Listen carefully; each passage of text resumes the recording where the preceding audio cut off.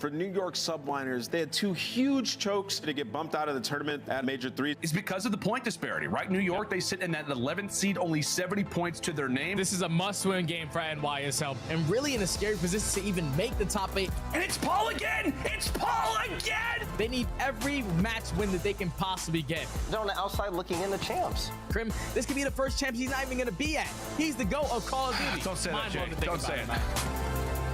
It feels like this game 1 is about to be theirs. After all this struggle, and after all this pain, I'm just gonna keep on fighting. The world don't know my name. When the Royal Ravens really came out the gates and surprised so many people at the beginning of the season. The question still remains, what about now? What about the future? Well, it's time for Gizmo to really show us what he's made of. The fans of this team are excited to see if he can kind of right this ship. Gizmo, it's a 2-piece! A round 11 ace. And the London Royal Ravens cause an upset. You know they tried to stop me, they tried to bring me down, but now I'm at the top seat, so how you like me now? Nero is flying around the map like Prime Scump here. He's 12 and 4. Look at Nero, he's still going. It's Nero the hero, over and over again. It's a casual 49 and 33 from Nero. 5,500 damage. That man was running around shooting suns out of his MP40. You know they tried to stop me, they tried to bring me down, but now I'm at the top seat, so how you like me now?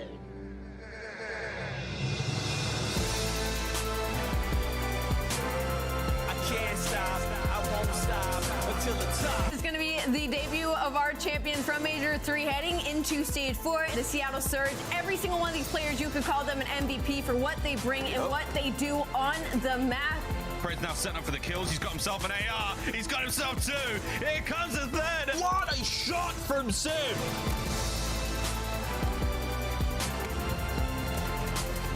And that is it, ladies and gentlemen. It's a 3-0. Seattle Surge get the job done. Your major champions have not skipped a beat. They have not missed a step, and they have come right back in swinging.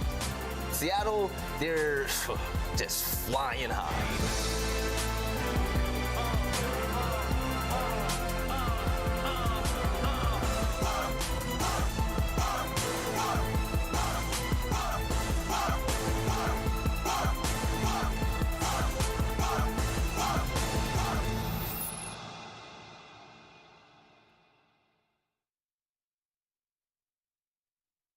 You in the big leagues now. You in the big leagues now.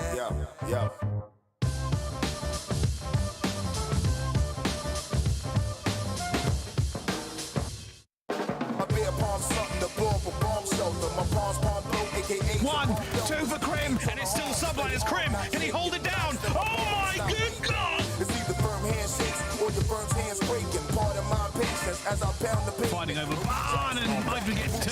Hydra finds 1. He's looking for the second again. It's Hydra with a 2-piece. These days, keep your eyes to yourself, but I know you can't help it. It's the way that I dress, and all the girls say. So he is absolutely wheeling and dealing death. He gives me 5-1, finds the second. You in the big leagues now. Yeah, you in the big That is that. The New York Subliners, they are looking spectacular. Ball from the top. Hydra finding kills all over the bloody place. It's a 3 for him. And it's a massive bit of work out of Crim. The win is in. The miracle run continues for Subliners. But don't put me up. He finds the second. Trying to center, can't quite do it, but it's Cammy. On the other side of it, it's King Cammy goes off. Havok going to 6, makes it a 7. Unbelievable now. Afro going to get 1. Does, and tries to get out for the second. You got Kenny in the spot against Vivid. He takes that down. Fred finds another for the game. Bienvenue. This is day 2 of Major 4.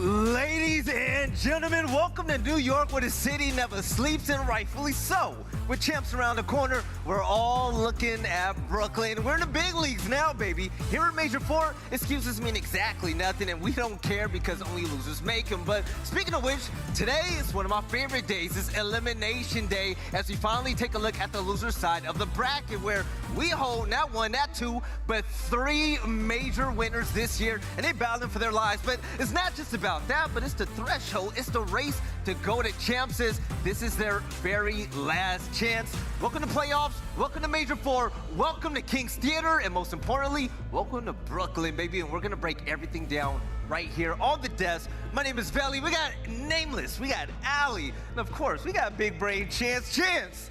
How you feeling today, man? There's a couple of teams gonna get knocked out today. Dude, it's not just that there are teams that are gonna get knocked out. They're gonna teams that have their year ended here on this main stage in New York. So it's gonna be an exciting time. It's gonna be painful for certain teams, and well, for some fans, it might be painful as well. Right, and as we take a look at the bracket right now, Nameless, man, you've been to Call of Duty events for what, the last decade or whatnot, and the loser side, have you ever seen anything more stacked before? I can't remember a more stacked lower bracket, at least in round one. I mean, you have every major winner, and then you have the Atlanta FaZe, who have gotten second at all three majors. In round one of the losers bracket, these matches are going to be wild. You know, on elimination day, sometimes there's some lopsided games, and you know, we might have one of those today, but 3 of these are absolute bangers. I'm gonna be honest, it kind of seems like it's flipped from previous majors. Like, all the teams that we've seen place like top 8 and top 6 are in the losers bracket right now. Like, not only do we have 3 major champions, we also now have Atlanta FaZe down there, who has been consistently placing second. Like,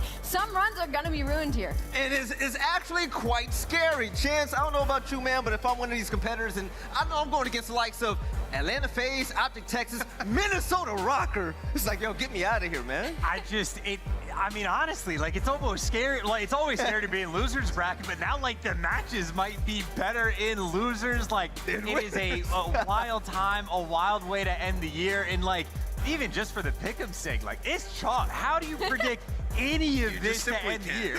It's unreal. Right, and what else is unreal is the prize pool. A lot of people ask me when I'm in, you know, the car rides to go to the events, are these tournaments big? Yeah, first place walked away with $200,000. aLLeY! 200K, Val.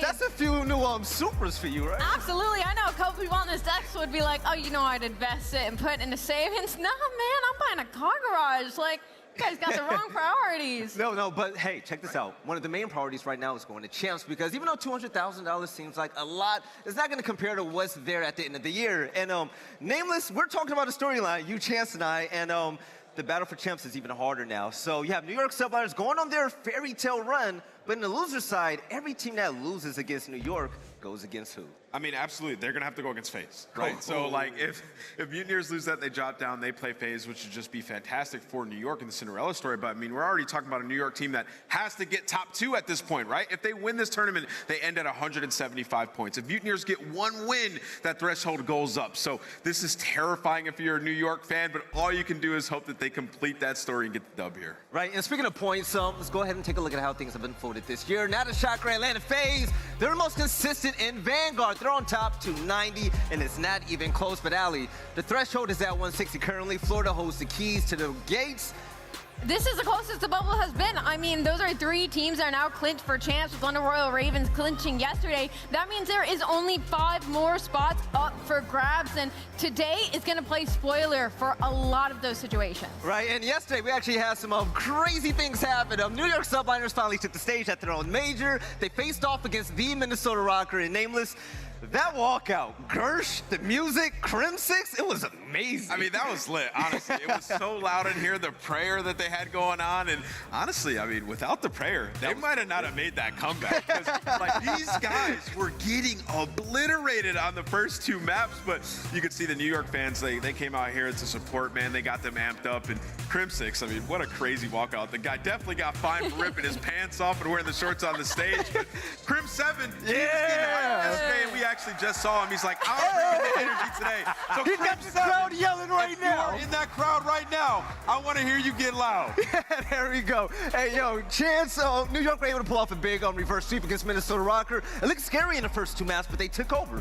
I mean, again, when you just like go on to add to the unpredictability of the tournament, you basically have 2 different series from the teams in the same 5 maps. So like everything is going to be scary. And I don't know, maybe the prayer like hurt them. Maybe it was too much hype in the walkout and they came out flat and had to like rebuild the energy back up. But I have absolutely no idea. I do know there are enough doppelgangers in the crowd that if any of us get fired, someone in the crowd will be able to take our spot. I mean, thinking about that series though, it kind of went as expected. I guess that's kind of like the bow cage, like you look at that map, but Minnesota was still 6-1 on the map in their last 7, and then they had the advantage in game 2. It just comes down to they had to clutch up game 5, and New York, they had the energy. Yeah, and yesterday a little freaky thing happened. aLLeY, take a look at the NYSL stats right now. Kismet was on top, but as well when it comes to Minnesota Røkkr, there was a standout player. He was Standy. Even though he was talking a lot of trash, he didn't come out with a win, but from what we saw from him, he kind of tore it up. I mean, it's moments before disaster, right? Like, that's a curse. You go up 2-0, you stand up to talk a couple bit of trash, and then you start the reverse sweep.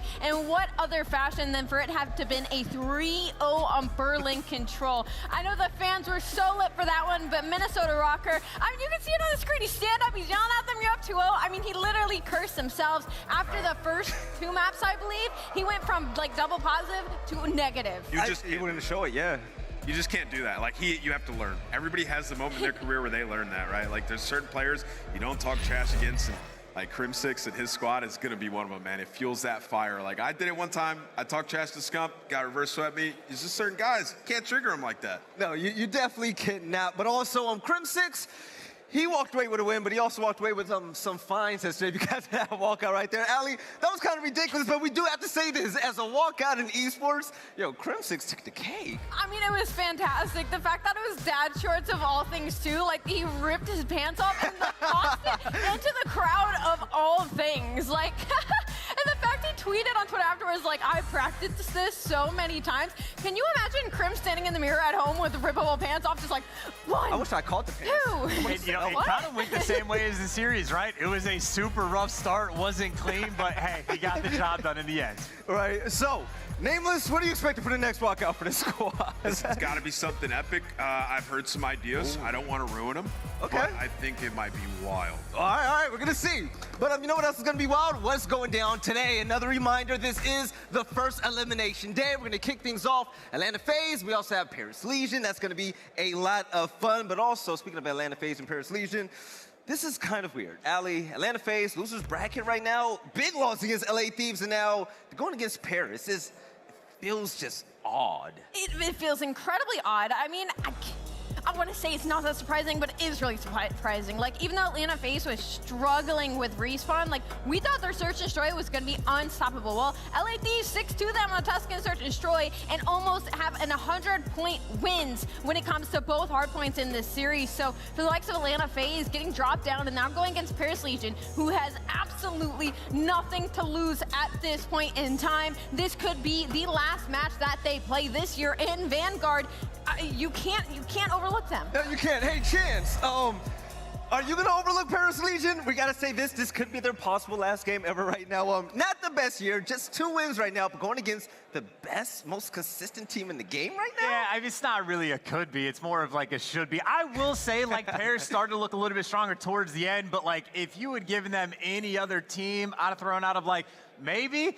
And then they got dealt with Atlanta FaZe. Like, it is the 2 most consistent teams in the year. One has been consistently the worst. One has been consistently at least top 2, if not overall the strongest. So, no, I think Atlanta FaZe is coming up and, like, just completely take care of business. And despite Paris Legion even having a bad year, right, the one thing we can't say outright, Nameless, Donnie has been a spark for this team. Even though it's a spark of fire and a thunderstorm, so to say, he's been playing really well. Yeah, I mean, he's had his moment. Considering the circumstance. Yeah, I mean, considering circumstances, he's had his moment. He's certainly been the shining light on this team throughout a majority of their matches, but it's been frustration. I mean, across the board. Like, you know, it's hard to say anything great about this team. They went into this last stage trying to play spoiler, and they went 0-5. They didn't do anything of substance here. So they're going up against Atlanta FaZe, which is, like Chance just said, the most consistent team in the game outside of their own, like losing every single match. So I just have FaZe winning this in an outright stomp. I do not think that it's going to be very much competitive at all. All right, ladies and gentlemen, around the corner, and it's coming August 4th through 7th. You're going to want to get your tickets right now. This New York event has been phenomenal so far, and it's only been just 1 day. But live in Los Angeles, we will be there. I can't wait to see every single one of you. But, ladies and gentlemen, that's pretty much Yeah, this is going to be amazing. aLLeY, how do you feel about Champs? I'm really excited. I mean, you're talking about people buying and getting their tickets for Champs. There are teams still trying to get their ticket to Champs, so make sure, obviously, to tune in for the rest of the weekend. It's only day 2, Val. It's only day 2. It's only day 2. You got that right. These teams today are going to have to buy a ticket. Yeah. Hey, maybe we'll get on a few of them on the desk. Hey, I would like Crimsix on the desk if New York doesn't win, but they are my favorite. Ladies and gentlemen, coming up next, we are going to kick off the day. That's FRCDL pre-show headquarters. But on the other side, we have Paris Legion and also the Atlanta FaZe, the 2 most consistent teams in the game. Who's going to come out on top? I'm not sure yet, but if day 1 told us anything, you won't hold your breath on it, you won't bet on it. We'll catch you guys there.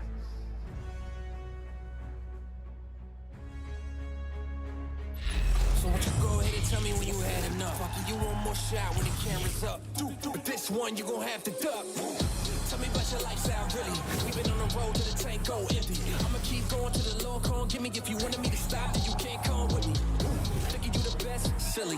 We about to put it in your chest, really. And I don't think you really want problems. Think you know the outcome when you come around, dog. You thinking you kidding me? Is you kidding me? Ripping everything that we see in the vicinity.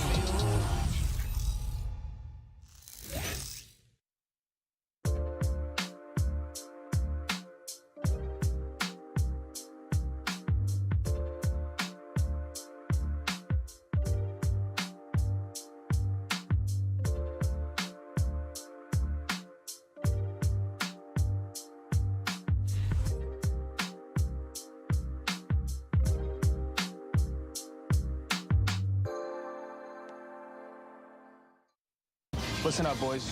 We're new in town. So grab your zennies. We're breaking into Fenway. Once you're all inside with the precious cargo, it's time to blend in. We need to crack the Jumbotron code, figure out the cipher, and relay it to Nero. Once you have it all figured out, meet us down at the home dugout. We're only gonna have one shot at this. Let's play.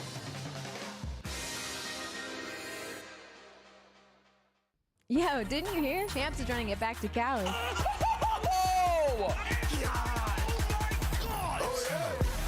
Champs is going back to Cali. See you there.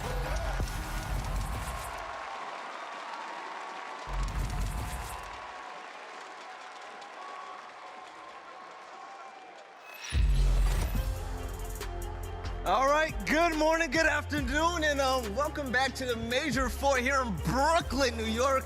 This has been phenomenal so far. The audience has been amazing. I'm loving the fan experience right now. Nameless, we're gonna kick off the first matchup of the day, though. Atlanta versus Paris, and a lot of people out there might think this might go one way, but yo, aLLeY and I, we want something mixy today. How do you feel about this game? I mean, yeah, I want something mixy as well. Like, I hope it's an incredible match, but I just don't think that it will be. I think FaZe is going to come out angry. Like, RC is going to come back, play a lot stronger than they did yesterday. Obviously, had a tough performance there, and they're going to fix their search and destroy woes. So I think that FaZe comes out and wins this series with these, man. It's a perfect match, served up on a platter. Losers round 1 with the bow cage, triple Tuscan gauntlet. They're going back. All right, aLLeY, how do you feel about these maps right now? I don't feel that good. These are some of the maps that Atlanta went against LA Thieves the other day. That Tuscan Search and Destroy. That's what they lost to LA Thieves yesterday in a 6-2 fashion. Like, it wasn't even close, so I'm going to be honest. And then they weren't able to pull out the Tuscan control with a defensive battle. But Paris Legion, the one game mode that they have been looking good in is control. So I like to say, heading into this, it'll be a longer and mixier match than expected. Chance, I know you're ready right now, but let's go ahead and introduce one of the Titans. And Chance, I'm looking at you right now. Atlanta FaZe, you know what? Let's not talk about it. Yeah, they lost against LA Thieves yesterday, but heading into this game, and with this losers bracket run, this team is terrifying. Of course, they're going to scare every single team that they're playing against. Like, they have been put in situations. It's very rare, but they've been in losers brackets before, and occasionally they can make the run. So, like, I don't know. They're the most consistent team. They've been in damn near every single grand finals. I think they'll end up in the same place. And when it comes to the game fuel keys to victory, I mean, to sum it up, they got rotated to oblivion yesterday versus LA Thieves. They managed to drop another percent in their break percentage as well. They had a 33% rotational win percentage and a 10% break percentage on Tuscan Hardpoint. We're heading into that game 4, so they need to get it going when it comes to respawn and improve the SMG advantage on map 1. Their win percentage ranks bow cage Atlanta first, Paris obviously 11th. They've had a rough season overall. Atlanta's got Simp and aBeZy, who are supposed to be the SMG duo. And Simp, once he gets something going, it is very hard to shut a player like that down. Atlanta might have Simp and aBeZy, but you know who Paris got? They got Johnny and Jim aBeZy. Let's go. Paris Legion, 2 wins on the year, but hey, we're hoping that they become the Grim Rippers of the CDL at least one time before this year is. And aLLeY, they just got off of a Game 5 against Minnesota Røkkr. Listen, I'm going to be completely honest. Attempt and Gravity, actually, to me, I think they are very good at this game. Statistically, overall, Gravity has gotten better as the game has gone on. Obviously, Paris Legion hasn't been able to really find any footing. However, I believe Jimbo has been playing from Toronto. Yes. I think he is going to come on land, and I think he's going to be a different player than we all expect. But when it comes to the game fuel keys to victory, I mean, there's only so much you can say. Play free with nothing to lose. I mean, again, they're at rock bottom. There's only one way you can go when you're rock bottom. Go and I know crazy. Chance does not believe that, but there's only one Yo, that way was a you cool can go when story. you're rock This guy's bottom. about to get All right, so ladies and gentlemen, enough talking. Let's go ahead and get this game underway. This is day 2. We're ready to start things off with Atlanta FaZe and Paris Legion. Let's get into it.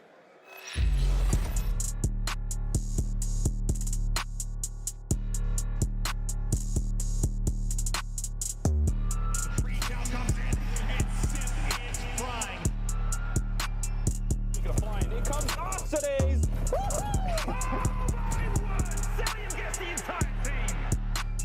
aBeZy going huge off the rotation single-handedly. It's the guts, it's the glory, it's the championship for FaZe.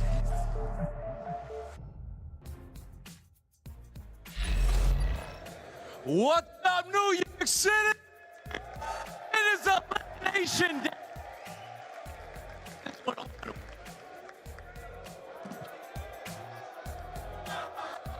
Mike, 1, 2.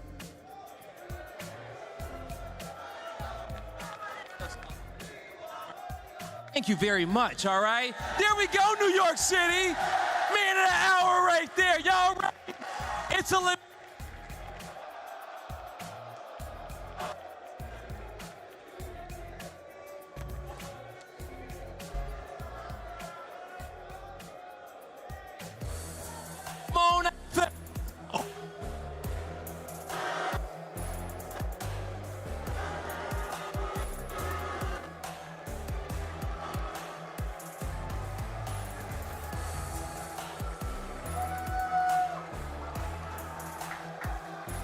Listen, Atlanta FaZe, I mean, it's losers round 1. It's going to be a long road. They've gotten second 3 times in a row. They're trying to get that championship under their belt. And, man, it's been tough. They've been falling off when it comes to the respawn. They held a tough loss yesterday against the Los Angeles Thieves. And, you know, Arcitys had a tough performance, and we know that he can bounce back. So he's the captain in game. I'm looking at him to step up in this series right now against Paris and get something going for this squad, Val.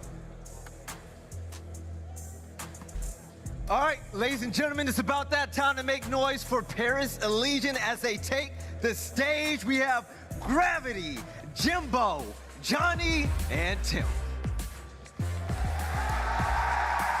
Oh, the crowd is absolutely loving it. This is something I didn't expect at all, but Paris Legion, baby, their last run, possibly their last chance. And the question is, aLLeY, you think they're gonna make some noise? I absolutely think Paris Legion is going to make some noise. I mean, look at Jimbo. That's the man I'm going to have my eyes on. Absolute business on the stage. Yeah, but my eyes going to be on that handsome brown man, Tim. I want to see him in Search and Destroy because he has been oh so dynamic. But if Paris Legion happen to pull this off, it's going to be incredible. But it's time to send this over to the casters. We have Merc and Maven. Take it away. Thank you so much, Desk. All right, so listen, we've got a battle of our 2 most consistent teams so far in the league for very different reasons, but who knows, man? This is a live event, LAN, where miracles can happen. The crowd seems like they're going to be behind Legion, whereas I guess it's a little confusing because I think you probably wanted Atlanta to make a tear through the losers bracket to beat some You of the probably teams. want all the teams to, you want FaZe to beat all the teams that can catch up to New York. Yeah, I would think. But it's fine. They're just rooting for the underdog. They're in for it. Who doesn't? I mean, the underdog story is absolutely incredible, but we know, you think about Paris Legion, it has been a struggle. When you talk about most consecutive CDL losses, they've struggled to get anything going. We talked about on the podcast kind of whatever circulated with the organization. They've been having their struggles, but miracles can happen, Joe. And to be fair, FaZe look very vulnerable. If it's going to happen, if you're going to get the upset, hell, maybe it's now, because this is not the FaZe team I've grown accustomed to over the last couple of years. Yeah, I mean, obviously there's something going on here. I think, you know, you look at yesterday versus LA Thieves, they just put them in the blender in the hard points. They were just outslaying them. I just think, you know, Atlanta FaZe, they obviously are focused on winning finals, but they have to get there first. But I just think it's one of those things where I wouldn't say oversight, but I think they have to play the basics here. Make sure communication is on, but most importantly, they have to make sure they're shooting straight. Like just focus on that as an individual. You win your one-on-ones, and then that game's just going to be a lot easier. I just think one of the strengths of FaZe for a long time was they didn't fall into that trap of we're good enough to turn it on whenever we want to. It seemed like they were always on, right? They kind of thrived in that and being the best team, losing minimum matches. It seems sort of like maybe this year it's just sort of a when we need to hit that 5th gear, we're going to be able to at the championship.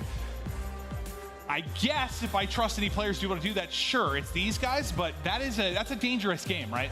Yeah, I mean, you have the other side to it where you're starting to lose, right? You're going to be playing more matches, right? Get the momentum going. Sure, but I think winning that first one, it can be tough. And I mean, we talk about that elimination bracket. I mean, luckily they do get Paris because you fall down to play into the other teams. Well, like, I guess I'm more if you're thinking their focus is just on the championship at the end. Like, well, they've been really great where it's been. Until this event. Even last time, they literally flew through the winners bracket. The last two, they flew through. It's not like they, you know what, the first major they lost OpTic, then they go to losers. But the last two, they've just done it through winners. No, it is interesting because as much as we'll knock this year being like a down year, they're still the most consistent team from a positive stance side, which is kind of nuts. But we'll see if Paris Legion have got what it's take to get fired up here, bring the thunder. We're getting ready to get into our map 1. I believe it's going to be aBeZy to kick things off, so we're going to go right into the madness to start off day 2 of the NYSL Major. And Joe, I think we got the first match today, the last match today. We're going to be partying all day long, baby. It's going to be a long party, yeah. It's going to be a long day, potentially. Are you a horse? Yes, Joe. Are you a horse in the barn on yes, Joe. Yeah. Ride me through the fields. Okay. Map 1 about to get underway. Where the Don and the boys have to bring here in the map 1 is we're going to kick things off. Started out the gate with Simp. He has been phenomenal. He's going to need every ounce of that over the course of this.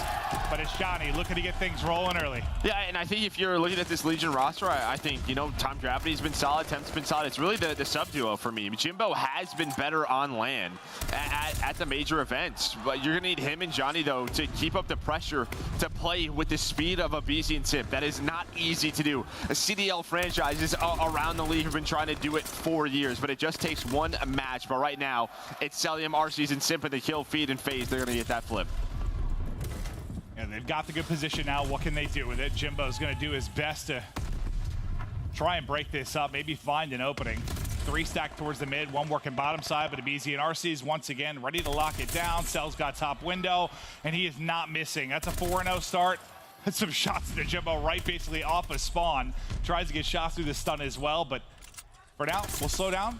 Take a deep breath, and pretty calm and control for aBeZy, at least. I was going to say, we're going to take a deep breath for a little bit, but Simp, you know, he's just watching that rotation through the field side. He's able to find a couple, and I mean, this is great control from Atlanta FaZe. You had Cell. He's still 5-0. He was playing that lower tank.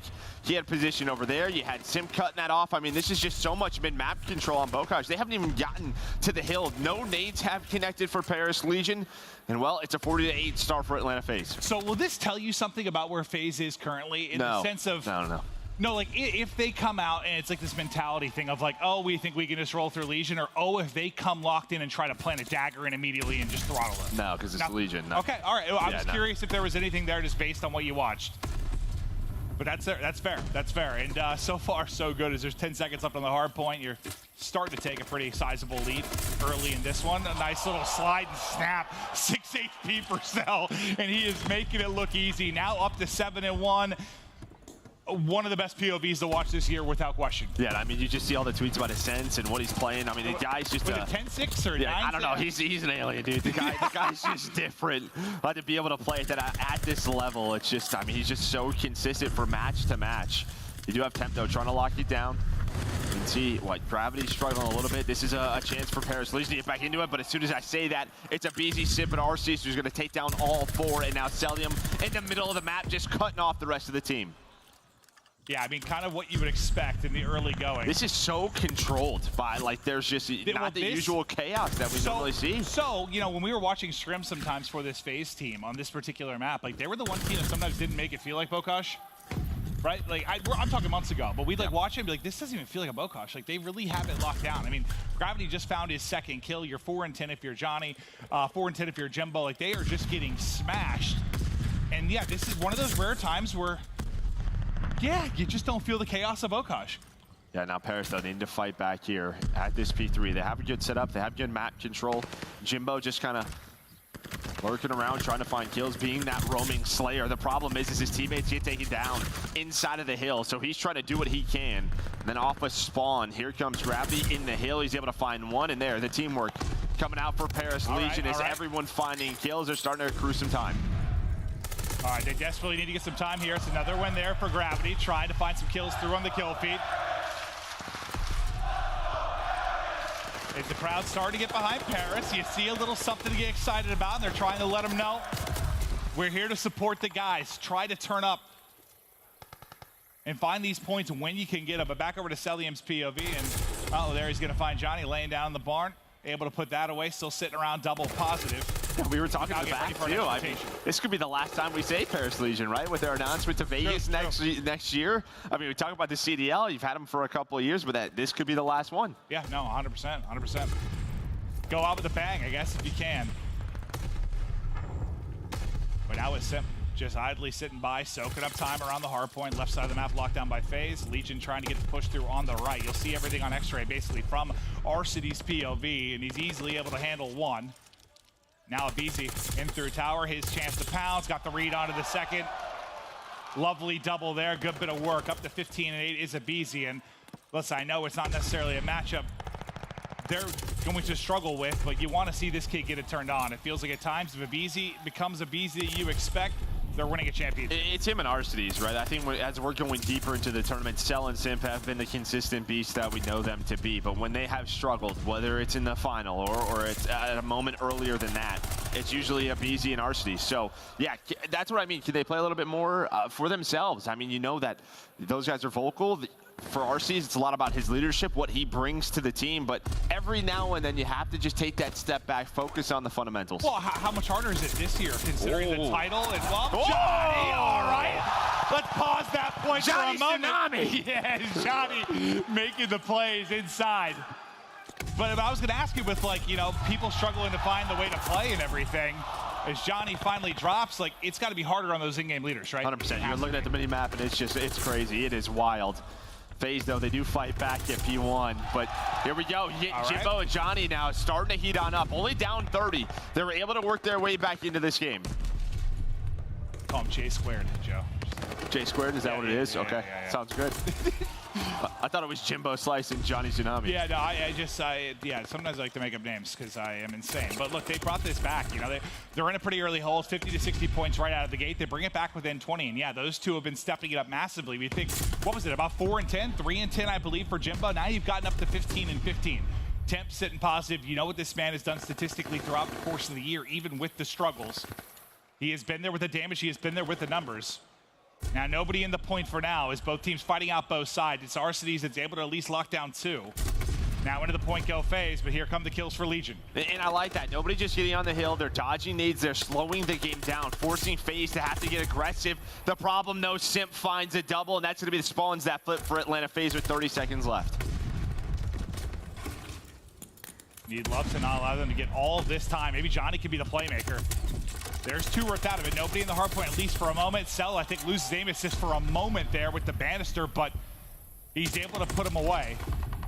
Nice regain on the aim. Now we're trying to see if Simp can get to 5 in a row. He's knocked down to 9 HP, but trying to build these streaks.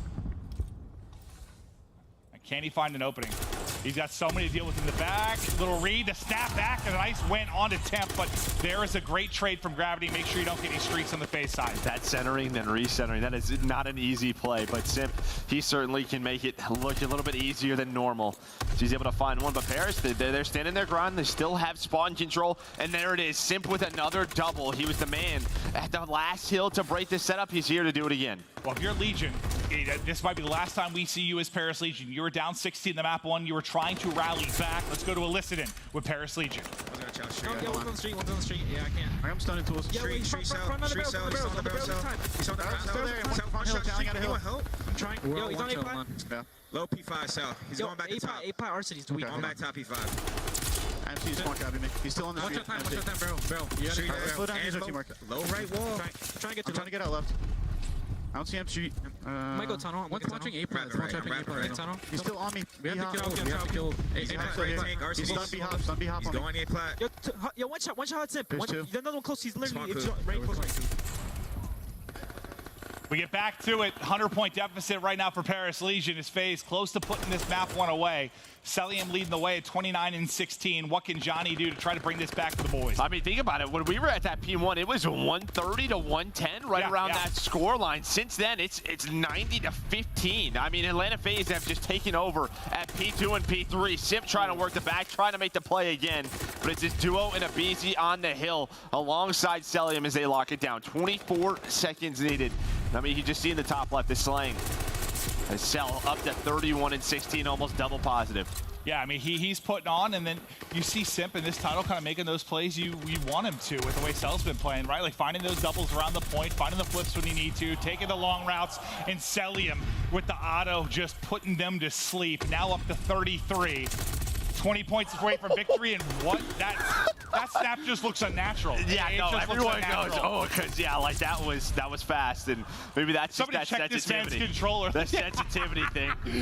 That looks like a mouse almost, right? Like just safe, like so fast. I mean, I think it was like the first major, but he said he still had the same controller from like Black Ops 4. I mean, that thing was beaten to hell. I mean, it really was. He's still rocking that. God, props to his like delicate touch, I guess. I get it through 1 a month, but 1 streak's gonna come in over the top. That's connecting. That'll be Arcitys. 3 will go down for Paris Legion. Into the hard point go Atlanta FaZe. Just 10 away from the victory. Now a little stat padding going on for the boys. They look to secure this map 1.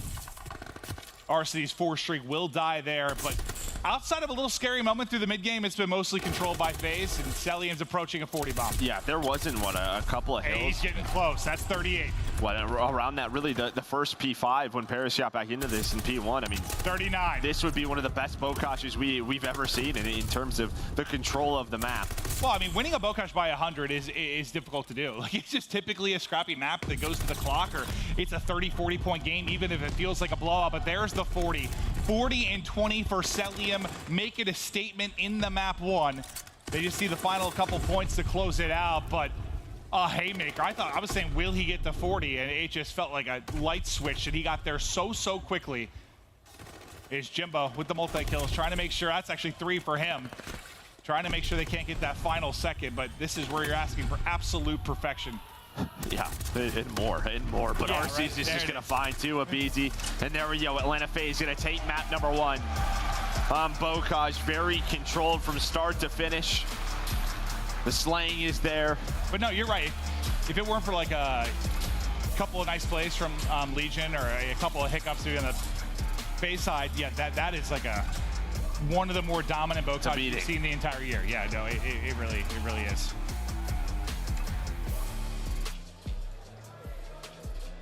So they come in, they make a statement. I know you said there's not a whole lot you can take away with it, just based on the matchup when you talk about what has been the worst team in the league versus what has been the best team in the league. There's not usually a lot of takeaways, but Cell, 41 and 21, what a map he had, just kind of widespread. You talk about the consistency of the damage, the slaying, even, I mean, you look at Hill Time, it's pretty clear what the plan is. Like, 3 of them playing around it, Cell is just finding kills on the map. Like, oh, it's unbelievable. Yeah, just slaying. I mean, just finding those cuts and cutting them off with the auto. But now for Atlanta FaZe, I mean, you go into that, what, three Tuscans in a row. What they, struggled with yesterday with the LA Thieves. So, you go back, watch that of VOD, what went wrong, what didn't.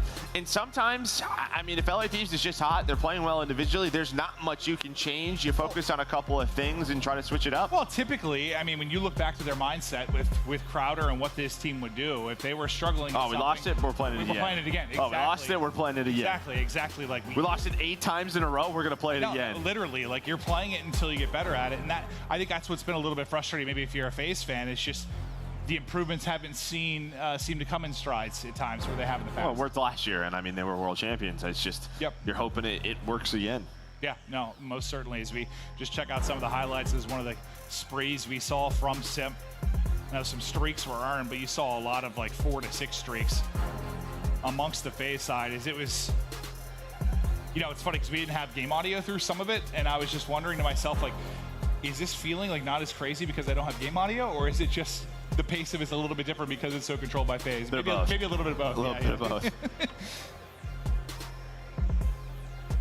But you see the final point standing there. If you were just joining us, it is all FaZe. A look at how the map ends went down, how the rest of the series is going to go. You nailed it. We're going Tuscan, Tuscan, Tuscan throughout the rest of this, and just try to find improvements where you can if you're FaZe. Try to find the opening. That crack in the armor, I guess if you're a Paris, where you can get a map in a way, maybe it comes in the search and destroy, where you can come in, get an upset, get the fans behind you.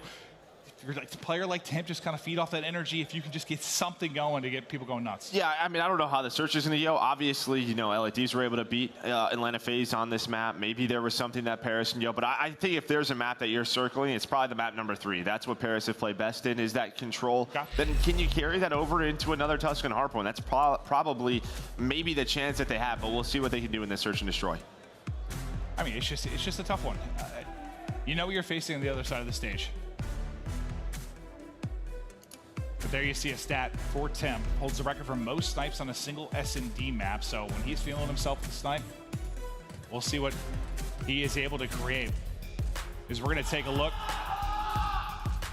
And I believe some of the Timp snipes, yeah, this is going to be a little montage of the shots he is able to hit as he is just popping foreheads.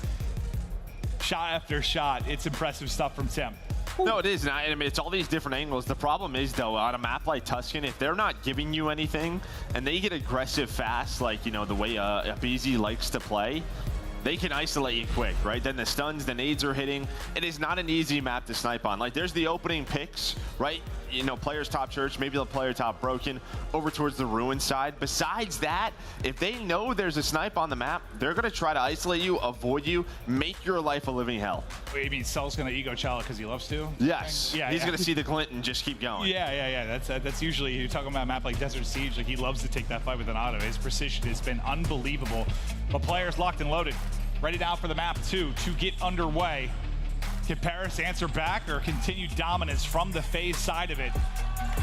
We'll see what impact Timp will have if the snipe is going to come out. Looks like it's going to be auto, at least to get started here.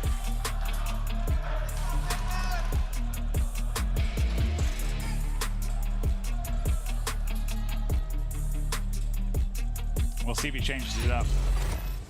I saw auto at first.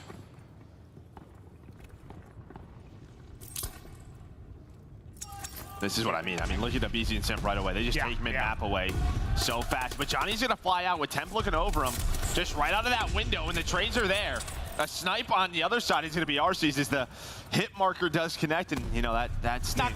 Jimbo's going to fly out through. He runs by Cell. Cell and Arcitys are going to make this into a 1 versus 2 for Tom. What an awkward situation that was. From a knock to a, okay, yeah, no, I just ran right past me at doors is probably the best way to describe it. Now can Tom Gravity. Which randomly I started calling George Clooney today because of the movie Gravity. And, you know, he's kind of classy. See it a little bit? He's handsome, yeah. Yeah. See if he can pull off the 1v2. 40 seconds now to work with. As they are set up inside. They've got bomb. And they know he has a bomb down, right? So it's just, they're just playing around this kind of a back-to-back situation. That noise is going to go off. He's going to hit that wall. So try to just hit the bomb, maybe get out. Will happen. He's just got to bait it. He's baiting it. He baited it well. There's the first. The pre-fire is in, but on the other side, just a little bit too fast is Atlanta FaZe. I mean, pretty well done. Knowing the situation, how they were going to play it with the pre-fire and the bait. And I think that was just a good job here from Cell. Like, I know it's a little thing, but just to wait a second as he kept the pre-fire, like, kept shooting, right? Like, kept the pre-fire going, thinking he might chow right into it. Well, he knows he's weak, right? So even if he has a bullet advantage, he should win that just due to the shots that RCs were able to put into him. Yeah, so he just stays ADS'd. I mean, the one way you lose that is trying to, like, jump out and chow. He gets first bullet, flips what you just said on its head. 2-0 start, though. You bring it back. After the first blow goes the Legion. And he's just lying in wait. The Reaper, Johnny, Set up and waiting. That'll be the Tiny Terrors right out of the map. Now a 2 versus 3. You've already brought it back. If you are down a man, they got a chance to do it again. Now into a 2 versus 2, and Arcitys was big in bringing the numbers back in their favor last time around. Just hitting the cross. It is awkward. It's Arcitys again. This time with the pistol. Wait, you gotta the be whole kidding time, me. Cell just held the bomb. He just planted it the whole time. He's like, Alec, you got that, dude. I'm gonna plant this thing. I trust you, Dad. Yeah. No. But there we go. I mean, they clutched it last time, the same and they're doing it again. Same 1v2. They were down in numbers, able to give themselves the advantage. Now Gravity's gonna force this into a 1 versus 1. He read the map well last time. Can he do it again? 20 seconds to work with. Has an idea. The stun, is that gonna connect? It does not. Does not connect. The window's gonna be open, and we've been seeing that since day one. Oh. Gravity's got a couple of chances, but not easy ones. No, it's not. No, it is not. You know, last time it was Cell that had to clutch up and get the trade. This time Arcitys gets left in the 1v1. Plays it well. I thought maybe the stun was going to hit. At least give him that information, but doesn't hit. Thinks he's got to try and hop it.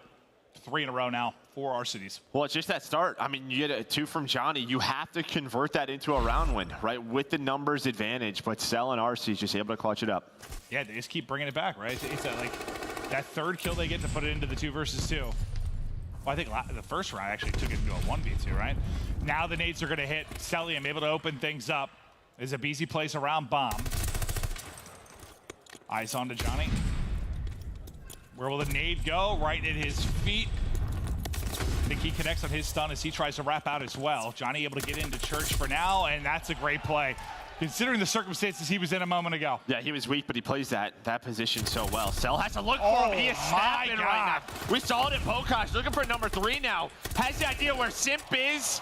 There is a trade, but they have the numbers. Now can they get around on the board? A story of 1v2s. This time it'll be Arcitys' turn, and he's been involved in a couple of clutch rounds to get things going. Oh, he's got the snipe as well, but they're going to rotate this one off. Maybe they double back. They got to go quick, though. Arcitys going to have an idea of what they're doing.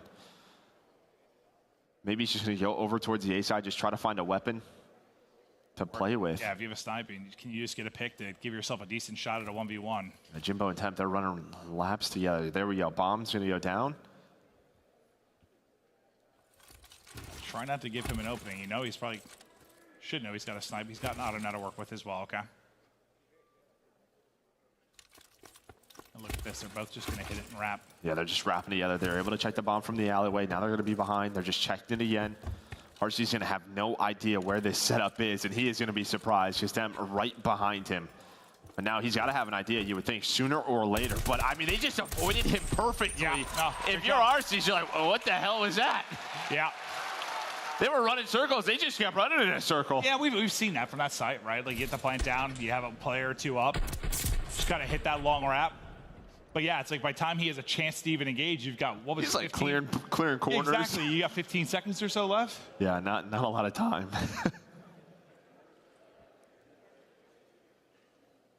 2-1 now to FaZe. Legion get the round. Johnny leading the way at 5 and 3.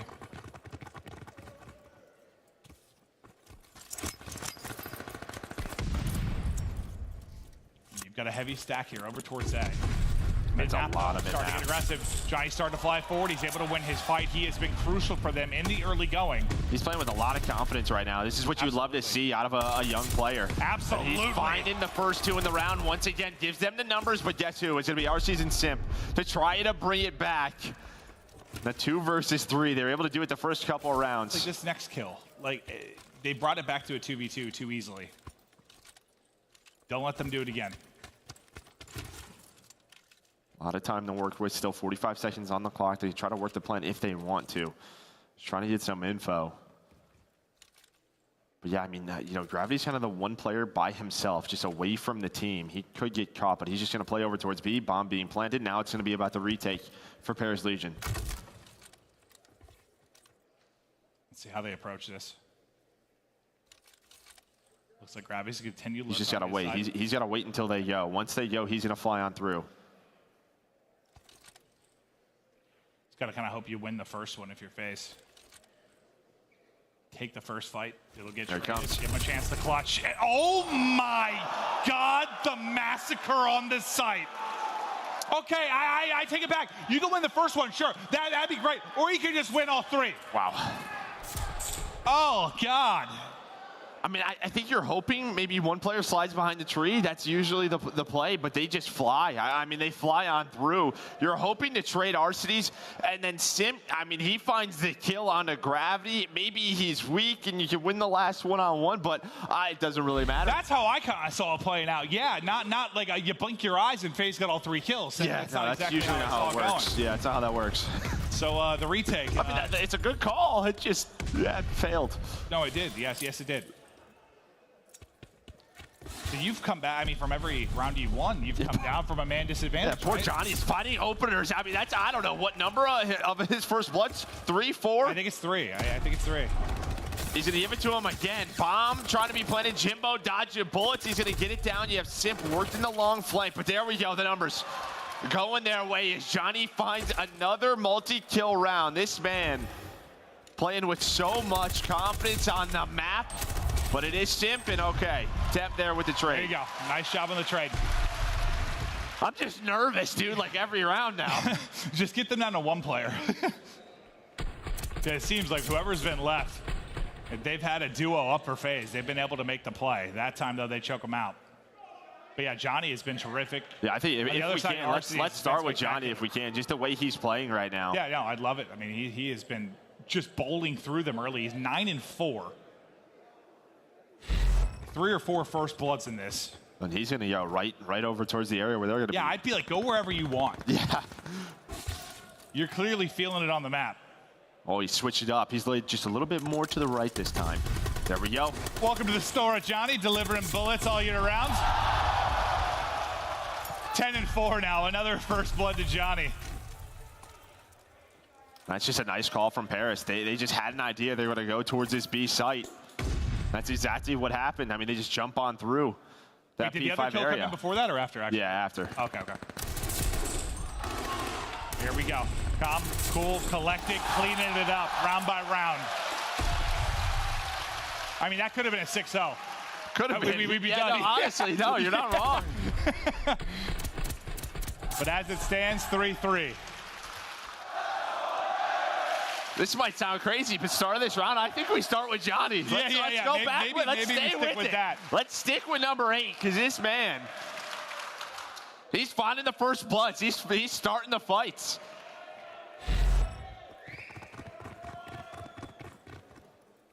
So, Johnny, what are you going to do here? I'm hitting shit. Okay, all right, Johnny. Sounds good. Arcitys going to find the first blood. It's going to be a fly out through B. You have Cell watching the cross. Cross P5, and with that stun, going to have the idea. Cell just goes for a nifty little pre-fire. They're going to back on up now. But now the problem is like there's so much map to clear. You have no idea where Atlanta FaZe could be.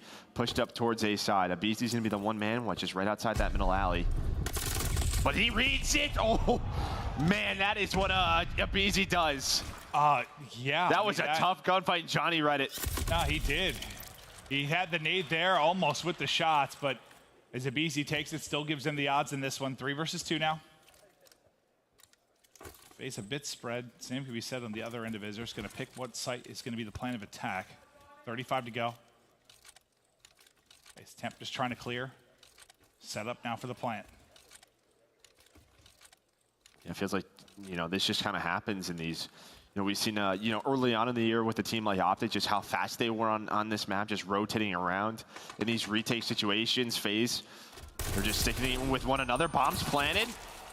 Temp, he's going to find a pate. They were not able to get the bomb carrier, so the bomb planner, so he's going to be able to play his life as Jimbo. He's going to fly on out, and the 2v3 goes away at Paris. All right, little revenge. 3 rounds in a row now for the Legion as they are rolling. And this is showing, call what you want, but there were some frustrating rounds they lost.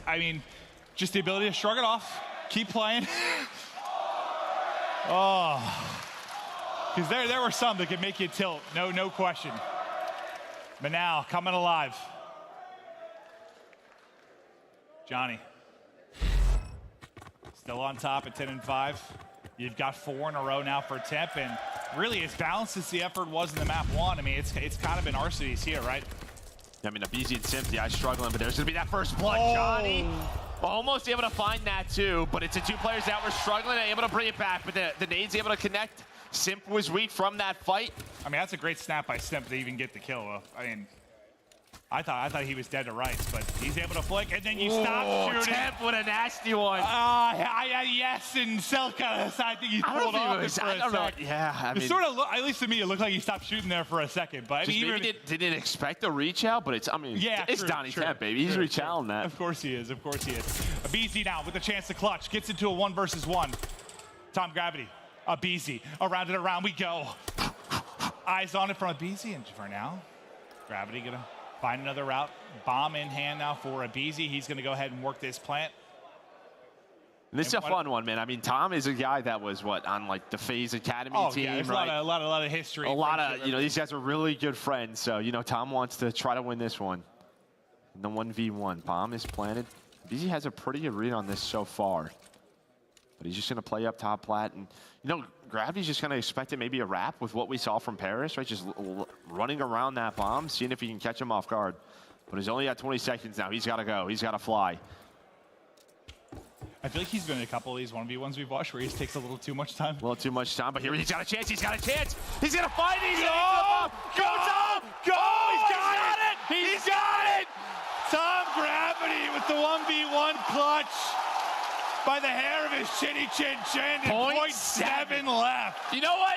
Take that back. He knows how much time he's got to take. You know what I mean? That when he first came in the league, there were a 100%. couple. I remember we'd be watching the green room, and you're like, dude, he's got to go at some point. Well, he found the timing. He gets the kill. And now, round by round, you're one away if you are Paris Legion. Woo!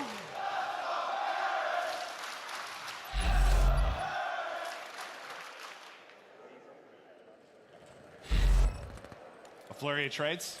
Cellium there with the kill. Gravity will follow it up.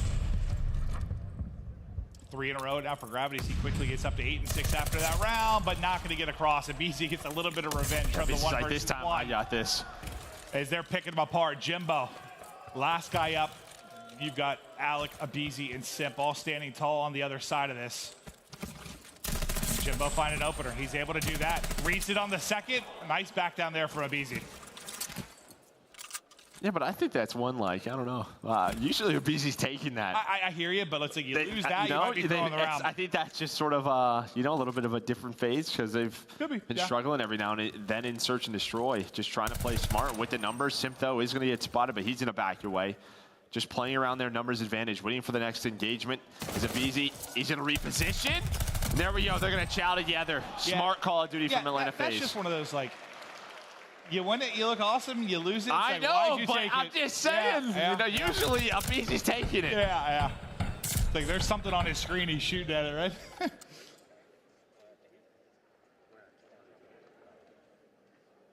Deeper and deeper we go into this map too. 4-5, FaZe trying to get it to the round 11. They're gonna have to do it on offense. Can Johnny get another first blood? Because he slowed down a bit, right? He was at 10 a couple rounds ago. I mean, the teammates. Well, the first blood, it has been. Whoa, okay, it's the bloodbath. I mean, that's 3 dead. And that's it's just the blood of Legion everywhere, all over the map. Early aggression has been matched. Usually it was Paris Legion finding those openings and then the FaZe clutching up, but that time, that is a let's hit middle of the map. Paris hits middle of the map. Atlanta FaZe wins a skirmish right around 11. I mean, it's like that 3-on-2 where they dropped instantly. It's just a nuke drops mid, and FaZe dominated to around 11. We go, and it is a huge one if Paris is going to have any chance of winning this series.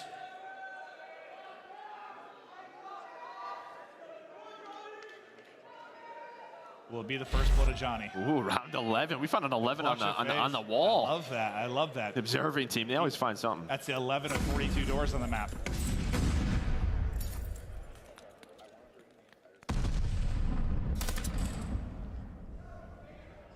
Sal gets a little information on the cross. Gravity just leaping across. A little bit of a different round this time. I mean, FaZe, they get aggressive. And well, Johnny's going to fly out. aBeZy, he's on the bomb. Johnny almost gets another first blood there, and that would have been huge. Bomb would have been down. They would have had the man advantage. One of those things, how long can I stay in here and shoot before I'm going to get shot by somebody, right? But it's that spot. It's that spot. Bomb is being planted. aBeZy does get away. Nice patience from aBeZy, but Gravity, he's gonna flank Cell. They have top broken control. And now, can they win the round 11 with man advantage? It looks like Arcitys is gonna be the next man up. Ready to go. The big gunfights, they're going their way. Paris is clutching up. Simp somehow stays up, but not for long. Paris! They get the round 11 win. They tie up our series at 1-1.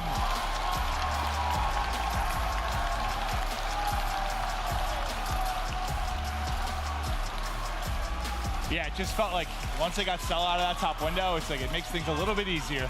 Well, and that's just a great round, right? Because what Johnny is doing in the middle of the map in that round 11 is he, you know, aBeZy's like, just watch my mid, I have to plant. Kind of keeping Cell honest there? Yes, it's keeping Cell from watching the pinch, you know, through P5. So Cell has to look over him. As soon as that bomb is planted, Cell turns around, guess who's there? Boom, Gravity able to find that first blood in there. Then from there, they're able to just find the picks around the map. Well, FaZe, they lose this one yesterday, they lose this one here again today. Yeah, I mean, obviously, still work to be done. You know, you had some great clutches, so amazing rounds for your FaZe to bring it back, but you probably shouldn't have. But, I mean, really, it comes down to the late game ice for Paris. Early rounds, Johnny, I know he didn't get many in the last couple of rounds. He got them there. If it wasn't for his plays, I don't know if they get there. Even though they lost some of the rounds, they probably should have because he got too early. He set the tempo for them. Yeah, I think on one side for Paris, it's, again, a new roster. In sort of those 3v2 scenarios, it takes a lot of repetitions at times to sort of get on the same page. I think they're still figuring it out. For Atlanta FaZe, they show their clutch factor, but the adjustments just go the way of Paris. Just, I mean, great plays from them. They played with some confidence. Johnny really stepped it up, and then you got a little bit from everyone. Well, we're tied up at 1-1. Maybe not the losers bracket match you expected. I mean, the losers bracket Feels weird to say. Well, the losers bracket's been stacked since the get-go. You had the three major champions all in the losers bracket before the event started. Then FaZe loses the first match, and it just becomes insanity. The losers bracket is going to be wild. That's what we are going to be highlighting all day long. FaZe dominate the Bocage. You answer back on Tuscan if you are Paris. We've got a battle now. We'll see if this will go all the way to a map 5. It was insanity yesterday. It continues today. Don't go anywhere. We'll be back after this quick break.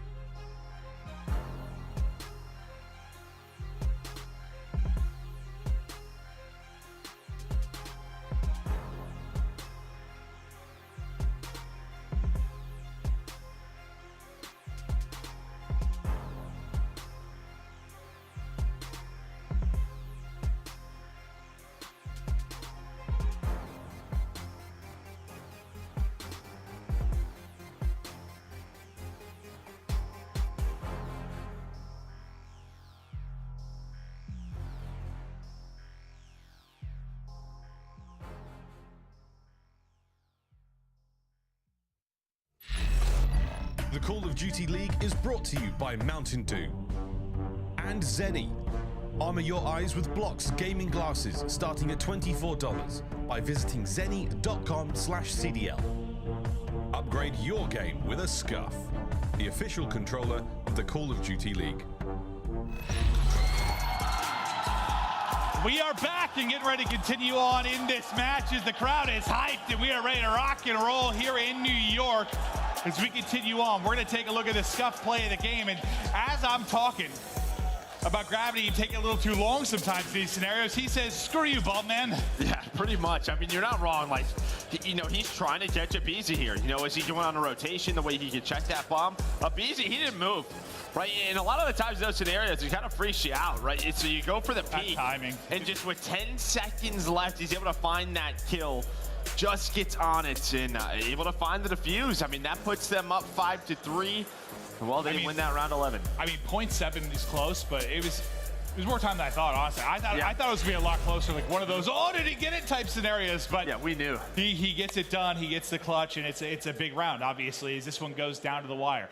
Now we go to control, and when you talked about it a bit, you said with this Paris team, that's where maybe if you were going to get a map, that's where you felt they had a good chance. Yeah, I mean, control has been their best mode this qualifier. I mean, you know, obviously with touch and control, we saw it yesterday with just that defensive battle.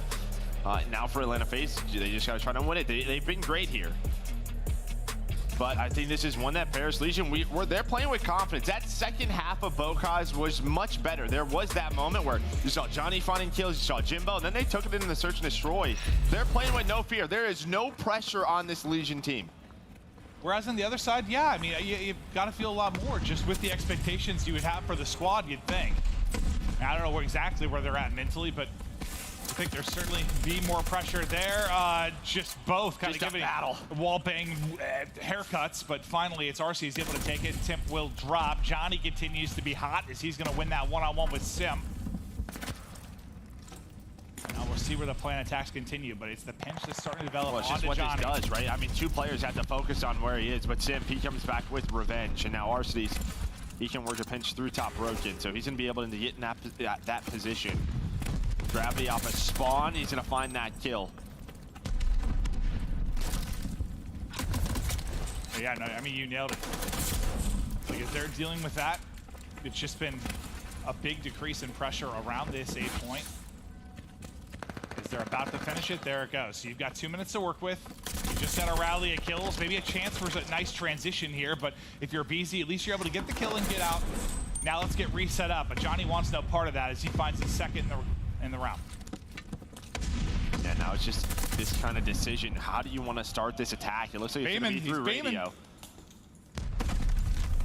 Yeah, he is playing with some confidence, playing fast, taking gunfights to Atlanta FaZe. The problem is his teammates are dying around him, but he's able to find three. Him and Jimbo. They're doing a lot of work, but they got a lot more to do. Arcitys is going to find one on that point. Can they get one tick? Is Jimbo sliding around? Is a tick going to come through? It looks like it's right there. It's close. I don't think it. Oh my God. That Simp just takes everyone's wing off, but Johnny is right back into it. The tick now is through. Okay, all that madness. Let's Simp shut it down, but it's Jimbo that's able to get in. Now, how much more can you add on to this? Halfway towards the second bit of progress. With Simp and aBeZy, the tears get in. Gravity's still here trying to snap and get out of it, but not quite able to shake it back. Well, now you have 90 seconds in the round. It's 11 versus 12. It's almost like the objective can just kind of be out of it. If Paris wants it to, they have to take some mid-map control. You can already see where Jimbo was trying to get into church. But it's a bit of a TDM here for the last 90 seconds, but Atlanta FaZe now with the advantage. Yeah, a little flurry of kills. I'll give them the edge here for a moment. Just make sure you group back up. I know you've got Gravity lurking on one side of this, but the other three, play this together. Don't allow it to be staggered. The one side of the push is going to get shut down. Can they win it now on the other side? Some pressure here to get something done, especially in the kills department, but Simp, nice little snap. The tracking is spectacular. That's 3 in a row for Simp, and he's shutting it down. That's 3. And I think for Paris Legion, just those couple of kills around Church as that fight was starting, I think that they need to be a little bit faster together, right? You cannot allow individual battles to where you're losing all of them to go the way of Atlanta FaZe, because the pressure was on FaZe. They were down in lives. That push needs to be a little bit tighter. It's kind of crazy Simp only has 8 because he's had 2 triples, right? There we go, though. A chance for Paris Legion in the last 4 lives. They are all pushed up. There's a shot. They're on the point. Now the collapse is going to come in. There's the contest to slide around the edge. Johnny, he is up to it. Jimbo trying to stay down. Temp, though, he's still going to be here, but too many players from FaZe to lock it down, and you do some damage, though, if you're Legion. Yeah, they don't get that second tick, though. I mean, Atlanta FaZe made sure that they stopped it before that came through, so they were able to get 1. And it was very close there towards the end. Some nice individual plays out of Paris, but the defense able to hold on. Just a couple of picks. I mean, you're hoping that all 4 players can stay alive over towards that B zone, but just very, very difficult. Yeah, it's phenomenally hard to do. It is a 4 streak from Arcitys that will highlight as we get into this. And just bullets the second you bust through the door. It is all-out war. That'll be number 5. Tries to slide and shallow on the edge, but the streak will end there. It's now Gravity. It looks for another point of attack, but it's Simp still lurking. Simp just continues to find his kills and flurries. And I think this is when he's at his best. When he is kind of this roaming slayer. Yeah. I mean, he just literally pisses people off, and you're seeing it here. As he finds 4 in a row, Temp finally shuts him down. But yeah, he's just like this sort of nail in the side, just over and over again, winning gunfights. Yeah, even in this title, I mean, so you want with some of the spawns and figuring out the timings, it feels like once he really gets in the groove and that roaming, it can be something nasty. He gets right back to it, and Arcitys sends him right back to it.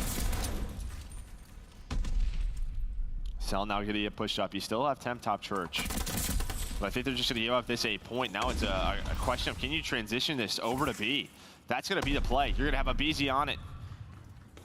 You asked the question that they're on it already, but how much progress are they actually going to be able to get done? Johnny says, not on my watch, sir. Well, we've seen some teams who are capping A get off that point, right? Yeah. All 4-man hit over to B, but Arcitys, he just got that 8-point done. They have a minute 40 to work with. And you had, what, a 5 or 6 life advantage, but you lose everybody on B, gets back a little bit closer to even. I think it was 3 in a row for Johnny. We'll keep an eye on that.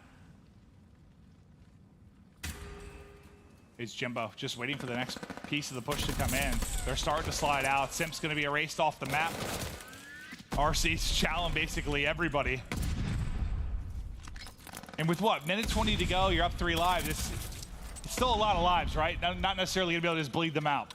Yeah, maybe, well, maybe. They get on the point, though. That's what they're going to do here. They're going to pause that clock for now. Everyone's pushed up on the platform side. You're going to have 3 players in the back for Paris Legion. Man advantage right now to Atlanta FaZe. aBeZy trying to get pushed up. They're trading well. Clock still paused. So he talks about it now. Now this is the push that FaZe needed. And they have control. Now only 9 lives. Make it 8. Well, it changes real quick when you're able to be on the point the entire time, right? A minute 20 doesn't look like a ton, but we've only lost 12 seconds off of this as they have just started to cut them down. 6 lives left. It's a little snap. Back body shots. aBeZy making it look easy.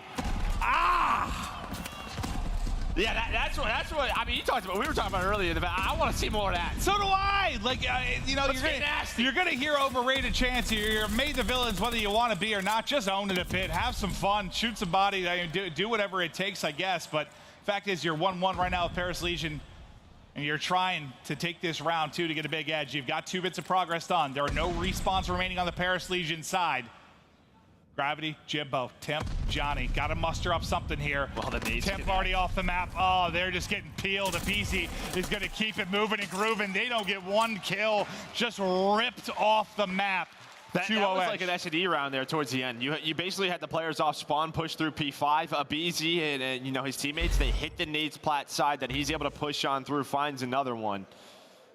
But aBeZy with so many individual plays. But it was all 4 players able to stay alive over towards B. You know, he's just making sure, I don't know. Just wanted to make sure sometimes. Yeah, no, he might have got back up. Yeah, yeah, exactly. Self-revive. Oh, wait, no.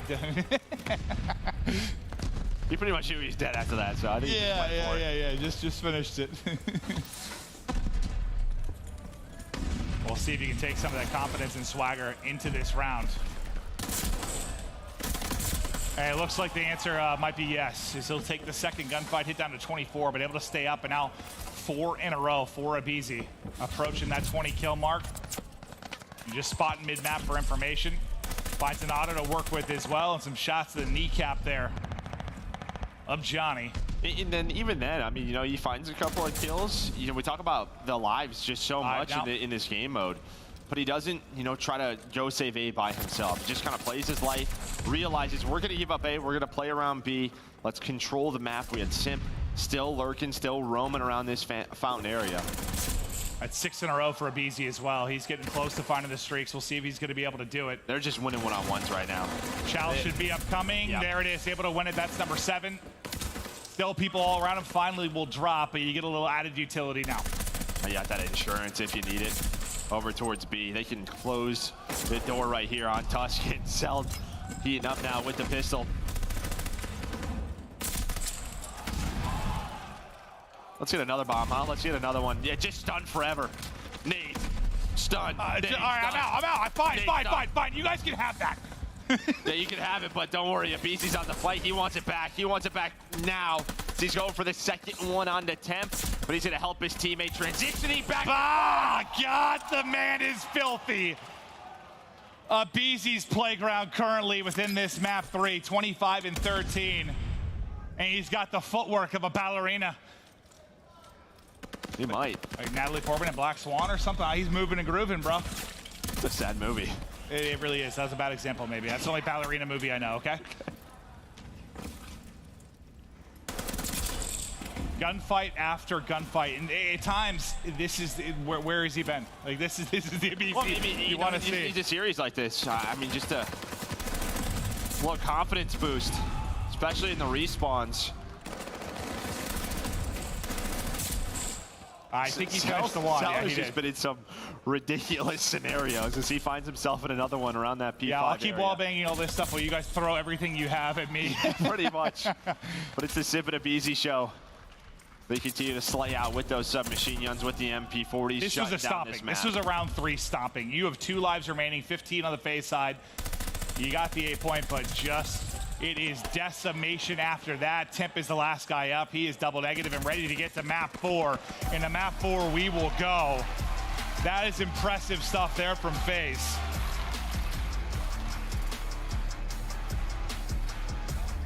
And at times you see, yeah, the swagger and confidence that you're gonna need if you're gonna make a run, whether it's this weekend or we start talking about the championship. It could be a long tournament for them, so.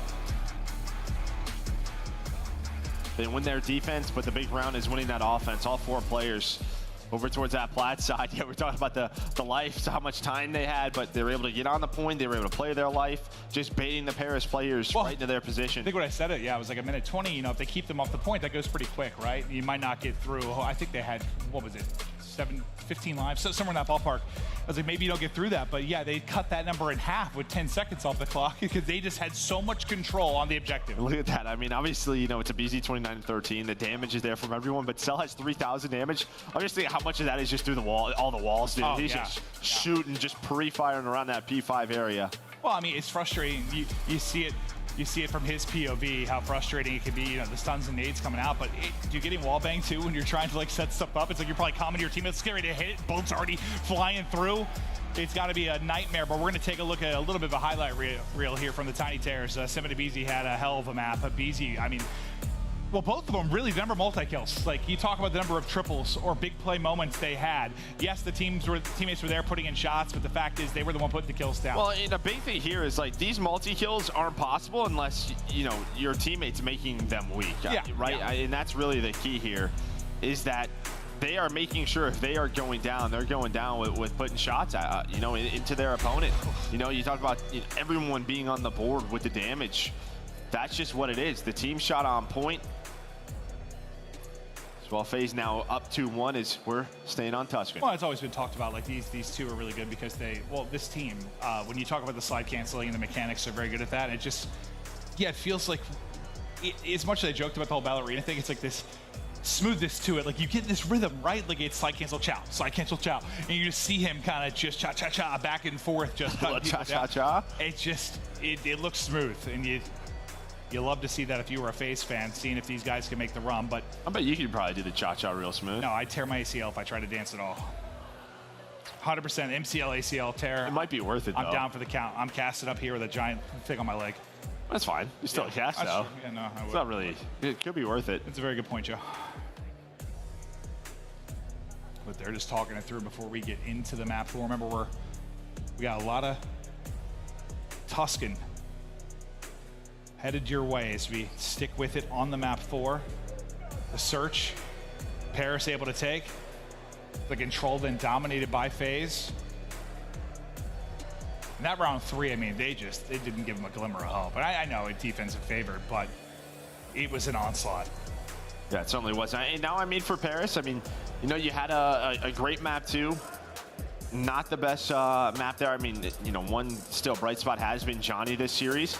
But here's when you're asking more from a guy like Temp, right? He was, what, 12 and 23, I think, to finish that map 3. Yeah. If you want to go the distance with Atlanta FaZe, your stars have to play well. That's what you need from Temp. Yeah, I mean, for the most part, he has been consistent. I mean, we need to put up the slay numbers he has.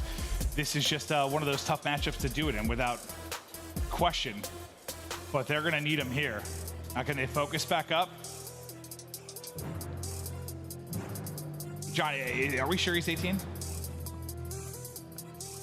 think so, yeah. To be in the league? I don't know if I believe it. I don't know if I believe it, Joe. No, but it's awesome. I mean, it's just, you know, hasn't had a lot of experience on the main stage. Just seeing him come in, what he's able to do, and he's been playing with a lot of confidence. But sometimes you don't see new players come into a main stage against a team like FaZe and show, right? Like, well, it's always tough too for this team is like if you're gonna have. They have had poor qualifier after poor qualifier. They've had team changes. Like they're always starting losers. Yeah, no. Like, sometimes they can we get a match. Yay. Matches under their belt. Yeah. To build that experience up. No, and here we go. Map number 4. Oh, look! It is ballerinas. It is ballerinas. Oh, they're so okay. Well, the crowd can't see it, but they're dancing. Somebody's spinning in circles on the FaZe side. I always forget that we see this before they do. They're getting a beautiful tour of Tuscan. I love you too, whoever that was. I really do. I love you sincerely. I have no idea who you are, but I do. All right, let's get into a map 4. Can FaZe close it out? Paris, can he get it to a search, or maybe he can pull off something miraculous again? As everyone tries to avoid the early onslaught of nades, it's aBeZy sliding out to mid, and he's ready for the fight. He's got multiple to deal with and just trying to finesse, ask for a little bit of help, and Simp is there with the help. There are shots everywhere. It's like just trying to pick his target, for God's sake. Wasn't sure where to go, so he just jumped through the air. Am I helping? Am I playing my life? I'm not sure. I'm just going to jump off this little pillar here. But Paris do fight back. I mean, the first 20 seconds of the way to Atlanta FaZe, but there is Jimbo with 2 of his own. To get them on the point, you can already see Johnny rotate over towards P5. You have Tem locking down the middle of the map. They're making sure they do not get aggressive. It's hard rotating. Jimbo. It looks like Simp's able to, oh, he almost sneaks on through Jimbo. He was up to 4 in a row, but a nice bounce back there from the Legion. Just look at the map control that they have, that 50-yard line with Tem blocking down the middle. Over towards P5, there's no rotation, so the break's gonna have to be from field side for FaZe. Well, I mean, they just made it messy at the get-go. I mean, even though FaZe maybe won that first engagement, they might have one person alive at the end of it. Like, it was a battle around the point. Now it's gonna be a 4-man hit, and that nade hits with a perfect timing. You think it might disrupt the shots, but it doesn't. Gravity at least able to take down one. Gets a lot of information for the squad. His head's starting to turn. Racking up the points is Paris Leeson. Now Johnny gonna be the next up the bat. Teammates falling all around him. Can he take down 2? Not gonna happen. It's the soaring. Tiny Terrace come over the top, and it's a movement, it's a hop, and Simp is taken down 2. It's almost like, I mean, a bit of what we used to see from Jetpack God, right? Just one player always going high on that corner, just jumping on top of that box and just trying to get the reticle up top, and that's what happens. But Jimbo, a nice play there, but he needed a lot of help or a lot more work to do to find the rest of this time. But Paris, they're able to find what the first 30 seconds responded by Atlanta FaZe. We have ourselves a tied game. Well, FaZe trying to shut out the overrated champs and move along in this loser's bracket. Let's hear the comms as they try to put it away. Listening to Atlanta FaZe.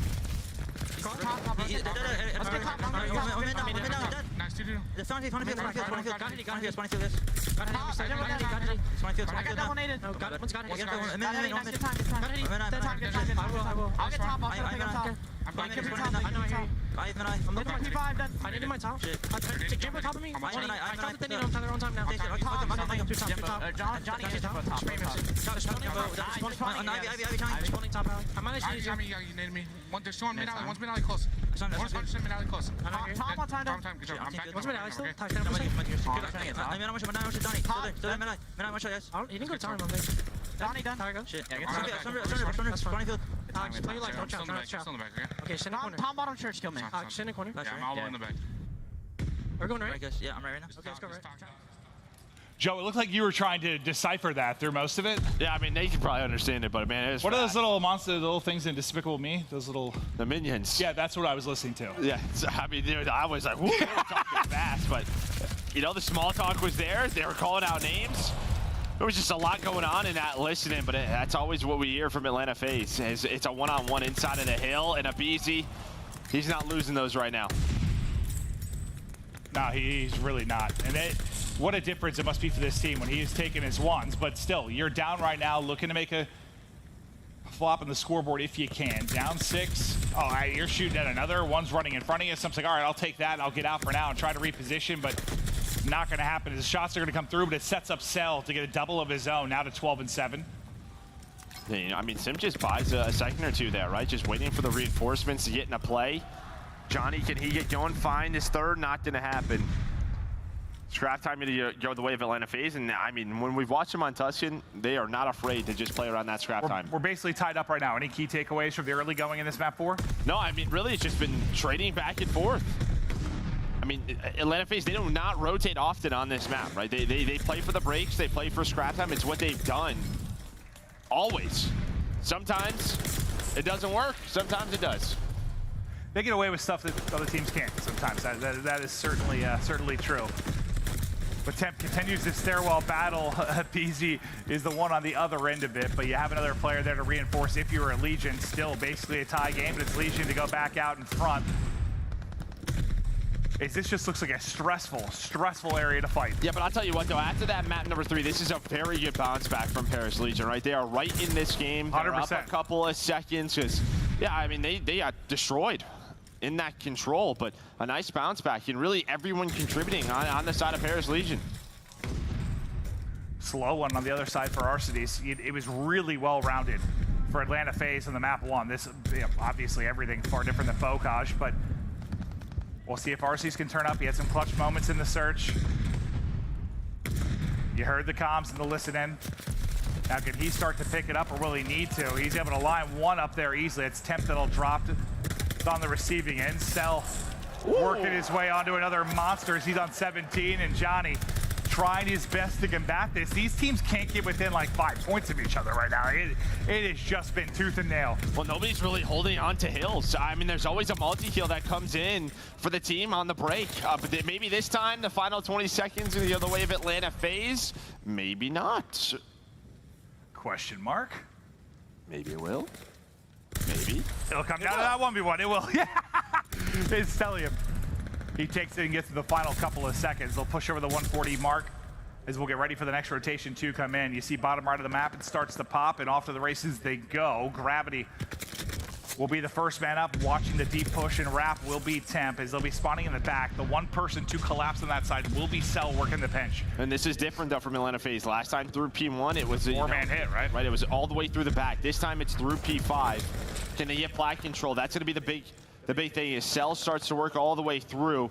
Well, his teammates are gonna drop, but he's gonna give them spawn. So now, through the back, this is just like the second, or the first rotation of Hills, where with the first 30 seconds goes the way of Paris. Now can FaZe get in? It looks like they might. As a team nade comes in, Johnny trying to do it all. Okay, him and Jimbo hanging on. All right. Arcitys is there. Still, I mean, you hold on for another 15 or so seconds, right? That's time that could have gone the way of FaZe. And they'll start to push this out, but Johnny has had some impressive moments throughout this, sitting at -1, but making his impact for sure. Now to Temp. You'd love to get that second one, close down the mid lane. To aBeZy we go, hello. Surprise. Yeah, he's trying to be a flower pot, but he was spotted. Yes, he was.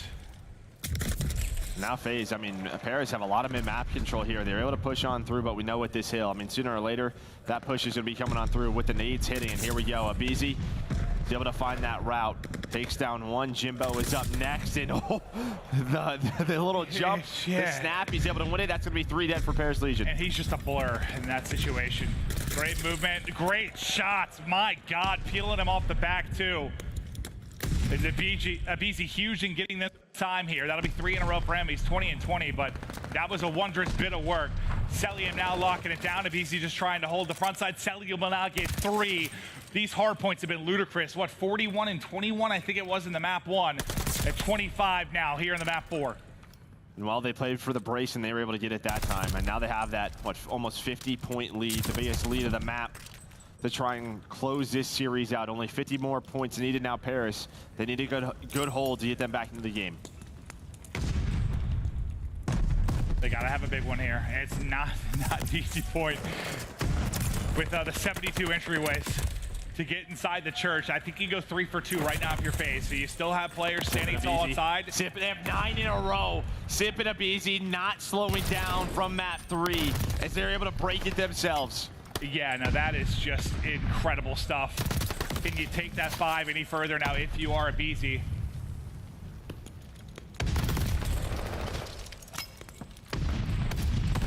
It is just mayhem inside the point, but the fact they're able to walk away with the time they do, at least you get back in now if you're Legion. You're keeping this as tight as you can. Jimbo's able to push out the front. Take a look at the minimap, see where the spawn is coming in for FaZe and how they're going to be planning this next attack. Yeah, but this is what I mean. I mean, you know, FaZe is normally you go over here and a team's already set up at P5. I mean, FaZe is now, they pushing through church. They're trying to set up a pinch. And this is a play that could bite them. No, it certainly could. Cell, he's just waiting for that push from aBeZy. aBeZy's going to set up the pinch.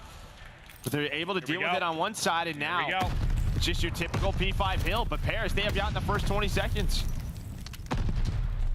You're down 10 if you're Paris Legion.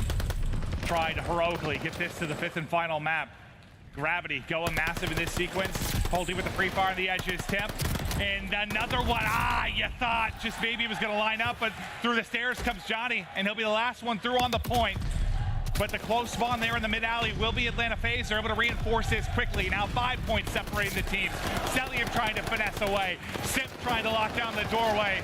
And it is just chaos around the point. But for now, it is FaZe getting the points, but you see another hard point here for your Legion. Yeah, I mean, how many times? It feels like it always comes down to this P1 rotation, a P1 break on one side. It's gonna be a good hold here for Paris. That's gonna be 3 dead. RC's nade, though, that's gonna deal with the player on the hill.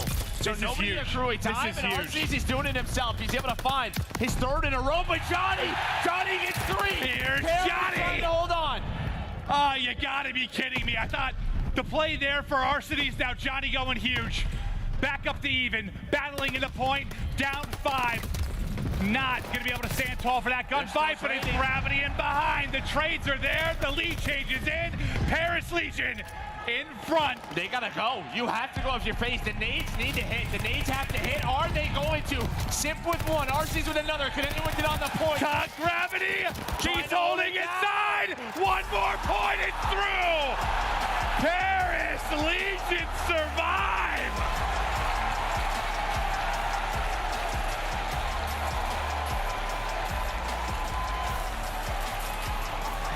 And I'll tell you what, I need to go back if we can watch it again, because I'm talking about the great play from Arcitys. It's like Johnny with a triple out of nowhere. It felt like right after it. You know, you think you're going to have numbers there on the pinch. Johnny says, no, sir. And ties this up at 2-2. And now Search, game 5. Map fight doesn't matter, right? Like, whatever. Here we go. Absolutely. I mean, who cares? And for Atlanta FaZe, if you want to play break Call of Duty, you're going to have to break. You look at that P5, you look at P1 there. They did not. The nades did not connect.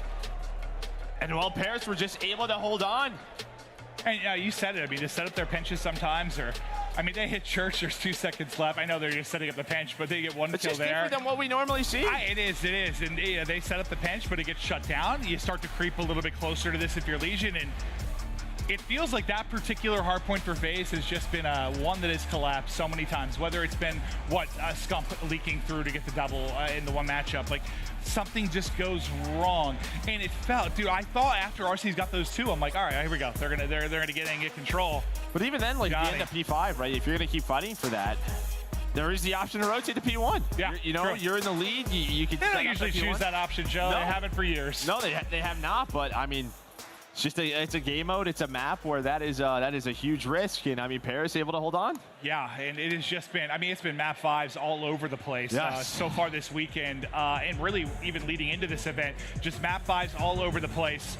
With the crowd kind of letting FaZe know. You hear the overrated chants. We go to a map 5. We're getting freaky match one of the day. Yeah, I'm with it, baby. I'm with it. You're looking for the upset if you can. Can Paris Legion pull this off?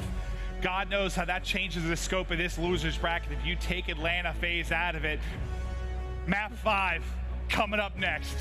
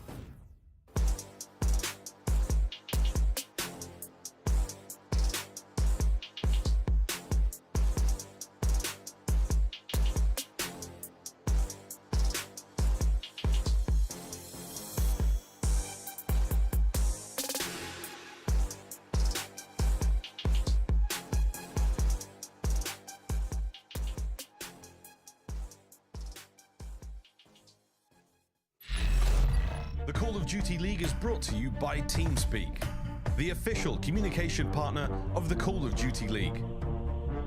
And AimLab, official first-person training partner of the Call of Duty League. Unleash your potential. Hello and welcome back. Oh, what a bounce back that was from Paris Legion. Considering the map 3, I mean, you show some grit there to bring it back. I saw Simp on stage, smiles. The crowd was cheering him on. He's fired up and ready to go for this map 5. But Joe, we're gonna watch the last 30 seconds, and yeah, I kind of want to. Hopefully, we see the Johnny play. Just where he picked up all that. It just happened so fast. No, it really did. I mean, you know, you had sort of this skirmish here. Oh, it's right after it. But yeah, you know, they're able to get set up. The multi-kill comes in, and you know, there's 25 seconds that, you know, Paris need to win. So that's what 2 pushes for Atlanta FaZe just gets cut down. No nades in the kill feed. That's a key. And right there, aBeZy finds 2, but Temp and Gravity with the autos able to take down 3. So one last push for Atlanta FaZe to try to get on this point. Temp just putting shots in, trying to do what he can. But it's Gravity just holding this down with the 3 spree. Him and Jimbo, they deal with RC's pinching through mid, and here we are. Berlin search and destroy to map number 5. All right, yeah, and who the hell knows? All it is, I love to see that. Just smiles out from Temp. You know, a lot changing with that organization, obviously, but maybe you can come in here. I don't know what a good run I would consider. I mean, hell, you get this win, and that's something to write home about if you're able to take down Atlanta FaZe, who have been the titans of the Call of Duty League since its inception. But the fact is, I can't put more stock in, like, they got smoked in that map 3, especially the last round, just brushed it off. And maybe that's part of that whole, you got nothing to lose type thing, right? Yeah. Like, who cares if we got smoked? We kind of used to getting smoked, honestly. At this point, like, we just bounce back and play our game. There you can see Legion's last win 112 days ago. How did it come in map number 5? I had hair. 112 days ago, you had hair? Maybe not on your head. I don't know. On my back or something? Yeah. Oh, okay, all right. Joe, you're disgusting. Well, I mean, you were just bald 112 days ago. Yeah, you're right. But here we go. I mean, listen, I'll give you the stats for, you know, Major 4 qualifiers, 3-0 for Atlanta FaZe. I mean, their search and destroy got much better coming into this major. And on the side of Paris Legion, 0-1. But I mean, throw it out the window, dude. All right, let's get it. We're gonna get nasty in this game 5. But aBeZy just gonna right to beat, put the bomb down. It's gonna be a retake for Paris Legion. They find the first blood. Plan in. Now what can you do? Johnny has been playing with some confidence as he's trying to take the fight, but it's Cellium just being the difference maker. Able to take 2 and put it back to their edge. And just look where they're playing from, this 2-man setup. Usually it's one of those, you know, warehouses in the back, but Cellium's doing it by himself, wins the 3rd. Can he find the ace in round 1? No, I think Simp gets the final kill. But Atlanta FaZe hold down a player. And it's from big individual plays from Cell. Yeah, and that's, I mean, it still can be oh, it's RC's against it. It's still gonna be a very difficult retake. I mean, even when you've got the 1-man advantage, but yeah, when you have Cell's head on a swivel, watching that cross. Well, just playing from the tank, aBeZy is still inside a B. Usually you have all the warehouses, the train carts to clear, but I mean, they just hold strong.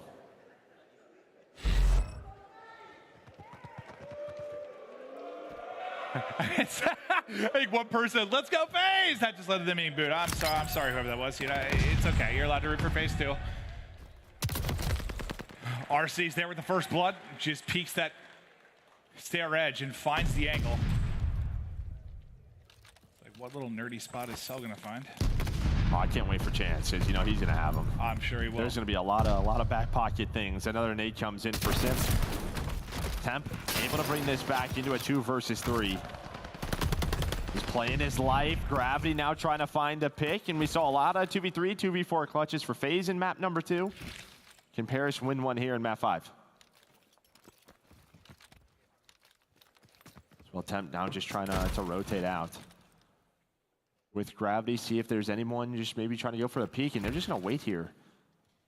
And FaZe is gonna go, FaZe is gonna go. I don't think they're gonna be ready for this. Gravity, he's gonna get picked. I think you nailed it. Yeah, not ready for it. They play behind the first blood. The push comes through. They take a 2-0 edge, and so far, so good for FaZe. And FaZe have a lot of reps on this map. I mean, this is a map where they're playing almost every final. They've had some Game 5s here, some, I mean, Game 5s that have kicked them out of tournaments. Like, It's a map that got a lot of reps, a lot of wins, a lot of losses, so you expect them to know what to do in those situations. Yeah, a lot of experience is basically what you're saying. Yeah. 4-0 now for Cell. Temp with the only kills. Just who's going to come alive now? Johnny, so much done with the early aggression. Is he able to find those timings and apply that same pressure here on Berlin? Look at where aBeZy is already, but Temp finds that first blood. That was a great spot by aBeZy front fire if he can stay alive there. And well, Paris, they were just playing, so you know we're going to send 3 towards A, but we're thinking they're going to go to B. They're going to rotate off of that. Because they had 3 towards A, that opens up that position for aBeZy to get there, but Temp with the read. Now things slow down. Jitbo! Oh, no! Oh, the head straight into the blender. They line up for Cell, but they still got a shot. 2 versus 2. But unfortunately for them, Cell is an alien, and Cell is still alive, and Cell is working for streaks, and he just got a little bit of information. Now he's going to have to clutch the 1 versus 2 for Cell. I think he's just going to play his life here, more than likely, right? Just play around the pace, try to find a kill, number 7 with the glide. It's just so important. Should be a round win for Paris, unless they over-peak a bit. Or is he going to play for this? Just say screw it. I mean, that could also be the play. I think he spotted 1. He was ready for the chow, and oh, get down, Johnny. You are very weak. He is like 1 bullet. Can't find the angle, though. Has to back up. Cell able to get the bomb. He just wants the kill. He just wants the kill. Johnny's going to clear the bomb. He's going to stay alive. Hello. How you doing? Oh. A little bit of a chest bump there at the tail end of that, yeah. But it starts with Temp finding aBeZy. aBeZy had the opening. He had it. He just wanted that kill inside of fire. That round's probably over. Instead, even with Cell lining them up, Paris able to get on the board. Yeah, that was unfortunate, 100%. You shoot at my teammate, I've got the angle to chow this. Unfortunately, like literally just gets like 3 bullets to the forehead. His second Seen that happen a lot. Edge.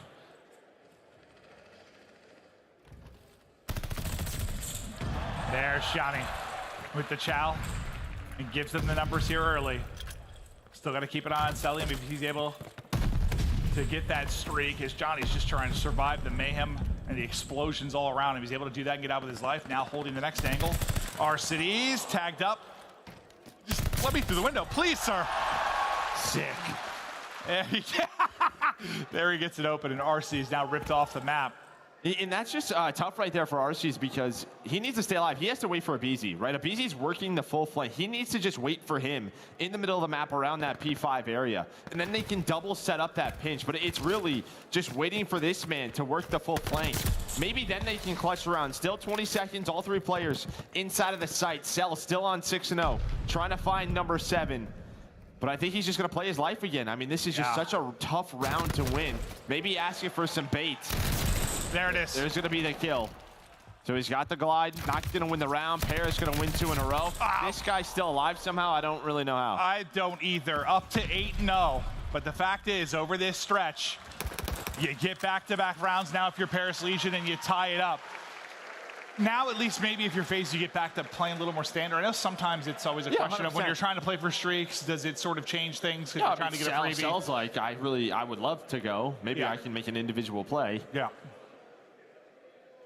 But he has the glide down. We'll see when that comes into play. I mean, it's not like the craziest thing on this map, because you can play over towards A. You can stay alive in all of the buildings. It gives you a ton of info. This doesn't really hurt to have usually once you get it. No, not normally. Unless you somehow hit a teammate. 2 players of Paris, though, going to be inside of B. And I think aBeZy's going to spot this. And look at this rotation. Look at this. They are out. They are all the way over towards A. A is a free bomb site. I don't know what info they saw. Maybe the players watching the cross over to A. Yeah, somebody but the spotted call was, there's nothing A, let's go. And now they have a trek to get over here. But it starts as soon as the bomb begins to go down. Just getting out after the first nade hits. And bomb now planted. We're all tied up 2-2. FaZe will try and hold, and you're going to look for the point of attack now if you are Legion. And there's the point of attack. It's Gravity. It's able to take out Simp. You've got numbers. You're starting to surge forward, but aBeZy is still inside. I think he's got the wrong guy out there. He definitely wants the auto probably in that situation. Has the pistol out. Arcitys with another one.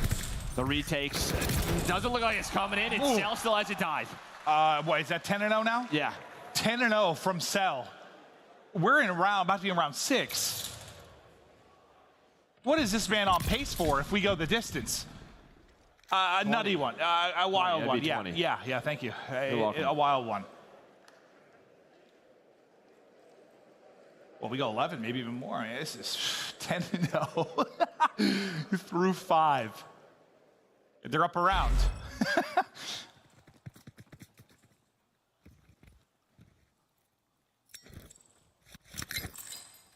Johnny can get something going. You have one player in the B site. That's going to be aBeZy. What can he find? He finds the first blood. He just takes it to him. That is prime aBeZy right there. But Johnny with the opening. Johnny does have a chance here, maybe to make a play. But he's not going to expect Cell in that spot, right? There's just no way he does. He's not going to find the kill either. Oh, no. And I think he knows his teammates die, so he feels like he has to make a play. Maybe if it's still a 3-on-4, he tries to find Cell all the way in the back, but he was hoping to find something, anything, to give his teammates a chance in the round. And instead he found nothing. He found Cell number 11. Tim now in a 1 versus 4. Best of luck, but you've got a little bit of time. 35 seconds to go. See where bomb is down right in front of him here. They're just watching crosses. Cell has it all the way from spawn. You can see that position he is in. Shots coming in. He gets a couple of hit markers as soon as that starts, though. It's aBeZy and Simp flying at you. And that was just like a typical FaZe round, right? I mean, aBeZy first blood. Pick comes in, but it all starts with him. Well, I mean, we watch different players and different teams from that spot. Like it can make or break a round. Whether you're getting caught and allowing for an early plan or you're finding an early kill. I mean, it's difficult to do, but now you take the 2-round edge. 11-0 now if you are Cell. Question just comes in now. How are they going to play this defensively? Because, you know, FaZe are watching the cross. They know how many players are going over towards A. What is the weaker site? And I think, again, it's only one on the cross. Maybe they saw a second now, so they're just going back. They still have the glide if they want to use it. Everything just kind of slows down here these first 30 seconds. Yeah, it's trying to hit stuns, hit nades, get information. You see where Johnny is lurking. Deep behind that B-bomb. Is Cell and aBeZy trying to work up and get angles. All the way on the other side, track side. Arcitys just kind of biding his time. Maybe he catches somebody getting a little bit overzealous. This kind of feels like they're going to call in the glide, but maybe they're just clearing corners as a team. Ooh. Cell waiting for the bait to go out. aBeZy just trying to play his life. He has a one-on-one versus Johnny. It's just back and forth. aBeZy runs at him. He's able to find the first. Inside of Mail, though. Simp's going to respond on to Jimbo.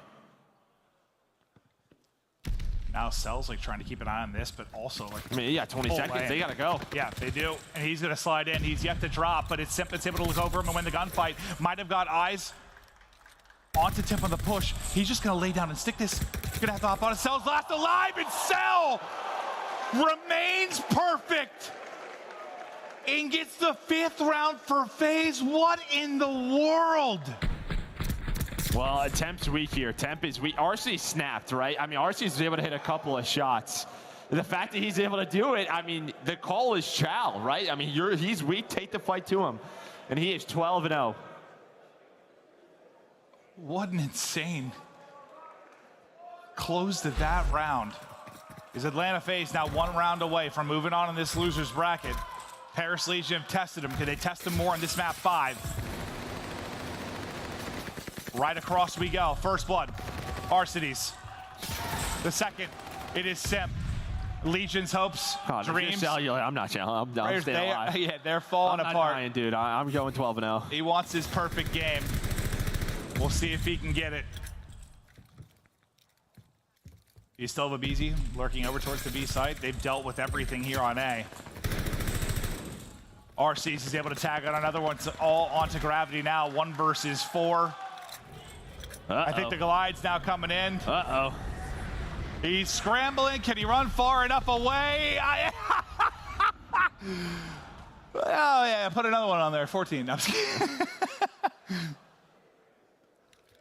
Well, it's the wrong target, but he got another one.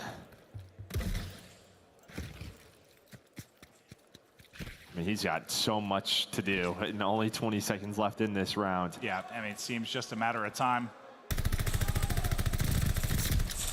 He's able to take that one, but now 15 to go. 1 versus 2. Cellium and Gravity looking to clutch this round together. You're telling your teammate to just run here if you're Cell.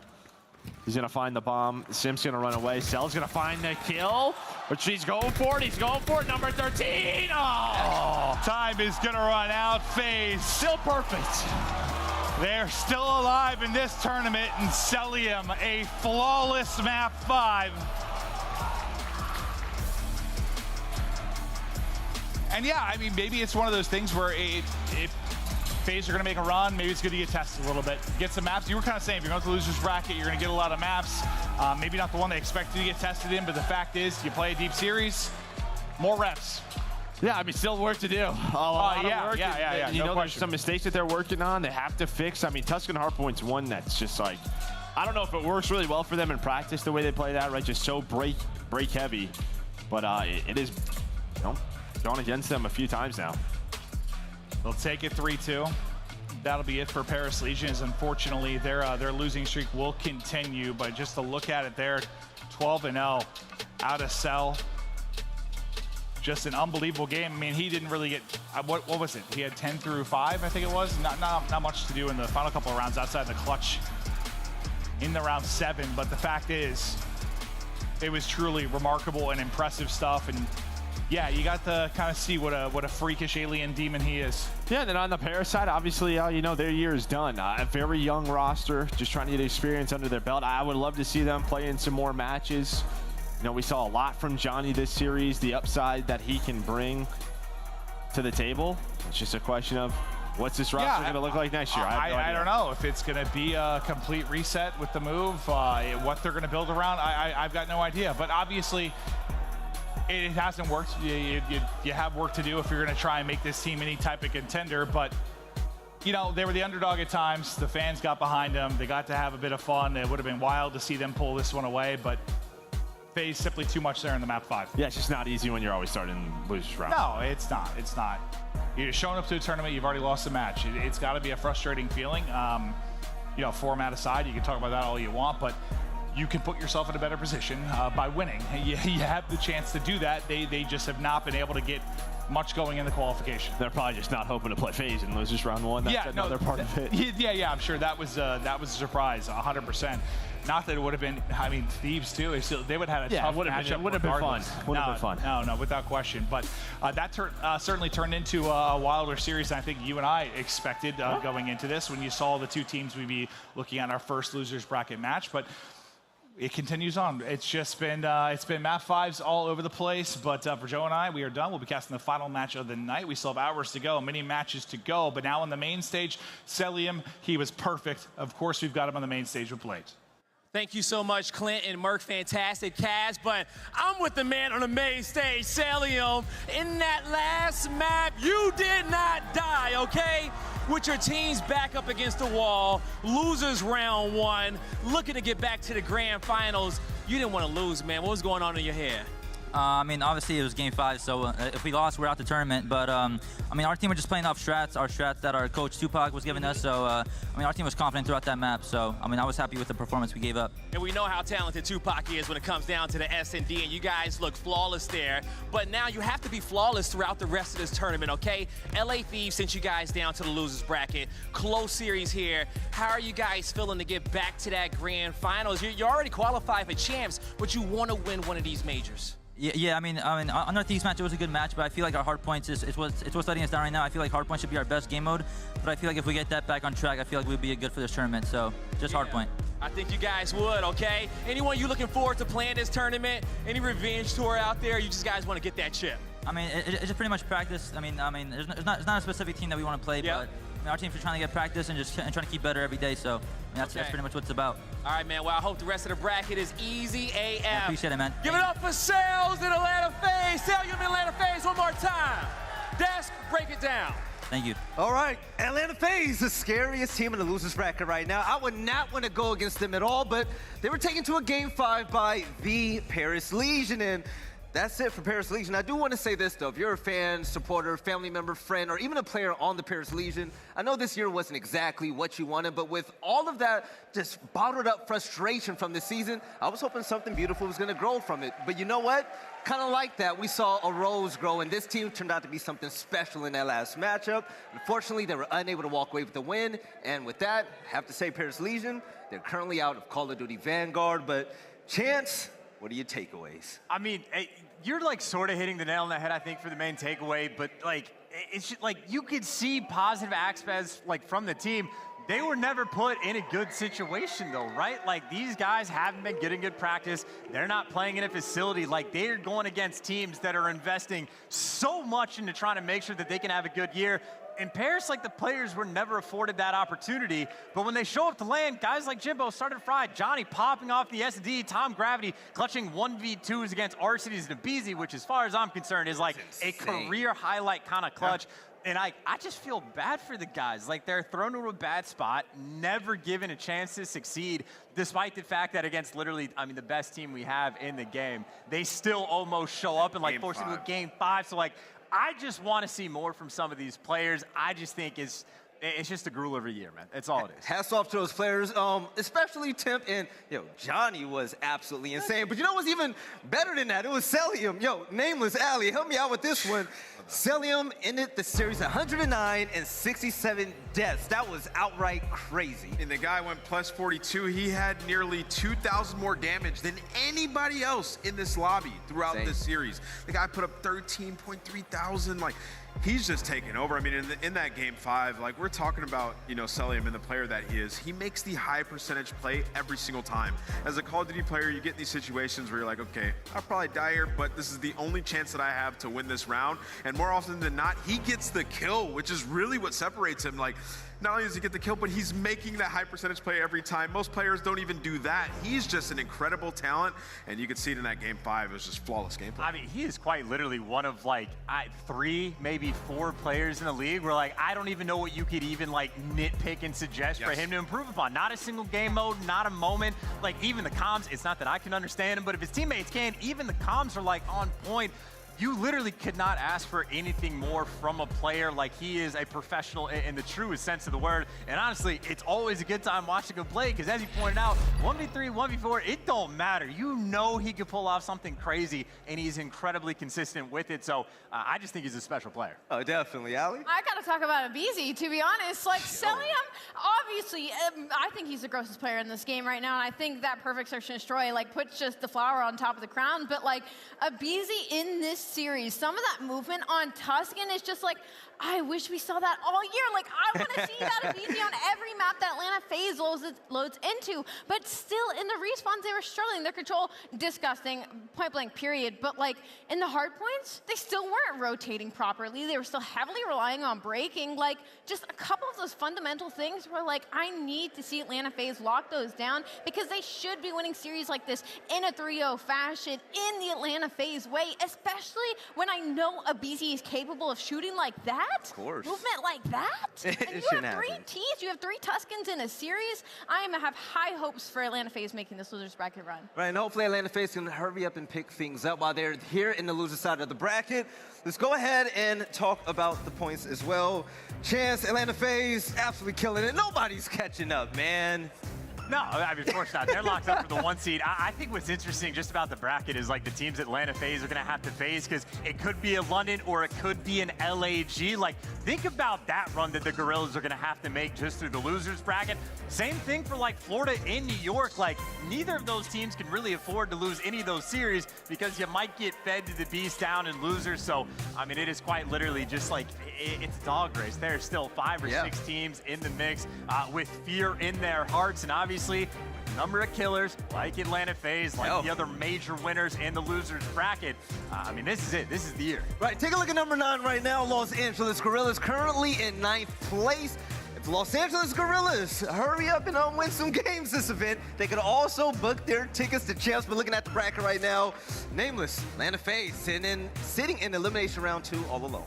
I mean, yeah, they're sitting there right now. They've made it through, right? But this bracket's going to get crazy. This next match that we have is the Royal Ravens versus LAG. If LAG lose, that's it. Their season's done. You're done. But they just played this match a couple days ago, and LAG came out on top. So it should get pretty interesting, Val. All right, ladies and gentlemen, let's go ahead and lock down the desk so we can get ready for the second matchup of the day. It's going to be a good one. The London Royal Ravens, the #1 team in the online qualifiers, will go toe-to-toe against the Major 2 champions, Los Angeles Guerrillas, a team that has turned another leaf this stage. But once again, we got to give them flowers. Paris Legion, you guys, you tried your best. But you know what? I can't wait to see what you guys do next year in Las Vegas. But also, I can't wait to see what's going to go down with this next game. We'll catch you guys on the other side of the break. Take it easy.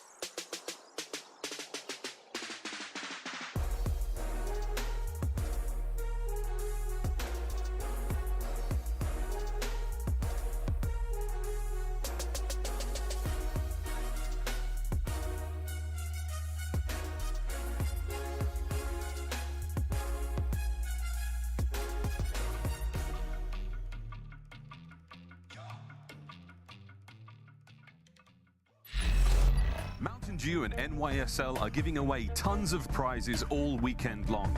Grab your friends and join the Major 4 Metaverse event in Do Centraland for your chance to win. Visit nyxl.com/do. Upgrade your game with a Scuff, the official controller of the Call of Duty League. Amazon Prime members get free games every month and a slew of free content for your favorite games like Call of Duty. Claim yours now at gaming.amazon.com.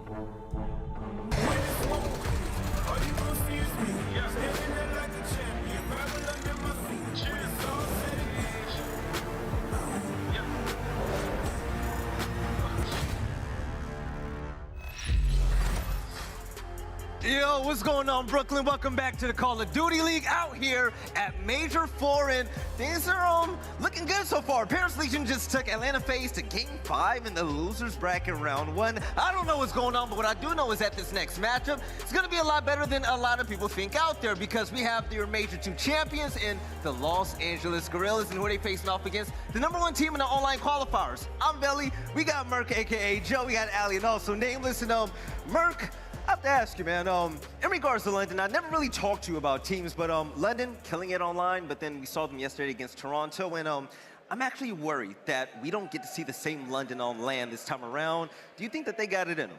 I mean, I think they've shown all year they've had a minute in it. Okay. In them, right? Major 1, they were a top 4 team. We've just been waiting for that form to really for them to get back to that form. I think the big concern is control. Is going to be that way. They haven't won a control throughout this stage.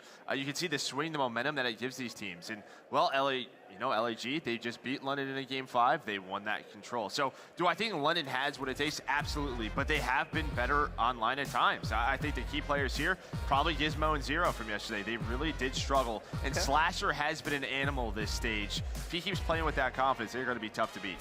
We do have to talk about the maps and modes, though, because the last time these two teams went head-to-head, it was also Tuscan Hardpoint, and London did come out on top, but LAG kept it close. It was also the same map, too. London came on top, but it was still close. They got rid of that Tuscan, though. London has now back-to-back lost that in a 3-0 fashion, so they're going to try their luck on Berlin Control, and honestly, I really like that pick, because when it comes to the 3 control maps that we have, on that map specifically, it is almost more favoring on the offensive side of things, so you have ample opportunity, whether you're on defense or offense. But when it comes to the London Royal Ravens, like you said, though, online, 4-1, they looked incredible this stage, and they did end up getting reverse swept by the Toronto Ultra. So when it comes to the game fuel keys to victory, and what does London got to do for this series? I mean, they got to get better at control. They've lost twice, right? They're 4-2 in their last 6 games, and it started with the control because they have not been able to win that, and then they lost a Berlin Hardpoint, which is the same game 4 they have in this series, into a Search and Destroy. So stay informed on the Tuscan HP map 1. Obviously, they won that last time. They're going to repeat performance here. They're on a 7-game win streak there. That has to be an auto dub for them, and then show improvement in control. You let that control get away from you, I mean, you're scarred when it comes to that Berlin. Not only did you lose it to Toronto, you lost it to LAG as well. So this is going to be a tough one for London Royal Ravens, man. And on the flip side, let's talk about LAG, the Major 2 champions. Now, the thing is, the squad looks a little different now, and I didn't know that one of their saviors was going to be Neptune, but he came in here with a vengeance. But also, my man Spark came back and said, all right, I'm back on my team. I'm so excited to see what LAG are going to pull up. I'm so excited to see what Slasher's going to pull up with. I mean, we know this guy is the Thanos of the losers bracket. The difference this time, though, is that they are starting in it. So when it comes to the game fuel keys to victory for the Los Angeles Guerrillas, I mean, keep up the team slaying. They have 1.03 team KD and is 3rd in the league. And I feel like a lot of that not only has been Slasher, but we saw Neptune kind of come out there in the end of the qualifiers. You know, he went back down to Challengers. He got comfortable in there. He came back up to the league, and now he is frying with this duo in Hook. So they have to take advantage of the good side of Berlin as well. I mean, we've known this stat across the board. Good side is winning 64% of the time this season. All right, now, ladies and gentlemen, the game is about ready to go. But before we jump into the game, and as we're getting the lobby ready, let's have some fun. Prediction time. Nameless. All right. London Royal Ravens, the top team in all of Stage 4 online qualifiers, or the Major 2 champions. Who you got your money on? I'm going to go with LAG in this series. That. Their backs are up against the wall. This is it for them if they were to lose. So I'm thinking LAG comes out here and takes this one. And then as well, like, it's the same maps that they won last time, realistically, besides that control. But then you look at the map 2 Bocage, like, they lost in 6-5 fashion. We just saw what Toronto was able to do against the Royal Ravens on that map. Slow it down, and Ravens had no answer. So I think LAG watched that, and they're going to be even more prepared this time. All right. right, aLLeY, both of these teams have some of my favorite ARs. We're talking Zero, we're talking about Slasher and Spark. What you got winning, though? I almost changed my mind, Vel, because earlier today I was walking around backstage and I saw Hook before first match even starting, sitting at a setup, shooting bots, and I was like, this guy is on absolute demon time. But I think I'm gonna hold strong. I think I'm gonna stay with the London Royal Ravens. Okay. I liked what I saw from them yesterday, and I feel like Toronto Ultra just looked that good. I feel like it was less of London Royal Ravens making mistakes. Gotcha. Joe, it's all on you, man. Who you got? It's a tough matchup. I mean, it's a dude. I want to believe in London, I really do, but I think I'm going to go Guerrillas. Okay. With all the games going the distance to that game number 5, I like this Guerrillas lineup a lot. I think where this final roster, there is so much talent there, a lot of playmaking ability, and as we said, with that Berlin control coming in, I mean, a Hook and Neptune play, and that game has changed. So I think it's going the distance. I'm going Guerrillas. Now, as the only person on the desk that does not wear glasses at all, hey, shout out to Zenny for the blue blockers, by the way. I'm going to rock with the Los Angeles Guerrillas. I'm going to be completely honest. The AR play has been phenomenal, and if I'm seeing correctly right now, aLLeY, if Hook really turns up today, hey, that's going to be something different. Keep your eyes open during the walkout. No, I'm right there with you. That guy's on demon time. I already know what he's going to be doing in the walkout. Like I said, I saw that guy bright early at the crack of dawn shooting bots. He's going to be scary. Right, Nameless, who's going to be the player to watch, team? On which team? Both teams, man. I'm going to go with Gizmo. I want to see him pop off on LAN. We haven't seen him take over a series when it comes to LAN, even early on, right? He was the one who was struggling at times, so I want to see him really go off. All right, ladies and gentlemen, let's go off into the game, all right? Let's get it. It's going to be the London Royal Ravens and your Major 2 champions, the Los Angeles Guerrillas. Let's get into it.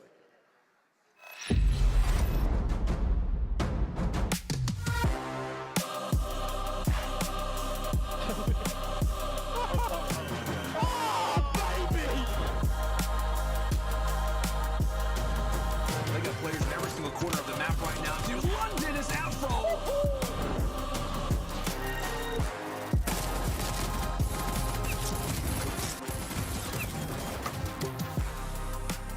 And oh my God, there are just a legion of players here.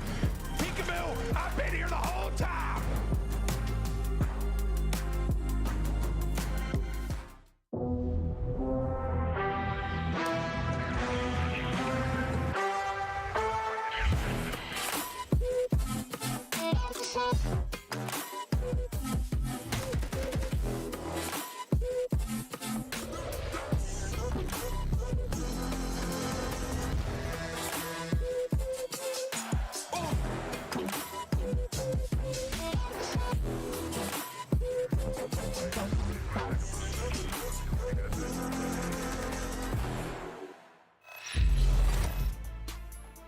All right, New York, I'm locked in, and it is now time to hop into another elimination series. Coming to the stage, these Silverbacks are looking to get tactical and take down the Royal Ravens. Make some noise for the Los Angeles Guerrillas!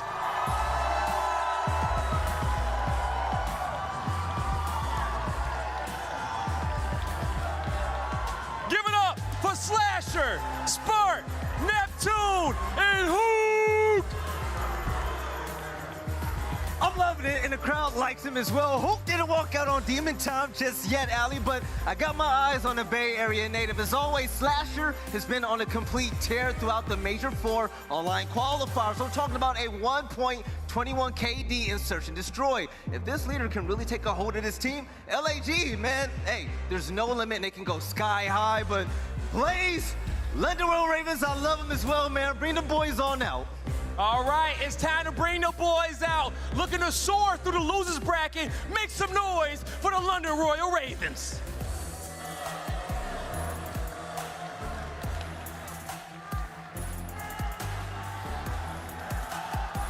Give it up for Zero, Nasty, Gizmo, and Afro.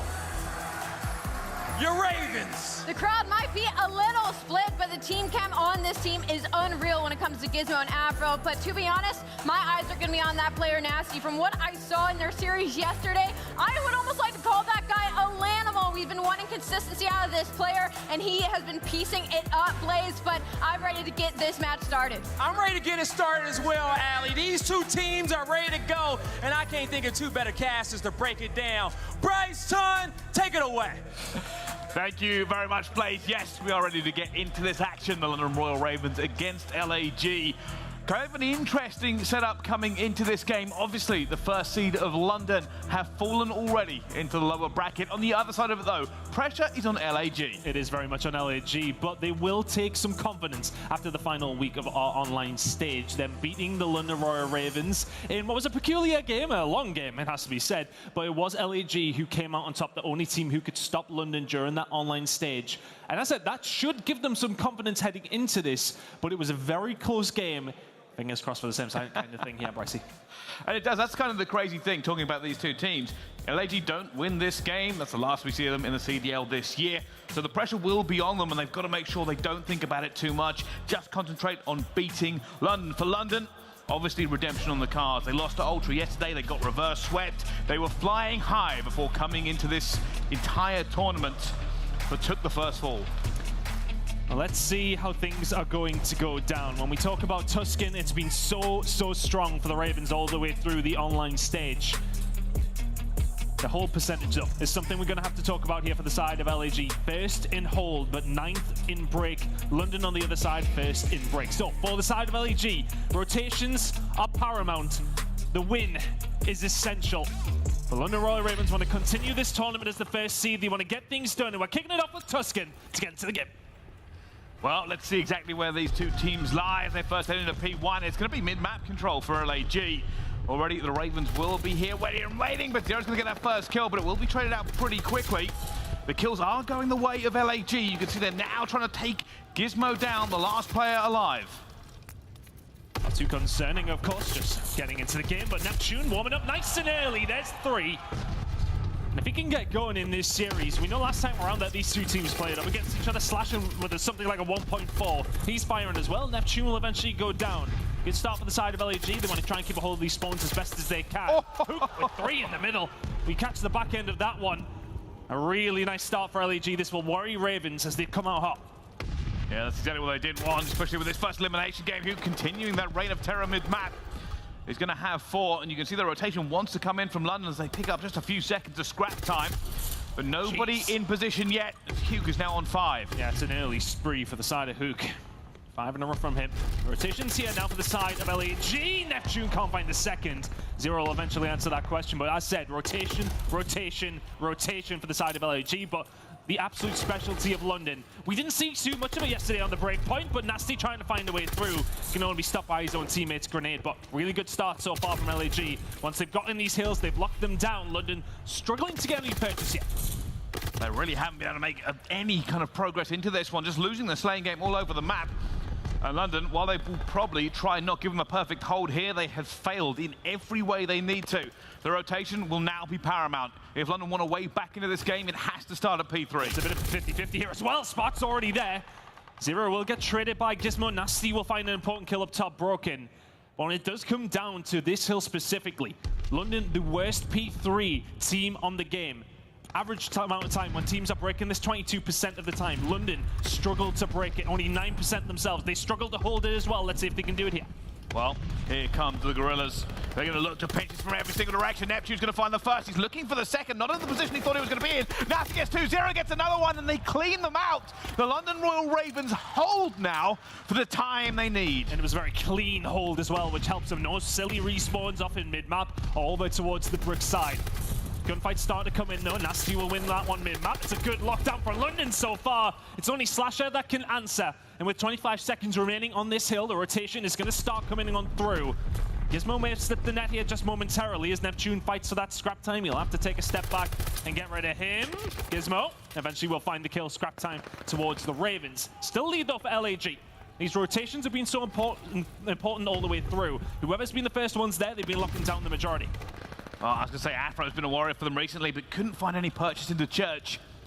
And with a great P3 under the belt, the London Royal Ravens will try and compound it, but right now they have nobody on that side of the map. Already going to try and push through. Hugh gets one, but it's not going to be enough. The Ravens are here in force. They try to break this deadlock, already taking control of top Church. They are now flooding here in force. And it's going to be up to the Guerrillas to see if they can stop them. And they are in. That's an 8 spree from Nasty. All the way from the last hill. That's 9 in a row until he goes down. Slipped under the radar that one, but nonetheless, Nasty with a hell of a game. aLLeY was gassing him up on the desk, and rightfully so. This man really, throughout the season, has started to develop his game and show the promise that we seen in challenges last year. 13-7 from him, 40 points though. Still the deficit here for the Ravens. They found a breakthrough towards the back. They've got the spawns under their control. It's the fit. Well, okay. I mean, I don't know what to say about that one. Spark will win the gunfight. Zero win another himself. But every single time we've seen these teams rotate, it seems that kills are locked in. Not this time though. Ravens do find a successful break. They're gonna have to do so again though over towards P5. Well, Slasher's gonna hold this. The first engagement he has, reinforcements backing him up. And LAG currently have full control of this. You can see they're watching mid-map at the same time. The Ravens need to get bodies in there. Afro already making one, and somehow they break straight through. Hugh trying to do the work. Gets two already, looking for the third! And Hugh shut down the entire push from London Royal Ravens. They thought they had done the work, but Hugh was there, and he keeps on going with his teammates. My goodness me, Hook just holds it all on his own. This lead is beginning to grow. The streak here for Hook, 5th in a row, can't quite happen. Afro's there to answer, to maybe calm things down here for the side of the London Royal Ravens. Right now, it's a 7-game win streak for them. LAG have lost it 4 times in a row. You would not think it by this scoreline so far. Statistics sometimes don't matter when we get into the majors, and this may be the case. LAG looking a little bit different here as the rotation for P1 is about to come in. London are here. And London need to start capitalizing on what has not been great breaking from the side of LAG throughout this map, and typically on this map against anybody. London need to start rotating maybe that little bit earlier. They sometimes rely too much on their break percentage. They're very good at doing so. They've struggled so far in this game though. Rotations are paramount. We said it time and time again. They're going to need to start waking up. They're looking for it at the moment. London trying to hold it desperately, but LAG get everything but Nasty, and Nasty goes down to Slasher. And LAG are in. It's another 5 streak for them. London are feeling the pressure, but let's find out how they're feeling in the comms. Corner, last guy. I don't see him, Nice. I'm in time. Help me. There you. Full flash him. I'll go roll spawn. He's weak. He's weak. I can't kill him. Nice. Go in on you. How are you one shot? Nice. I'll go early, okay? Yep. He's back left. One's back left. Listen, Clown Church get comms control. Are you back church? Here. Trying to help you top church. Maybe back left field, maybe? Send him top church, nice. I'm here, nice, let's go. I'm hitting ramp. Okay, go. I'll fly up. He's back up.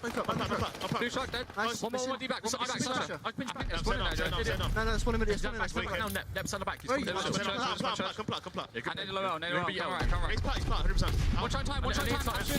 There's two. One church, please. Back left time. One church, push him. Ramp. I spawn the back. Ramp, one shot, spars at the same time. One hit, ramp again. Ramp and plat. Plat's watching his pinch. You can push him. Shoot, dead. Nice. Ramp now. End time, Nep.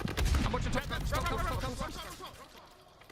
Well, it started off a little bit smooth for London, but it got frantic towards the end. They know they have to go and try to get to P2. They will get the scrap time, but LAG still lead. And as we switch to P3, let's find out how they are feeling with their own listening. Look at mid-island. Look at right if you need it too. Yeah, he was low well. I'm out left.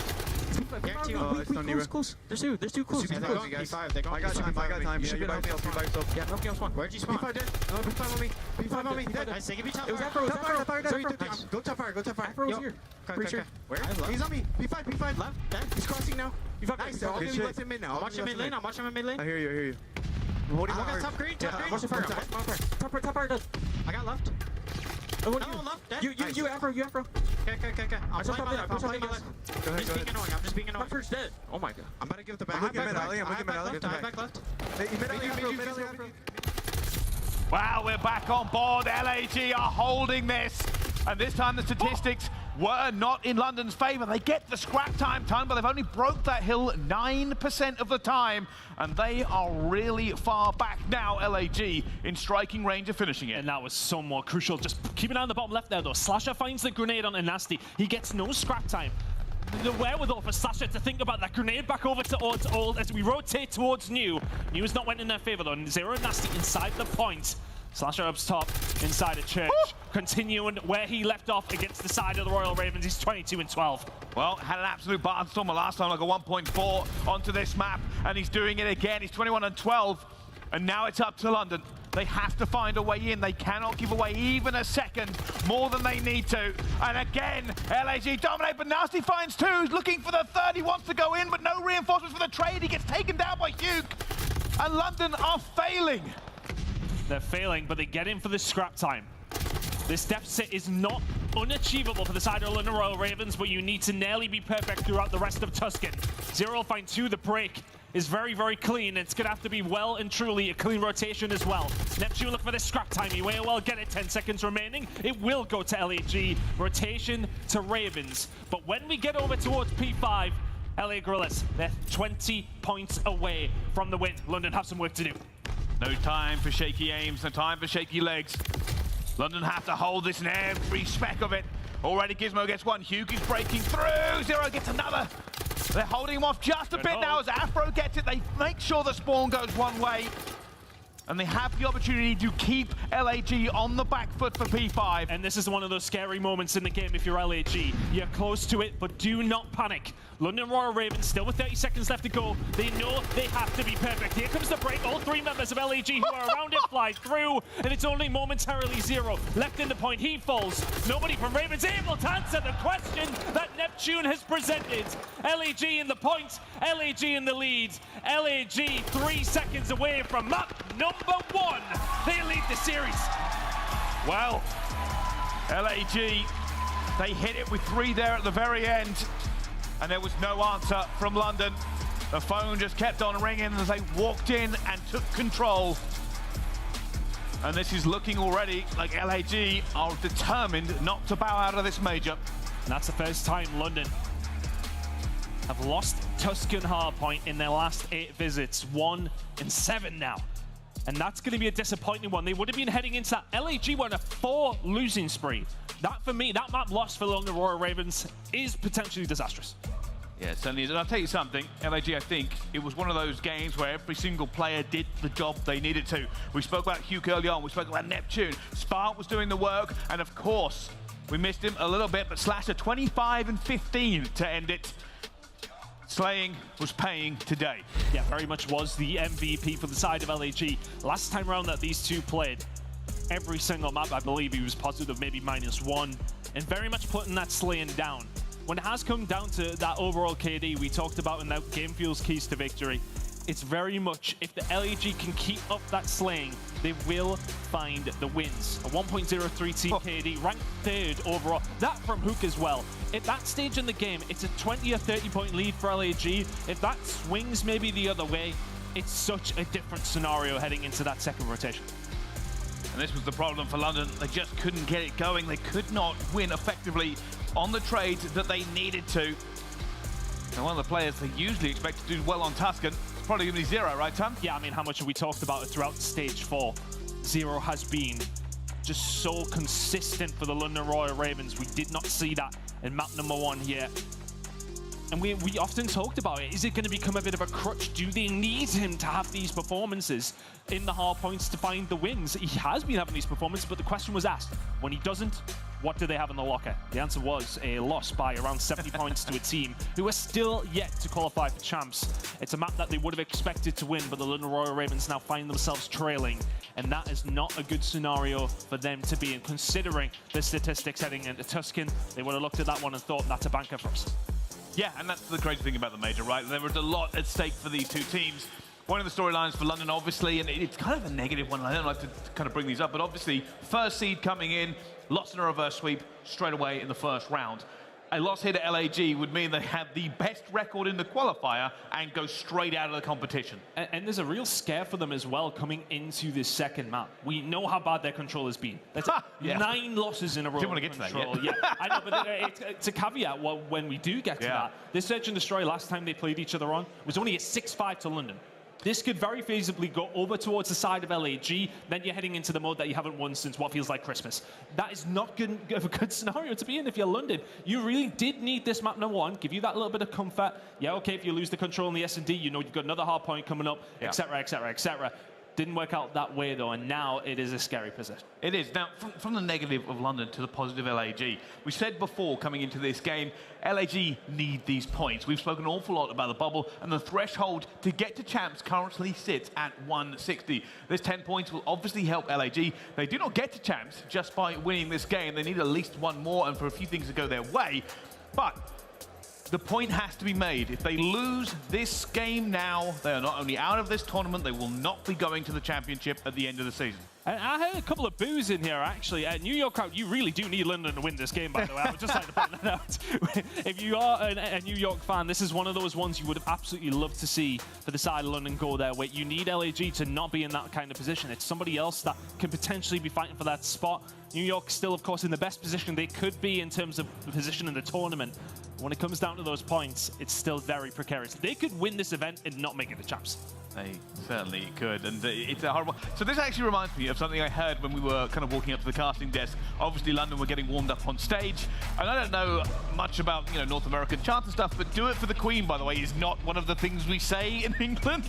It's just not something we say, but they were shouting it towards the London team, so at least some support for London in this game. Of course. Well, here we go into Bacage Search and Destroy. Those first bloods for these teams.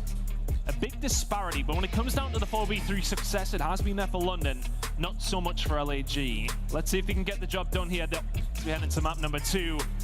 I kind of feel like this is do or die for London based on their control. We need to see a good performance here. We need to see a win if London want to stay in the major here in New York. They certainly do, and statistics are interesting on this map because yesterday London had a significant advantage against Ultra on it. Things like Bant had a 0.63, ended up with like 11 and 4. And obviously, we had Afro, who's been a highlight on Bacage. S&D did not have the best of games either. The first blood's already gone over to LAG. And London will now have to find their way through it, a man down. Let's see if they can convert this into something, LAG. Look at the stack. It is a stack, but they've read it completely fine. Look at this. Are London going to be ready for it? We were curious if they're going to kind of play it the same way as Ultra did against London, because you want to stop that man inside of Gromma's. It's Afro to open things up for London. The Slasher will find another. Afro falls. It's a 1 versus 3 for Nasty. And down they go straight away. LAG open up proceedings, and that play call that came in, stack 8, either that's a VOD or just something they were going to put out round 1 regardless.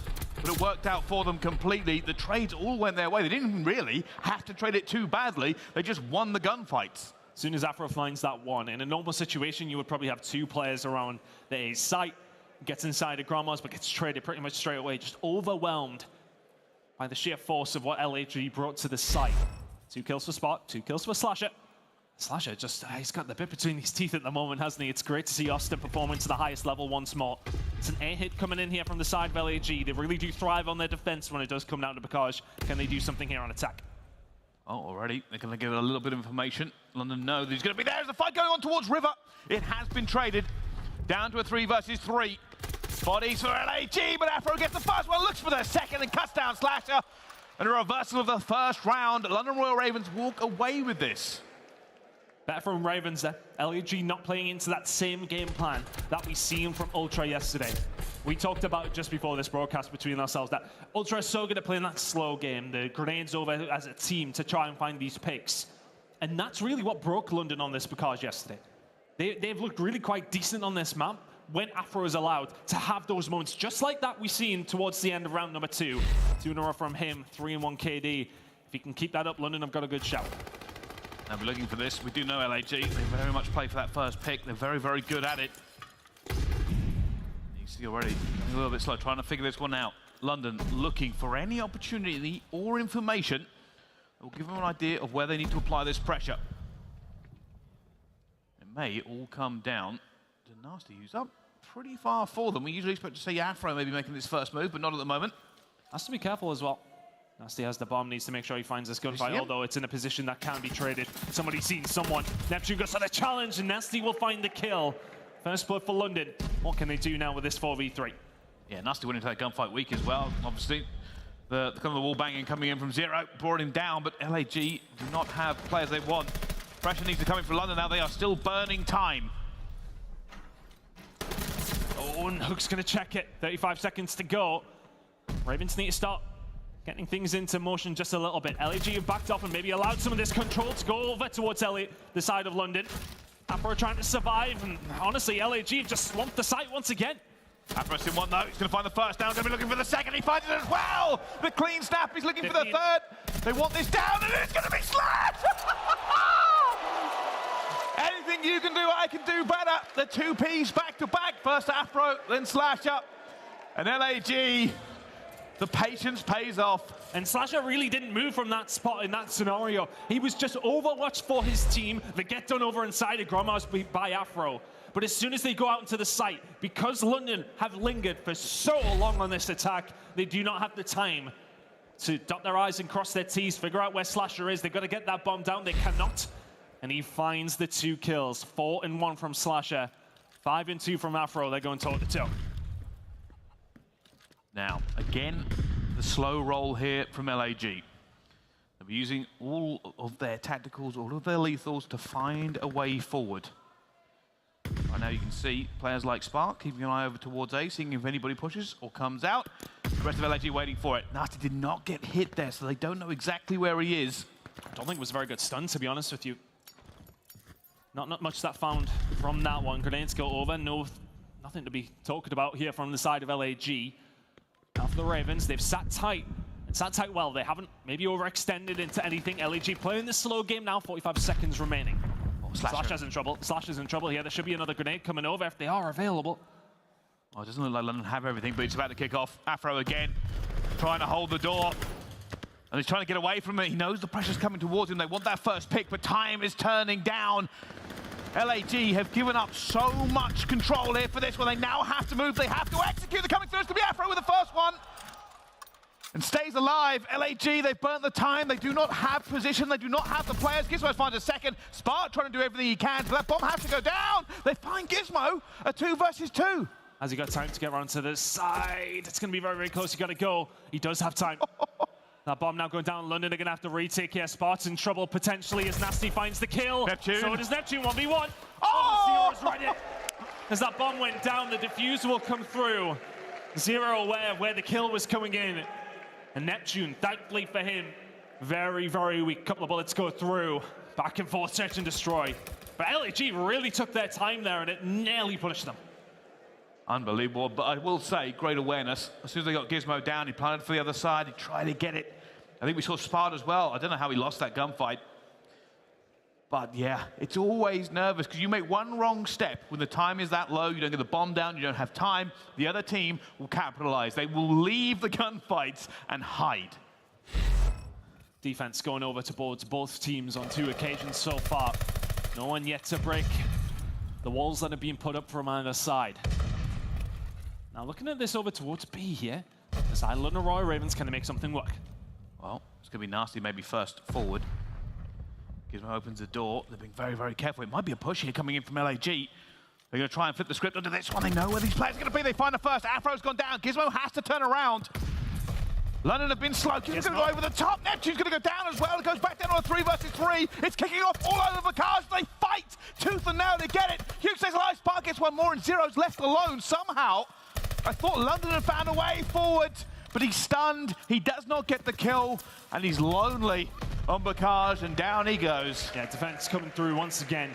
And what come through there, because LAG pushed through River, they find the first kill. They know Gizmo's in the room because that door is slightly ajar. He's then in a difficult spot. Gets aggressive, gets on the site, finds a kill, but London's slow to that second part of action where they've got to move forward, they've got to find those kills there because they were forced into it because of the River push that came through. Yeah, you are completely correct there, Ton. The ineffective trades were solely because LAG were proactive. Yes. They pushed the tempo, they got into the position they wanted to be in, and London could not find the trades they needed. A little bit of a wallbang coming through already. London maybe trying to force an issue, see if they can get a first blood. Oh, don't get a first blood that way. Here we go again, sneaky, sneaky. It's a spot he likes to play though. LAG, have they maybe done their homework here on the London side? LAG going for that neutral setup once again. We've seen it work so well against the Ravens yesterday. Grenade going over towards back tank. I hate to tell you, there's nobody there. Are they going to be ready for Afro? They'll play in his typical spot. The answer is no. Homework not done. He'll find that first blood. London Royal Ravens now in a good spot. Who can't find the trade either? 7-4 from Afro. He'll continue his reign of terror inside of Gromma's. The side of LAG, a lot of work to do. Oh, Afro just throws a shoulder, stays alive. Another problem for Hook is he knows he's probably going to reach out here. He's already been stunned. LAG just slowly but surely losing a bit of map control, getting squeezed into this. Slash is going to try and make a kill. Going to find Nasty, but Afro takes him down as well. Far brings one back, and he's trying to stay alive and run for it. London Royal Ravens get another one back onto the board, and it is really a game of inches between these two. It is tense, it is tight. And they're fighting over a postage stamp in terms of map control every single time. Yesterday, what we didn't see, I know I've mentioned it so many times, we did not see Afro offered the opportunities that he has been so far against LAG. Yesterday against Ultra, they didn't give him a sniff inside of Grandma's. But LAG, they're really falling into his clutches here. We know what kind of game he can have. We are 6 rounds in, he's 9-4. Oh, he's a slippery fish. Very difficult to pin him down. Maybe the catalyst for this round as well. London, change the script just a little bit. Gizmo goes for a little bit of a chow. Gonna find it as well. They can't have expected it. Nasty gets one. Gizmo tries to lay the beat down, but it will go to his teammates. And this is the first good opportunity we've seen from a team to try and find an attack here on Prakash so far. Spartan needs to maybe try and find something to add to the 8-4. Can he make it 9? Not quite. Backs on down. Gizmo comes to the trade. Slasher left all on his own. He's done it once before, but this might be a tall order. Oh, do they ignore him, or do they try and push the tempo? Gizmo's going to go for it and wins it. This is enough of this. We're not losing a 1 versus 3, and takes him down before he can do anything. London go into the lead there with that attack. Second in defensive win percentage for the side of London. That's the first attack that we have seen dropped from either team, or defense, I should say, being dropped from either team. London Royal Ravens now to their defensive side. Advantage immediately over towards them with the trend that this game has been going on. Gizmo, I believe, may have actually found all 4 there. Oh no, Nasty did definitely find one himself as well, didn't he? So yeah, good run from Gizmo either way. But LAG, can they answer back with something here? It's rarely a B site that comes through from LAG. I thought they were flirting with it for just a second, but maybe just looking for that little bit of info. Someone didn't build this house very well. There's a gap under the door. Hell of a draft in there, sure. Well, it is now. The door's been kicked open. Neptune trying to find his way through. He suspects there'll probably be someone like Afro in here, but we can tell a little bit different. They are checking every single corner, every single alcove, and they're looking for the shot towards the back. Neptune hoping to find it. I'll tell you right now, London have sussed this out. They have figured out the game plan. We could be seeing Nasty and Zero in dominant positions. Zero is going to get caught, but are they going to expect a second? That's the thing. They are not, as Nasty will find one. Gets out with his life as well. Immediate problem now for the side of LAG. What do you choose to do? Afro just alive and kicking in and around Gromma, still surviving. Hook in a good position as well. It's a bit of a topsy-turvy map now as Gizmo will get flanked himself. It's a 2 versus 3 for London. Well, where do they go? Where do they go to find London? Oh, Nasty's played this. Is he going to be able to find anything? Yeah. Shots coming through. They know he's here. Good snap on the spot. 2v2. That bomb is going to go down. They're going to go for it as well. And now Afro's going to find a player onto the side. He finds it as well. She's going to left 1 versus 2. He finds the first. It's a snap for the second, but Nasty gets it. London win the 2 versus 3. They go up 5-3 now in this. But it was tense and it was tight. LAG choose to mostly ignore that B site. Only 4 of the last now 43 rounds that they've went for that plant over towards B have worked out in their favor. LAG, the example shown there by the London defense that comes on through, a bit of a peculiar situation, but Nasty plays that one so wonderfully. Finds the kill, gets out by the hair on his chinny chin chin. Gets around, stays alive on the flank, and can find himself in an immediate position to then collapse over towards B. London Royal Ravens in the driving seat here on map number 2. Where do they go? We did speak about it before this series. Realistically, nobody's got faith in London winning the control. That's indeed vital. It's aggressive. It's aggressive. Neptune finds the first. He has reinforcements from his teammates, but he gets out of there after it. And they are looking for Hugh. Trying to figure out exactly where he is. And that's a come back for us. Hugh loses it. Trey gets 2. And now Neptune and Slash are trying to go through it. The aggressive play afterwards. It hasn't worked out for them. And the London Royal Ravens have just got to find Slasher. He has been their nemesis somewhat throughout the series that they have went up against each other. Not so much in this search and destroy, but it was a perfect adaptation from London. They see the aggression coming in from LAG. They don't hit it fire with fire. They hit it fire against cover. They find themselves in a good spot over towards Barn. They can answer it, but maybe Slasher can do something here. It's a 1v2 now. That first one's down. He has some time. Time might be the issue. No shot. Doesn't find it. Doesn't find it, unfortunately. No info either. Still don't think he figures out exactly where it is. Going to look for Afro as well. The few bullets coming through, but hey, peekaboo! And under Royal Ravens, they walk away with a win. Patience there coming in. Didn't move. Didn't worry about his teammate getting shot. And wait till the last second. Slasher had no idea he was waiting. And a really good game out of the London Royal Ravens. As said, we were curious whether LAG will play the same game plan as Ultra did. Slow down, isolate Afro, do not let him find those kills, but they play it into his hands.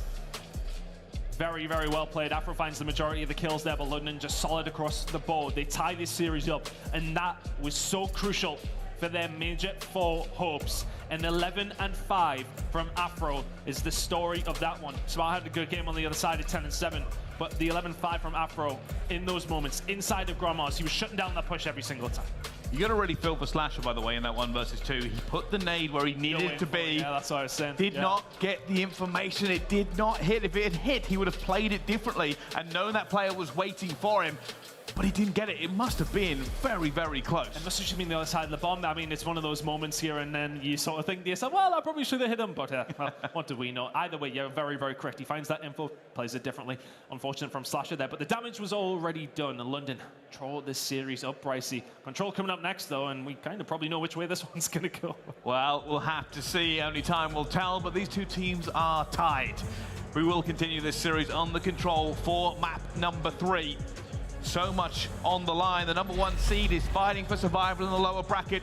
LAG just plain fighting for survival in the CDL to make champs. They have to do this and go further.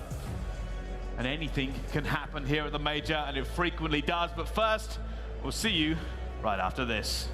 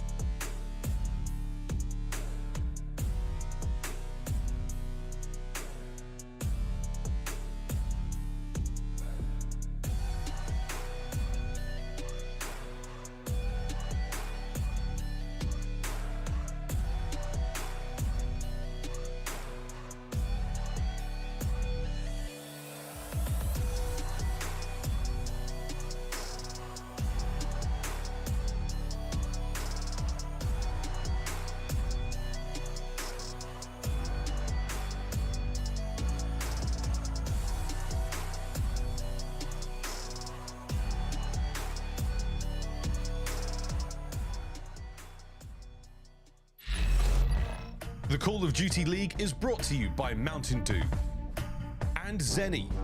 Armor your eyes with Blocks gaming glasses starting at $24 by visiting zenny.com/CDL.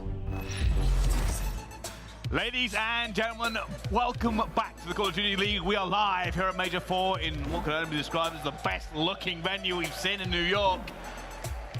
But not just a great looking venue, a great looking bunch of fans and a great game lays before us. London and LAG are going toe-to-toe so far in this best of 5. It's 1-1 apiece. For LAG, the fight for survival all the way in the CDL, and for London, the #1 seed looking not to disappoint. Yes, they are very much looking to not disappoint, and I don't know if that'll start yet. If I'm honest with you, Brycey, heading into Control, the statistics are a little bit weird on this one. Of course, London 0-9 on their last control, 9 controls. I think that tells you everything you need to know. But LAG, notoriously, when it has come down to this Berlin map, have not looked the hottest either. So it's kind of the two bads. Did they make it good? I don't know. Is that the same? Who knows? Either way, it's not a good map for either two of these teams. Who's going to come out on top of it, though? We have really seen this be the swing map when London have been concerned. They seem to have been flying, soaring in the series. Control comes along and spoils their day. The rest of the series follows in the worst manner possible. And that's what happened up against LAG last time. At this moment in time, we're 1 apiece. Can LAG find a lead once more, or can Ravens break the duct when it comes to Control? Let's find out. Here comes the first initial push. At the moment, London just taking B, and Hugh tries to get a little bit of work going. Hasn't worked out for them yet, and LAG a little bit hesitant to give up the positions they've already taken. I'm really curious for the sideline when we get over the defensive side. They've worked on that side of things. Slasher, good gunfight coming in, and they're doing exactly what they need to do to defend this B side. Yes, the kills inside of it, or over towards B, are very, very important, but over towards the A side, look at the extension that comes in for an LAG. Forces London over towards the side of the map that Hook is already ready and waiting for. Let's see if he can find the kills. Yes, he can. Perfectly set up from the side of LAG. London in a bit of a tough spot. Now, can they find their way across this map? B may be easy, but A is always difficult for these teams, and LAG putting them to the sword at the moment, putting them back into spawn. It's going to be a slow, long burn here for the London Royal Ravens. They need a recontrol ticket, they need to get around fire, they need to figure out a way to get some kills done. It's a slow and steady race here. Afro and Nasty will find 2 kills though, and that might open things up. Look at the concentration they've got on Spart here. Just that position that Spart plays. London need to get rid of them. They know that. Look at the bodies that they sent over in this direction. Rather than overextending towards fire, they do get rid of them. It's a bit of a reset on the map here, but London now have a little bit more control over their spawn to formulate, to find the foundations of an attack. Well, they did until they went 3 down. And that was the issue. You've got to make waves of kills to get up to it. Unfortunately, if you're not making the kills, you're not going anywhere. You're just waving hello to the respawn screen, and Neptune gets 2. London are a little bit lost at this point. They need to find some trades. They need to break this setup here from LAG. No way. Things got scary for a second there. Zero will find the kill over towards the side. Slasher ready and waiting. The ARs on the side of LAG have just been locking down pretty much everything here, but have they overextended? Not quite. Gizmo will be dealt with, but the spawn now comes in for Ravens over towards the tracks. A little bit more formulated of a push can come through. Things can get crazy. This is big for the Ravens. It's huge. They've got taking control. They have the numbers. They're going to push massively now. But in comes it. Spart's going to be behind, and he's going to get the first one to Nasty. But the Ravens are in. They have managed to break the chokehold. Spart still finding kills, though. Zero coming under a lot of fire. He is weak. He has Afro with him, but down goes Afro. Zero still alive. Hopefully he gets a 2-piece. London remain in the point ton. Yeah, but London are so much further away than the side of LAG, who are spawning up close and personal. Nasty, though, will try and cut off the head of the snake in terms of the reinforcements. Still here, still alive, and kick and store the rest of London. Every single one of their control games looks so one-sided for the other team. But the first round on the board. Is the tide suddenly changing, I wonder? Well, LAG played great for 80% of that first round. The problem is, with a B tick, once you are in, if you stay in, it all changes. And LAG could not find the kills. Zero with the 2-piece. It forced them onto the back foot.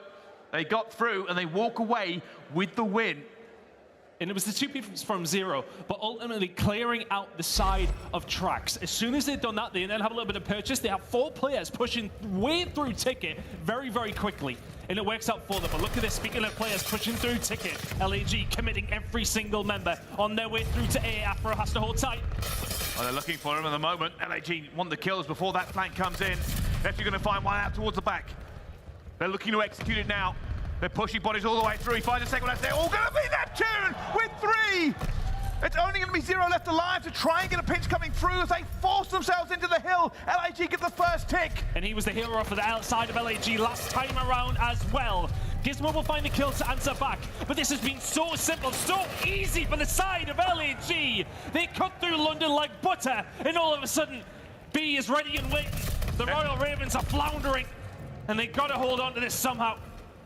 Neptune has just gone berserk to reset this. And now it's a hard job for the Ravens. Can they somehow hold off on B against LAG? And at the moment, they are not doing everything they need to. Neptune gets another kill. Sparks on a 5 streak as well. And LAG, they lost the last round, but they have already put themselves in a fantastic position for this one. Yeah, London are lucky they win their first attack as well, because this is very much looking like an attack over towards the side of LAG. That might just secure it as well, unless Gizmo can pull off a miracle. It's not going to happen. LAG inside the point. That will surely be that. London, can you get there just about time? Maybe Afro can slow it down. But the damage was maybe already done. It's still not locked in yet. All of a sudden, London find the kills. They can put that back down now, but LAG spawning quite far away. Can they find these extra wave of kills that they now need to find? Not a step back. A bowing of the spine. Nothing here for London. They have to be great. They have to be better than that. They have to be perfect. And Zero gets Zero gets another. Duke does find one at the point, but Gizmo clears him out. It's another wipe. And LAG will have to reset, rethink. They've done so much hard work. 5 out of the 6 ticks they need for this. Oh, that kill could have come through for Afro. Would have been massive. Sitting at 3 and 12. The SMG player, the Enigma on the side of London Royal Ravens. He has not been able to get things going. So far, good, so good for the ARs though, as Afro will find more. Slasher will trade this one out. LAG do not need a lot here. If Ravens hold on to this, it will be huge for them. But it's going to be so difficult. Another push is coming. Nasty gets one though. They're still holding them off. They're trying to keep LAG on the back foot. They're staggering them. Nasty's going to be here. He wins the gunfight against Spark. They're winning every single gunfight. Gizmo gets another. LAG have 5 ticks, but they cannot find the last. Any break will do. It just takes one moment, as we've seen in the attacking round for the side of London as well. They are still holding on. 5 spree for Nasty, 4 for Gizmo. They've been lighting it up over towards the B side. LAG have not had a sniff since London got in. And they're doing it again. London Royal Ravens. 0 and 6 on control, but they're going to be in as well. Nasty gets one, Gizmo gets another. And they're foundering. LAG, where have you gone? Here they come. Neptune's going to find one through the front door. Which way the kill's going to go? Spar will find his purchase in. 0 at the kill. Hook the last one there to 1v1. The Afro will win. And London will close out. Flash is here. Oh, he's not even in. I thought maybe, but no. London Royal Ravens. We all sold them down the river. We all said control is a weakness. I mean, how did he lose A so easily, but hold on to B? What do you mean? I don't understand it. Out of everything, out of every point that you talk about on control, out of every single site, that is the one that is forgoed so quickly. And on top of that, Gizmo now with streaks available. Ravens are in prime spot here in the control in map number 3. They just held it so well in the end, and it's going to really boost the morale of London. Just streak after streak. 0 continuing to rain terror. And he's ready for it this time, because we've seen LAG overextend that way down that side of the map. He's playing a defensive role in an attacking round. Nasty will find 2 there as well. London, plenty of map control. London looking to lock B in. They don't have LAG members in their spawn either. Afro though, he's in the spawn of LAG. He gets taken down himself, and the kills will flow through for the side of the LA Guerrillas. But damage is done. B is taken. 2 minutes and 17 seconds to push towards A. Well, can they end this? That is going to be the question. Neptune running around, eventually looking for the player who knows he's going to be up top. P2 does find him. And this is where it does slow down a bit usually. It happened in the very first round. London just trying to make their way across, and they didn't get anything to the last little bits of the game. However, just touching A, putting aLLeY all over the place. Nasty's trying to be a playmaker here. He's all alone, but if he finds something, London will push it. He gets taken down by Spot. Good kills from Neptune as well. 5 spree for him. A glide bomb would help you out. It's probably the least useful thing when it does come down to Berlin, but it's never a bad thing to have. aLLeY still in a good spot here.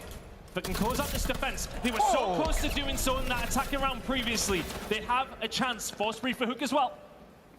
Yeah, he's punching them. He's trying to keep them on the back foot. Huge streaks all over the place for aLLeY. They really do not want to give London even a single opportunity to get through this. Huke, he's just pushing all the way through, and he keeps finding it. 6 now for Huke. Finding his moments here and there. It's been a good hold so far from the side of aLLeY. The spawn over towards the dock side will start to come through for the London Royal Ravens. It's gonna have to be a fire hit. But that previous attacking round that Ravens had, they found nothing until the final few moments. Is this stack over towards this side gonna be the thing that bears fruit for them? Well, Ravens have committed. They've gone all the way through Plaid, all the way through the back here. They're going to get into it. There's only one player going to be left. Huke. He's been so good so far, but down he goes. And London have found their way through. Do they know Spot is there? Spot's going to have to try and come up against more as he gets taken down. It's everybody through the front door for aLLeY. London are in. How on earth aLLeY let us happen again? Zero in the sight. Gets another one slapped and trying to fire back. Spot gets one. One player left. It's Afro. In comes the glide from Gizmo trying to get through it. It's going to be a gunfight in there. And Gizmo goes down. Gizmo gets the point. But it's not enough. London have been rebuffed by the tiniest of margins. aLLeY hold.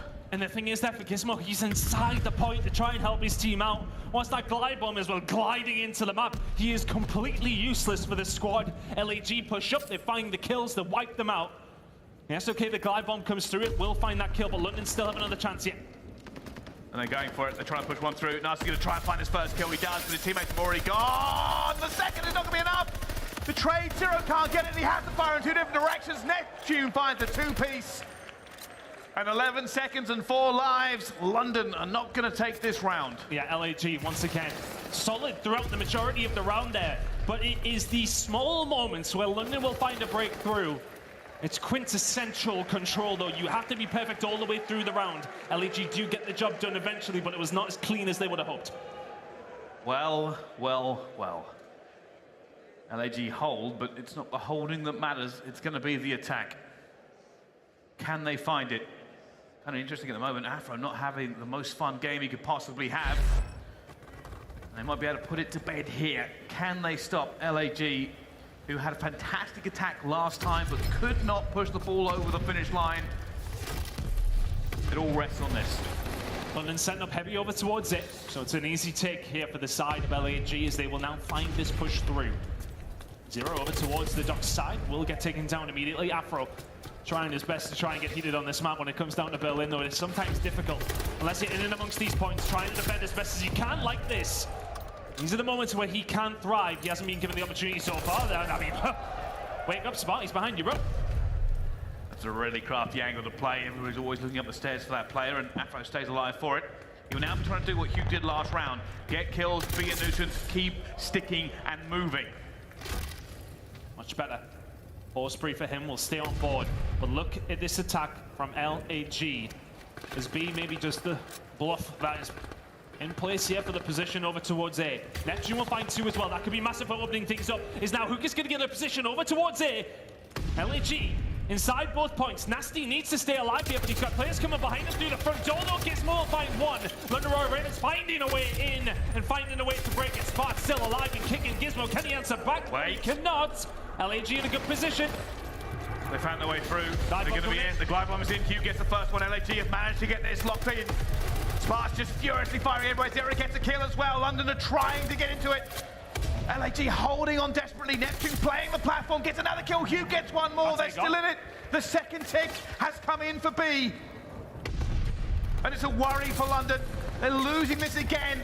And slowly but surely they give it up. They are. They've given it up completely. They're pushing over towards B, say we can do it once, let's do it again. But they don't have time on either side. A is now gone. B is going as well. London have to get there. They have to get there fast. Afro inside the point. Not going to happen. Round number 5 we go. LAG, really interesting play for them on that control, trying to bait out B as much as possible until they got the players into A. They basically captured A with 2 players there. They were just holding from this side. London giving up completely. What's worse is it wasn't even really too bad. They played 1 player in the hill. It is glacially slow when you have 1 player in the point. And they were like, no, Neptune, just keep taking them off the spawn. The rest of our team will back you up. And we'll just take both at once.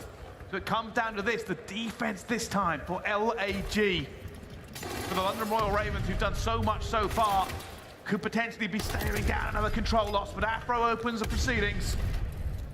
The thing is here, for the side of LAG, their defenses have looked solid for the most part, but it's been sparing moments here and there. When the bean opens up, Zero will hold down the ticket side. And that's now not so much of a worry for the side of London, who can now start pushing up. Neptune's still in, yes, so they'll have to get rid of him, but Zero inside the point. Zero going to continue to try slaying, eventually goes down, cannot finish his dinner. But we've seen this before. London take B. LAG cannot blink, they cannot allow them to get through once again. It just takes one moment when it comes down to control for these attacking teams. Neptune will be dealt with in mid-map. They could do with getting rid of Spot. He's going to find the kill on Afro. There's a big gunfight going on over there between himself and Nasty. Nasty will find him. Sorry, it was Zero, but nonetheless. Control now for the Ravens. But you see what LAG do immediately. As soon as they get some sort of purchase inside of it, they move forward, they get more of that control. They find the kills as well. London in a tough spot. Afro, keep an eye. He's going to try and break this. He's going for the hero playing a ticket and cut down instantly. Like a book. And all falls quiet on Berlin. Take a breath and figure this out. London are trying to decode this puzzle. They know they have the time to slow roll this a little bit more. The first kind of trades come in. They're fighting for ticket control here, London, but it's so close. Hugh almost tries to do something for them, but now London are moving. The second wave is what's important, though. They will get LAG out of their spawn. Gizmo will find the kill on the spot, and all of a sudden LAG have got no other choice than to turn up in the sight and just hold on tight. Hugh makes a huge kill there towards the back. It holds them down. Nasty takes a grenade to the face. A stun as well. Spark gets another kill. Minute to go. London have control of ticket, but they are being outgunned as Hugh jumps straight past. Zero's going to try and make a play. Can he find the kill? He has to. He has to get this kill here to divide the attention of LAG, to pull them apart. Afro finds one in ticket as well. Kills are so important now for the side of London. Spot has been caught with his pants down. Zero inside the point. LAG didn't know where he was. Hook will find one to maybe just ease some of that pressure, but London are inside the point. LAG have to do something about this. Well, eventually they're going to have to move towards it as well. As kills are going to come through. Hugh's already jumped straight into it, but it's just a bit of a flail. He's not into it. London are in. They're going to find a Neptune trying to just hold it up for him as well as he sprays in every direction. It's going to be Afro that gets it, and they're just piling in as Afro gets a second. And Tick is ticking down, and London Royal Ravens look to break a losing streak of 0 and 6 here on the control when they need it the most. They take down LAG, and 0 and 6 may be the number, but the 3 and 2 in the control means more.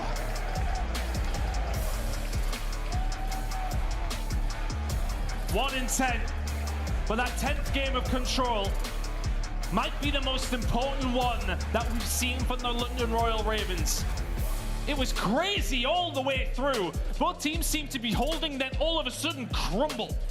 And it happened to both squads, but LAG are the ones found themselves 2-0 down. But the round that is going to make the difference for me is the one where LAG found A, but could not get a hold of B for the love nor money price.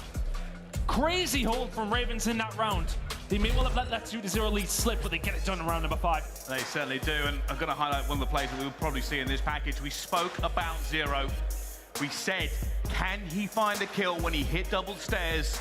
It will make LAG panic, and panic they did. Afro finds the first control in ticket. Zero finds one on the flank. At that point, LAG didn't know whether to stay ticket and try to slay out or go back to the hill. In the end, they did neither effectively.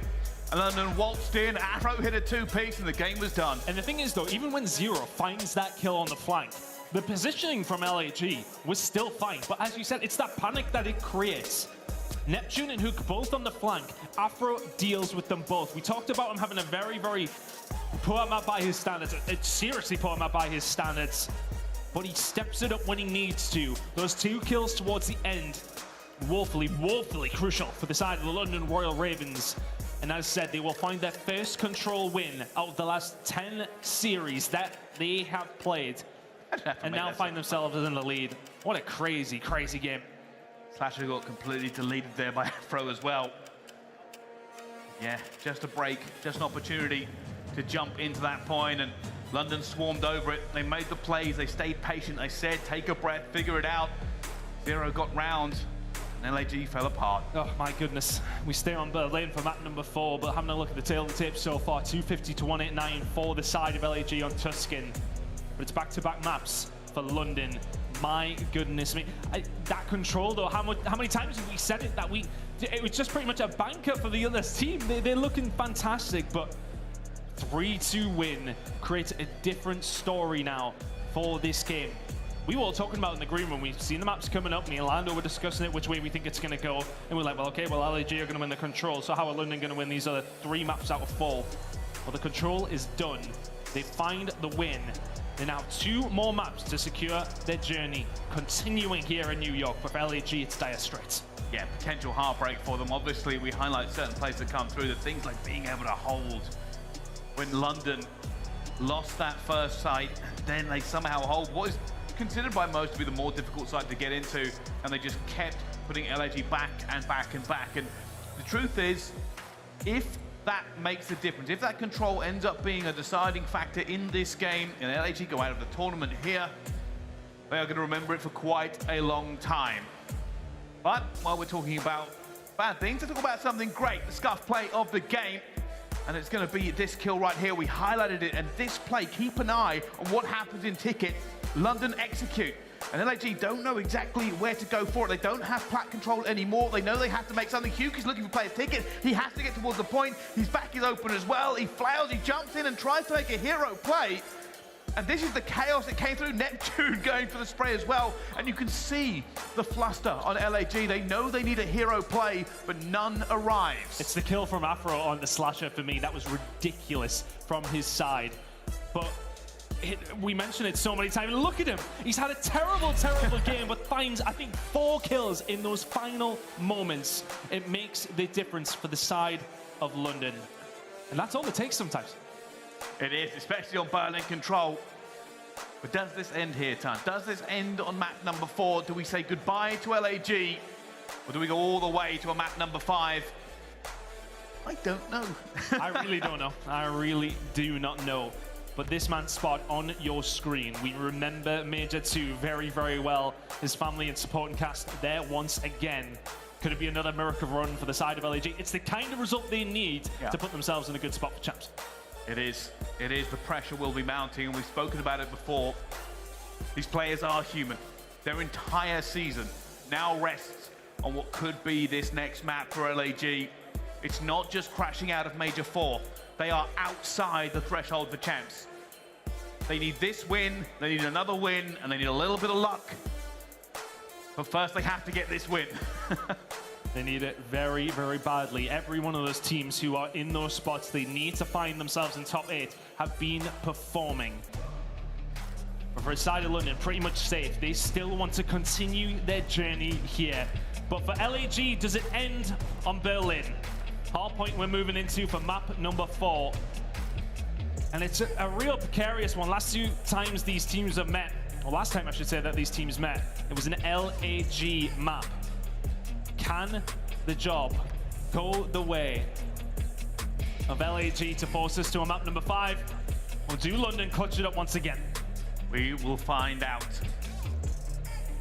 So much on the line for London. It's just a move forward in a Major 4. For LAG, it's everything. So keep an eye on this one.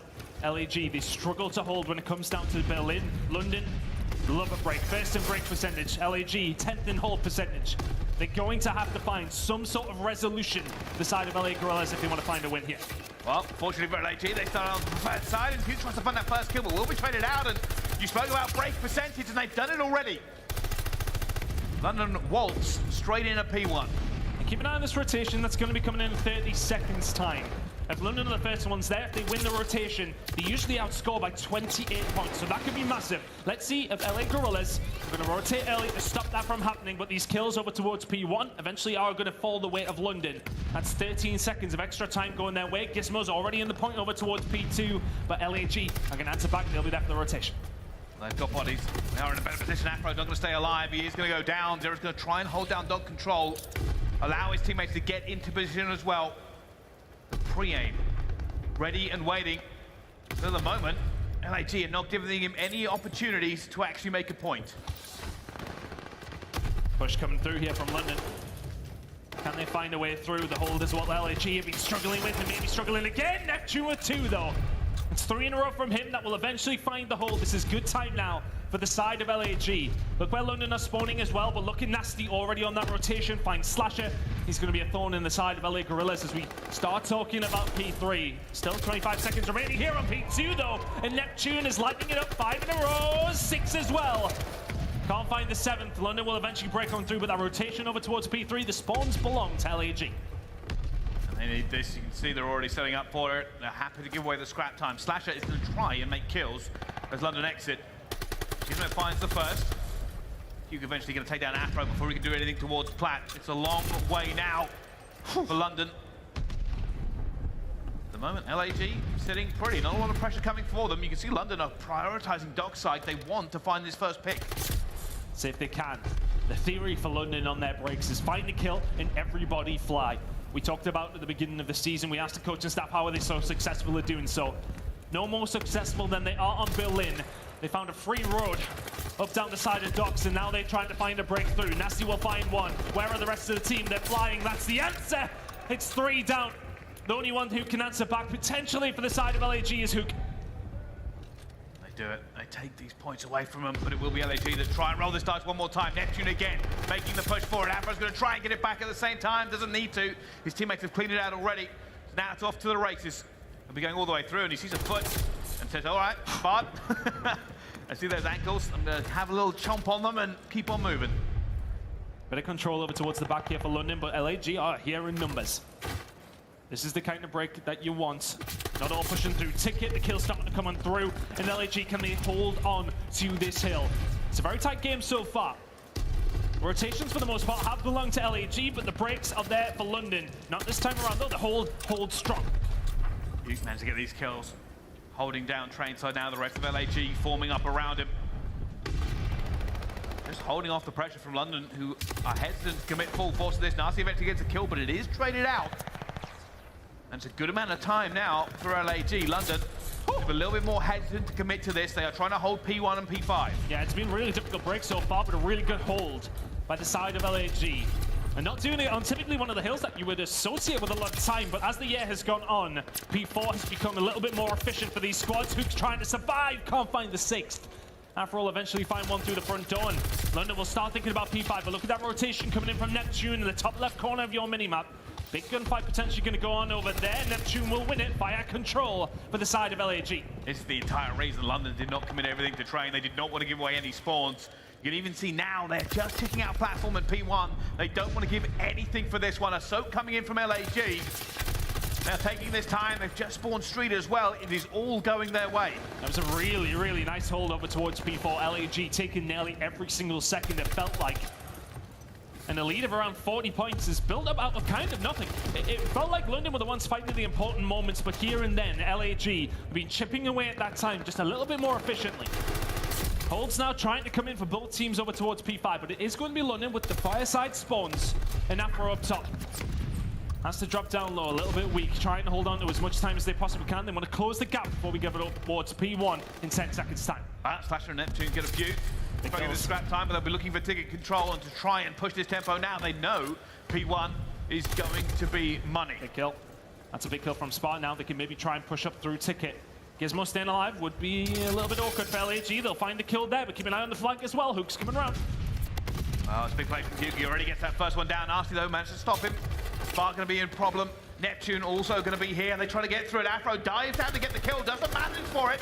And Nasty now coming under so much pressure. He knows they're all surrounded. Slashy gets it. It's the break from LAG.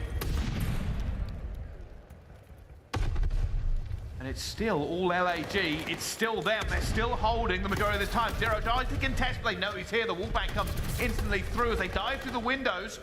And LAG continue to hold here. Afro can maybe make a hero play, but there are too many bodies against him, surely.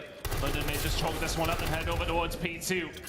I mentioned at the top of this map that when they do get over there, they are outscoring opponents heavily. Now, they're #1 team when it comes down to this hill. They are very much going to be there all on their own, but Neptune sitting at 20-11. Can he be the one to maybe be the catalyst for the side of LAG to find a break here? London are in, London are locked in tight. Where do LAG find the break? Where do they find the gap? Kismet already takes down one. Slasher looking to try and find this player. He knows he's going to be docked. Eventually gives it up, goes towards the point that's been called out, and he says, all right, Afro, I've got my pre-aim locked in. LAG are through. Gizmo trying to just make sure they don't get any points onto it. Stick and move. Gizmo trying to find that kill over towards Dockside will do so. Staying alive, if only momentarily. Spot will find one. Can't find the second. Zero over there. Big gun find the outside. The pistol chal from Spot. And it's a bit of back and forth on this point. Most important thing now, with time ticking down, is going to be this rotation. LAG have it, London do not. And at the moment, don't even have the points on the hill. That's good time here for LAG. London makes some good time on that hill as well, though. They have definitely closed that gap. But this rotation over towards P3, last time around, was fruitful for the side of London Royal Ravens. They found a breakthrough. Can they do so again? They have to get past Spark first down the outside. And this time, Slasher is ready and waiting. There will not be so much of an open door for London Royal Ravens down that side of the map this time, but they're going to be pushing through plot. They have to. They've got to break. Afro's already managed to get into it. They're now fighting from the bad side. London have found a few kills, but the trade's still not going their way. LAG shut it down. The points here are huge for LAG. They are moving further and further into the lead. They are clawing their way to the end of this game, taking it to a map #5. London will try to break again. They're trying to find a way through, maybe through Gizmo and Zero down the outside. Inside the fire we go, and the thing is for London now, the deficit is at that point where you need a challenge for every single kill, for every single point. But Spot and Slasher combine. Hook's already up to the races, and what was a thoroughly beneficial hill for the side of LAG over towards P4. Can they get here first this time? Hook will eventually fall. London will lock it in, but it is an 80-point lead for the side of LAG. They are wanting to force this map #5 as Spark finds another towards the back. Well, for London, it's about soaking time on the train. It's not the easiest thing to do. You can already see LAG. They'll be fighting around this point just to defend as many points as they can, but London hold firm. LAG are going to take this a little bit slower. Their objective really is not to try and soak the majority of this time. It is to stop London getting a lot of time back. Slasher finds a gunfight onto Nasty. This time it's been soaked up. It's a big kill from Hook, though. The break may come, but Zero, Gizmo combining well. As Gizmo will find a second. London hold on. This is crucial time for them. 25 points remaining on this hill. This will put them within, well, kind of touching distance if they can get it. This has been a full hold over towards P4. It's similar to what we've seen from LAG last time. But can London continue to close this gap? They've done so well over towards P4. They're making the play for P1. They're already here. Nasty's eventually going to go down. Hugh does find him. This is all the fight they need. Afro looking to flip it. They flipped it. If you're LAG, soak P5. If you are London, stop them doing it and hold P1. For LAG, they have to hold this. They need to take it to a map #5. They're already against one. They're looking to push into it. Slasher, he's fighting around this position from both teams. They do not want to commit and throw this in the bin. Spawn there for Neptune inside of fire. He finds the kill round behind onto Zero. But the hold from Ravens, the spawn's still there from LAG. They've got the spawns they want. But this fight over towards P5 seems to be going the way of LAG. 20 points away. They've got the spawns for P1 they want. We go there in 25. But London have got everything to do. LAG have played this very, very well. They have put the pressure onto London. Big kills. They have soaked every second they can, and London keep having a chow. They have not been able to fight for spawns. 15 seconds left for LAG to take it to map #5, and it ticks down as Hugh finds 2. And he is just playing them like a fiddle while Rome is burning as he finds the 4, but not quite. Eventually it's got through, but London are trying to flip this. P1 is in their hands, but time is not. Neptune is in, they're flooding through platform. LAG are trying to take it to a map 5, and they've done it. They are still alive at the major. A wonderful hold after wonderful hold from the side of LAG. Gets the job done. The spawn comes in from Neptune over towards Fire, towards the end of that P5 hold, and they lock it down from there. They stop London getting any time. They have the P1 rotation. London are flabbing, can't get in. We have them at number 5. Oh, we do. We speak about pressure, we speak about the moment. And LAG rose to it this time. They looked in control for a good portion of that game. Neptune started off strong, and the rest of the team eventually rose to meet him, going pretty neutral all the way through, but the rotations, that pressure on P5 and P1, that they were very, very good at it. And both teams had a really good stronghold over towards P4. But I want to say that the difference was in that one in particular, when LAG already had that lead, that P3 hold was instrumental to their win. London Royal Ravens are going about it maybe the different way that we thought that they would. Both hard points over towards LAG is not something we expected. But heading into a Tuscan Search and Destroy, some way, somehow, we have found ourselves in a map number 5, Tuscan, to finish things off. And it's just map 5 after map 5 after map 5. The guys making the schedules backstage are losing their minds. They're running out of hair at this stage because of how close everything is towards the end of the season. Major number 4 has not disappointed so far. Yeah, you are right. I think the statistic is actually ridiculous when it comes to best of 5 between all of these teams. But one thing about it, it's always glorious to find out how it is going to end.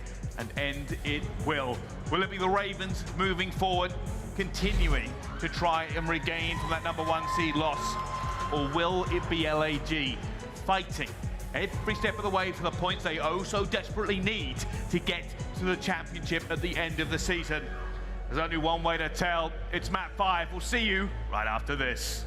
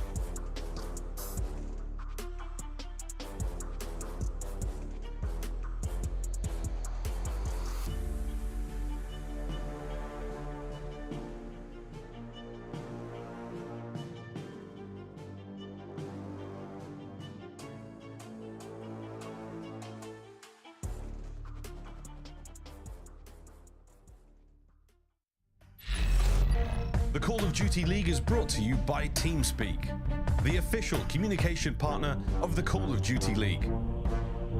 And AimLab, official first-person training partner of the Call of Duty League. Unleash your potential. Ladies and gentlemen, welcome back to the major here for the Call of Duty League. It is time for another map 5. I would say they're rare, but they're really not at the moment. They are still very, very important. These two teams have fought all the way to this point. One map decides their fate at the major. It's an elimination S&D for London from the tournament while being #1 seed, from LAG, from everything.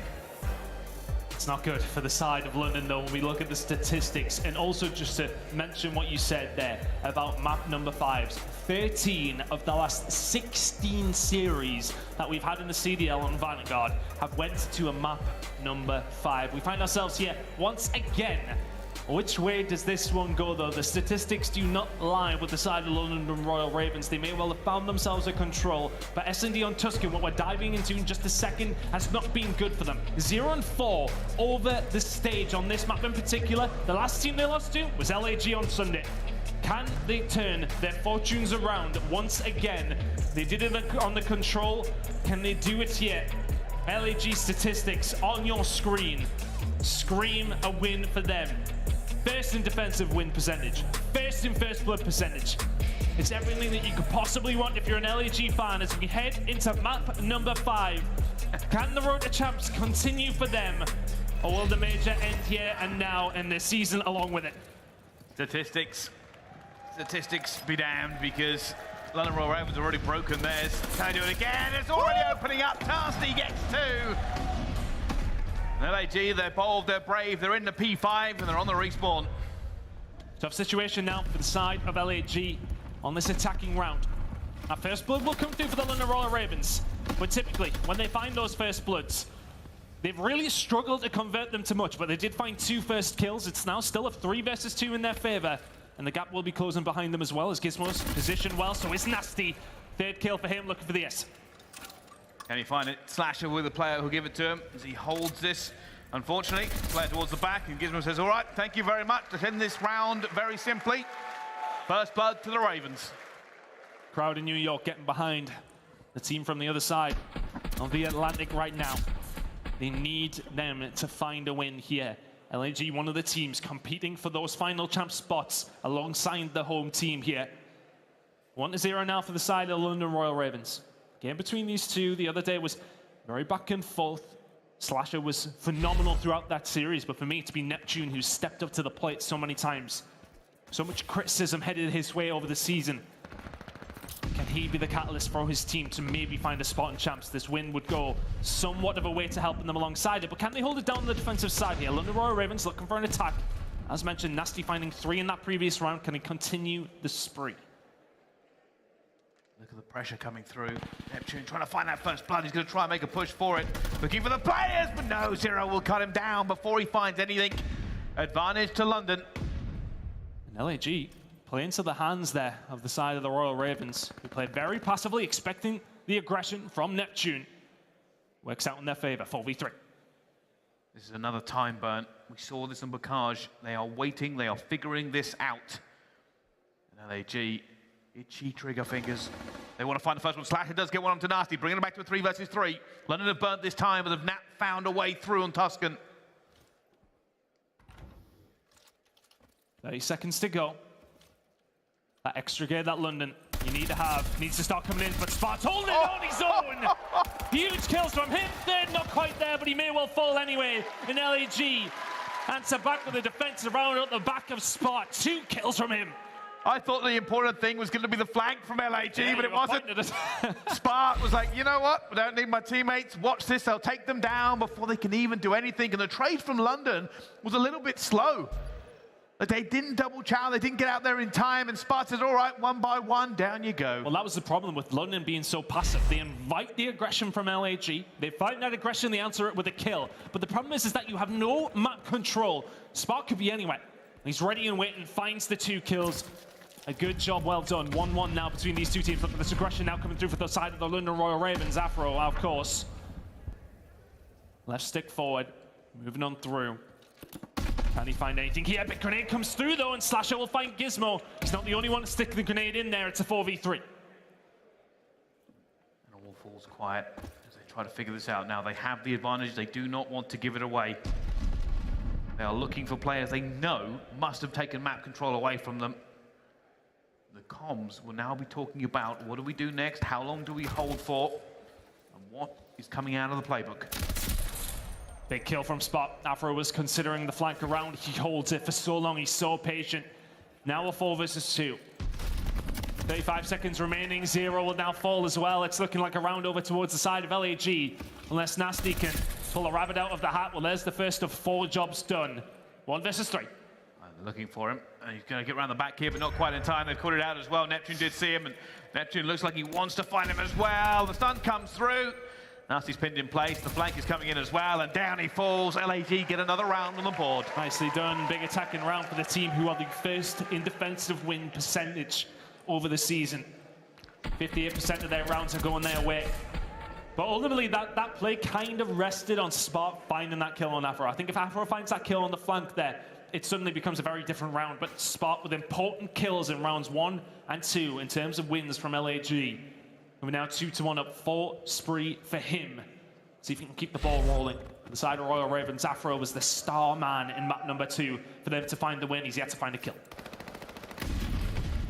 The initial barrage of explosives flying all over the map. One of them found Hugh, so they're waiting for him, but they didn't wait long enough. They almost throw it away. Hugh has to backpedal. And somehow, with everything that's happened, no kills have gone down quite yet. Afro jumps across. Hugh gets away again. Neptune eventually finds on the 0. Kismet gets one back. Down to a 3 versus 3. It's erupting now. Slasher finds one more. The LAG have moved London and Royal Ravens further back. And Ravens can't really find any purchase over towards either side. LAG are matching aggression with aggression, then holding their positions. But this might have worked out for the side of London and Royal Ravens. It's a wolf pack. We haven't seen very many of these this event, but basic premise, stick together as a unit the entire way through as we clear it bit by bit. Time's ticking. They have the numbers, they will want the trades out of this. Is he going to get out though? Is he going to get out though? Because as soon as this bomb goes down, LAG are surely going to burst into life. Are London ready? They still have the numbers, they are very, very tight. They're looking for this one, they want the trade, that is what they're looking for. And Afro gets taken down! It's now 1 versus 3 for Nasty. Do they know where he is? I don't think they do, but they are gone to Overwatch. He's going to find the first one, he knows he needs to chow. He's looking for Slash, he finds it, but what about the defuse? Nasty just did not have the time and lost the gunfight anyway after he comes out of the animation. LAG 3-1 now on the S&D. Neptune finds the gunfight. And honestly, Nasty does a really good job. I love the route that he takes. They don't find any information around the spawn of LAG, so the presumption is there on the flank. As soon as Afro falls, he calls out 3. Nasty's job is a tough one. Nearly got there, but a bit of a gap now for the side of LA Guerrillas. 3-1 to the good. Ravens need to answer with a defensive hold here. And it looks like they're going for a bit of aggression. They're taking mid-control. They're going for a big P5 as well. The stuns have come through. How much info off those stuns did they get? And I want to say here as well, as the control comes in for LAG here, as far as plants come on Tuscan, they are the team least likely to do it. Their percentage is the lowest in the league. They choose not to take that opportunity over towards A this time. Keep an eye. This is going to be chaotic. You can see P5 in control of London and nothing else. But the thing is for LAG, no information coming in from Hook yet. So they know that the flank's not coming in over towards A. They know there's potentially players over towards B. Zero must survive yet. Gets away, but are they ready for where Hook is? Everything Zero just did there, slow down LAG. Hugh finds one though on the flank. And London are going to try and react to it. They're looking for a mid-map as well. And it's hesitance from every single player here. They do not know what is happening in this round. The players have flipped sides. Still no plan coming in for LAG here. London are struggling. The timing just not there from Zero. This time it is though. Spot will fall. 3v3. Bomb going down. He's going to try and make a move. Does he see him? Does he see him? He does! He's going to get it as well. Down to a 2 versus 2. Bomb down. London a retake. London need this round. 3-2 is very different to 4-1. Slasher looking for this. Trying to figure out where on earth have London gone. LAG, 25 seconds left to find it. It's on Afro. They're checking every single corner, every single way. Zero gets the first one. Slasher in a 1 versus 2. But time is against him. He's going to find Zero as well. Where is that last player? Afro has to find him, has to go, has to run. Slasher's going to find. Oh my God! The timing, the absolute timing is LAG. They hold it in the end and they get it. Slasher 1 versus 2. The composure from Slasher to just stay alive as long as he can. Neither team can find each other. It was a game of hide and seek throughout the round. Zero did his best through radio, finds 2. It matters not for the side of Royal Ravens, 4-1 down. That was not a typical S&D round. The players were everywhere. Oh, he was so close. It was just on the big screen there, and of course for you guys at home to seeing him. Slasher just got round the corner. Afro didn't get any information. Slasher does not slow down. 8-2. Oh, looking for a huge smell blood in the water. Nasty goes down as well. A 2 versus 4 for London. And LAG, they turn the screws. They know they are only a couple of rounds away from taking this. Oh, the time in there from Zero is now going to surely get rushed. Who will find another? It's Afro in a 1 versus 4. It's LAG. May well be going to match point, and Afro yet to find a kill. And once again, the timing just not on his side.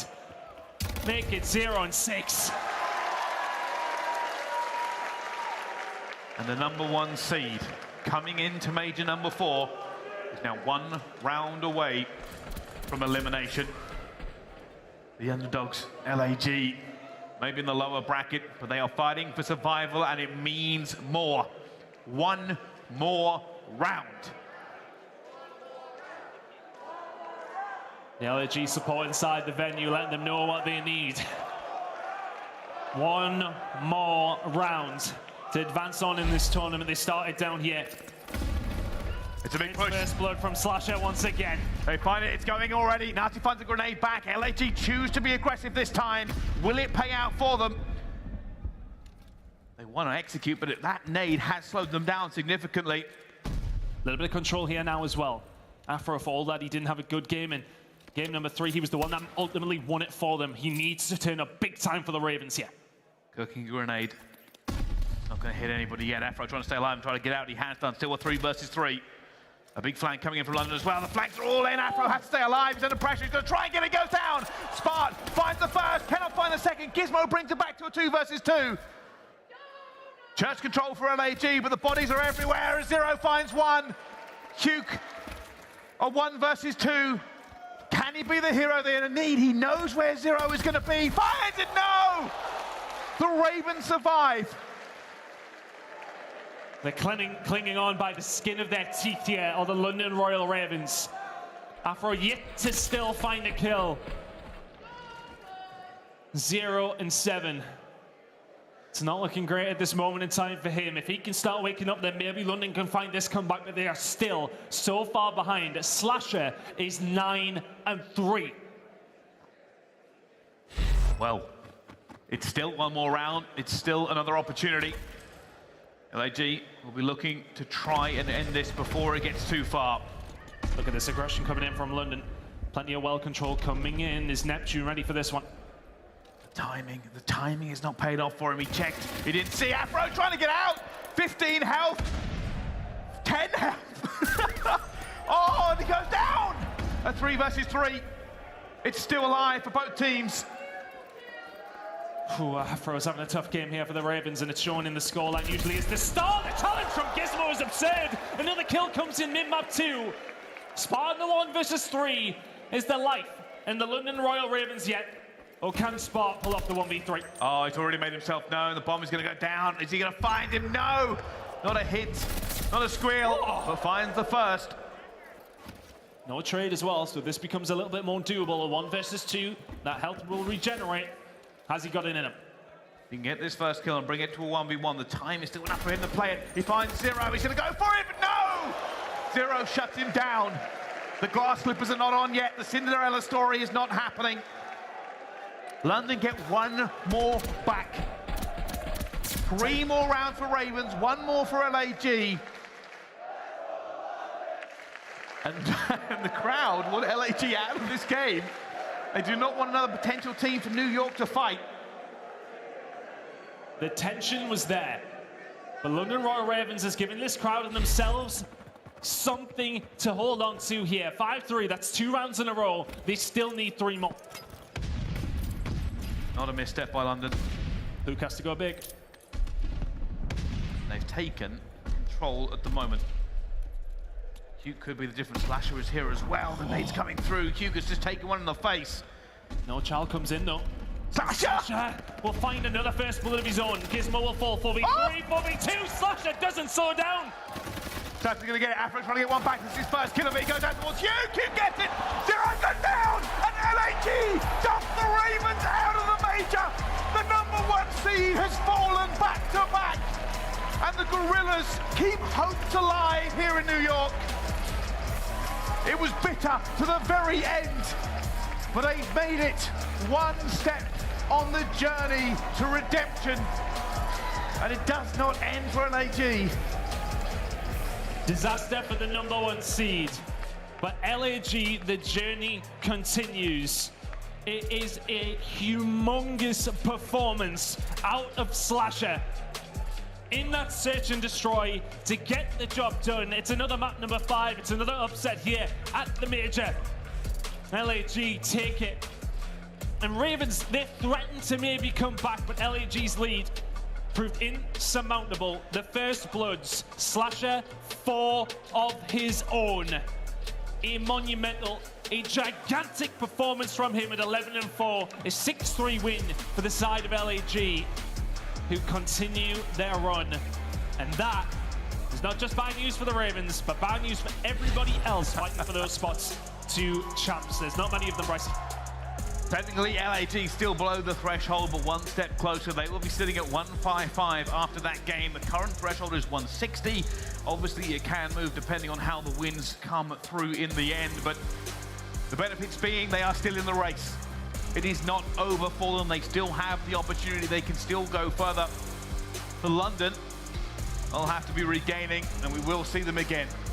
We will, but again, it's kind of the age-old story. We've talked about it with the Ravens throughout the year, or whatever iteration of a roster we have had from them. Online, they've looked really good. They haven't been able to translate it over towards LAN, though. It's kind of been an issue throughout. They had a good stage 1, of course, but other than that, it has been a poor performance over on the LAN side of things. But they've got out one more opportunity at champs. The fortunate thing for them is that they have already secured their spot, so they will have one more opportunity this season to get something done. Worst part for this, as for the Ravens, they won a controlled and lost the series. Oh my God, yeah, that's true. That's how they break the duck. Maybe that was what was getting them through. So Sav, I'll choke up the control.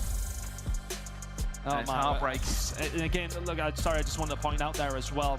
Afro had an absolute barnstormer of a search and destroy on Bakaj. 1 in 8. When it comes down to it, on that final map, that is a performance that he will rue, absolutely. But overall, it has to be said, aLLeY, the more convincing throughout that search and destroy. Hardpoint wins S&D to finish it off. A wonderful performance from an aLLeY side. Yeah, and obviously at the major, we are loving to seeing a lot of map #5s, but it comes down to just who is better on the day, over and over again. Teams stay alive, teams making their dreams come true everywhere at the moment. And for me, Tan, like, I don't know how this is going to end. We have got Sharks in the lower bracket. We have teams making runs deep.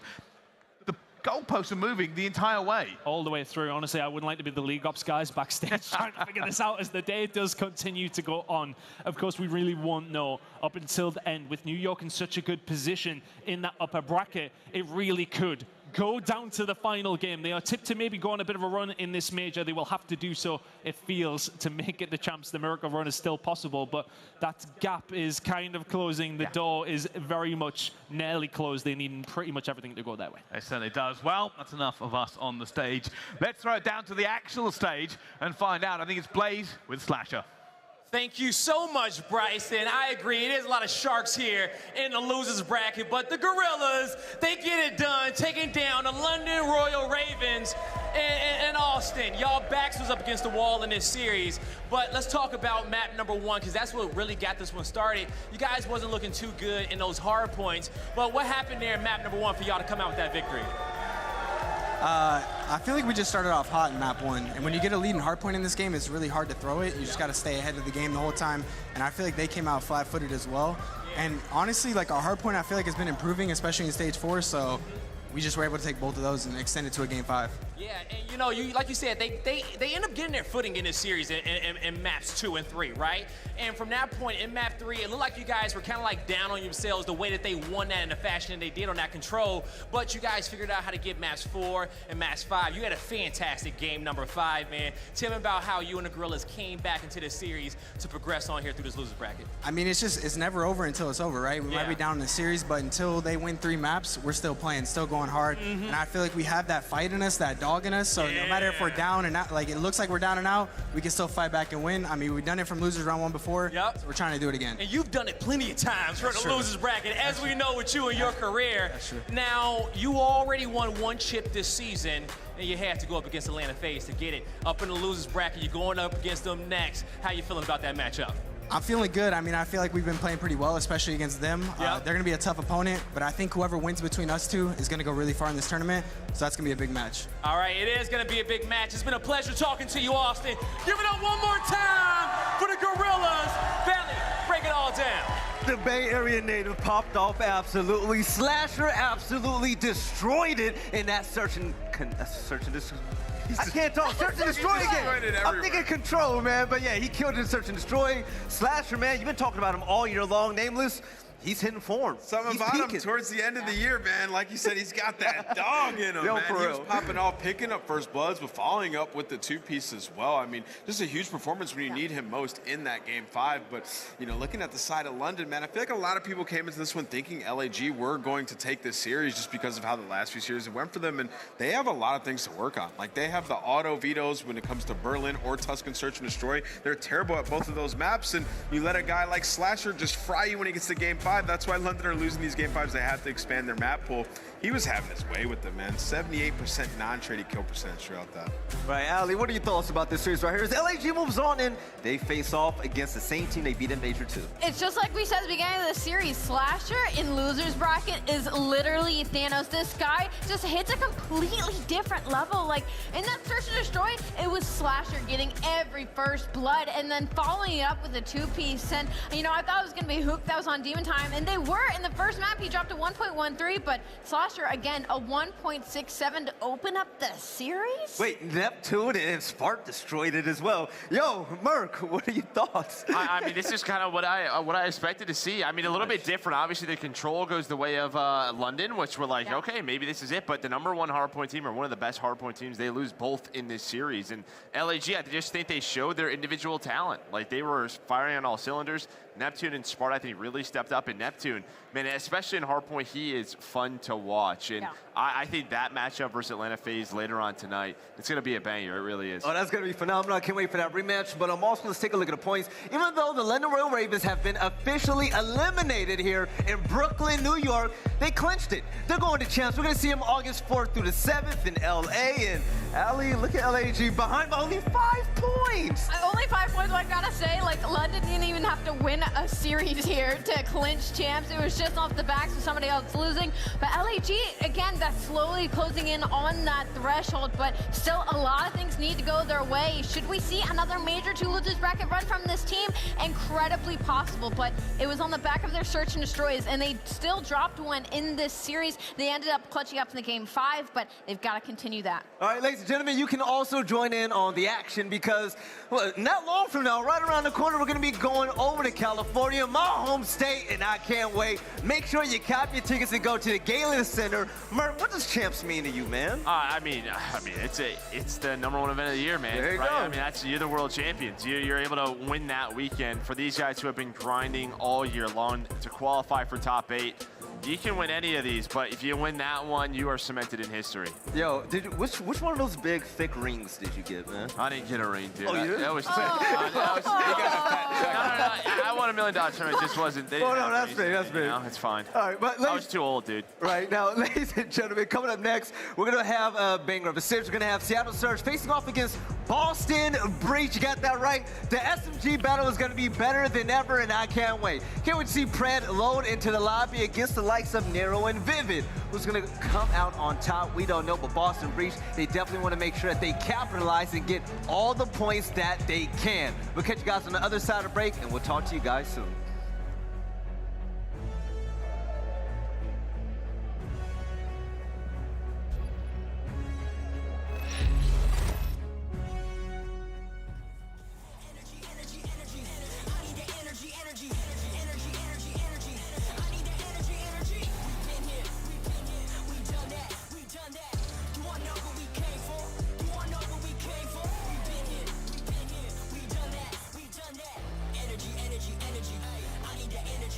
I'm in the game like EA, been in my practice pre-K, shooting my shot from long range, going over here's a good 2-day, treat every day like payday, y'all been living so mundane, my work week is Sunday to oh wait, that's every day, putting in overtime, punching the clock, I'ma get what's mine, while everyone's sleeping, I'm living my dreams, I got a coin that's so divine, Lord take the wheel like 10 and 2, I'm losing energy, I'm overdue, I've been on the top ropes, hitting my pose, watch me hit the power moves, been here, done that.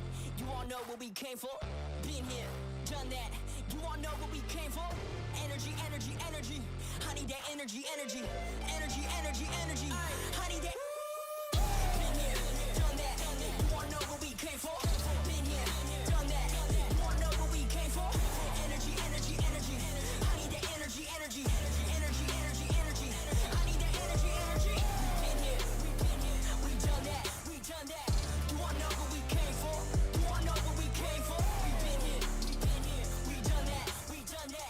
Energy, energy, energy. I need that energy, energy.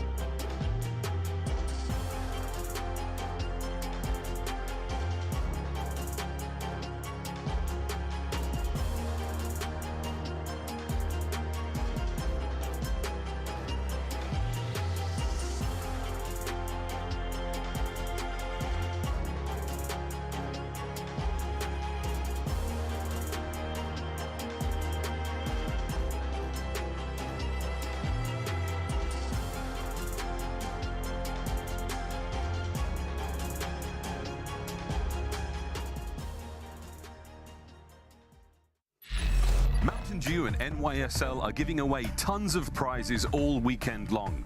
Grab your friends and join the Major 4 Metaverse event in Decentraland for your chance to win. Visit nyxl.com/do. Upgrade your game with a Scuff, the official controller of the Call of Duty League. Amazon Prime members get free games every month and a slew of free content for your favorite games like Call of Duty. Claim yours now at gaming.amazon.com.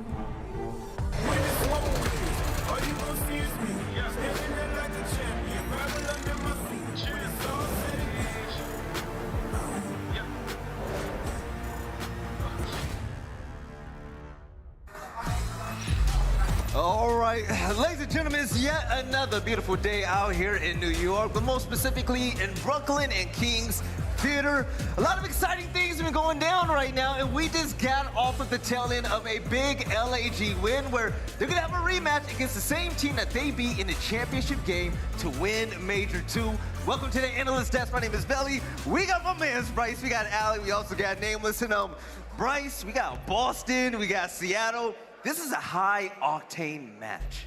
It really is. Like, one of the things about this game is the amount of times you have to look at it from different angles, right? Yes. We're talking about the Major 3 champions coming down into the lower bracket.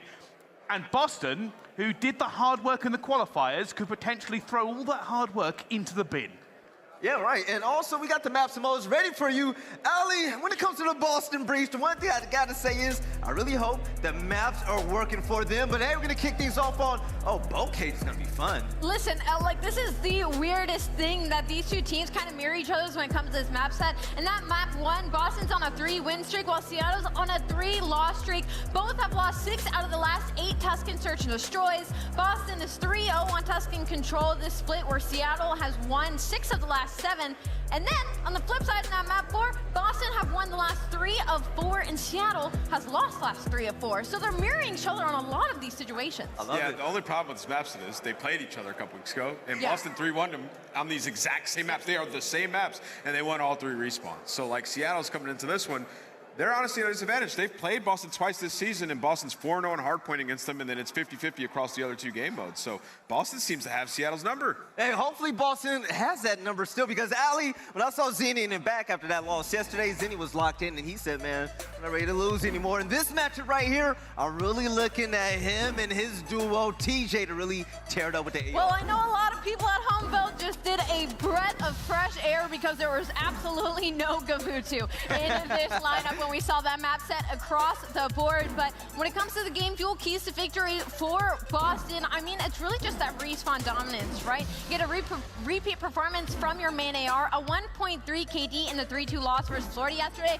Everybody on Boston started that series off slow, but in that game 3 and 4, they really turned it up. And hand search another L on Tuscan Control. Seattle have won 6 of the last 7. Only loss was to Boston on July 1st. Like I said, Boston is 3-0 in that map and mode. So heading into the respawns, it does favor Boston. And just a reminder, the Boston Breach has had one of the most electrifying team changes this year, bringing in Vivid from Florida Mutineers, and that SMG duo is beautiful in that squad. But hey, yo, Bryce, I've been talking to you about Seattle for all year now, for some time.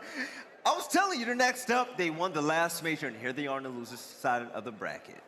Yes, it's an interesting point. All right, let's give them some credit. Seattle, they won the last major. They didn't have to do too much going into the qualifiers. They know the rest of their season is open for them.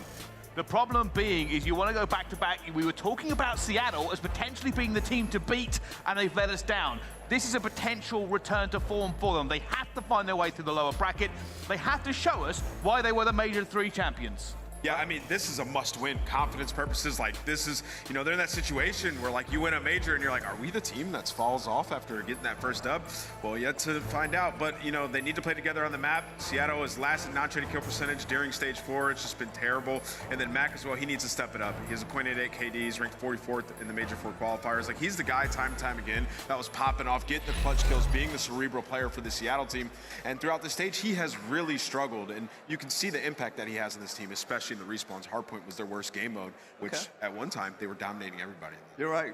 All right, Bryce, pick'em times. I know that you like to not be too spicy when it comes to your picks. You're always just set on who you want to win. Do you think Seattle might get this, or do you think Boston is just going to be way too fast for them? All right, I'm going to go with the Major 3 champions. I'm taking Seattle. Look, I have to believe in Seattle, right? At the moment, Boston did the hard work in the qualifiers, but it is pressure time for them. They are not safe for champs. They are not safe in anything, and I feel like they may crumble at the last hurdle. All right, aLLeY, Seattle, Boston, who you got? You know, everybody here knows that I have been a Seattle Surge believer since the beginning of the season. I love every player in their respective roles, and they obviously proved themselves at Major 3. But in literally any other qualifiers, I would have picked Seattle Surge in this situation. Okay. In this game, I have to pick Boston Breach simply because from this qualifier, Boston have 2-0 on them. Like, they've beaten them twice now. This is the same maps and modes as well. The only map that Seattle was able to take is that Search and Destroy. Okay. I just think they might have their number. Not the Search and Control, right? Hey, yo, Nameless, how you doing, man? Boston or the Major 3 champs? I'm going to go with the Seattle Surge in this series. Okay. I mean, I just feel like the Major 3 champs, they're going to come out here. They're going to bounce back. Like, this is a team that is coming off of a LAN dominance. Like, they're comfortable on that stage, playing on LAN. I think they're going to turn up here against Boston. All right, Bryce, I'm going to ask you for your player to watch. By the way, my pick is definitely going to be the Seattle Surge, and rightfully so. Now, the reason why I'm asking you this is because I think Pred is just phenomenal. Oh, you've stolen my pick. Pred has been on a tear lately, man, and outright one of the best players that we've seen in the game lately. If you had your eyes on a player, who would you want to watch? It's gonna be Pred, and I'll tell you why, for multiple reasons. It's actually a really easy pick. You stole it straight out of my mouth.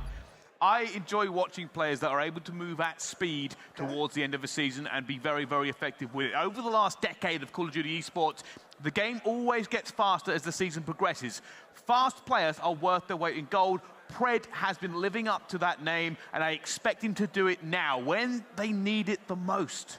All right, ladies and gentlemen, let's go ahead and kick off this amazing series, the third one of the day. Seattle Surge, your Major 3 champions, and the Boston Breach. Let's get it in.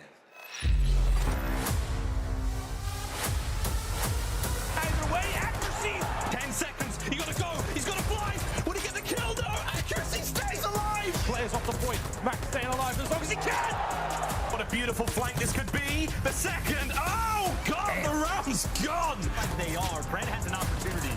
There's the first. There's the second. Turns on. And still, if fire works out, do you get any more? Yeah, he can. It's 5.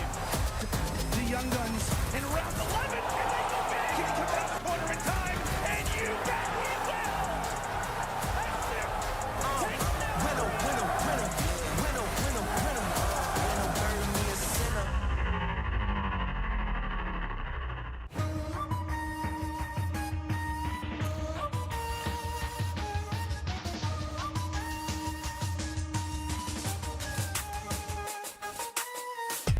Very, very difficult now. Methodz trying to lock this down this right-hand side. Up 2 will get taken down.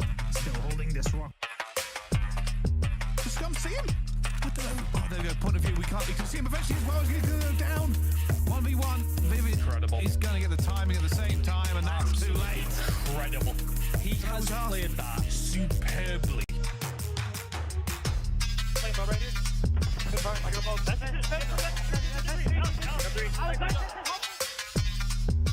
Four's not his best, but he's going to do what he can. Over to TJ now.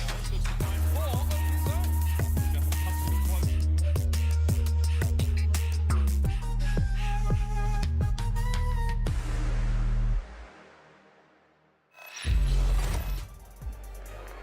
All right, New York, it's that time again. Another elimination matchup is about to hit this stage. The first team coming out looking to survive the storm. I give to you the Boston Breach.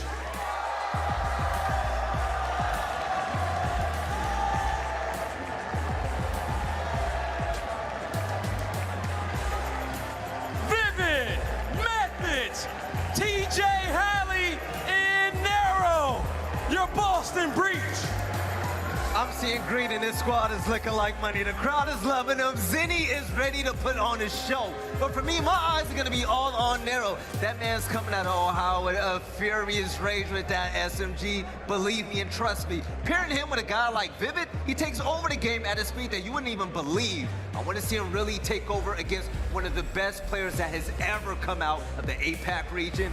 Blaze, bring out the Major 3 champions. We ready, man? Yeah, I'm ready as well. I introduce to you your Major 3 champions, the Seattle Surge.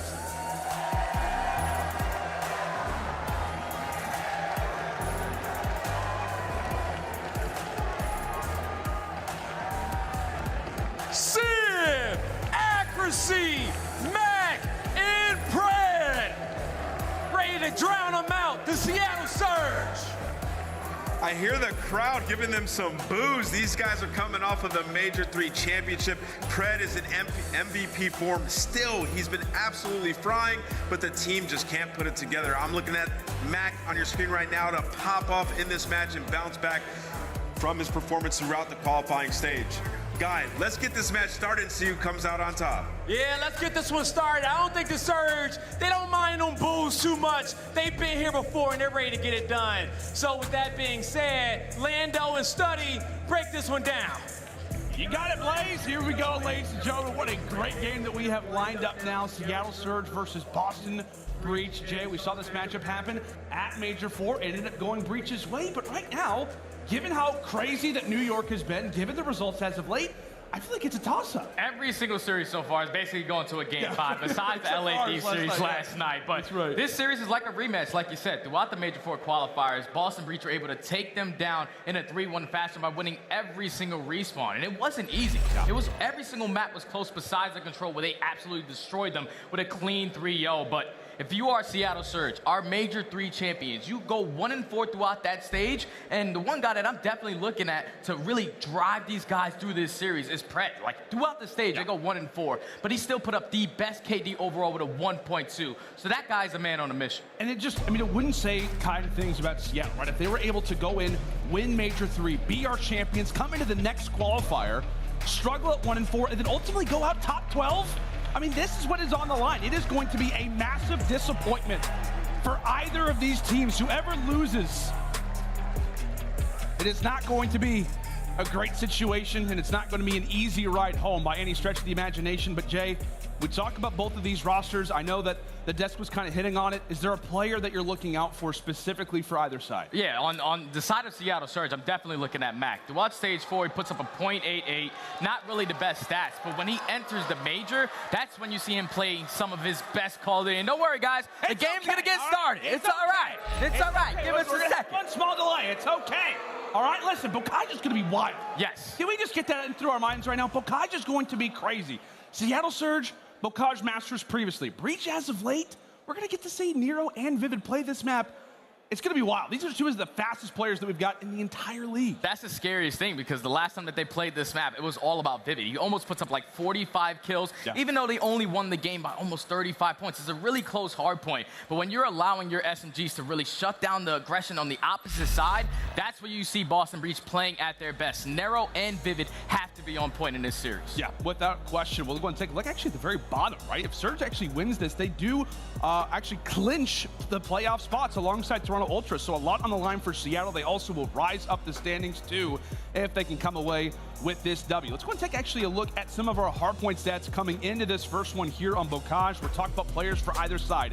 Players to look out for. These are the two guys on our screens that are always going to be making some major plays on the map. You got Pred for one side, and it is Chef Tony that sits on the other. Yeah, Methodz sitting at a 1.1. The guy with that AR in his hand, he has an absolute beamer. But then on the opposite side, Pred, he's so damn fast with that SMG in his hands. The fact that he's over a 1.0 KD on hardpoint in general, that's every single map the guy's putting up probably the best stats for this team. So this is going to be a battle between both of these slayers. Yeah, it's like one of the crazier stories that we have going on right now in this CDL throughout Major 4. The fact that his team goes 1-4, he puts up a 1.2. Insane. It's wild. It is absolutely wild. And it feels like, right, you have that slaying trio of himself alongside Mack and Simp. If those guys are frying, Boston are going to have their hands full. Yeah, that was the biggest thing. At least last time that they matched up, Simp didn't really have the best series. Puts up like a .85.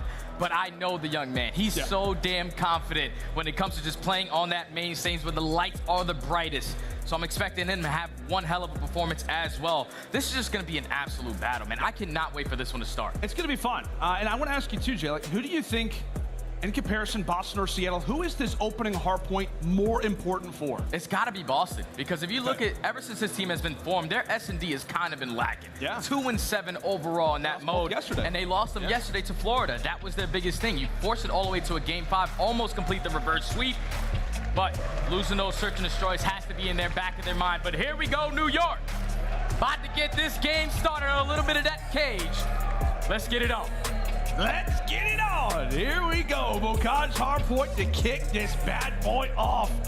Who is going to be headed home top 12? Will it be are defending Major 3 champions, or will it be one of the hottest teams lately in the CDL? Seattle versus Boston. Here we go. The cage. We look through the eyes of multiple players, more specifically Sib off the rip. So everybody will send their SMGs forward and also toss their nades out on top of it. Just a little numbers here for both of these squads. Boston are 2nd in rotation, 11th in hold percentage.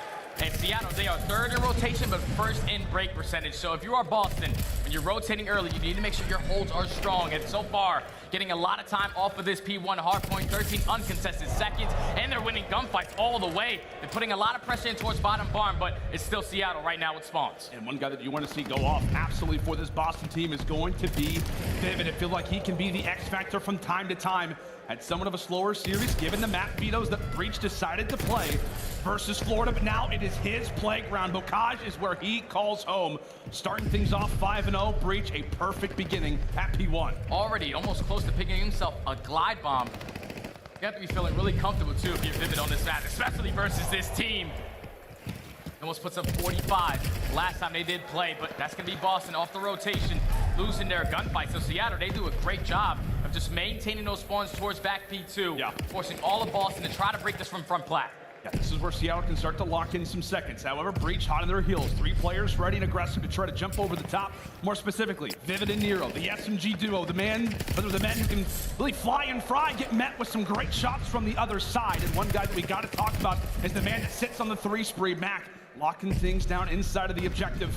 See if he can start to have a dominant performance as Pred looks to strike with 2 of his own. Predator puts himself in at least in a great spot. Find that 2-piece. Now if you're Boston, you still have control of the spawns towards the back, but this has been a great P2 hold from Seattle. Basically uncontested for the entire 50 seconds that they still earn. As Mack finds that kill, but eventually does get traded. No blind bomb earned. But the way that Seattle were able to respond off of that P1, it's all going to be about these gunfights, trades going back and forth, but Seattle are on top. So funny, man. You look at the score already as we headed toward P3. You got 2 players who are sitting on breadsticks. You have certain players that are leading the way in terms of engagements. A complete mirror of each other. However, Surge sitting in the advantage and also with those spawns toward their back. We'll see if anybody from Breach can start to sneak on through, but the nice nade comes over the top from Nero. Nero handles business toward the plat as well. Great job so far. First wave clear, but Seattle still hanging on, still lingering for a moment as accuracy puts 2 in the dirt. Yeah, Seattle still have those spawns right there, but now Boston Breach, after dropping 3 players, they are going to flip towards the back. So if you're Seattle, all you're going to really try to do is just keep them in towards that backside and gain as much time as you can. As accuracy with the 2-piece, with the pistol. Just contests it a lot for Boston Breach. Nero does find himself on that 5 spree. And now it's all about this rotation towards B4. Seattle once again having those spawns in their possession. But with Boston, these last few kills have been playing off the back foot. Nero narrowly falls off of that 6 spree, so no glide bomb for him, at least for now. But as we said, when it comes down to our fast SMG players, rather specifically for Boston, it feels like those glide bombs are just a matter of moments away. TJ trying to make the play toward the back. Great headshot there on Sib. As we said, Boston trying to play that long game, and now they've got the spawns. Yeah, that was a big kill from TJ to win that one-on-one. Now spawns do flip. Seattle trying to hold from the front, but more bodies here from Boston Breach. They're able to execute the break. Now they just have to hold the push from Seattle, all trying to attack this from middle. Boston trying to get themselves back into this game, down 35 points, but with 25. If you're Seattle, you want to back up. Make sure you maintain these spawns for that P5. Game starts to come to a little bit of a standstill. Last 15 are going to go the way of Boston. Surge, as we said, time and time again with those spawns. Breach have done a great job of playing off the back foot. Still down in this game. By no means out of it times. Doesn't seem to be too much of a factor. It's really been one team holding versus the other. Not a whole lot of contest, not a whole lot of open time. Accuracy looks to hold things down. Boston really just looking for a strategy, looking to get everybody in somewhat of a force together. But Pred and Mack starting to fry, cut down 2. And with that accuracy, the sole man left inside of the HP. He gets challenged and nearly turns. Nero finds 4 kills in a row to break the setup before he does get team-nated by Vivid. But now Boston Breach putting some time back on the clock for them. Only down by 10 points. They're forcing all of Seattle to just continuously spawn towards the back. They can't even get close to this one. Oh my gosh, and Nero, you can start to see it in this movement. He's starting to feel himself. Another spree where he goes down, but those kills are huge. Pred takes a nade to the face, thankfully dodges it. And with that, Seattle now put themselves in a good spot to walk away with the scrap points. But really, Jay, conclusion after the first set of rotations, it feels like Surge always holding those initial points. Boston getting a lot of that time in between and doing a great job at breaking hills. Yeah, it's all about the Surge right now. Their initial setups, at least for some of these money hills, that P2 was held for a full 50, but now we find ourselves on a second rotation. Boston Breach did a good job at this P1 last time around, getting about 20 seconds. But they do control the spawns for now. Seattle Surge, their big picture right now is just to flip them. See if they can do it. And then, in fact, let's actually step aside and see how those comms are sounding in the midst of all the chaos. Let's go to a listening with Seattle. Can't get on top house, Nero, bottom house. Bottom house, bottom right. We control nice.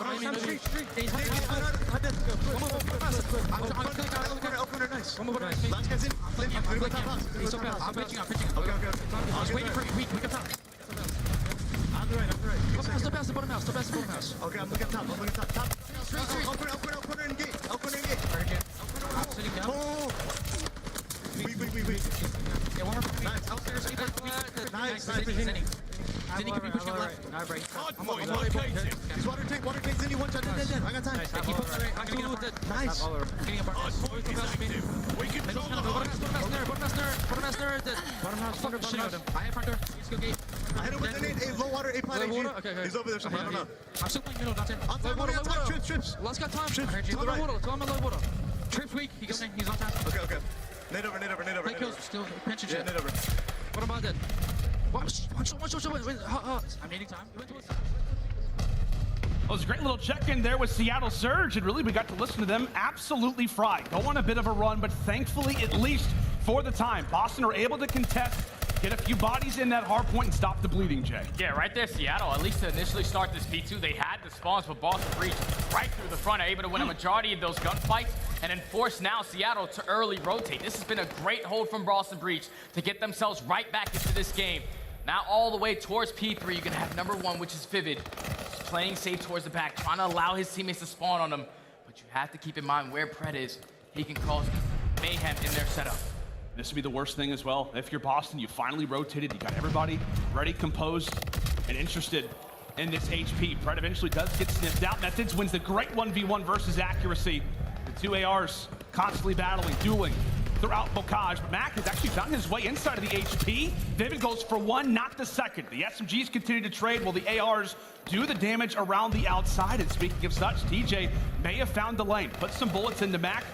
None of them land, but he could have an advantage when it comes down to positioning, but not gonna happen.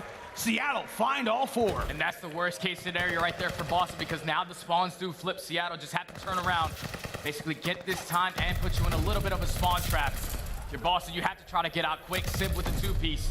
Boy, he does get traded, but still, Seattle are continuously growing this lead with this remaining junk time on some of these hard points when they get a clean 4 dead. Boston, their holes need to be better. And TJ once again trying to go for the route toward the field. He's the player to look out for. The number 3 in the top left of your screen. Somewhat no man's land, but eventually does find the first, and that will help lead the charge. The forces are there. The reinforcements have arrived, but what can they do with the map positioning, with at least someone of the focal point that TJ allows for, and really the answer is nothing. Seattle locked down this barn. They're getting a lot of early time, and they are making Breach work for everything. Nothing landed, no strategies working out currently as Seattle are about to cross that 200-point mark. And now that's 3 down. You see the positioning of Vivid. He's trying to at least set up a pinch, but great shots from Pred to take him down. Finds himself on a 4 spree as Seattle. Great hold after great hold. Boston Breach, you just have to cut your losses. You have to early rotate. You cannot allow these SMGs to roam around and potentially flip these spawns. Pred is on a 5 spree. If you pick us with this glide bomb, it might be all over. Yeah, that could be it. 220 reach, 30 more seconds to go. And if you're Boston, you're almost licking your wounds at this point. But again, and the most important part of this hill, the very opening, Boston sees 3 members fall. And now Pred, 1 away from the glide, trying to make his way into the flank. Through the sewers he goes. Kill found and glide bomb earned. Nero off the top rope ends up taking him down. And so Boston, somewhat of a 50-50 fight positioning. Not the greatest, but Vivid trying to be the man toward the front. Here comes the glide bomb. You hear it screaming toward Bocage. It'll take down Methodz. That could be the entry. That could be the opening. Civ left to find the other one. And well, Pred He just goes back to the basics, man. Back on the flank. Yeah, that's just a great usage of that glide bomb to not allow Boston Breach to get any time off of this P5, even if you're not picking it up. And Fred, he just simply does not miss, man. His reaction time is insane. 38 and 23, make it 39. Potentially the first 40 bomb on this map. He's just going crazy right now. He is, man. And you see the kills. It's also the deaths. Like, he's 39 and 23. He's not dying. He is not dying. Come here, Nero. Okay. Thankfully, for all of our sanity, and at least for Boston fans for the time, the Aussie does get slowed down for the moment. Breach, by no means 100% out of this as of yet, but P1 has got to go their way. And Jay, on top of that, they cannot allow for this time to go vacant. Yeah, they have to get this time. You have to work double the trouble to make sure you at least have those spawns going towards that next hill. If you're Seattle, it's only a minute left on the clock. You can stay off of it. You just want to make sure you're focusing on holding that field side, winning your gunfights, and keeping them off that point. A lot of pressure towards the middle of that. Mack with 2. They're still soaking a lot of this time, 10 seconds away from taking map 1. Yeah, and the best part as well, if you're Seattle, again, you have to allow, rather Boston has to jump on the hard point. They're basically giving up their position. They're allowing for one man to be out to dry, and Seattle is taking advantage of it. Pred reaches that 40 bomb. Same thing can be said for Nero, but when you take a look at the scorecards for either side, it could not be more different. Rotation inbound. Seattle with one body toward the back will hold on to those spawns for the moment. 10 more seconds before this game 1 is theirs. Some recent bocage struggles, at least so far in land, have gone out the door. Accuracy gets beamed off of that head glitch. Still a few more points necessary. And Sib, he's holding down the cutoff. Yeah, we're just holding down the cutoff through the middle of the map if you are Sib. But Seattle, all you have to do is get on this point. You should be okay. Last player here is going to be Methodz. He gets taken down, and Pred finds a second. It's all over. It looks to be over. Pred puts them in the dirt and Surge. I don't want to say pick up from where they left off, but at least when it comes to land,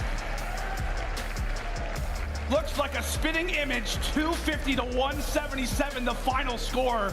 And Jay, it was the Pred show again, showcasing why he is one of the best players right now in the game. He just literally takes over the game by getting his kills, and he just causes so many problems for the opposing team by not dying. Every single time you're coming off spawn, you're trying to figure out where is Pred on the map. Where is he trying to attack this from? Where is he flanking from? They just simply could not put a pin on it. 46 and 28 from the rookie.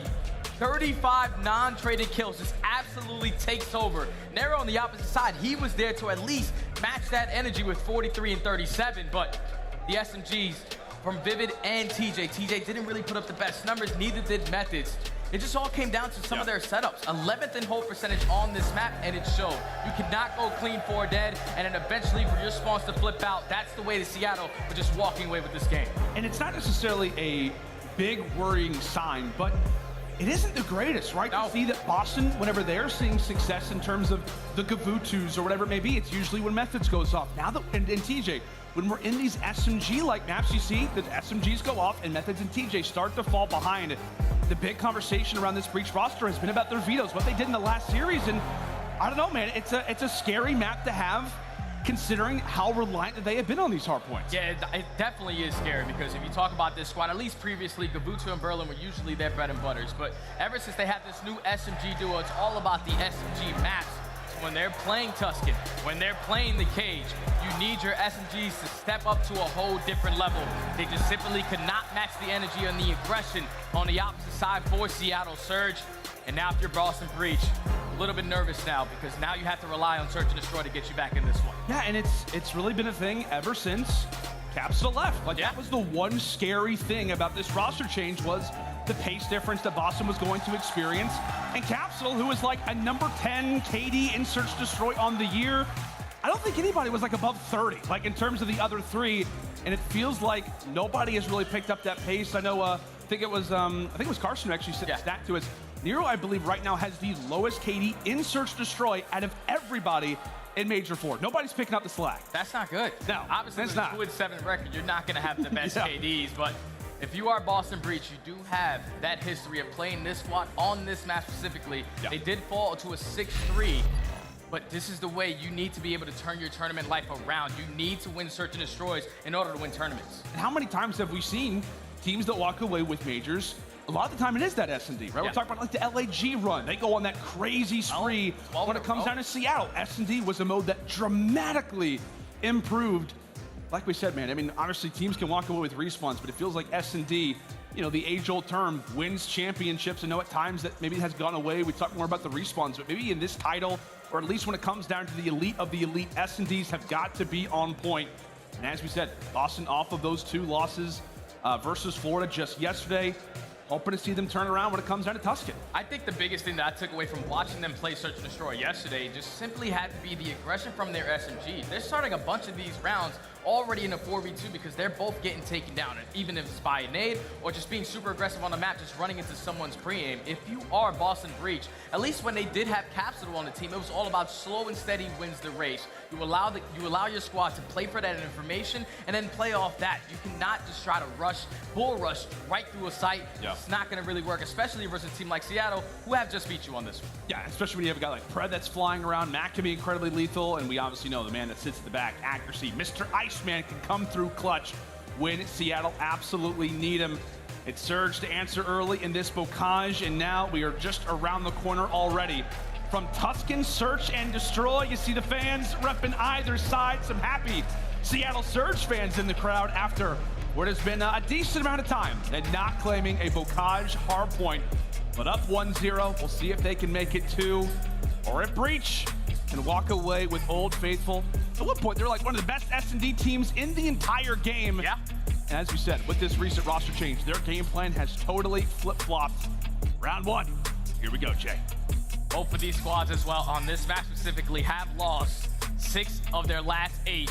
But if you are Seattle, at least one of the 2 wins that you do have is versus Boston Breach. But here we go. Seattle on the attack early on. Just going to take their time. Boston Breach trying to take mid-map control. Nero super aggressive in towards A.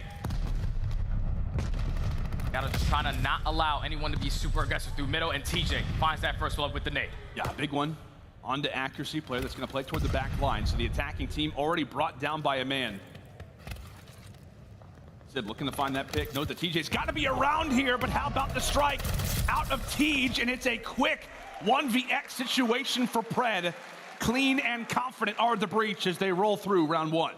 Right there, it's just knowing your opponent. You know that accuracy loves to play towards top fire.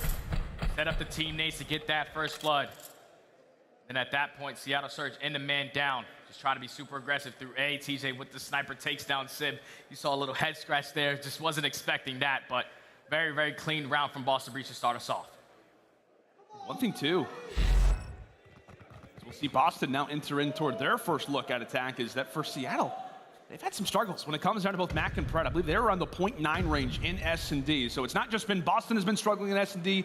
There are certain players that absolutely have for Seattle as well. Pred brought down to half health, manages to stay alive, but Boston have placed themselves very, very closely inside of P5. And Boston are trying to set up for this B push because whenever they attack towards this B site, they have an 83% win rate. That probably sounds crazy. They only done it 6 rounds. Here's the 7. Pretty good at it. Here we go. Nero starts it off with the first engagement. Already Boston in the man advantage, and this is where you know Seattle are going to play for that rotation back. You got all the information that you need. Let's rotate this bomb over back towards A. This is a great call out of Breach, and Vivid could catch the aggression out of Pred. Spots him and takes him down. A great pick there from Mr. Drost. Is now Seattle a quick 2v4. And really, TJ, he's making sure that every single angle is locked down. Mack for 1. That's all he's going to get. And another solid round out of Boston. Slow and steady. Wins the race. They find the pick. They rotate. And from there, Seattle never stood a chance, Jay. That's two rounds now where Boston Breach have found that first blood. And on this map specifically, they are 80% in finding that first blood. 2nd overall in the entire league. And it's showing as Seattle Surge in the man disadvantage cannot put a plan together to at least try to clutch up on one of these rounds. Now Seattle back on the attack. See if Sib elects to bring out the big boy. And in fact, he will. Back to business are Seattle. Mack with the bomb on his back. May have to deal with somebody like Methodz. However, it is Vivid that strikes early over at P5. And he has made the quickest of rotations. Eager, hungry to get back in the fight and put that AR to good use. Nero able to put in a few bullets before, oh my goodness, getting away aCBeZy thought he had him dead to rights. Another first and another second pick for Boston. Mack will find the timing just to make the numbers a little easier. So now in the 2v3, Simp and Mack trying to clutch it up and get Seattle on the board. Trying to play some mind games, playing slow towards that field side, but look at number 3 in TJ. He's ready for that wrap towards B. You know they cannot push through middle map, so they basically have him trapped towards this field area. With 30 seconds left on the clock, they're gonna make that push over towards B, and Boston, they're ready for it. Boston continue to allow for the play to come to them. Sib, eager with that reticle. He's got somebody in the corner that he's got to deal with. His teammate falls, but at least he stays alive. Only 15 seconds to play with. Grabs the auto off the ground. And with 2 players still lingering, still hiding, it feels like he is about to be dead to rights again. Breach, slow down the map. And it has worked out 3-0 now. 3 first bloods. They take mid-map control. They take control of bottom fountain. Find that first kill onto Pred, because you know, at least the play style of Pred, he's always going to at least put himself in that P5 position, trying to play for that late flank. So as long as you're shutting down the playmaker on the opposite side, you are setting yourself up to potentially close out these rounds as Boston, not making mistakes in this search and destroy. Like you said, slow and steady wins the race, but this time Seattle, they're taking full-on mid-map control. Indeed, they have a lot of players as well established over toward the well. Mack with 1, Mack with 2, and Pred with the 3rd. Methodz left in the quickest of 1v4s, but by no means waving the white flag. While the bomb is not in the greatest of spots, he still has plenty of time to work with. A 1v4, never easy. But again, we're talking about Zinni cut down, and thankfully Seattle, a round that you'd say they had to win, and they're finally able to get one. And that was all about the teamwork right there from aCBeZy and Pred. They were aggressive through middle. Pred slides down those fountain steps, and aCBeZy was ready for that player on the opposite side. Takes that first blood for the first time for Seattle. Finally get themselves on the board. And now they just have to figure out attacks. Boston Breach is just picking them apart, finding that early first blood, and then basically trapping them on their attacking rounds. Oh my goodness. And aCBeZy will remain on the donut. Another first blood for Boston. And Chef Tony will strike first. And Seattle still willing to go for the play. They know the Methodz is going to be around here. The stun gets tossed out, greeted by the nade. Everything in the kitchen sink ultimately tossed at Seattle, and that nade will also drop Mack as well. An excellent start here for Methodz, and he will set his teammates up for success. 2 kills along with an assist, and now it is Sib. 1v4. Check your corners. Oh, okay. He checked it. He did check it, but it didn't matter. That is a frustrating gunfight, Jay. It definitely is, especially going up against Nero. You know, his reaction time is insane. What a snap from that young man. But another first blood in favor of Boston. They're just shutting down the guy on Seattle Search who usually leads in the majority of these rounds. They're not leaving aCBeZy in any clutch situations. They do not want to force the Iceman to potentially get them back into this game, but Boston now up 4-1, all out aggressive towards A, and Seattle going to do the same thing. Trades go back and forth from Mack. He comes out on top with 2. Yeah, Mack, he wants some help. That's going to be 3 in ace territory as it's all up to TJHaly, stunned and maybe somewhat dazed. He knows the players are going to be challenging from every corner. That gun is going to be revealed and handled. Excellent plays coming in from Seattle, and more specifically out of Mack. He has been the only guy that seems to be doing the damage. Oh, and he walks away with the ace as well. He gets the ace. That's huge because now he finds himself on a little spree. Down 4-2. Potentially earn yourself a glide bomb. But if you're Seattle, let's completely just forget. Yeah. Look at the kill disparity. Not good. Mack is has literally 9. Someone help him. Everybody else combined has 3. Not good. Mack needs some help. Come on, Seattle. The man needs a little bit of support. Oh my goodness, Sib watches that bullet whistle right past his ear, and it's Vivid who is able to strike, not for 1, and I guess that's all it's going to be. Mack does thankfully extend the streak, and sniper shots are exchanged either which way. aCBeZy gets on the board. Seattle with numbers. Seattle with numbers, but I think Abazy was at least able to spot Nero. Goes for the challenge, a little bit of assistance from Simp. So now it's all left up to TJ. Bomb is gonna get planted, but Simp with the jump shot, able to take him down. And Seattle Surge are not relying on any more individual plays. It's a 4-man push towards either side of the map. Young and they're just coming out swinging. What a shot from Simp, now down 4-3. What a nasty shot that is from the Røkkr. We know that he has got that talent within him and puts it on full display. Mack at least does get some assistance in that round. Accuracy with 1 and Simp with 2. And just like that, Seattle down 1 round already. Boston hungry and eager to reclaim this advantage as things start to slow down for the moment. Breach, a much more defensive setup, much more passive look as they come into this. Yeah, they're just trying to catch one player, trying to be aggressive on the map through A or through P5. This time Seattle holding strong around that 50-yard line, just waiting for the push to come to them. As Boston, they take control of P5, crack a couple windows open. But Mack on that 5 spree, you cannot run into him and potentially give him that glide bomb. Incredibly careful. Stun goes out. That's going to open the door. And for Boston, they're left to have to reveal themselves. Mack on the 5 spree. Valuable position. One player snuck his way through. Pred, tried and true, tries to stay alive, but it's ultimately the nade over the top. Now one away from the glide. And you see the expression on his face, what it meant to walk away with that gunfight. Seattle, despite having guns up and prepared, lose the man advantage and one more on top of it. Bomb has got to get planted, and it will. Simp still with the sniper. Brings out the pistol. Oh, he's got the beat down. A fist of fury for Nero, but Breach able to get some distance. Up 5-3. Just taking your time if you're Boston Breach. Allowing the play to come to you. They get that first blood with the nade. Then the biggest kill of the round had to be Methodz taking down Mack. Does not allow him to earn that glide bomb. As now Boston Breach find themselves at game point. Someone still needs to help Mack. Someone spawn in. Come on.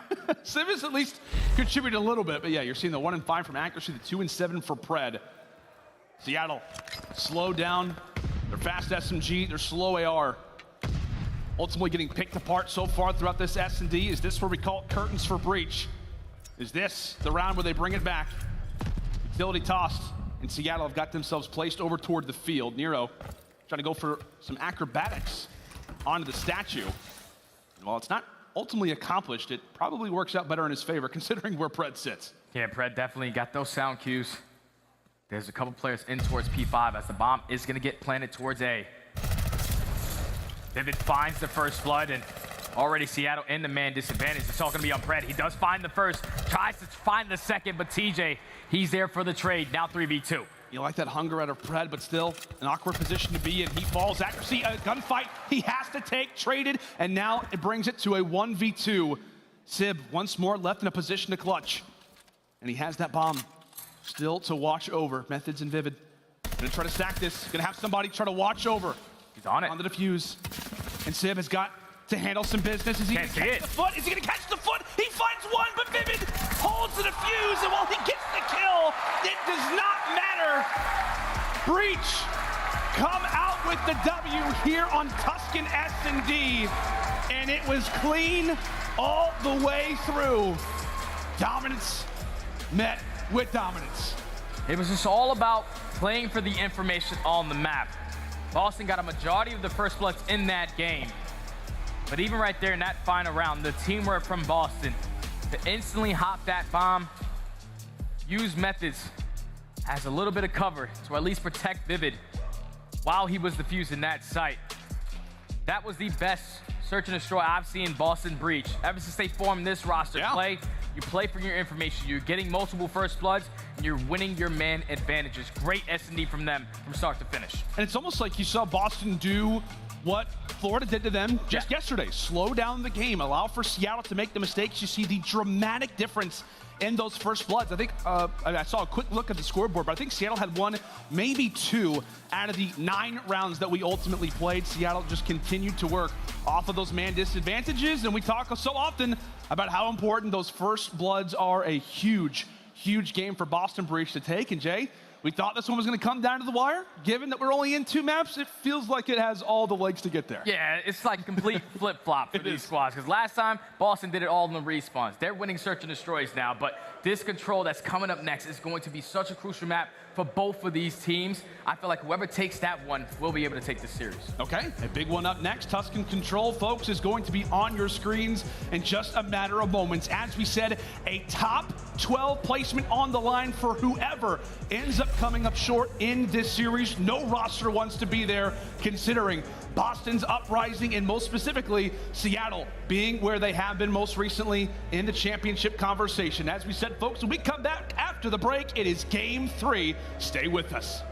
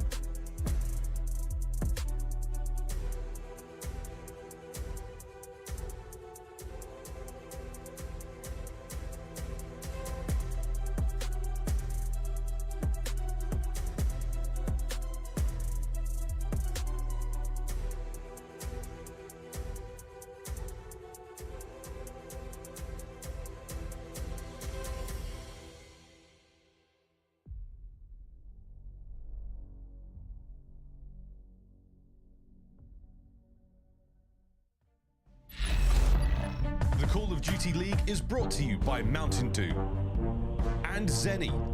Armor your eyes with Blocks gaming glasses starting at $24 by visiting zenny.com/CDL. Welcome back, ladies and gentlemen, to what has been a very, very interesting day number 2 here at our New York Major. Brooklyn has treated us quite nicely, and there you see the sea of fans.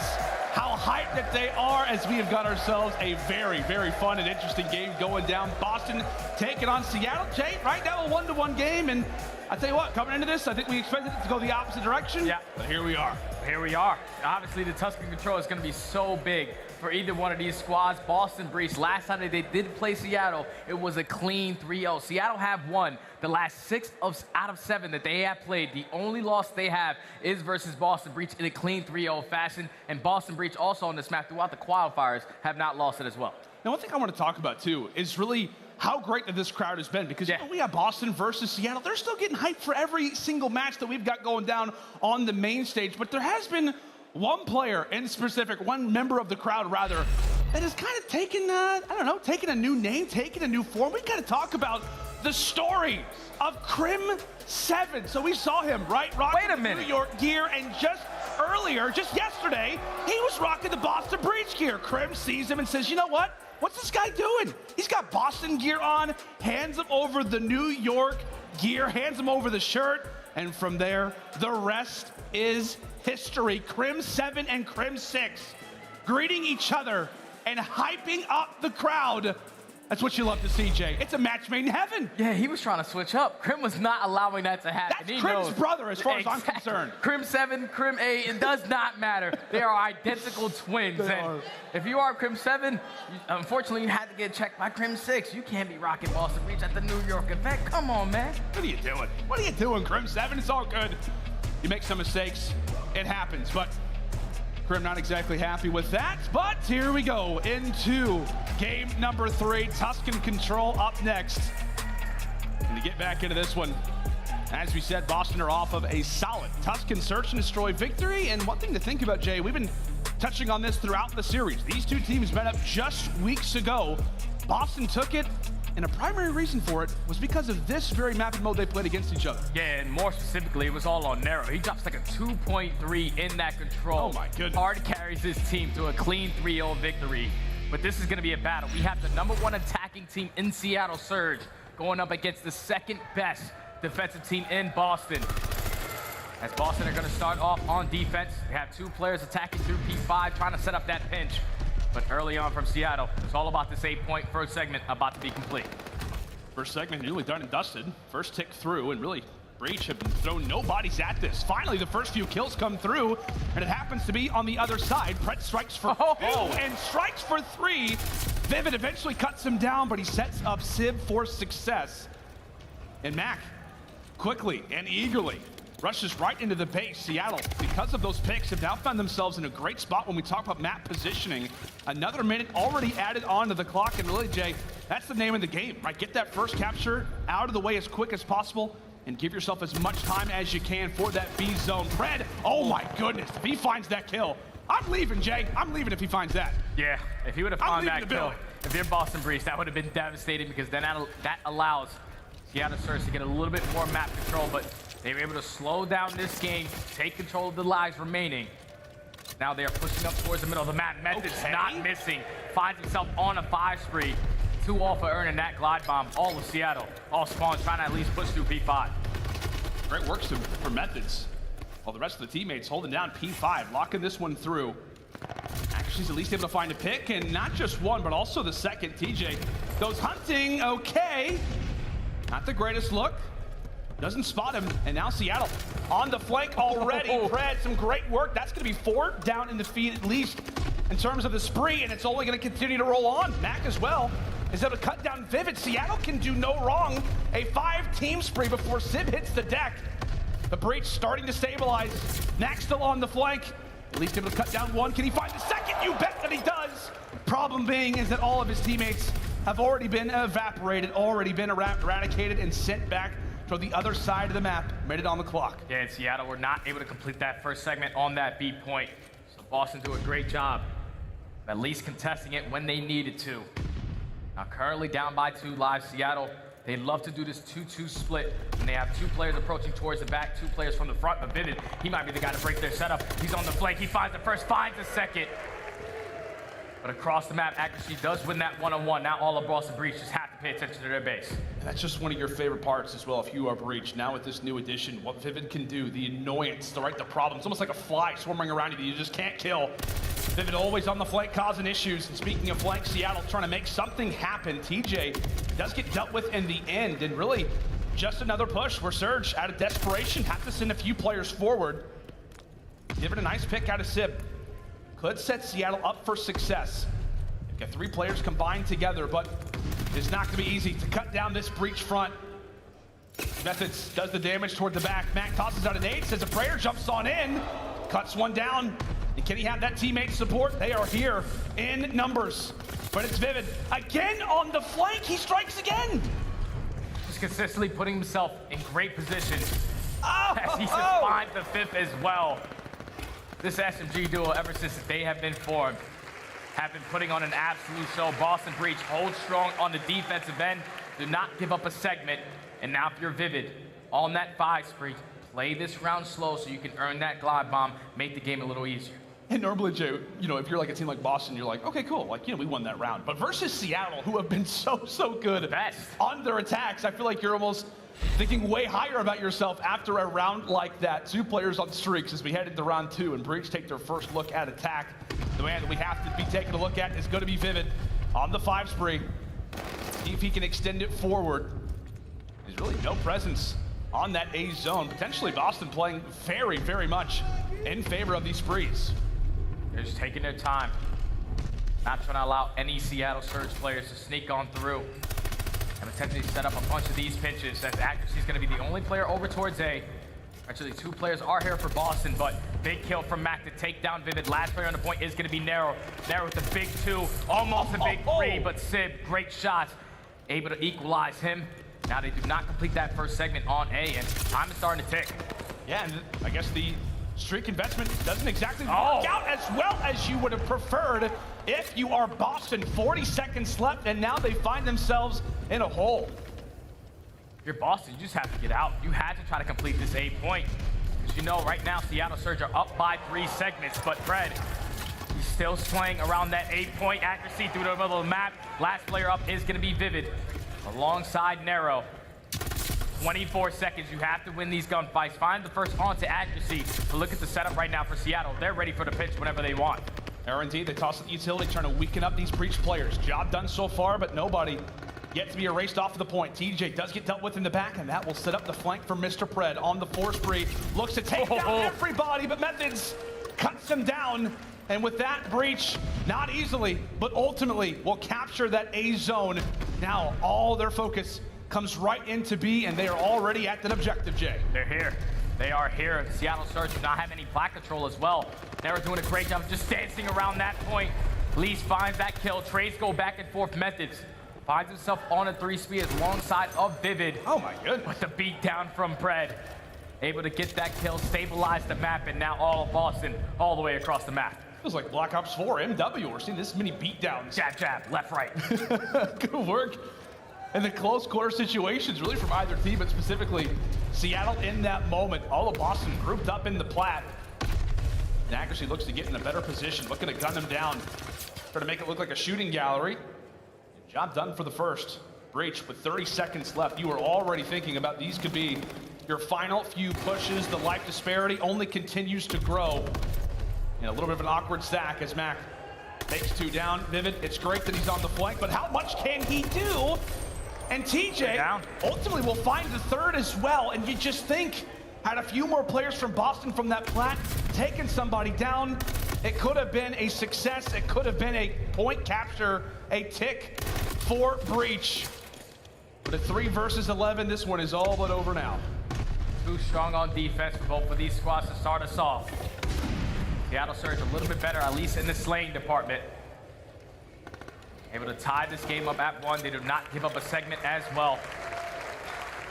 Now it just all comes down to If you're Seattle Surge, you have to at least get one segment over towards that B point. Yeah. We know how great they are on their attacking rounds, but when Boston Breach are giving up the ace, that 8 point, the way that they did in that first round, you just have to transition it over towards B. Have accuracy sitting on that point by himself. Everyone else is trying to flood through front side, through bottom church, and through P5 to at least get that 1 point at B. Yeah, and it makes you wonder, as we already kind of know our answer, but if teams will look to try to play it a little bit different, given how solid both defenses have been for either side. The only player out of the picture currently for Seattle is going to be Pred. He'll stay stationary, at least for the time, at P5. First tick nearly captured. Great gunfight victory out of Vivid, and the same can be said for Methodz as well. The ultimate 3-for-1 trade goes the way of Boston. Sib still trying to slow down that time. As a few hit the deck, Seattle get their opening. And that's 3 down. Great from Seattle to come all spawn, know where these players are trying to attack from, and win every single gunfight. That's 5 in a row. Second tick is about to come in. Mack with the nade onto TJ. Now if you're Boston Breach, you have to kind of turtle up. You have to take your time in your base, and Methodz does just that. Finds that 2-piece to shut down that pressure. A is potentially gonna get captured after that win from accuracy.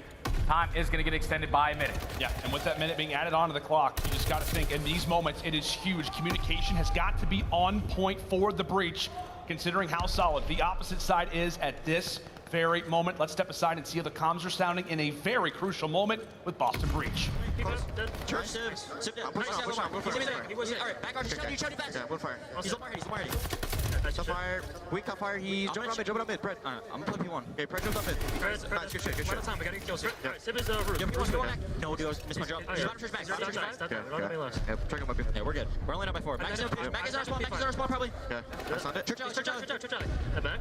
I don't know. Mack went back our spawn. I need top green. I'm right pitching Mack. He was right next to me. Dead. Nice, I need top green.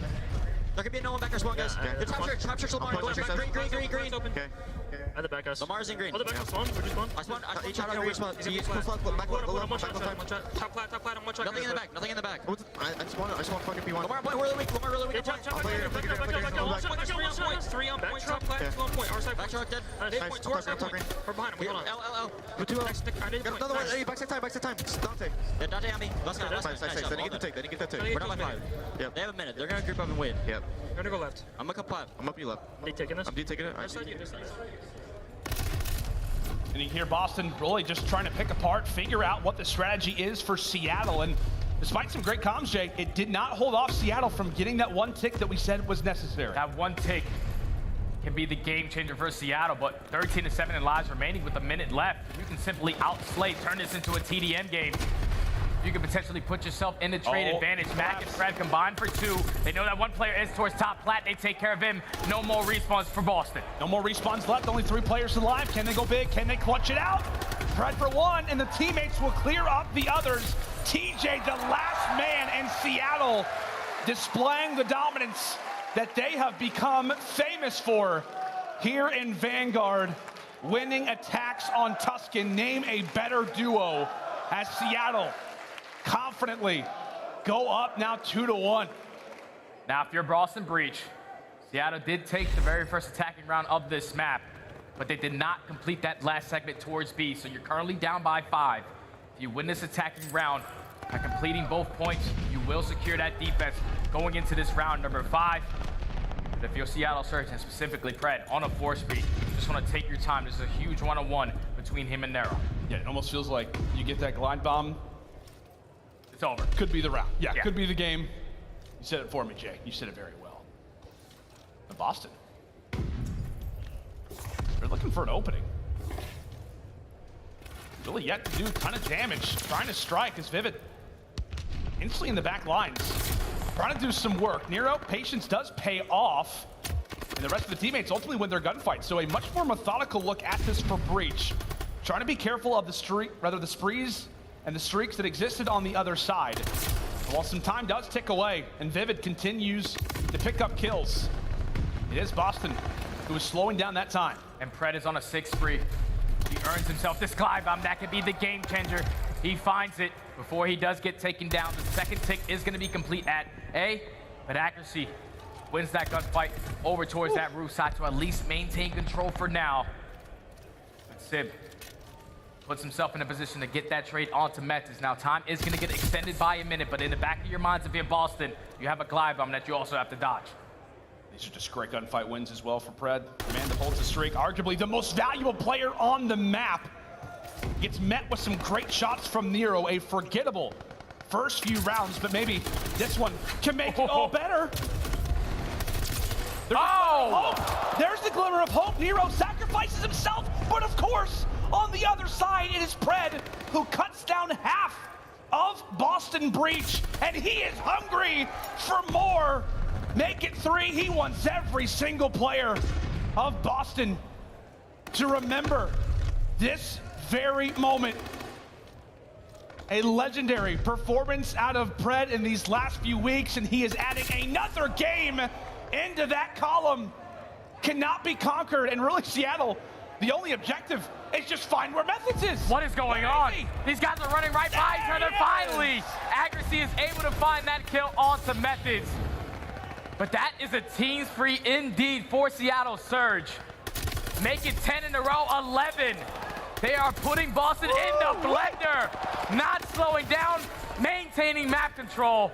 Finally, Boston get a couple kills, but 15-8, 30 seconds left. This could be their look, though. They've got 3 players. They're rushing them into the point, knowing how valuable, how important that the situation could be. And considering all of that, Pred decides to call in the glide bomb. That's 3 down now. Through. He does take down 1, but that's the only pick that Seattle are able to find. Methodz gets handled, gives the call out, but it's aggreSy. Clutch as ever, takes down 2 in Vivid.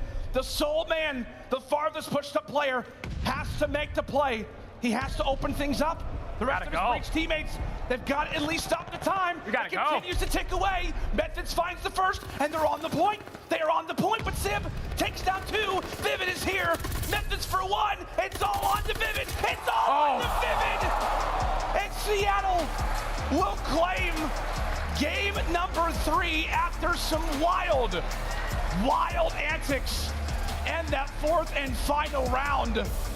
Some crazy plays out of a multitude of different players. But I'll tell you what, Jay, that scoreboard again, 34 and 22 for Pred. The guy is just unbelievable with the SMG in his hand, man. Every single time Boston found an opening 2-piece, the equalizer on the opposite side in Pred finds a 2-piece of his own to shut down that pressure. Now, if you're Seattle, you're feeling great in this series. I said before this map started, whoever takes this should put themselves in a great position to take this series. And so far, this has been a complete flip-flop. It's just like online, Boston Breach are able to win every single respawn. But so far, Seattle, they're just coming out swinging. TJ, he needs to have a better performance. 13 and 34, 7 non-traded kills. Not the best showing from him. But there's always a map number 4 where you can bounce back and potentially force that map 5. These New York fans, they're enjoying themselves some COD this weekend. Jay, how good does it feel, you think, for this New York crowd to finally have a major here? Finally, it's in general, man, because we're talking about tri-state. So many gamers have come out of New Jersey, come out of New York, also Pennsylvania. They're all able to finally attend an event with all the pro players, people that they have been watching for such a long time. Get to get a couple autographs. This is the best feeling right now if you are a fan of Call of Duty around the tri-state area. But they're enjoying themselves some COD, man. Oh, yeah, they are. Themselves a bit of they are. The energy so far this weekend has been insane, man. It has. It has. Seen some incredible moments, and obviously in this control, they got to watch Mr. Pred absolutely take over again. It was also a great game out of Vivid. The problem being, it just felt like the slaying consistency was not there across the board. We talked about it last time. When these teams matched up in Major 4, it was a clean 3-0 sweep for Boston on Tuscan control.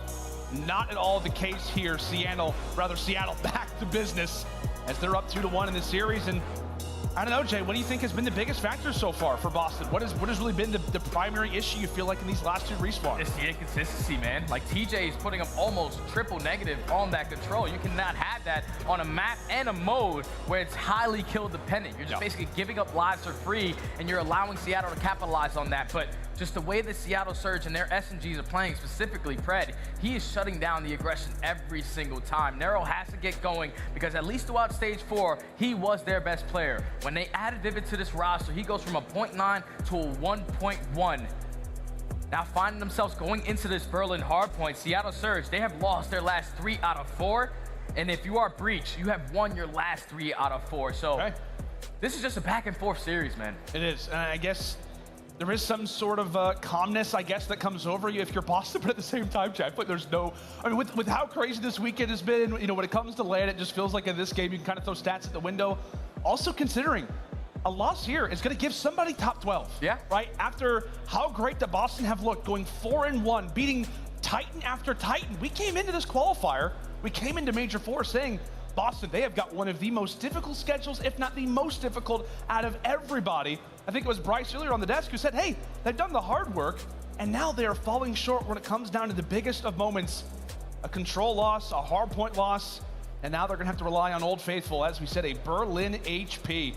And I'll ask you right now, Jake, your prediction. You think this one ends here, or do you think Boston have what it takes to get to that game 5? I just think the way that Pred is playing right now, someone on the side of Boston has to shut him down. You have to try to kill his confidence because he's just running and gunning, staying alive in those important positions, allowing his teammates to now get the better spawns. He's just doing a lot on the map for Seattle Surge.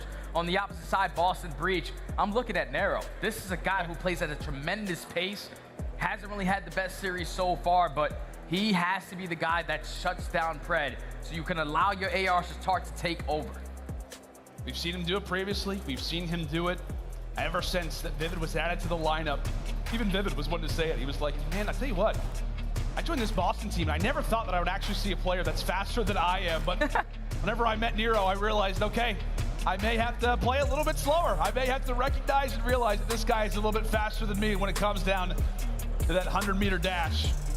As Boston are going to have to fly their way into the series and get the job done quick to try and establish some confidence after what could be a game 5 on our hands. Seattle look to close it out here as we head in for what could be the final resting place of a very, very entertaining series.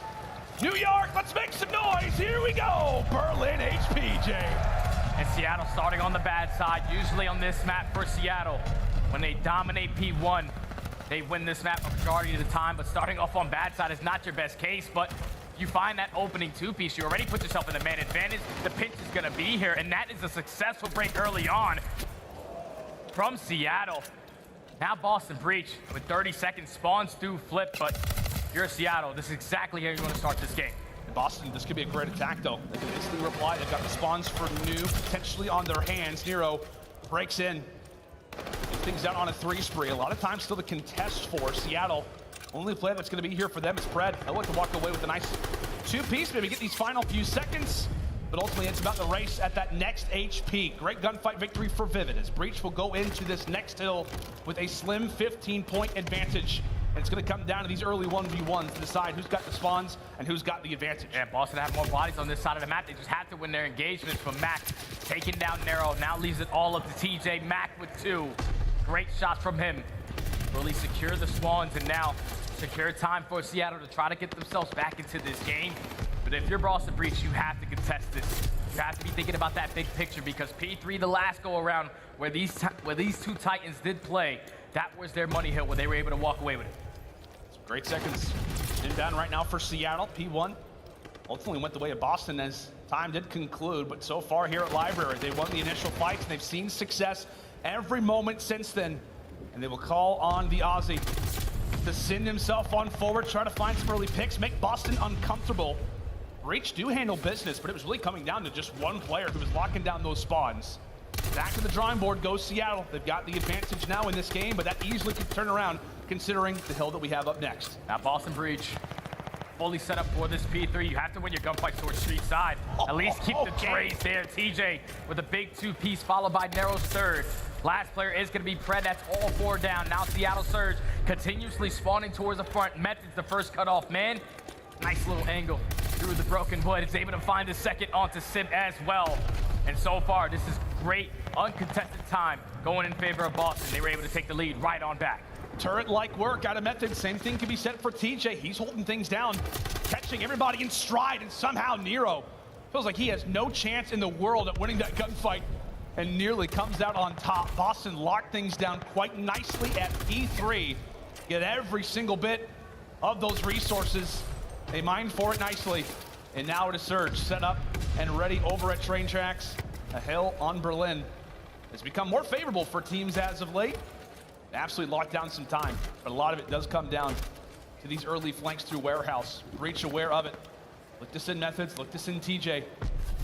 And a huge, huge strategy call. They found 2 picks already. That make it 3. Last player inside of the hill is gonna be Accuracy, found out and killed.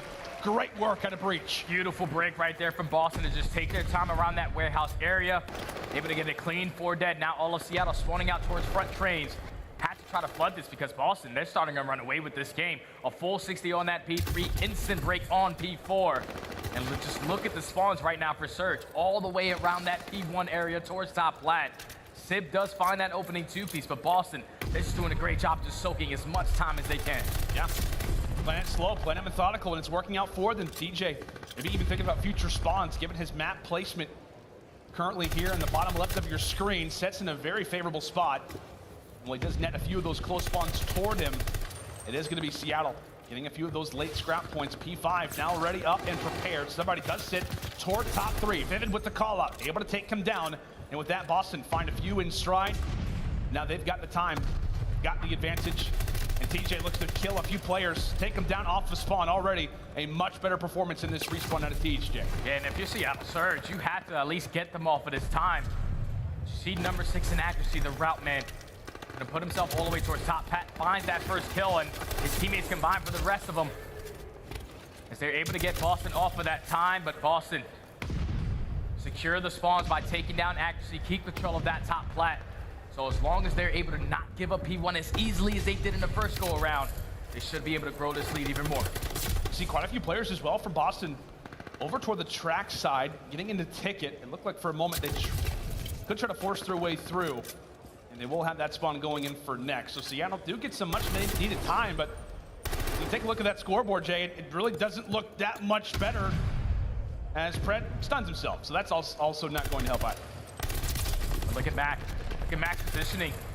He at least puts himself towards top plat. He has to find an opening, or at least allow his team to get towards the play, but he gets taken down. And Boston, they're roaming around middle map. They're pushed out aggressively towards trains. These guys are coming out swinging so far on this second rotation. The lead is growing. Almost gonna find themselves up by 90 points. As Seattle Surge trying to execute the break. Multiple bodies here. Pred and Mack combined for 2. They get the break. Now if you're Boston Breach, all you have to do is just cut your losses. Early rotation over towards P2. Get some more time. And that was also a huge pick that came in from Vivid. Accuracy was watching the crossfire on the players who were spawning on the opposite side. Vivid, well, he does end up falling. He at least makes that avenue a little bit easier for Boston as they pile on forward, trying to make their way up the street, get into Library. Sib with the same thing in mind. Considering the way that this scoreline works, it's going to come down to clutches. It's going to come down to big plays. And so far, the man who has made all of them right now sits on your screen with a 5 spray brewing. 5 in a row for Pred. Can he keep this one alive and win a few of these clutch 1v1s to bring him back into it? And you bet he will. Right on cue goes the MVP, the glide bomb earned as well. Seattle, right when they have to see their superstar net them success. Seattle get the break and they get the spawns now for P3, but a clean 4 dead from Boston. Seattle are gonna flip right on back. Not the best plays right there from Seattle. Now you potentially have to invest this glide bomb going in towards P3. The contest is gonna be here, but multiple bodies trading back and forth. Sib, he finds 2, but onto Nero. Can he potentially take Pred out at his point? No, he cannot. But now if you're Seattle, slow this game down, but it's all about this P3. You cannot allow Boston to get a full 60. Glide bomb has to get invested. We'll definitely be taking a look out for that number 8 arrow when Pred looks to slow down. When he looks to invest this glide bomb, does lose a fight. And with that, these spawns are going to get even worse for Seattle if they're not careful. Methodz pushed up very, very far. Here comes the glide. Out of Pred, a huge investment for Surge. He's able to take down 1. Problem being is that Boston, they cut their losses. You take one of us down, that's great. We'll cut down 2, if not 3, in favor of it. Breach continue to come out on top when it comes down to these trades. This double century mark has been reached. And Surge starting to scramble. Gotta get in if you're Seattle. This has been 2 great holds from Boston Breach. to put themselves at 200. Accuracy does find that 2-piece, but Spawn's still going to be here for Boston, so the trade should be here. Because the final 10 is going to go in favor of Boston. But if you're Seattle, you have to respond right here on this P4. Someone has to watch that flank going through that warehouse side. You cannot go clean 4 down and then potentially flip those spawns. This is where Seattle can get themselves back into this. It's what they relied upon last time around. Can they do it again? Accuracy. Trying to lock things down. Aware of the spawns currently netted for the breach. Pred able to find a sneaky Methodz toward the back lines. Vivid gets handled as well. First wave cleared out of Seattle, doing the job that they have to. Pred continuing to show that aggression. Same thing with Simp. They've got their rookies placed very, very far forward at that 50-yard line, but Nero comes through with 1, comes through with 2. Oh my God, and nearly snapped on the 3rd. A great little wave cleared out of breach as they look to dive back inside of the HP, make Seattle work for all of these points, Jay. But Seattle, they're doing a great hold so far. This has basically been uncontested time the entire time. Sid finds himself on that forestry, so now going into this P5, it is a 20-point game. Oh my God. If you're Seattle, it's all about trying to take control of top plat. Unfortunately, Sid can't win that gunfight. But look at number 6 in accuracy, able to sneak his way all the way through streets, and the spawns do flip. So now if you're Seattle Surge, you just cannot allow Boston to get good time off P5. One of the biggest plays of the map, one of the biggest plays of this series. We'll see if it does ultimately benefit them in the end, as it should. Trades continue to fly throughout the map, right now favoring breach every single way. Mack and Simp come away with 2. Nero still continues to linger. P5 with 30 very valuable points, but it's Lamar who cuts down 2, drops by the nade. But again, just a lot of time to think about. It is the posture for position that continues to exist here on Berlin. It's Accuracy who made the play earlier, and now Methodz is trying to do the same. Methodz is trying to do the same, but Pred with the reaction, able to find that kill and find a second. Seattle Surge, they're getting time off P5. It's only a 12-point game, and they're going to be fully set up for P1. Makes this job a little bit more difficult for Boston. They have to try to break through the front. Gonna have Methodz again trying to work his way through street, but P1 is here, and the game can potentially end for both squads right now. Could indeed. The pinch does get established, but take a look. Mack, he goes forward, and that give Breach the close spawns inside of fire. That's They 3 find down. 2, they find 3. It's instantly Accuracy who's left in a position to clutch, and aggression will not pay off for Seattle. Another lead change inbound as Boston have been given a gift, and then some. The nades come through. Mack's able to find 1. Pinch trying to be established. The SMGs fiery as ever. They jump inside of the hill, and now they've got the time themselves. It feels like another lead change could be happening, and you bet it will. Final 15. Nobody can win it here. It's about the rotation now, Jay. All about the rotation. Sid and Mack are going to be 2 players here from Seattle. But Pred on the pitch, he's able to find 2. Last player in the point is Methodz. He wins a huge one-on-one, but you see the spawns. They start to flip. 2-point game until Seattle call series. Pred is here, but he does get found out. A huge kill comes in from Boston. Can they lock down the library, or will Seattle break in again? Can the Kings of Clutch raid in once more? They're holding. As Nero is able to find another 248. Gotta go. 248. Pred hops in. The 1v1 victory. And Boston will do it. Somehow, some way, we have got ourselves a game 5. What a performance from both of these squads. Boston Breach do just enough at that P1 to not allow Seattle Surge to win it there. But then off the rotation, it all comes down to these gunfights. It was 2 points that Seattle needed to close out this series. But the SMGs in those final moments, Vivid and Nero, combined for 3 to get every single kill to close out this hard point. Look how close this gets. Methodz loses that gunfight. Boston, the spawns are in their favor. And then it just comes down to these gunfights. These are the ones you need to take. They have 2 players in towards the point. Methodz catches the player on the flank.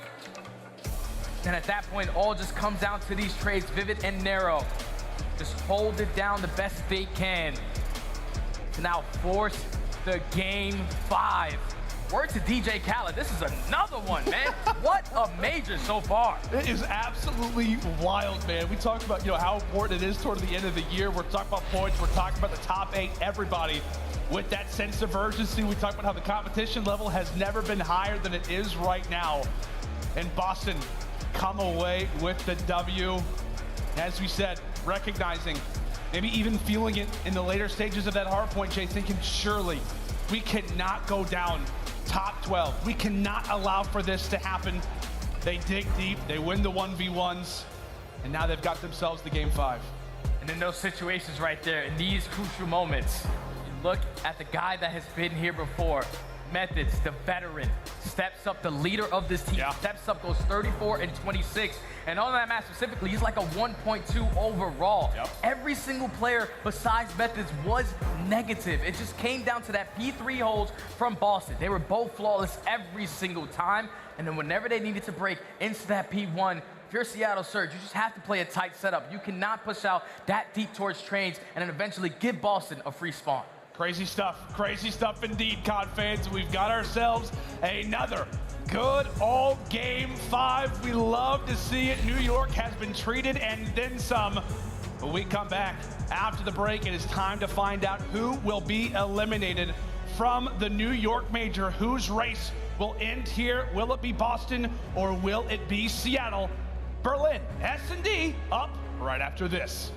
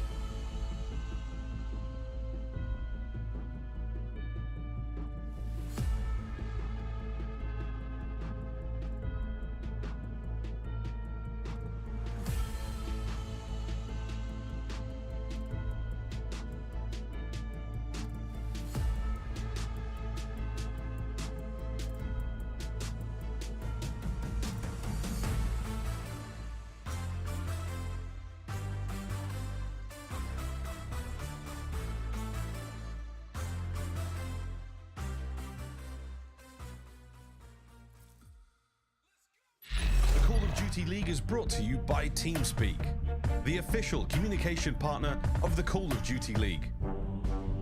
And AimLab, official first-person training partner of the Call of Duty League. Unleash your potential. Welcome back, ladies and gentlemen, to day number 2 of our New York Major. We are in the middle of a slobber knocker going down between the Seattle Surge and the Boston Breach. We find ourselves in a Game 5 as the crowd once more has been treated to one of Call of Duty's finer series that we have seen this year. And the reason, Jay, why we're headed to a Game 5 is because of this very moment, our Scump play of the game.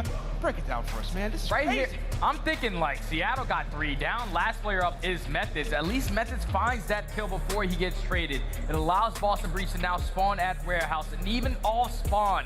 Methodz catches this player going on that pinch, shuts down that player, and then all you have to do is just hold the angles from the front of this point. Mack does find the first, but then it's all about the SMGs. They get that opening 2-piece. They allow Seattle Surge to spawn all the way across the map, and they close it out in those final seconds. But we have another Game 5, and this one is going to be a bang. New York, if you're ready for this Game 5, can I get a yeah? Oh, they ready. Love to hear it, baby. Tell you what, man, this crowd has been absolutely electric, and here we go. Boston Breach, Seattle Surge, somebody's tournament ends after this game. And accuracy, okay, just puts through a nice few bullets, recognizing that he is on the chase. Has to dip, dodge, and dive, get out of dodge, and hope that a few teammates can join alongside of him. And right there, Boston Breach definitely did their homework, because the last time Seattle Surge did play this map was versus a team like Atlanta FaZe, who nonstop every attacking round were playing for that fast plan. Now already Mack finds the first. The trade is going to be here, but TJ finds 2. Now Boston have the man advantage, 3v2. Up to accuracy, up to Mack. Have to still defuse the bomb. Vivid cuts down 1. It is all onto the Iceman, but tell you what, this would be one of his finer accomplishments, considering that bomb still has to get dealt with. Clean from start to finish. TJ, with his stamp on round number 1, helps give Boston the 1-0 advantage. That's a hat trick as well. He gets accuracy.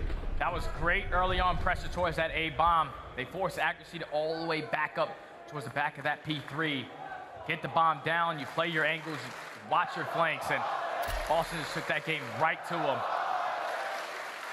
Now Boston find themselves up 1-0. If you are Seattle, their go-to play is going towards A in a very fast way. 62% win rate on that side. Got 2 players. They've got Simp and Fred who are trying to get all kinds of aggressive over. Oh! Vivid handles 2 on the other side. Seattle cut down 2 themselves. So while it was a heroic effort, out of Vivid, Surge counter and stay alive. But oh my goodness, Nero, be careful, buddy.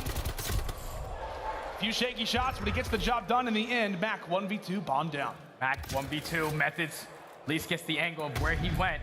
The stun comes in. You know, he's basically trapped in towards this corner, but the nade as well. So now if you're Boston, someone just simply hop the bomb. Do not run up middle, but Methodz is there for the trade. Did not give up over watching his teammate in Nero run down the middle of the map. And Boston, they matched the aggression early on. Vivid, great shots to find that early 2-piece, but once again, it comes down to knowing your opponents. You know that accuracy loves to play that top roof warehouse. Nero works his way all the way behind him. And then in the 2v1, Methodz just clutches up for the team. Boston, 2 clean rounds. Yeah, and just great aggression being established from your SMGs. Vivid found those 2 players early. Very questionable kill on the Sim as well, who's hanging up toward top broken. Great work out of Boston. As you said, up 2-0. Now back on the attacking side. And it appears that at least off the rip, A will remain the bomb side of choice. Methodz and accuracy continue to posture for position. And given that B seems a little too quiet, Mack, recognizing such, I believe, does spot Vivid, manages to somehow stay alive, takes a few bullets in the end. While all this action is happening, the bomb is going down on the other side of the map. Bomb goes down at A once again. This time not as fast, but a 4v4 retake situation now for Seattle. They're going to put a lot of pressure in through the middle of the map. Simp does find that first blood. But the pinch is going to be here for Vivid. He at least evens up the numbers, knows that the pressure is still going to be here on trains. Now they have a 3v2, make it a 2v2. Great gunfight victory again from Vivid. Up to Sim, dropped as well, and Boston continue to remain hot. Up 3 rounds to 0, and TJ just gets the call. They know where Sim is, putting themselves in positions to succeed, and again, it's like there's so much action going on the other side of the Mack. Mack's trying to take somebody down. Vivid's being such a great player at distracting the opposition. Meanwhile, Jay, I mean, the bomb's going down, and Seattle have nothing to work off of. It's just difficult when it's a 1v3 on one side of the map and a 3v1 on the other. Now Boston Breach, up 3-0. Seattle Surge have to find an answer on this attacking round. Just gonna take their time, knowing that Boston are playing super confident. They're right up the middle of the map. They know where accuracy is, and they're able to find that first blood again. Sim at least able to counter. Surge met with some crazy, aggressive strategies. Boston starting to feel themselves up 3 rounds to 0. And DJ, really with the only ears at this B site, he's gonna have to give the call out, saying, hey guys, at least it's not over here. Indicator's gonna go through. Bomb placed once more at that A site. So much action happening on this part of the map. Start things off. Breach left to retake, and that's a great way to start. That's a big kill from Nero.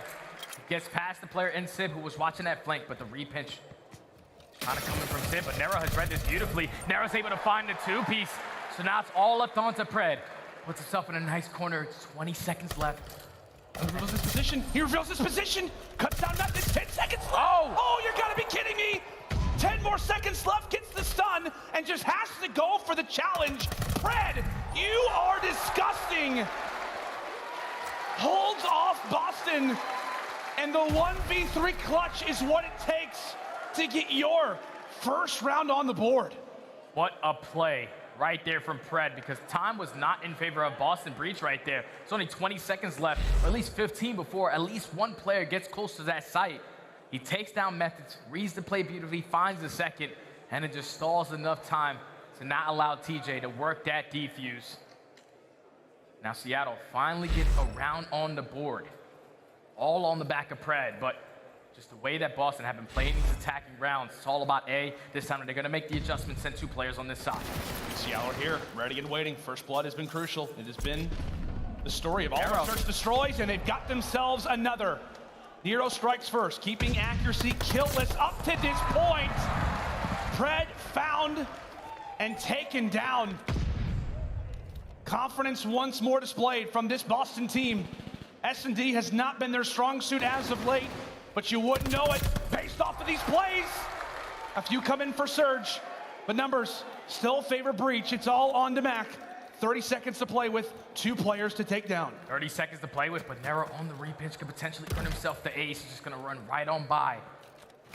Mack, he has to get close to the site, or at least take down one to make this round manageable, but to the repositioning from Nero, he is the safety net, and he's also able to find that last kill. The confidence from that young man to push right up the middle of the map through plat steps, finds the opening 2-piece, does not slow down, goes from all the way top plat, all the way towards backside train, that repositions, earns himself the ace. As Boston Breach, they are dominating that A bomb. How many times have we talked about it? Seattle, the way that they were able to walk away with their championship at Major 3 was through these very moments. The clutch spots. When the odds were stacked against them, this is where they saw their success. Does it happen here, or has that flame been burnt out? As Boston left to back up, Mack eager as ever to get down that bomb. Greeted with some shots, dropped down low when it comes down to the bomb, but a worthy sacrifice in the end. Accuracy in the back lines. Nero ready for another kill, reveals his position, but he takes him down anyway. On the spree, grabs the AR, and TJ cuts one down as well. The defensive forces for Surge continue to fall by the wayside. 25 seconds left. Now Seattle, they're in a position where they either have to push out the ball or at least hold the corner, but Mack puts himself in a great spot, makes it a 2v2. Both players towards back alley. Only 16 seconds and counting. TJ finds the first. All left up to Pred. The pitch isn't gonna be here. You just have to take the guy off bomb, but TJ and Nero on the flank, soloing out accuracy. They take him down. They find the second, and we were asking for TJ to spawn in after a terrible map number 3. He's 10-1 with the glide bomb as well. New York fans feeling like it could be done in this very next round, up 5 rounds to 1, and TJ sits at 10-1. I realized he was playing great, Jay, but I didn't realize he was 10-1 for God's sake. He's got the glide bomb, and now Seattle with the biggest mountain in front of them, the biggest wave, if you will. And here come Breach. Aggressive! Oh! Understatement. Nero nearly turns on the second. TJ falls as Mack. A great little moment, but how long will it last? Does get dropped. 2v2. 2v2. Pred spots Vivid, but Vivid puts himself in a great spot. Pred able to win the one-on-one. And now Methodz in the 1v2. He knows the positioning of Pred. You have to get out of that gunfight because you know that one's going to be annoying. They're just playing the buddy system. Might be great timing. Oh my God. He can find him. Sib's in the corner. Does not want to reveal his position. Methodz for the game. They slide back and forth. They slide back and forth. He does not see Sib in the corner. Spots his feet. Sib gets out of dodge. I don't know how in the world he gets away from Methodz crosshair, but he does, and extends the round a little longer. The bomb is still down. 20 seconds to work with. If you're Methodz, pick this right on up, but he was able to spot him. He's able to spot him, and the gunfight is going to be here, but Sib, he was ready and waiting.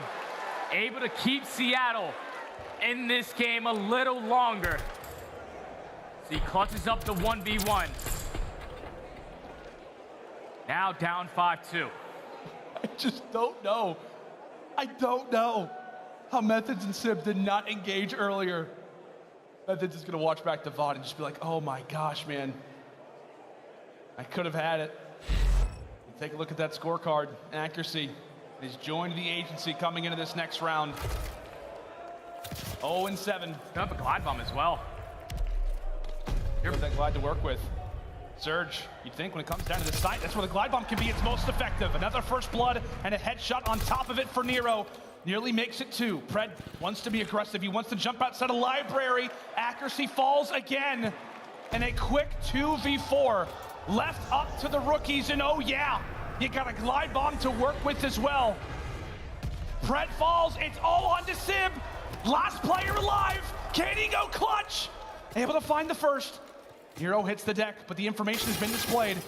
Sib, greeted with some shots from TJ.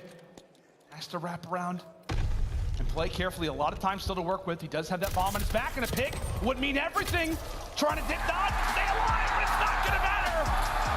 Boston Breach will come out with the Game 5 victory. We said it would come down to search and destroys. And while it has not been their strong suit lately, it absolutely was today. They go 2 for 2 and put on an incredible show in front of this New York crowd. And just like that, our defending Major 3 champions out top 12. That's crazy to say, man. That is absolutely insane to say because Seattle, we thought they were one of the top teams that we currently have in this game. But just the form of Boston Breach throughout stage 4, to go 4-1, they beat this team. Not all the way into game 5, but they get it done. Boston Breach, the fact that they lose 2 search and destroys in their series yesterday, come out and make the adjustments like they did today. What a performance from them in that mode. It all started with the early aggression towards that A site. Yeah. They were soloing out accuracy every single round. Every time they know that they're on the attack, accuracy is going to be the player calling out that cross. They were pushing it through B Street. Even that last round right there, Vivid pushes aggressively through train side to take down accuracy. He's the guy that's giving all the information out, and when he drops, there's no information to be given. Boston Breach, get the job done all the way into game 5. What a performance from them. And it just feels like, Jay, the biggest difference for Boston and S&Ds yesterday versus Florida to S&Ds here versus Seattle, correct me if you think I'm wrong, it just feels like whenever they were starting to get a few rounds, that aggression was paying off. Yeah. Like the routes were actually working for them in comparison to yesterday. We were saying they were constantly starting off in 3v4, 2v4 situations. I think they go like 8 for 9 in the first S&D. They were getting first blood after first blood here in Berlin as well. It feels like when this team is getting confident and they're hitting their routes, relying on those aggressive plays, they could absolutely be dominant in S&D again. That's the biggest thing that I just took away is confidence. You could just see the aggression that Nero was putting on the map. No hesitation every single time they were attacking towards A. Goes right through secret door one time, pops a 4-piece and ace on the round, and then even right there when 2 players from Seattle Surge are on that A bomb, he aggressively just jumps right through that site, finds the first blood, almost finds the second. But when you have a player, especially in SMG, playing with that much confidence, no hesitation to any of his plays, this is when they are able to find the success that they have. Boston Breach gonna continue on. Impressive stuff. It is heartbreak for one side, and it's a heroic-like moment for the other. Boston Breach walk away with the W in a Game 5. It seems like it's customary when it comes down to Vanguard. But let's go ahead and send it down to the main stage. It is Blaze, joined alongside by Methodz. Thank you so much, Lando and Study, for a fantastic cast. Give it up for the Boston Breach. Methodz in the losers bracket against the defending champions, down 2-1 with your family in the crowd. You went over this New York venue and come out on top. How are you feeling right now? Jesus Christ, dude. I mean, it was crazy. Yesterday, obviously, we've been looking pretty strong, so to lose yesterday was pretty disheartening. Yeah. Coming today, we're down 2-1. Crowd behind us, surprisingly. I'm wearing a Boston jersey. You guys are still You even behind got me. Crim 7 in a Boston jersey down there, But okay? listen, it feels surreal. I have my family here. I may play for Boston, but I'm from over the water in New Jersey, so this is the closest. This is the closest I've had to a hometown crowd. So thank you guys for coming with the energy. Obviously, Champs is on the line, so we're doing every single thing we can to make it happen. Hopefully, I'm not sure what the point situation is, but your energy is amazing. Thank you, my family. Like I said, I have them all. I'm staring at them right now. I love you guys, and hopefully we can keep it rolling. Yeah, hopefully we can. They have been amazing in the crowd all weekend long, Zenny. And so let's talk about this series a bit, because the S&D hasn't been looking good for you guys as of late. And then being down 2-1, you get TJ with a fantastic performance in that last map. Tell me about how your team were in maps 4 and 5 and how y'all mounted that comeback to move forward. Yeah, obviously polar opposite from yesterday. Not winning a search bit us pretty hard, and today Search saved us. So yeah. Vivid looked at TJ and said, I need a MacArthur.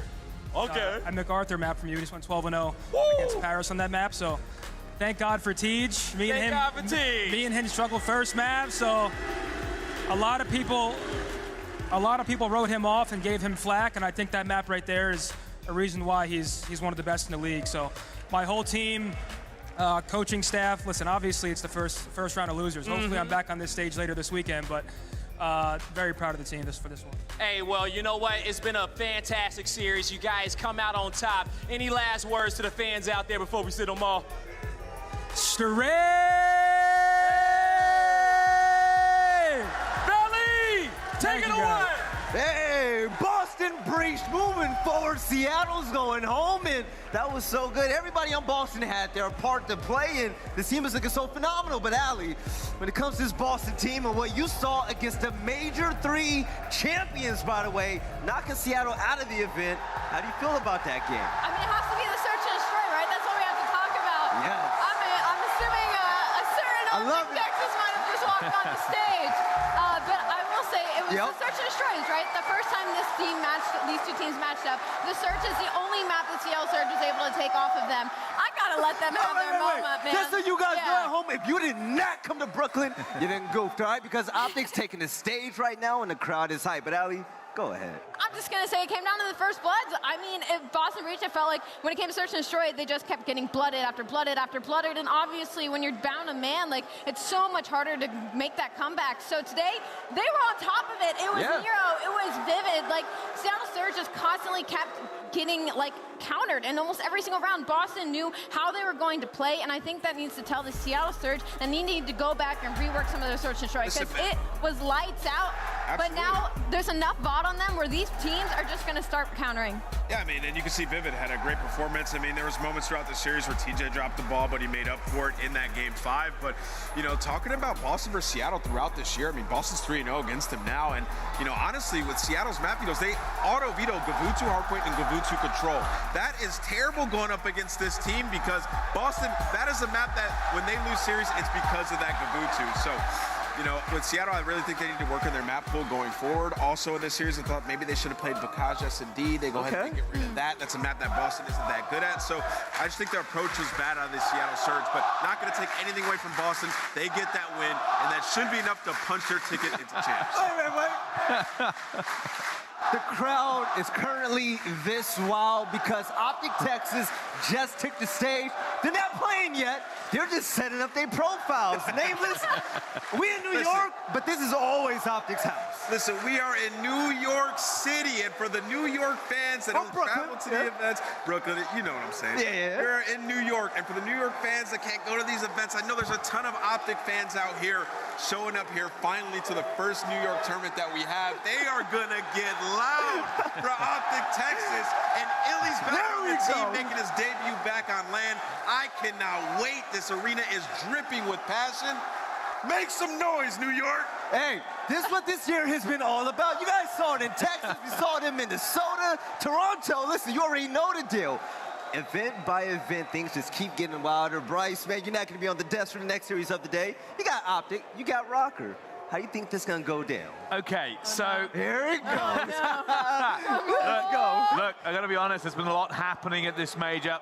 There's been an awful lot of upsets so far, because it's not always about the size of the dog in the fight, but the size of the fight in the dog. Oh my God. And it is a push for champs every step of the way. Røkkr have to make a move. They have to do everything. OpTic are locked in. This is a practice tournament for OpTic. I'm going to be perfectly honest. Yeah. OpTic do not need to win this. They need to just get better for champs. Minnesota are watching LAG do well. They're watching Mutineers do well. They watch Thieves, Breach, and Ultra. Every bubble team has been crushing it.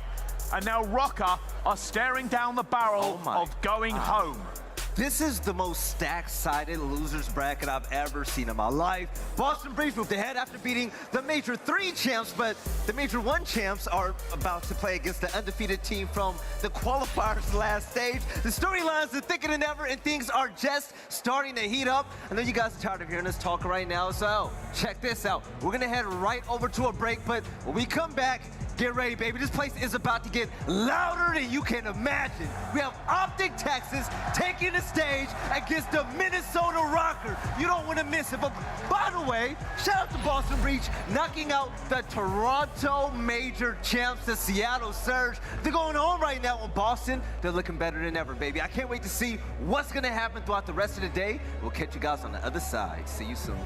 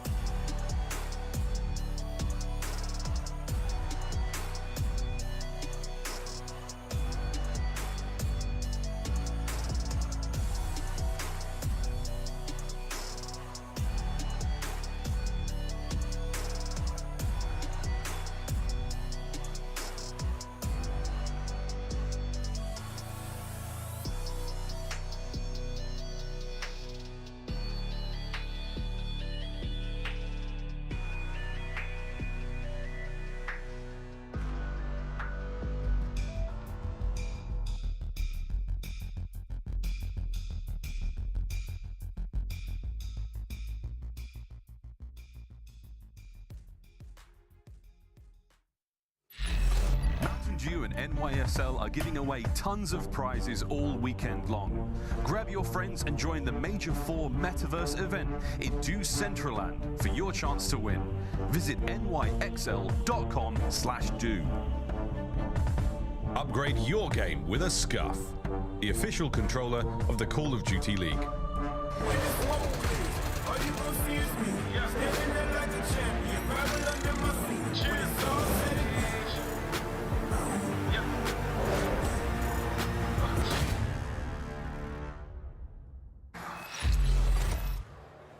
Ladies and gentlemen, it is about that time.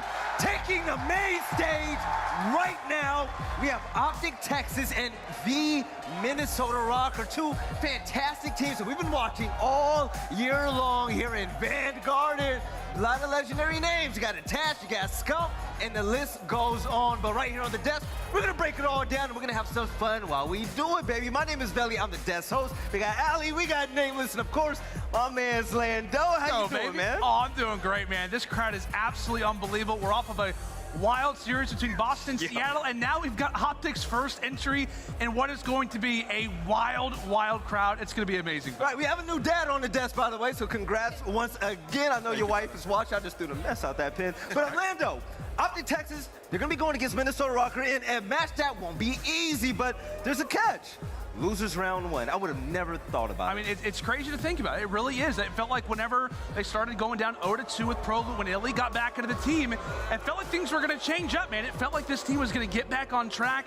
The fact that they didn't is it's a scary sight. And now that they're sitting possibly with one match that could allow for them to be top 12, crazy stuff. This is scary right now. Let's go ahead and take a look at the maps and modes to see what we need to prepare our bodies for right now. The chance to hear OpTic's in the house, and aLLeY, we got the maps. I see these maps, Vel, and I don't know how I feel right now because when it comes to this split for OpTic Texas, it has been their SMGs that have been struggling to get back on the same page. But this is also Scump and Shotzzy that we are talking about, and we are heading on land where OpTic Texas will seem to thrive, especially with a crowd like this behind them. I actually like this map set for OpTic Texas. I mean, you look at the Tuscan Search and Destroy, they're on a 4-game win streak when it comes to that. They're 1-4 control throughout the stage, but the one control that they won was against the Minnesota Røkkr, and it was Tuscan control. And then also, I like that they're playing Gavutu hardpoint again, and in this series, I actually favor them on that map. So I think they did really well in the veto process. Shout out Cinder and Rambo. Well, I know somewhere out there, there's probably a watch party out there in Minnesota. And when it comes to the Røkkr right now, Lando, this team has been making waves right now, and I'm absolutely loving it. How do you feel about them walking into this lobby? I mean, I don't know. It's like a mixed bag. I mean, they came into that series. They came into that series with a crowd by no means behind them yesterday. And while it was the first few great maps, they really started to slow down. I don't know. This is a group of veterans. So I think coming onto this main stage versus this OpTic Texas team, who are obviously going to have the crowd behind them, I don't think they're going to be shaken. I don't think they're going to be rattled at all. This is a very confident group, despite being in what could be a top 12 situation. But being more than confident, aLLeY, what are going to be their game fuel keys of victory? Honestly, everybody at home, you can read it across the board. I'm going to go ahead and add one of my own. This is something I've been saying about this Minnesota Røkkr team, where yes, their pace adding and Havok made them unstoppable for quite a while, but the cracks at the steams have started to form. They just do not have the composure. We saw yesterday, they went up 2-0 versus York Subliners and got reverse swept. There was no more life in that series out of them, and yes, we know what Tatch is capable of, and I need to see him take the reins of these players in this series because the crowd is against you and you're going against OpTic Texas, but the standings are also against you for going into champs. Right, and when it comes to OpTic Texas, aLLeY, this squad, okay, iLLeY's back. They're not where they wanted to be. They're trying to prove a lot this event, and they can be one and done. How do you feel about this team? I know a lot of people are saying, this is just a confidence event for them, right? Because they're already locked in for champs, but for me, it's more than that because you can't have confidence when you haven't even been playing that well in the split. And yes, the crowd is going to be there for them, but I need a prove-it series out of OpTic Texas right now, specifically the Scump and Shotzzy duo. They need to get back into form. iLLeY got plugged back in, and he is playing lights out. He had a 1.83 in Search and Destroy this split, and I know he's going to show up on land when it comes for the OpTic Texas fans. But when it comes to game fuel keys, take it away.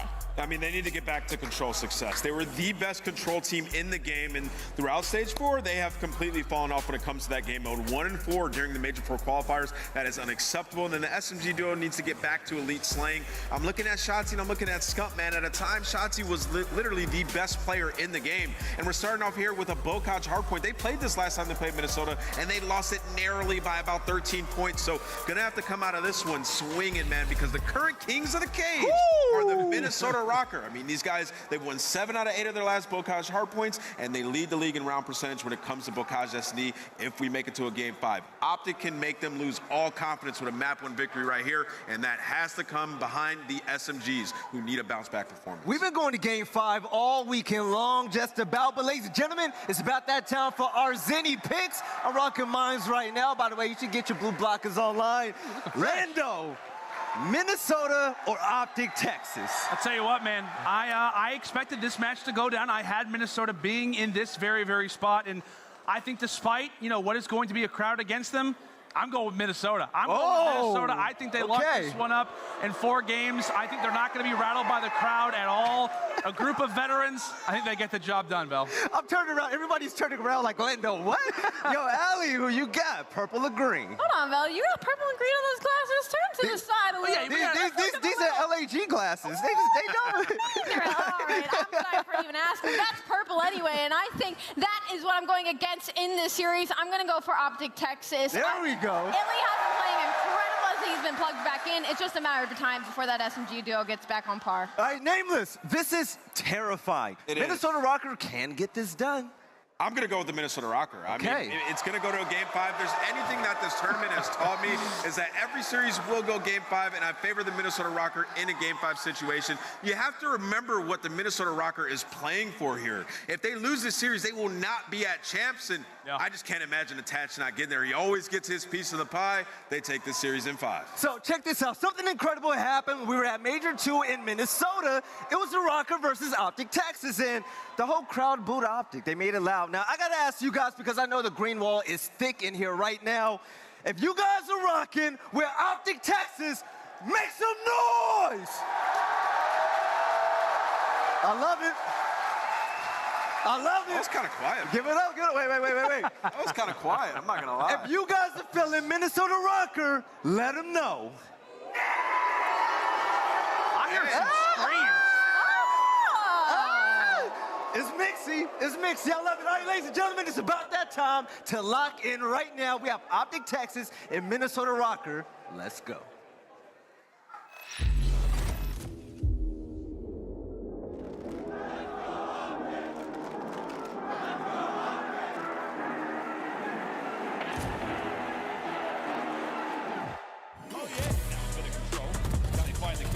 Scump finds 2 on the point, flushes him out. Now protects a few players off the run, but Shotzzy, it feels like he cannot miss. He cannot miss. Lead, not able to get away. To 1 versus 1 we go. Dashy coming through with the pistol. That's going to be nearly the first. Pulls out the pistol and gets it done. Afro.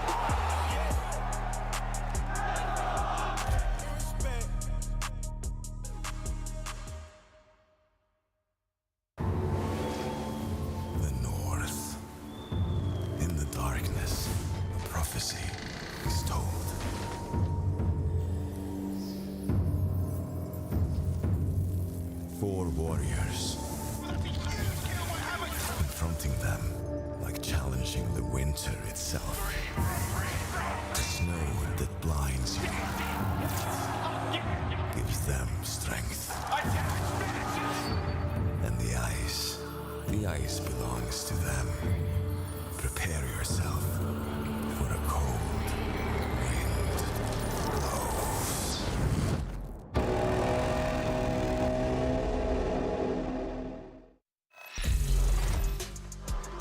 New York City, let's do it! It's time for another elimination matchup, and we got 2 badass teams on this stage about to battle it out. Coming out first, looking to play as one, make some noise for the Minnesota Røkkr.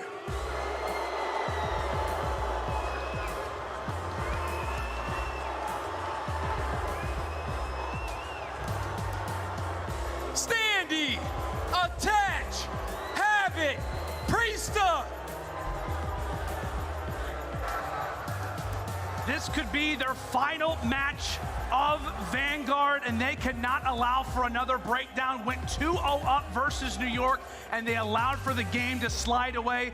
This team has got to be on point, and they've got to be ready for what is going to be a grueler of a series versus a very motivated team on the other side. Blaze, let's go ahead and bring out the other side. Let's go ahead and bring out OpTic. It's time to bring out the big dogs, okay? New York City, make some noise for OpTic Texas.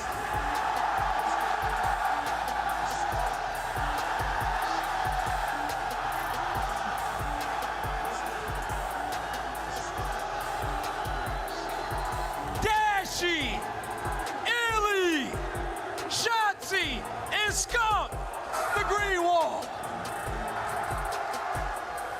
Taking the main stage right now is the team that wants to win it all, baby. Brick by brick and map by map, OpTic Texas are trying to build something special. My eyes are gonna be all on Shotzzy, though. When he flishes that switch, ain't nobody better than him. If he turns up along with Scump, Dashy, and iLLeY, it is game over. The crowd is loving him. You guys already know the deal. Blaze, let's get this game underway. I'm ready to get it started and hop into the crowd, and I can't think of a better duo to break it all down. Miles, Chance, take it away.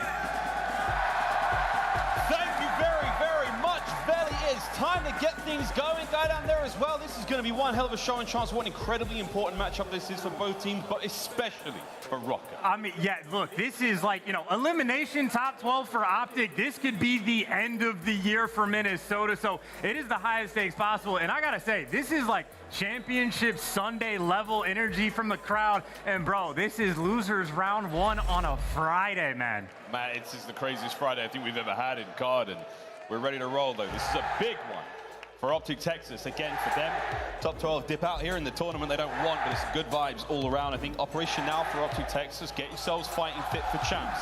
iLLeY's back on the roster. You're finally able to get things going. They didn't have the best qualifying run to get to this point. And that's the truest thing about these two teams is OpTic can at least afford to think long term, but it's also the situation where this is going to be the best practice you get forever, because it'll be a weird 2 weeks for the teams that qualify for champs, because it is just strange scrimming against the exact same team. So get the good stuff in on land, make the deepest run possible, and obviously for OpTic, want to prove that you can win again as well. And again for Røkkr, I literally cannot imagine what these guys are going to be feeling on this stage. They're getting smack talked by the crowd. They're feeling the pressure. And like the way they started their tournament, those first 2 maps, they came out hot.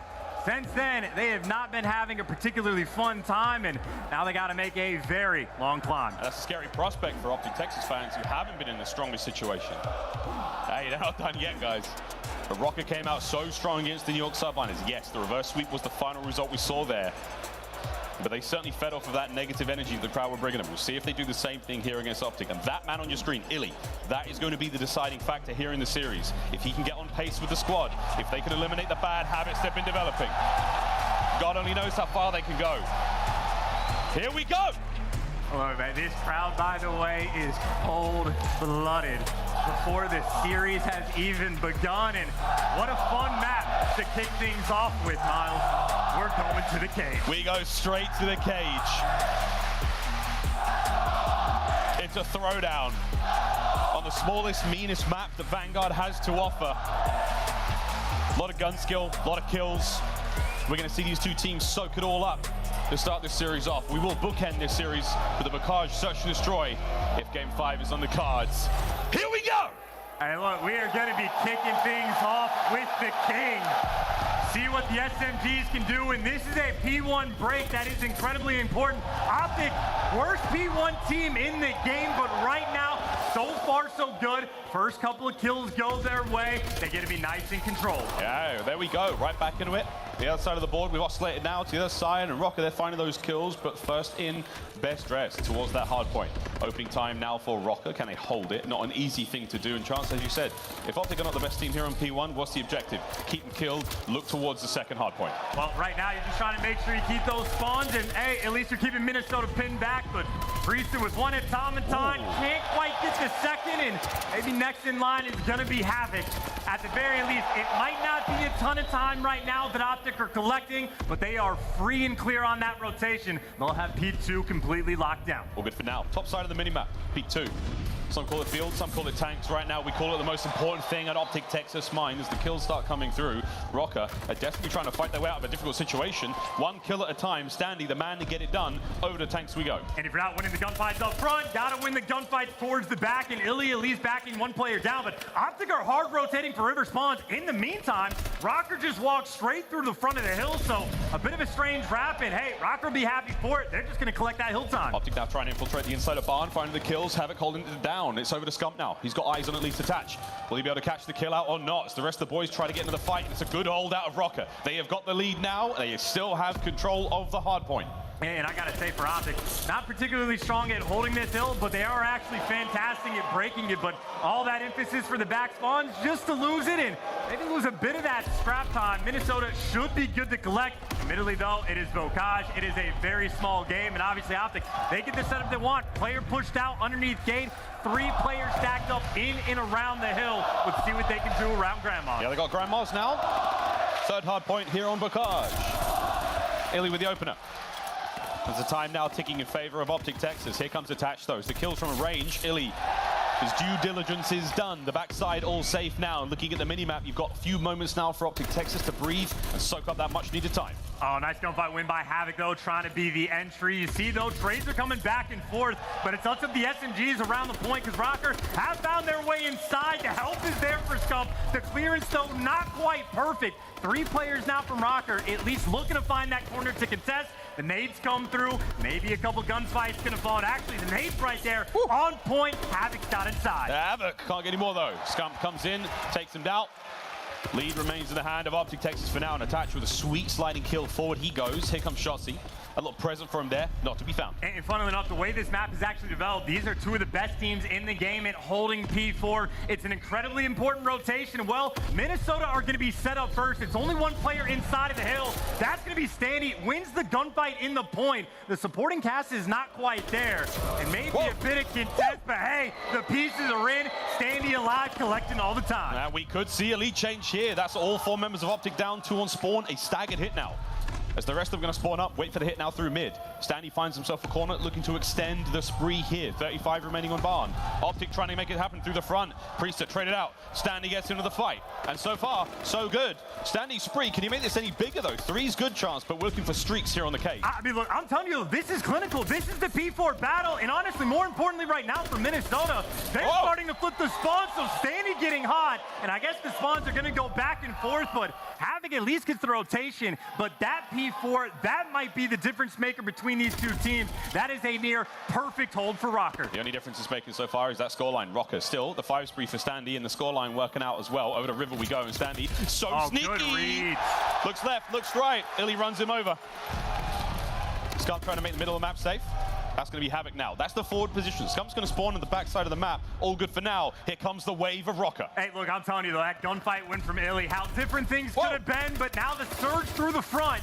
More important gunfights, a couple trades come through, and it looks like Røkkr perfectly, hey, they Blake and block those spawns. Havok gets in a tower, and Røkkr, just like that, it is a cakewalk in the river. 30-point lead ain't too shabby, and right now, they're trying to run it up. 25 on the clock. OpTic now trying to make their break. Final few seconds going to be very handy to have, and it's good so far. Attach last man up. Stuns coming through, trying to find a few more, and he is absolutely beaming. Attach has been doing great work. A Shotzzy now on a 3 spree. Looking to make it further, no. But the break was good for a moment chance. Time now open. Over to P1 we go once again. As the final set of hard points come to a close in the first set. Still anyone's game. And I think really what we learned from that first set of rotations is every single hill is going to be very mixy between these 2 teams, except for that P4. So the second set of times when it comes back around, I'm looking for that rotation. But as it stands, 20-point gap. OpTic are doing their normal P1 thing. If they can get a little bit of time, it's great. But they are hogging that left side of the map. The crowd here in the King's Theatre in Brooklyn has been on its feet, welcoming OpTic to the stage as they continue to support them through what has already been a very difficult Bocage. 16 and 11 now for Attach, as he has had a wonderful tournament here in Major 4. No more kills to be had on this life. Standy with the hill time. as Minnesota Røkkr continue to maintain this lead. And again, I mean, even just looking at the kills column, it's not like anyone is really popping off. A couple nice gunfight wins there from the OpTic boys. And again, it is just to hug the left side of the map. Now, this is actually a decent P1 hold when it comes to actually getting this time. You get players pushed out towards the God tank, and I mean, hey, once again, OpTic, the situation is they love getting these spawns. Can they get a strong use out of it? They'll beat a P2 first, but how much time can they actually get? Well, we'll find out how much time they can actually get even deeper. Let's go for a listen in with OpTic Texas. Look at bigger. I don't see him. Okay, import, guys, Nebzy. Top bar. I don't see Priest in the back. I don't see top bar. Yo, top bar. He's on top bar. He's in the corner. He flew. Priest dead. One shot. Go one shot. I'm getting top. One shot front door. Pick up my barn. My barn's open. Get close to me, barn. Yeah, he's on. He's on tank. Where? One guy got tank, Priestahh. Yo, take your time. He TK'd the guy's tank. He TK'd the guy's tank. One guy's got tank. Got tank dead. He's on time. I'm trying to find. I'm in house. I'm top house. Top house dead. I got two. Yo, touch on time dead. I reset. You want to what's on? Yo, ladder dead. Nice. I'm top. I didn't flip. What do you guys have right now? I'm top house is staying alive. Yo, what's back window? He's back right door. I'm here. Back door in the corner. In the corner dead. I'm watching. Back window, Nebzy. What HP? Yep, Nebzy, absolutely no. Another guy's here. Where'd he go? Yeah, just one. Good play. Yo, right side. Right ready. Dead. Ready. Kitchen absolute. Yo, left side. Kitchen absolute. Yo, top. Havok on top. What time? Top stairs. Nice. OpTic unable to pull the lead back chance, but the comps sound pretty good, all things considered. Motor Mouth the whole way through and trying to, again, just make sense of the mix. Not quite the clean 4 down, and Dashy trying to open up the map again. There's 20 seconds left on this hill, but this P4 rotation, I think, will be key. It is such a tight game, and these are two of the very best teams when it comes to this barn hill. And right now, Røkkr, they found the opening to at least make this a fight, and Standy's getting the intro. You win a couple more, and this might be the hill that can help you win this game. And Standy now with the entry through the top side. Shotzzy still keeping things safe downstairs for OpTic. He's been cleaned out. He's been taken care of. Røkkr in control for now. And we'll see if they can hold it from the backside. From the back, they were perfect. Through the front, they might look even better. Every single kill falling into their laps. Attached now on a 4. And again, what was once a 15-point game, that score is starting to look more and more dangerous, especially with OpTic. They are stuck in the back. 3's the cutoff, man. You go to the hill, you fall into Standy's lap. Every time we're on this hill, Standy goes on a streak. Well, it's another situation now for Røkkr to put themselves in a great spot as the lead only gets bigger. OpTic are still trapped in the left-hand side of the map, and it's a shooting gallery as attached. He's run out of ammo. Finally, though, able to get forward as now OpTic have escaped the trap. They're flying in a barn, and into Priestahh they go. As the kills now still rolling through for Røkkr. OpTic have escaped the death-defying spawn trap that they were in a moment ago, and now across the map they fly. Shotzzy, the man with the golden wings, has managed to get himself across to River, taking care of Røkkr once again in control. I mean, you just lose 45 seconds on the barn hill, and now Røkkr have out-rotated you again over towards River. That's the moment of the game, so OpTic Texas now need to pull something out of the bag. They're trying to flank, but they're falling along the way. Priestahh is picking up pieces by the tower. You get the intro through the front. Shotzzy gives you 2, but you get wiped away. Røkkr back inside the hill, and this is turned into a dominant bocage. Here comes OpTic through the front. Hold this one down now for Røkkr. You're over the 200-point mark. Dashy doesn't check the corner, doesn't check the tank. Into iLLeY now, trying to find the entry kills towards the point. Priestahh holding it down, finds the top of Scump, can't get it anymore. As iLLeY now, into the point he goes, pistols there. The break is here for a brief second, but he's got to stay alive. Røkkr still all over this one. They are still on top. I mean, make no mistake, this is a gargantuan lead right now for this map. OpTic trying to claw their way back in and maybe fight tooth and nail for that scrap, but any extra few seconds Røkkr are able to get. I mean, you go into a P1 that is mixy. A few seconds here, a few seconds there. Røkkr right now have truly run away with this game. They have done the hard work. Now just for the easy part, just make sure you continue to slay. The numbers and the odds are on their side now as we go into our final set. This is it.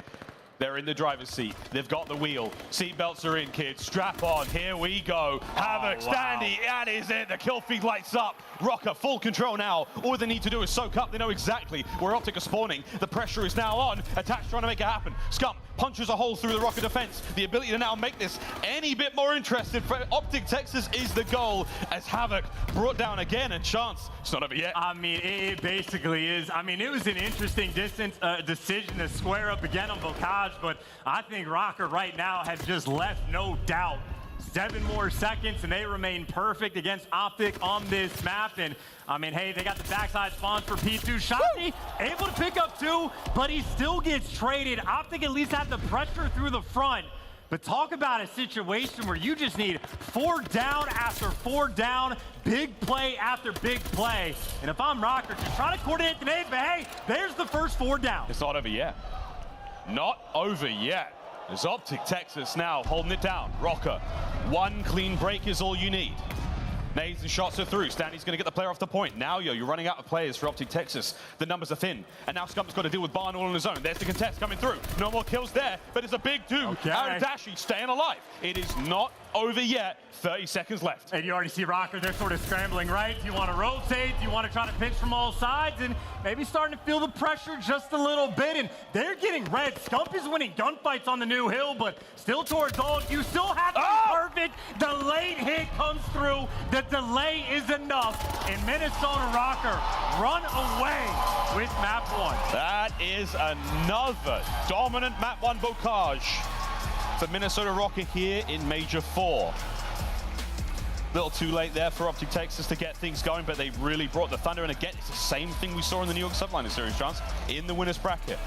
They come out so hot, and they absolutely tore OpTic a new one. And look, for anyone that's been paying attention to Minnesota Røkkr as of late, Volkaj, without question, bar none, their best hardpoint map. They've won like 9 of their last 10. They have beaten fantastic teams, and they've been perfect so far this year against OpTic Texas, now a 3-0 record. OpTic Van Berlin, where they've traded maps 2 and 2, and I mean, at the start, I was certainly thinking, like, I respect the decision, but a scoreline like that, it almost looks painful. I mean, those P4s, both times, right? One time Minnesota, they win the rotation. The next time they have to break it, but holding from the front, holding from the back didn't make a difference. Standy was going to piece them up either way.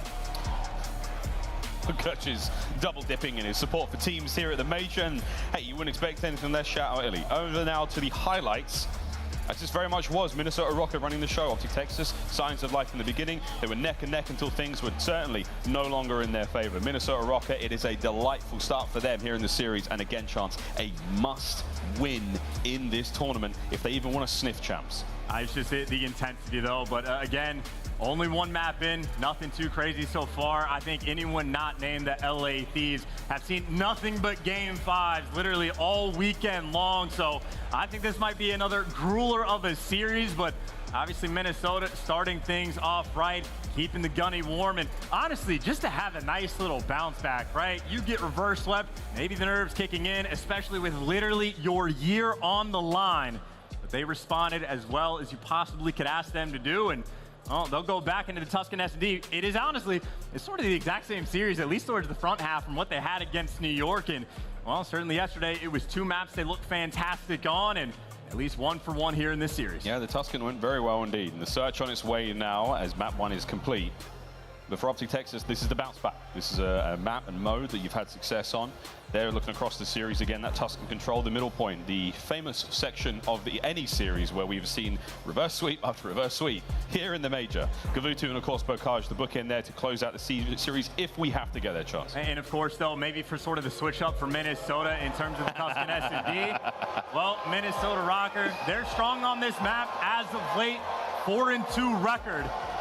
And they are strong enough at the map that they are deserving of fans when they play Tuscan. I mean, Standy literally just yesterday, perfect 10-0, earning glide bombs, making plays, and they got that 6-1 win. Of course, on the flip side for OpTic overall, 10-4 record on Tuscan. They are fantastic as well. So I know OpTic are going to be very excited to try to get that instant strike back. Oh, we'll see if that happens. Again, loading into the map now, getting ready to dive into the search and destroy as what will be a very tense series. I met so many fans here in the weekend who it's been their first event. You know, they're all native New Yorkers. They're all New York Subliners fans. But as soon as OpTic came on, the jerseys came straight off. The allegiance swapped over. It's hard to get around a chance. There are so many OpTic fans here in the venue. I mean, every single venue, I think, is going to be the exact same story, right? But make no mistake, this is no different. Just to further home the sort of Tuscan S&D narrative, though, it's been a fun battle between these two teams. Going into this series, they played like 4 times throughout this year. They were tied up 4-4 on hardpoint. Obviously, now Minnesota has the edge. Going into the search and destroy, that is where Røkkr have been clear-cut the better team. 4 maps to 1 in the game mode. So I think right now the pressure is on, but it is worth mentioning, so many of those maps were actually by the hands of Major Maniac. He actually has the best KD in the league against OpTic, and obviously for Minnesota, not on the team anymore. And going towards that Tuscan, we talked about it. The record, fantastic. Their wins on offense, best in the game, and obviously they convert the 4v3s when they get them. And something to look out for, one of the reasons OpTic are so clean on offense, they're actually one of the teams that's more aggressive over towards the B site. They get the bomb down on that bomb. Only about 25% of the time, but more often than most. And obviously, if you're going to B, it is that battle through P5. This is Shotzzy versus Standy. We'll see who can make the bigger plays. A couple of things to keep an eye out here for. Shotzzy versus Standy on the B side. OpTic didn't have a good run in the qualifiers to get to this point. The map records are fantastic as what has been a mostly successful season for them. Of course, the Major 1 victory. But here we go. Map number 2. Tuscan search and destroy. Shots already ran it out for the quick pre-fire. Just trying to get some information. And, well, they know Priest is there. They don't want to deal with that. Maybe forced to back down. It's actually Scump leaning the direction of P5 for that battle. So maybe him versus Standy early on in this game. But right now, just vying for a little bit of position. There's presence on defense on the A side of the map, though. The question is, do you actually want to work it? Ooh. And how well do you read Havok? He's a sneaky man. Shotzzy stun might connect. Here he goes, straight into the fight, up and about. Havok draws first blood. I mean, that's just perfect timing, right? Stun comes through, Havok childs before it can actually go off, so that is a perfect first blood. You now have 0 map control. OpTic, it looks like they want to maybe try to work this through mid, but that's a little bit risky. Maybe P5 will be the name of the game. I think OpTic are just sort of praying Minnesota makes a mistake, but they are perfectly stagnant.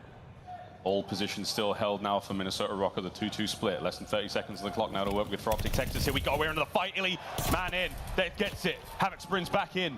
Right back to good old faithful. This could be 3rd on the round, and it is. He's working for the ace. And they know exactly where he is. They know the Scump has to be the guy. Yeah, and they saw him midway through the middle of the map. They had it done perfectly, and they fed the right man the kill. That should be the round 1 ace from Havok. Or actually attached, stolen from at the end. But hey, either way, fantastic stuff. Again, that is just one of those, like, just, you know, cerebral plays. You see the stun coming out, and he just childs a split second before he goes off. The timing is perfect. And what a play for the new kid on the block, and by new kid, I mean he is a veteran. Havok has played OpTic many times in his career. Now, the newest member of the Minnesota Røkkr team. Røkkr now on offense. Oh, this is aggressive. And we're in the middle of the map. We're all here now. We're all in. The first blood goes to Dashy. Shotzzy follows him up immediately. You still have that mid-map control. It's Scump. He just loses the gunfight to Havok. Remains now on a 4 spree. He's going to find himself a sweet corner by the drain pipe and stay alive for now. OpTic with the numbers. I mean, they just bullied him out, maybe to throw away an extra life, but good news, you still have that bomb down in the dead center of the map. Dashy can dance all day. And you still have the lockdown on the map. I mean, Shotzzy's going to be posted up to look for sort of the rat back, so they have all of their bases covered. They're going for the chow. Havok makes the read, shreds him. And keep in mind, we're 2 rounds in. He's on a 5. That's disgusting. That is absolutely disgusting. Røkkr, though, problem number 1. The bomb is over by the A-bomb site. Problem number 2, iLLeY's watching it. How will they solve this one? Through P5 they go. It's just bait. This is all just a bait for Havok, but, well, they're there to shut him down. That is the hard read, the hard commitment. I mean, both players, guns up, ready to go, corner to corner in green and radio. And you talk about 2 players that have a great deal of chemistry together, Dashy and iLLeY. I mean, that is their bread and butter. And they shut down Havok. What a bounce back round. Wonderful chemistry there to seal it. The equalizer there found now by OpTic Texas. They'll find themselves on offense now. Røkkr hitting a 3-1 split. One player towards B. It's going to be attached this time round. As the opening sortie ends, no blood has been spilled, and we're looking towards the middle of the map. And Shotzzy, the damage is there. The kill, not just yet. Here come the lethals and tacticals. Scump takes care of Standy on the other side of the map. He might actually have another one there. As the foot race is on, and Scumpy makes it 2. Easy reads. Easy reads, and another 4 versus 2 right now for OpTic. The last one wasn't perfect, but they got the job done. But I like the way they're playing it. No commitments right now to the bomb plant. They have so much time to work with. Do not make a mistake. Now Dashy spots Priestahh up top, and oh my God. X-ray vision from Priestahh, but Bruce is there to take him down. And that is number 3 for the King. Pixel perfect there from Dashy. That penultimate kill. Doesn't crack a window, doesn't crack anything in the woodwork there. Just finds the tiniest of angles to work with. Great round out of Scump. And that is Shotzzy setting Scump up, and he knocks them all down one by one. Gets the freebie towards bottom well. Knows someone is going to be looking for the trade, and Scump just with the perfect positioning. I mean, that is just clean veteran Call of Duty. Makes it easy on himself, and always takes you back-to-back rounds. This is aggressive on offense, by the way. Røkkr, it's a triple hit, but they get shut down. Headshots rolling through. And another 4 versus 2 for OpTic. Full map control, every angle covered. Priestahh and Havok now in a very difficult spot. They've got time. They're trying to find auto aim. You got to find a pick after the other. Not expecting anyone to push through P5. Just look at the corners, though. Everyone is set up and ready to go. You might back down the sniper, but that's not a kill. And yeah, Havok, good luck with this one. He might have the first. The trade should be quick, but he actually gets out. Now he's pushing the sniper, so this is a bit of a delicate situation. Round's not over yet. Sanctuary found now on the inside of Church. OpTic have shuffled around. They haven't found too much. Scumpy might better go big here. Eyes are on. Priestahh finds his. Priestahh finds his. It's a 2v2. And this round just got from very boring to very interested, friends. Scump stays alive. Less than 30 on the clock. They're reading the flank, though, but they read it a little too late. And iLLeY! Welcome back, young man. That main stage is his. Shout out iLLeY. 5-1. And I am loving the teamwork from OpTic as well, right, in these situations. You don't like when the 4v2s turn to 2v2s, but Scump gets out of dodge, sets his teammate up. And once again, if it's Shotzzy setting up Scump, Scump setting up iLLeY. They are knocking him down. That'll be 4 in a row. That'll be the square. Headshots again. Low. Looking for the second. The tags are there. Shotzzy. He's going to pick up another one. The numbers now start to run out. Attached, we saw the glint of the sniper for a moment. That's going to give Shotzzy now and Scump the courage to go forward. iLLeY still on the 5. Man's doing it all. Scumpy! Wow! What a round! As OpTic Texas are starting to believe. And the crowd in the gameplay starting to match. Suffocating in this room. I mean, you are just getting swarmed. That is ego chows on outskirts. That is so many headshots in a row. And the man that was perfect yesterday on this map, yet to find a kill. That's cyberbullying, guys. Come on. Wow, we're getting creative with the comms today, ladies and gentlemen. Here we go. Shotzzy start things off. Planting towards A, now Speedy for Havok. OpTic trying to now shuffle the way forward. Standy gets on the board. Big win. Scumpy managed to fight one through mid. The 5 spree still alive. iLLeY does manage to secure 1/2 of his streaks now, looking to get that glide. And immediately now, you find yourselves on the bomb. The fast play now, as they try to find something. Will iLLeY check this one, as the play is alive and kick in! Oh my God, Priestahh got all 3. Yeah, I mean, you talk about just handing him a freebie in that moment.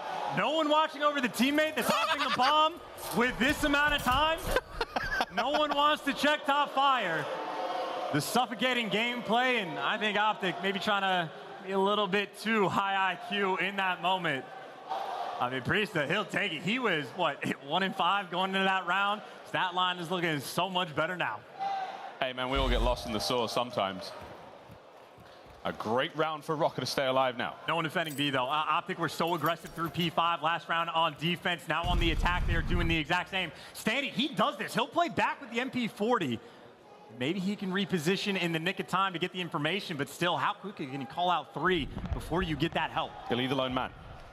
Towards the bomb side of the map, though, over to B. I'm not sure how many players Standy saw, if any, but they're going to check this one. Vigilant now on the approach for OpTic. Stun lands. That's enough information now. Reinforcements moving in. Havok may take an early dip, but for now, the battle is taking place over by B. Wow, my God, that was so close from attach. Standy, check the corner. No, big win out of Shotzzy. He set up the trap, and they fall right into it. Number 4, though, making the play. Gets caught. iLLeY again. Every flank he has dealt with, every push shut down. And maybe the brain turned back on after that previous round, right? It was the iLLeY versus Havok battle on the flank. iLLeY wins it at the start. You already know how Minnesota likes to play on defense, and it's the same idea. OpTic have repeatedly, when they can't afford to go for the bomb plant, they just wait. Someone to push in, make that mistake, and again, setting the traps. And it helps with Standy and attach combined 2 and 11. OpTic get bounced back from Blocage. Sniper now in the hands for Dashy. The green wall lighting up the King's Theater once again. Will we catch anything? Oh my gentle Jesus. If he lets it rip. Oh, Priestahh managed to keep the flank safe. That first blood helps a lot. No Shotzzy this round. Just over a minute to play with. And again, you've had OpTic a few rounds now playing loosey-goosey, getting very aggressive, but nice read by Minnesota. Double chow is in. They had the intel on Shotzzy. With his man advantage, though, we've seen pieces from this direction. With Scump forced to back down, he's got to dodge the nades. Heads up play, though. Tactical retreat now. Reinforced in position. iLLeY's going to be the man to go in, maybe. Here comes the reinforcements. Dashy covering the flank. Tags are in. Røkkr are making the move. Scump can't get involved in the fight. It's Havok who wins it. And now over the B-bomb site you go. iLLeY brought down as well. It's a brutal run coming out of Røkkr. Dashy, the last man up. Sniper in hand. Not enough. Røkkr stay alive. I mean, again, great plays on both sides. You get that initial read from Minnesota on Shotzzy, and everyone is geared up for the trades. They take their time. No Scump is out towards Plat. They get him to at least tags up from the nades, but then the chows were on point. I mean, they were playing for the trades in that moment. It helps when your entry man gets the kill. Both Standy and attach at least able to collect one. Minnesota down, but not out. Looking to make this bounce back around. Once again, not defending B at the start of this round. OpTic aren't pouncing on it yet. Maybe Havok. Oh. He got stunned, but it is still a delicate spot to play. Oh my God. Havok. Opening blood. Nice angle. It's not quite enough, though. Standing now. Eyes on Shotzzy. Gets Lisa tagging. Has to back on up, but all bases covered for the moment for Minnesota Røkkr in this 3v3. I'd say right now for OpTic, there's nothing really you can break down. Everybody's spread. You see the play call they are making. We see it all the time. Normally it's Standy in the back. This time Priestahh, and he's got the AR, so you can get picks in front of them. If you're used to Standy in this moment, if you're not ready for the AR, that's why you throw shoulders. Now they know. What? Other side of the map, though, it's all good for Røkkr. iLLeY and Shotzzy, last players left alive by the B side of the map, and iLLeY with fast moves, as with Shotzzy, as they are giving up position together to now make something happen. A big move out of Priestahh. All of it now falls down to Anthony Cuevas Castro, who has been a sensational player entire season long. What can he do now in this 1v3? 3 names looking for 3 kills. He's got number 1. He's picked up the bomb, and that can put the pressure on. They are split. If you can catch one of these players, it's only versus Standy that he's got to make the lead, but he doesn't. He goes for the bomb, and Standy shuts him down. Minnesota down, but not out, and I am loving the play calls they are making. How many times we see Standy in the back watching that in with an MP40, they switch it up to Priestahh, and it's not like it works out perfectly for them, but great reads on the flank in the meantime. Røkkr on this map constantly making these micro adjustments, and well, maybe for these next 2 rounds, I need 2 more. It's great trust in one another as well for the Røkkr lineup. You split up in that kind of situation, it could go very bad. Bombs up. Towards the B side of the map we now go. 3-1 split again. Peeking through mid-map. There's a lot of damage being dealt with the stuns, but that's just information for now. Let's see what they do with it. That's one, that's two. Perfectly done. First one, they're way, except for Shotzzy. Out of nowhere, he gets two. The holy hand grenade from Shotzzy lands, and it's now a 2v3 attached with a bomb recovery. Priestahh's got to go big here. A win versus iLLeY levels the playing field, but again, the setup from OpTic, B is all good. You got to find the pick, and again, Dashy will dance all day. Deal with iLLeY on the head glitch. He has been ripping heads all day. Here's the child trying to dance, and they at least back him down. But you still need the first pick. You got to find the intro. They've made the run towards B. They're going to hit the flank eventually, but oh my word, I think Røkkr might have counter-read this. It's a blind move. OpTic go towards A, Røkkr to B. And either way, right now, OpTic should have the positioning. Even if they just wrap back and they're coming through P5, they'll have the high ground over the bomb site. And you already see number 6, he gets left over towards A. They're bouncing back. They will be here as soon as this bomb goes down. And this has got to be real quick, though. Here come OpTic, Dashy and Scump through the front. iLLeY will get involved a bit later on. The opening tags, warning shots to let you know that the party is on its way. Trying to buy time through the front is now all members of OpTic lining up for this one. Attach. Eyes on radio. The gunfight is on. He's going to run out of ammo soon. Now, waiting for the pinch is going to be Priestahh. Will OpTic take the bait? Will they dive onto the site as Priestahh now in position to maybe make something happen? Here we go. Scumpy's in. Priestahh with a big kill. It's done. It's done. The search is over. OpTic play the numbers. And in the end, it's Dashy on the defuse. We're going the distance. And what a nade, by the way, out of Shotzzy. I don't know who he had help with, but at the moment, we're watching the setup from Røkkr. It is looking perfect for the first blood, but Shotzzy's last dying wish was a prayer. It got answered for the 2-piece and left Røkkr in such a bad spot. And this crowd has many things. Chill is not one of them. Zero chill in the King's Theatre in Brooklyn as we tie things up 1-1. The equalizer there in the search and destroy from OpTic Texas. Good looks there from iLLeY and Shotzzy. Great work. And the damage being dealt there from Dashy as well. Over the 1K mark for 2 of the members of OpTic there. On the other side of the board, Havok and Priestahh. They were the main men for Minnesota Røkkr, but 6-4 is no win. And we cannot stress enough the importance of this series for Minnesota Røkkr, not only in the tournament, but in their run to champs. And we talked about the Tuscan S&D being fantastic for OpTic, and again, they have struggled all year against Minnesota Røkkr in the game mode, but on one of their best, they get the job done. Obviously, it was a close one, but happy for it. And we talk about the head-to-head. That control, this is now wonderful news for OpTic Texas. So far, they have been a perfect 4-0 versus Minnesota.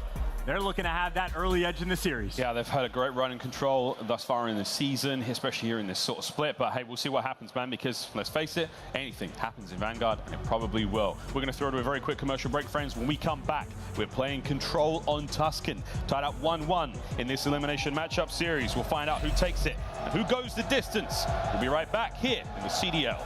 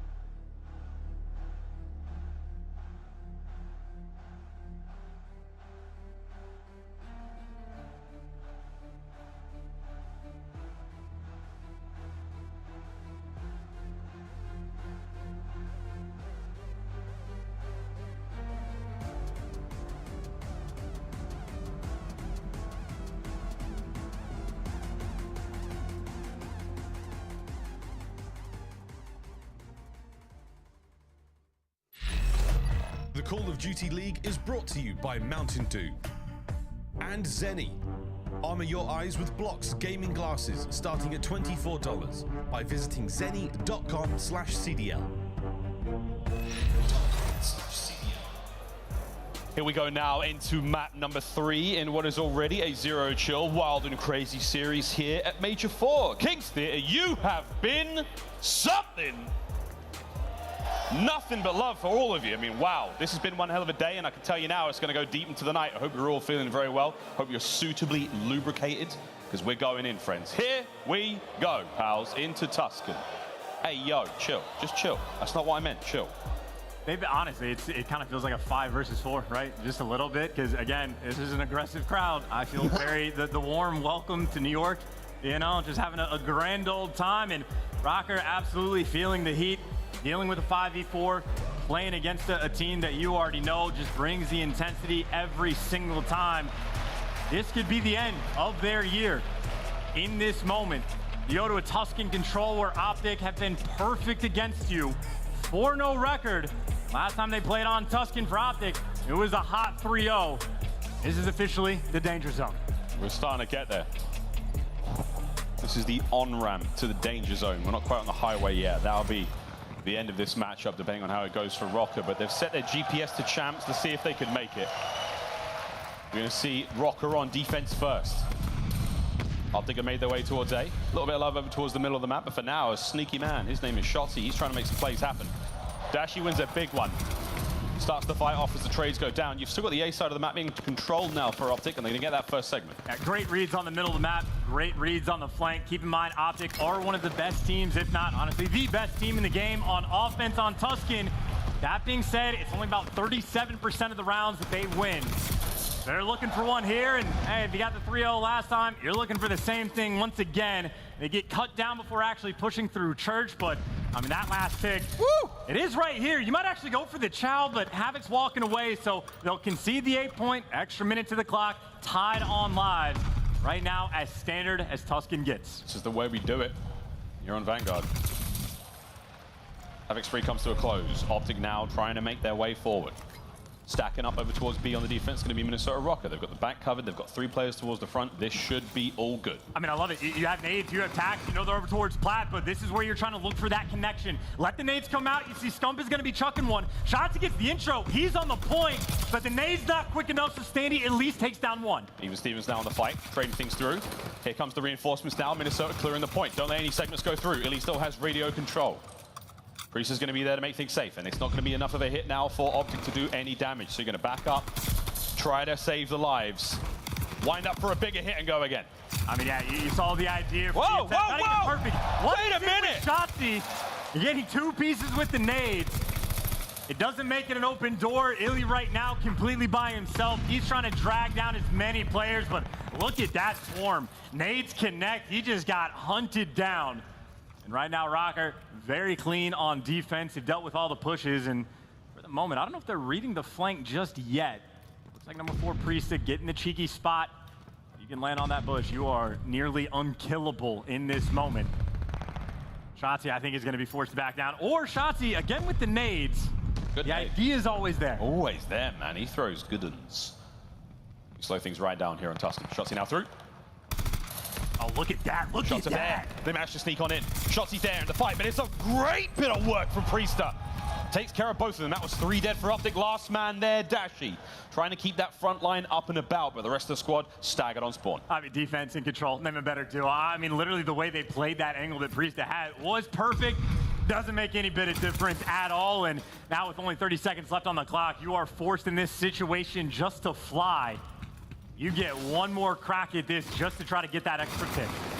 20 seconds. That's 2. Scump and iLLeY find the kills. It could happen here. It could still happen here. You're looking for a few more. You're checking every single possible angle, and that's Priestahh. The 3 spree there flies out into nothing. Scumpy gets brought down. Standy's going big. Here comes the next hit. I don't think OpTic have it. No, they don't. It's done. You may as well ring the bell. This round is over. Røkkr take the lead. And honestly, for OpTic on that round of attack, you see a couple different looks, a couple different ideas, whether it's grouping up through P5, looking for the nades for the entries, whether it's like, honestly, perfectly timed flanks. I love all of the ideas that they're throwing at Minnesota. Røkkr had an answer every single time. Very standard round, 3 ticks through. We expect this to happen. See if Minnesota can create that little bit of magic. And one of the more common themes we see, you know, how you find success here on Tuscan offense is nades. Coordinated efforts there with the nades. That's exactly how you take care of those players on plat, even the players at the backside. Let's see what Røkkr have got. Working through the middle of the map. I mean, they get the entries. Priestahh doing what Dashy did the round before, but it's the hits through the middle of the map, and again, OpTic trying to keep things contained. Everybody basically just stacked up in and around church. The flank is in, though. There's the freebie. The spawn trap is not in, though. You got that close through spawn. Maybe a moment for Røkkr to try to put pressure on B. They're looking for the kills first, but you can make this open. Havok. He doesn't see Shotzzy. Finds him eventually. That's big enough for now. Onto the B side we go. 1 second done A. This is a great start. Havok. This ends right into the kill feed. Stack this point. Again, you capture A 95% of the time. You're looking for this extra tick. Shotzzy gets red. OpTic get given up the pressure. Already 1 tick is through. This could be number 2. Second segment gets cleaned up now. You still have 1 player left alive at the point. Is Standy trying to keep it going? He does! He finds 2. He's still going. Can all take care of Dashy, but for now, that is good enough. 1 minute on the clock. A single segment remaining at B, but over to A we go now. Easy peasy, lemon squeezy. Røkkr should add a minute to the clock. iLLeY's going big, though. He's trying to do it. Can't get it done. I mean, already the tick advantage is there. So are weird gunfights for Røkkr. That is 3 down for him. Now you captured A, and look at how different this is compared to the last round. And now you even have Standy causing problems. I know he's getting red. But he wins the gunfight. He's still keeping things open. The pressure's still on. He cracked the window wide open, and there is more than a gust coming on through now. Havok, no more kills to be had against Dashy. He's done. Dashy, though, stays alive, holds the line, and keeps OpTic all safe here. Shotzzy trying to clean house as well. As you try to look for every single possible way Røkkr could find their way in towards that B side of the map. I mean, honestly, it really was just, mismanaged spawns and not a quick return enough to defend B. So Røkkr already happy in this round. Havok right now, 13 kills to his name. Gunfights have been feeling good. Priestahh has actually been abandoned in OpTic spawn. But if you start winning the gunfights on the front and Standy's making moves, they already have the pressure in the back. Once again, Standy being the entry man right now for Røkkr. Forward he goes. Dodges everything being thrown at him thus far. He's got players to work with now. iLLeY's up next. Last man close on the point. Here come the OpTic reinforcements trying to stay alive. Just under a minute to play with now. iLLeY wins a big one. So does Scumpy. You still have Priestahh holding it down at the back. They're tired of him being here, though. This is 2 players for OpTic turning their attention this direction. And maybe they're just happy and content to leave him in the back. iLLeY takes the chow. There goes his head. There's another. That's 2. And look at the pressure in the back. Røkkr have 3 on the flank. Yeah, he kept that open angle now, and you're in. iLLeY straight off spawn, holding it down. Dashy's there, keeps the kills going. And this time it's attached, the man at the back. You have a pinch on now, but the spawns are going to get really ugly. Can you keep one of these avenues open? 25 on the clock. In a 9v6, you're getting spawn killed. That's why they're trying to ignore him. But again, for Minnesota, you win the gunfights in the front. Now just a 7v5 with Scump, at least able to pick up 2.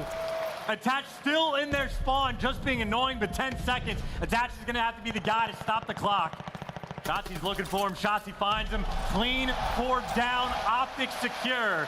But again, Røkkr, they did the hard work. It might not be a win, but the small victory is the ticks. They now have the advantage for defense in this game. I know OpTic, best team in the game on their attacking rounds. But the pressure's on. Now they have to deliver. Crazy round. OpTic hold the line and get themselves on the board. As far as the kill count goes, I mean, OpTic kept themselves together in that one. Røkkr now on defense. See what OpTic can do now on the attacking round. The first time round, Chance, you said, a couple of good looks, some different angles of approach. Shotzzy now waiting for the call. He's going to hit that ledge. He's going to dive into P5. How good is his movement? Maybe this will be the moment to find out. I bet we already know the answer, but maybe looking for the idea, or maybe waiting for the chow. There's number 1. Look at the headshot from Standy. Shotzzy's trying to make the aggressive play, though. He actually abandoned that player, and he's able to win 2. He does get shut down, and I mean, hey, it's a nice couple kills, but OpTic, you see the idea. You have number 6 pushed out. They're trying to apply the pressure on the map, and Røkkr, so safe, so secure, everyone around B. Røkkr looking good so far, while A is now slowly being captured. Let's go for a quick listen in with Minnesota Røkkr. P5, got me, Scump. Top fire. Scump. I'm P5. Top fire, I'm one shot. Take your time on Røkkr. He's third. Just play line. Discipline line. Back. Now we have the back. They need me flat. P5, Dashy dead. One shot. One more P5 on me. Have your help. One shot, I'm baiting it. I'm starting back. Shit. Maybe top surge. Yeah, top fire. I'm getting fire, guys. I'm laying the most one. Yeah, hold the back up spawn. I'm laying the most one. I'm re-pitching. I'm re-pitching. Playing a Shotzzy setup. Ender could be hitting the back right now. They're still reversed. I hold the back. Ender's in our church or ramp. Ellie, one shot. Yeah, I can help you. Getting on mid. Dashy's roof. Roof and top green. Yeah. Take your time on this. I have your help, though. I can We need to get... We see the A zone fall, we see the clock now add a minute to it, and here we go over towards B. And once again, it's Shotzzy, the man now in the backline for Røkkr, trying to find an opening for his boys to try to get on a B. They gotta know someone's in the back though. Oh my God. Standy, 1 HP. All he needs for him, not even close. Still remaining perfect on defense thus far. Well, perfect in terms of defending B. That is the name of the game. Pushed out on the map where you want. Priestahh by himself in P5. Wins at least one. And every single kill you get, slows that push down that much more. iLLeY the next man to fall. OpTic trying to gear up. They're doing this 3v4. Attach rips off the head. And Røkkr just clinical in these moments. The trades when they need them. OpTic cannot find a single strong push. And they're starting to get taken care of in the life count department as well. 18 for Røkkr, 12 for OpTic Texas. They're slowing down in a big way here. Waiting. Now for the opportunity to make their way forward. Again, it has to be clean. You get 3 down, you're all good for OpTic Texas, but that's not going to be an easy thing to do whatsoever. Here we go. A 4v4 hit. The nades are out. Will they connect? That will be the go button. Priestahh gets the first straight into the battle. We go, and it's 2 for Havok, 3 for Havok! Less than 30 on the clock, and that is a sensational hold. I mean, you know, 17 different angles you got to check. Little cruddy spots getting played, and hey, here's another one to the list. Priestahh's rolling through. This is so many players running into the line of fire. Havok makes the read. Priestahh gets the 3. A dominant round on defense. You couldn't ask for anything more except for maybe a glide bomb. At least that gets shut down for Havok. Priestahh gonna finish this round on a 4 spree. Minnesota finishing this round like clockwork.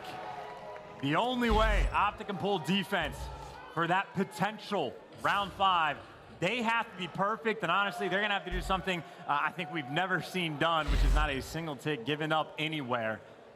So OpTic, this is a very difficult spot.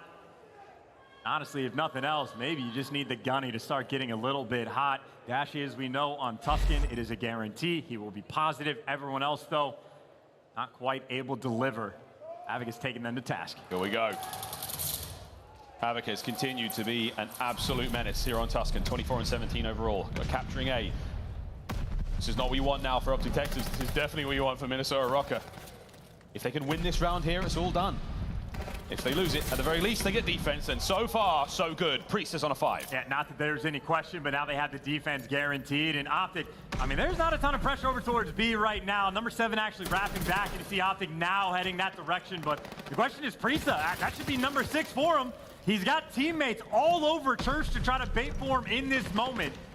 Talk about already being a bad spot for OpTic. Now they got to deal with the glide. They got the glide!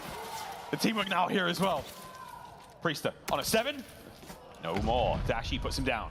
Attached trying to make his way through the back line as well. Hey, and make no mistake, you save this for this final round. If Priestahh, whips that thing out, unless you have the guarantee somehow to win this round, you keep that in the back pocket and make your life that much easier.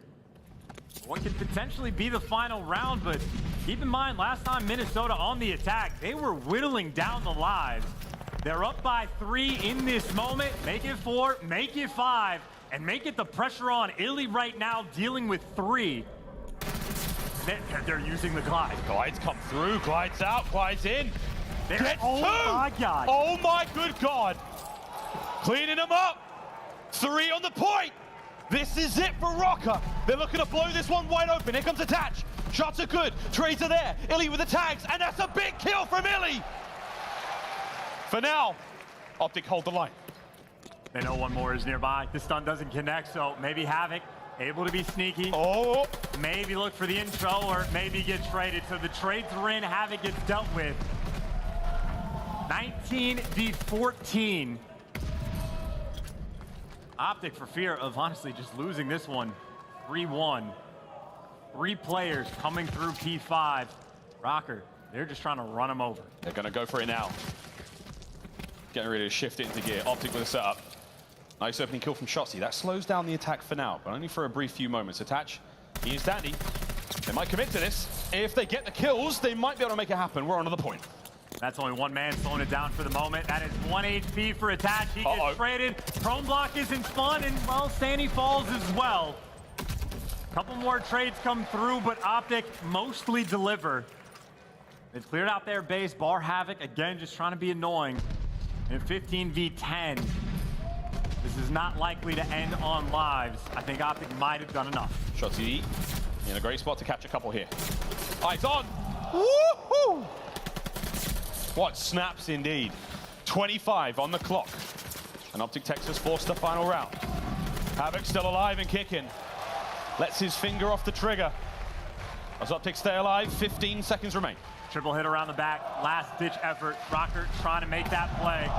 Running into the barrel of the pre-aim of Dashy, but hey, well, the trades actually come through on the team kill. 2 seconds to flood the point. It looks like OpTic will force the extra round. I gotta say though, Miles, that glide bomb is a very interesting decision. They're looking at just to shove it down their throats, to bully them and get as much momentum as possible for that next map, but that is a great piece of utility to win this next defensive round, and I know they've been perfect, but when we say 37% for OpTic, keep that in mind, that's 1 out of 3. This is their 3rd attempt on the attack statistically. Not that this makes sense, but this is where they make something happen. Final round. Here in the control, Røkkr with defense. Can OpTic do the unthinkable? Heavy stack towards A, looking to get things going. Attached with a 2, attached with a 3. He has ripped them as the attack at A is gone. And into the spawn you now go. Glide or not, this is a great start. I'd rather have an attach than a glide bomb every day of the week. What a start. And again, when the roof spawns got given up by OpTic earlier, Røkkr took advantage. Right now, Røkkr swarming on it. They know they gave up the spawns, but they are so quick to defend this B point. You might be looking for the opening, but it is simply not there. Priestahh and Standy shutting them down. Røkkr's resolve remains firm as they hold on to the B side of the map. Over towards A though. Keeping things going is going to be Shotzzy. First segment gone. 1 step down, slowly but surely they will continue the capture. Will Røkkr now have a stab at maybe stopping it? Attach once again, man, he is playing out his mind. 2 spree thus far, 20 and 15 overall. I mean, again, just no openings on the map. A player can fall, but you just have nowhere to go. Make it number 2, make it number 3. Interesting spawns as well. This might be spawn kill territory. Attach running for his life, and he barely gets away, but I mean, we go back to the standard. OpTic, for the most part, have him sort of trapped in and around this B point. You're looking for that clean 4 down. Shotzzy's being so careful, though. Priestahh at range takes care of him. iLLeY now next up. The back line open, waiting for the reinforcement shot. Big kills out of iLLeY. Trades perfect there from Minnesota Røkkr. This is exactly what you want. 1:35 to go. I mean, you just have Havok and Priestahh still alive. Priestahh 33 and 21. Havok 31 kills as well. The flank coming through from Standy. He gets caught, but Havok always behind, always the extra man. And him and Priestahh trying to put in work. He does get traded. Attach now chasing 2. They get up towards the plat, and Attach might fall. Oh, they make the play for it. iLLeY cut down. Last man alive now. Shotzzy on this side of the map. The staggered hit from OpTic Texas doesn't work out. They don't have the numbers to stay alive in the fight, but they're holding on to that real estate with dear life. And maybe Shotzzy trying to make that late play. He's in the mix inside that TJHaly, waiting for his teammates to pounce. Looking for the clean 4 down. There's one, but Shotzzy makes the move, and Priestahh has every kill seemingly going his way, there to shut him down. He's having a great map. As Dashy opens the proceedings, Scump now sliding in. Attach holding the line down now, bringing the kills as iLLeY now goes toes to toe with him. Slowed him down for the moment as OpTic Texas, they will take this fight, cut their losses and hold on to the ground. They've got Havok now trying to get into the mix. 3. Dashy gets 4, that's big, you're now onto the point. 3-man stack. As OpTic looking to do the unthinkable. First segment gone. Here come Røkkr. They're making their way forward as iLLeY gets the kills. Second segment gone. Priestahh cleans them up. Scumpy now. Last man alive for OpTic. How many can he hold on to though? As good God, They did the best they could. 30 seconds left. They got 2. They need 1 more. 8 lives can give you 2 pushes, but the time maybe not. They're gearing up through P5. Where are the nades?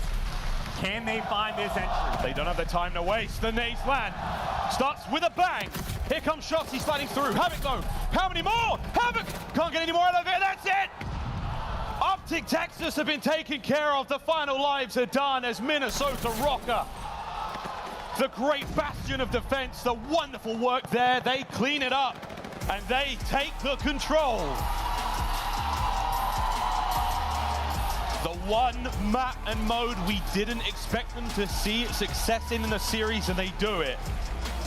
That is an unbelievable moment for Minnesota Røkkr. And what a fantastic game as well. I mean, I think the team, like the theme for this Minnesota team, I know Priestahh has been one of the more like heavier criticized players in the league. He pops off that game. We're talking about give attach a little bit of help. Don't get me wrong, he was delivering. He was popping pieces. He introed that final round with a 3, but Preston and Havok, I mean, what more could you ask for? That is exactly the help he needed. And honestly, right there for Priestahh, I'm seeing 5K damage on the screen. That is one of his best maps all year long for Minnesota's first control against OpTic. And this is an unprecedented moment now. You're in uncharted territory now for Minnesota Røkkr. You win the control. You put yourselves up in the series. This is so important. We cannot stop banging this drum. We're going to beat this horse until it is nothing but soup, because they need this win so sorely to even stand a slither of a hope of making it to champs. And just so many of those moments, though, just icing up Priestahh, whether he's on offense and being annoying in the back, whether he's on defense being forced to make the big play. When his teammates were falling in front of him, he was getting the trades every single time.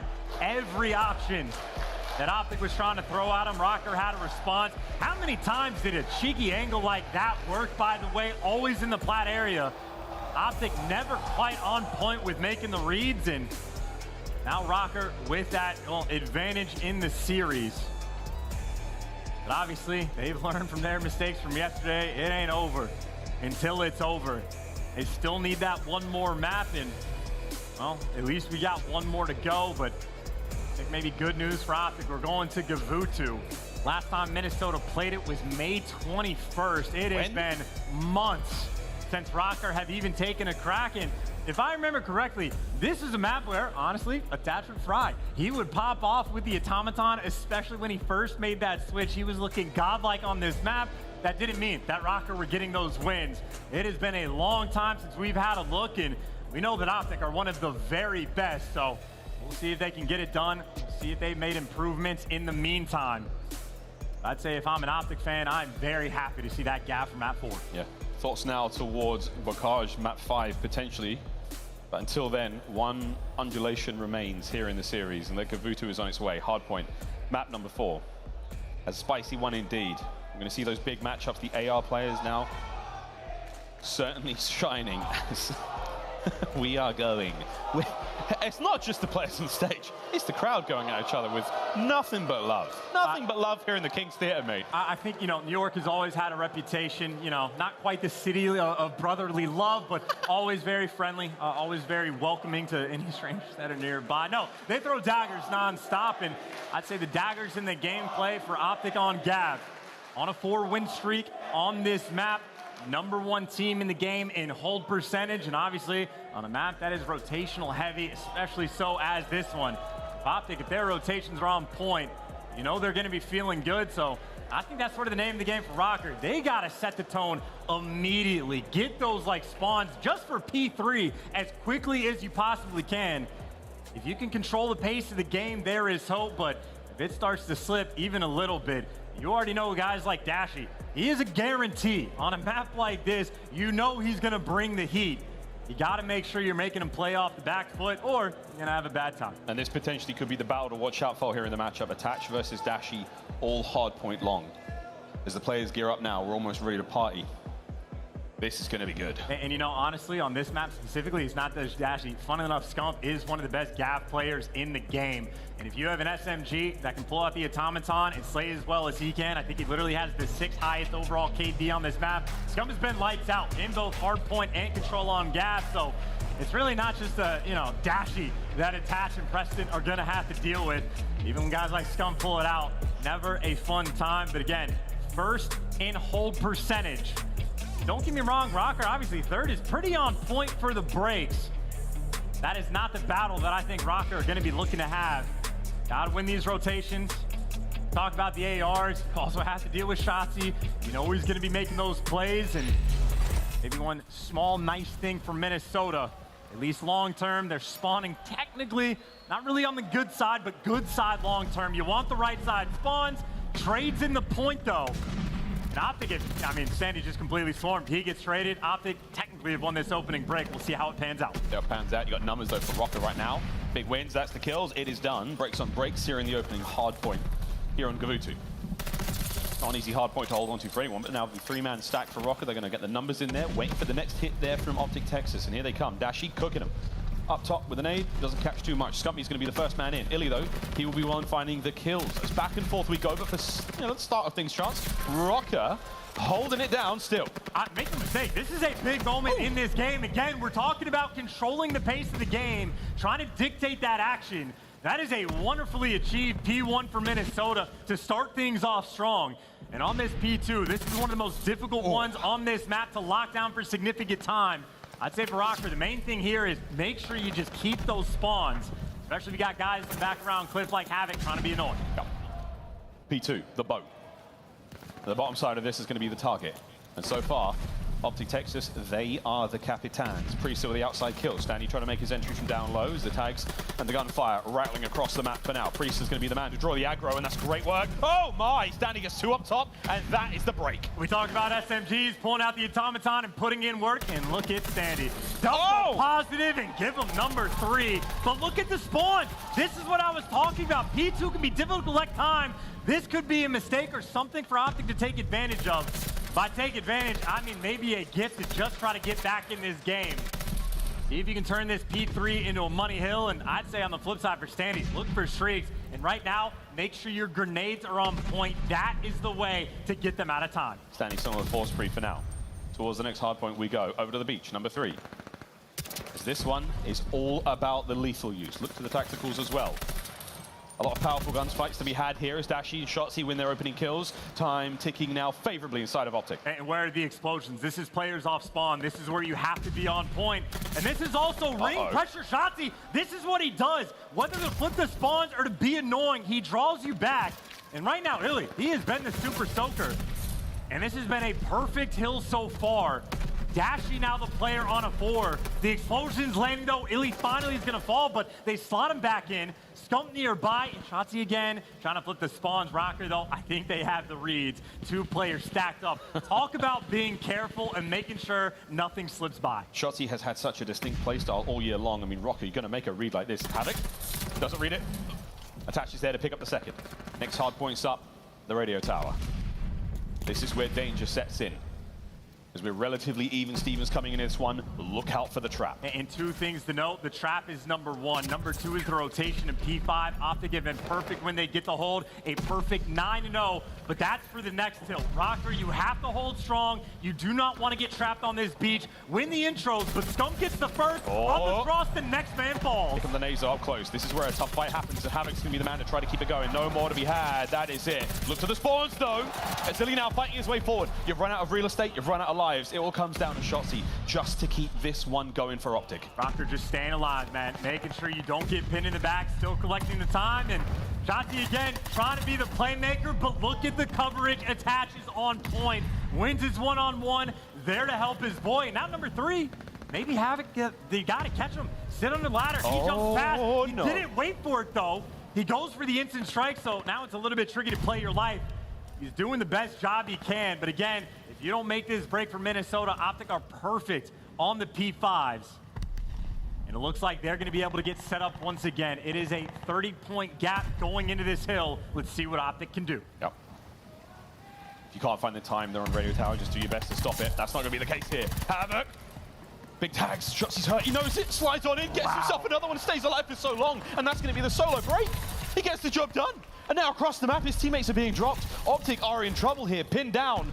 Will they be able to get themselves close to the point? I don't know. I mean, again, they've been perfect on this hill. You're trying to keep him out, but it's more one-on-one gunfights around the point. Dashy, the man, is inside cages. He's right behind you and shut him down. And for a hill that usually is the backbone for OpTic Texas, how easy was that? Røkkr. Even the gunfights towards the end, Minnesota just pouring that pressure on. It was a 30-point gap going into it. They ran the lead up anymore, and Havok still causing problems. And right now, I mean, Havok, he is a ghost on Gavutu, flying forward, kill after kill! Unbelievable shots! The Shotzzy finally takes him down, but it's a 3-spree.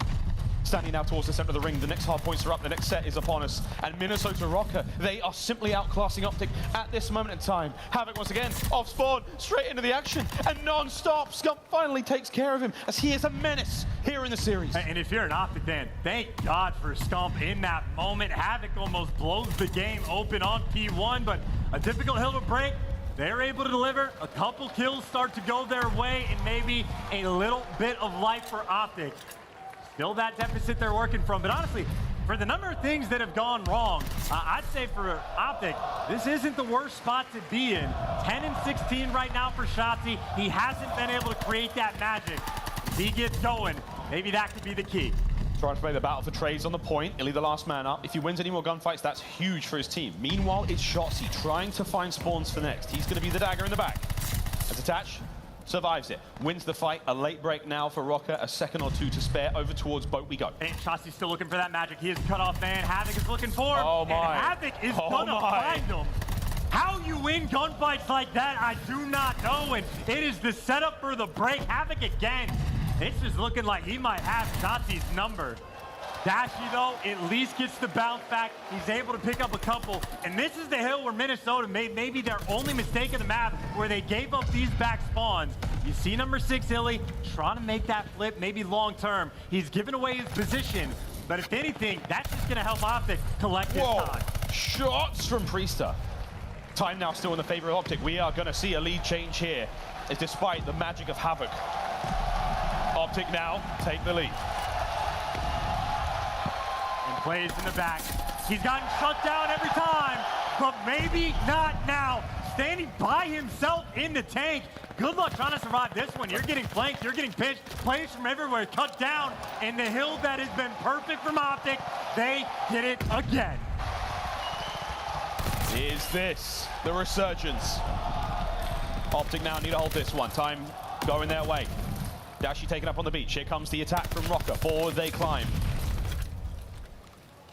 One by one, marching their way forward through the sands of Gavutu. iLLeY onto the point, smooth movement, not to be deterred by the surface he's fighting on. The man is running it.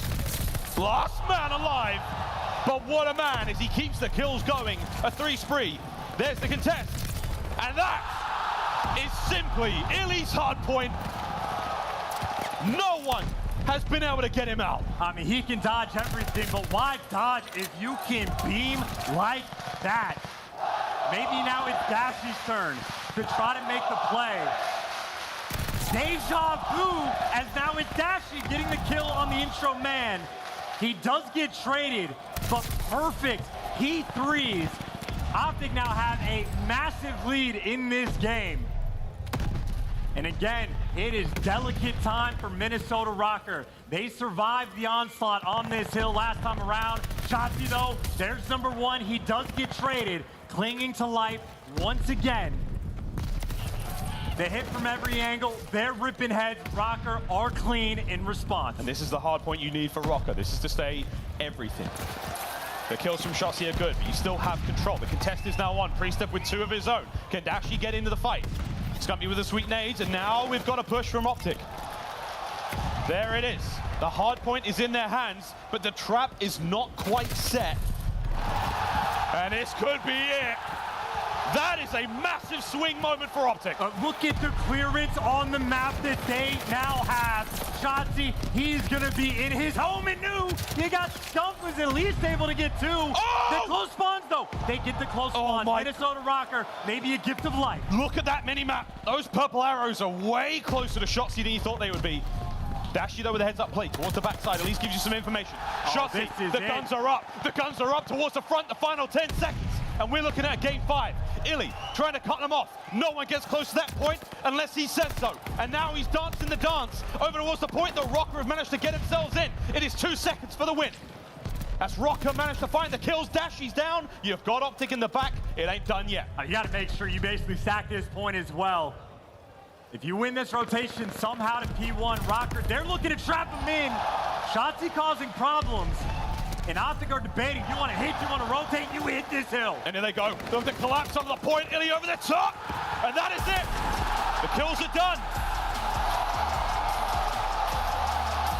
And to the surprise of no one here in the King's Theatre or any of you watching at home on YouTube, we have a game 5.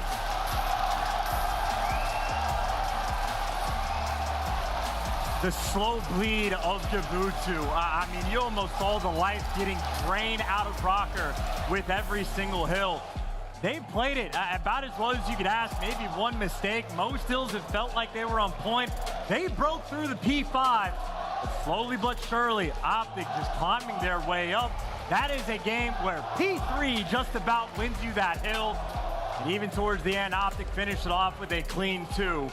They were happy to see Gavutu for the map number 4.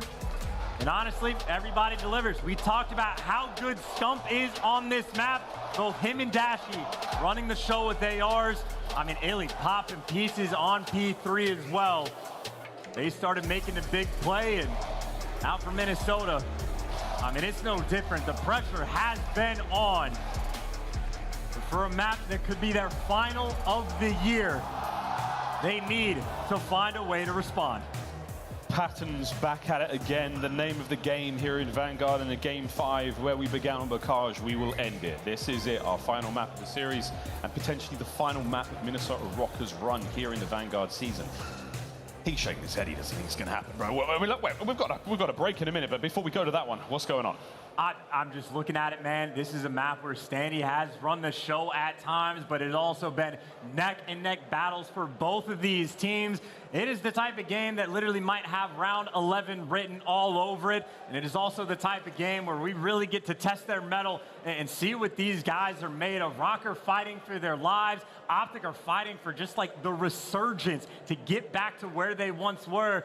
This is losers round 1. This is top 12 as well if you fall. A wild Friday we have had. Yeah, Friday's not quite done yet. We still have another series after this one. Ladies and gentlemen, now though, it is time to throw to a commercial break.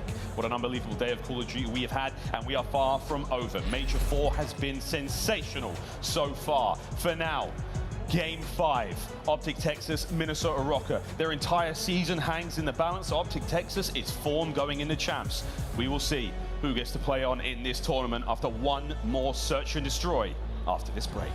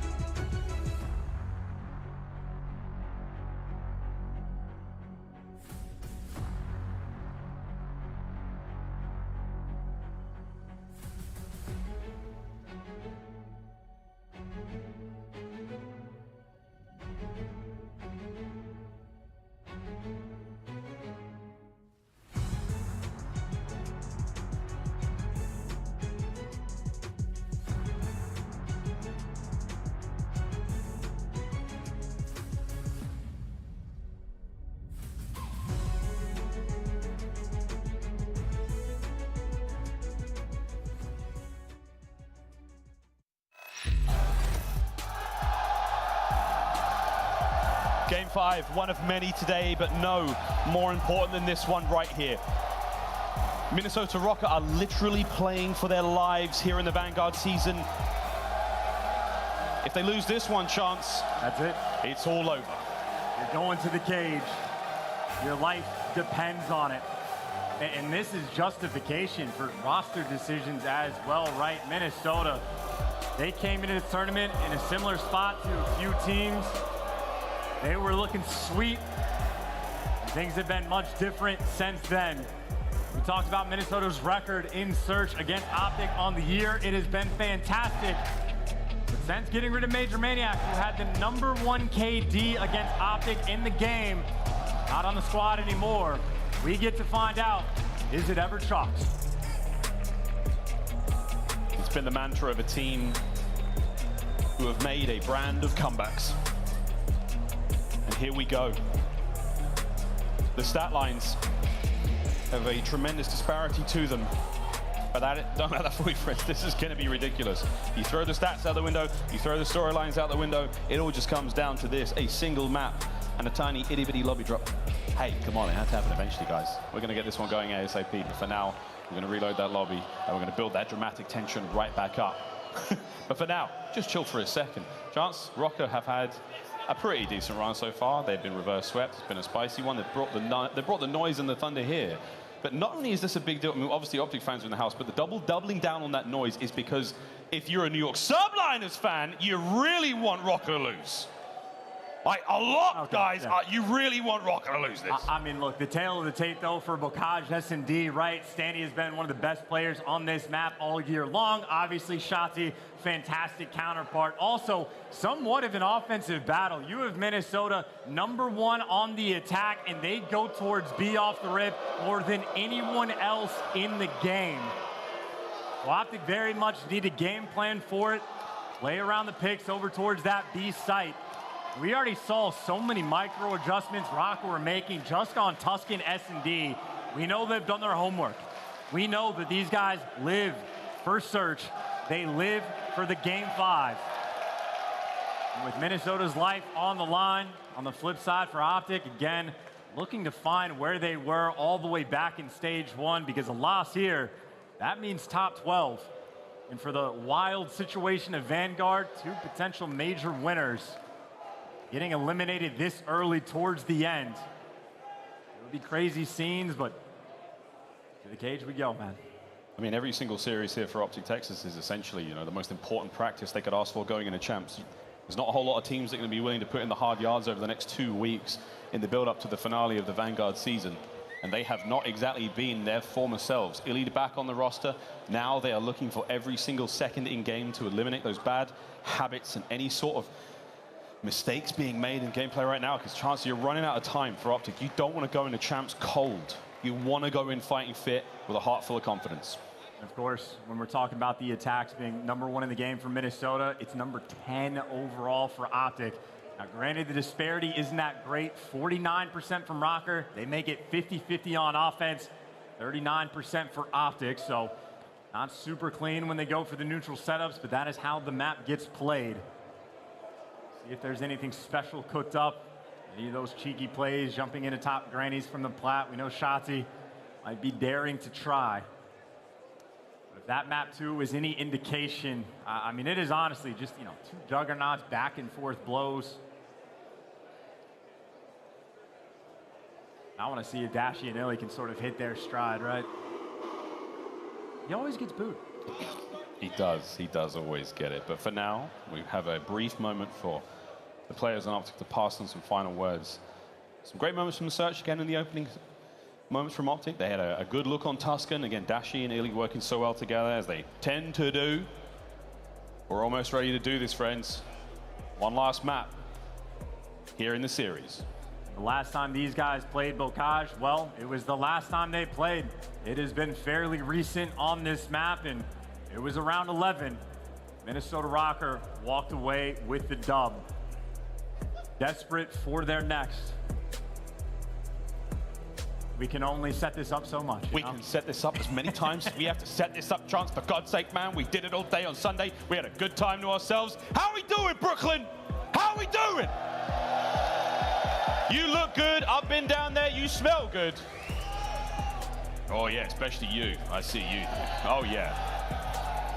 We thank you so much for the warm welcome here, Major 4. This has been an unbelievable, I mean unbelievable experience so far. Where's this camera? Where is this? It's the gym.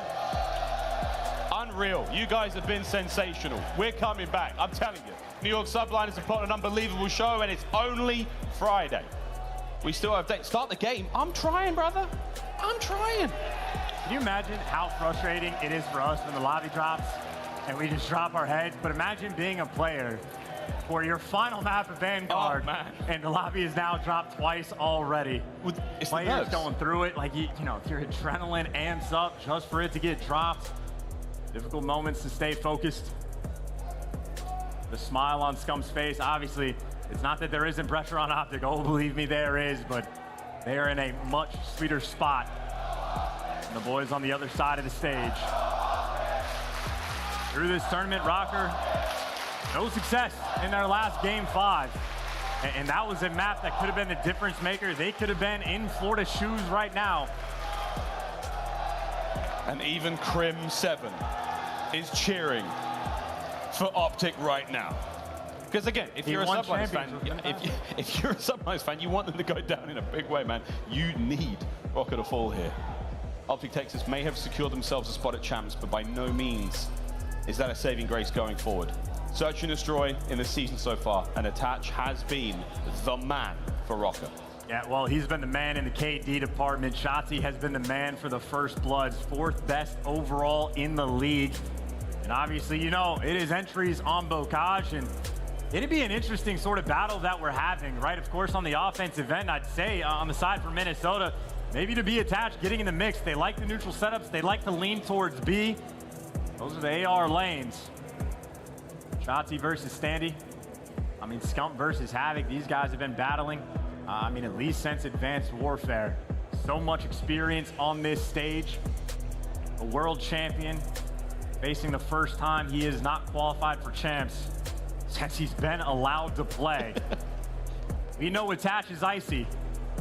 Right now, maybe Havok's feeling good, trying to keep their hands warm. If there is any other moment to see what this team is made of.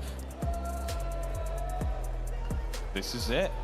Think of how much Attach had to put in yesterday. He went to war with the New York Subliners to try to secure those 20 points. We talked about their lack of success in the game 5. Attach had 14 kills by like round 8. Yeah. He was the fry man. He was earning glide bombs. He was making the big plays. And obviously, if he's your main slayer, at least in terms of search and destroy, it's all their top performer. Attach is looking to be that guy. Of course, you know, iLLeY is a Terminator in search and destroy. This is what he lives for. Start the map. We are, brother, don't worry. iLLeY had been the man to watch for OpTic for a long time. An unfortunate injury has seen him sit out of quite a lot of the season here in Vanguard. And ladies and gentlemen, this is it. Map 5. We go to the cage. The last time here in this series. OpTic Texas, Minnesota Røkkr. Let's get it. How quickly do Røkkr want to start making moves? It's not the typical. Do you punch him in the mouth round 1?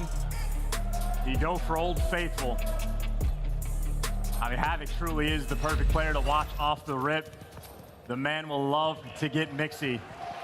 The search and destroy wizard and the hard stack on defense. OpTic, they're pouncing on P2. Scump's got a lot of damage, and Havok trades now abound, and already we're off to a fantastic start with the bomb now down on the outside of the A bomb, just out there in the mud.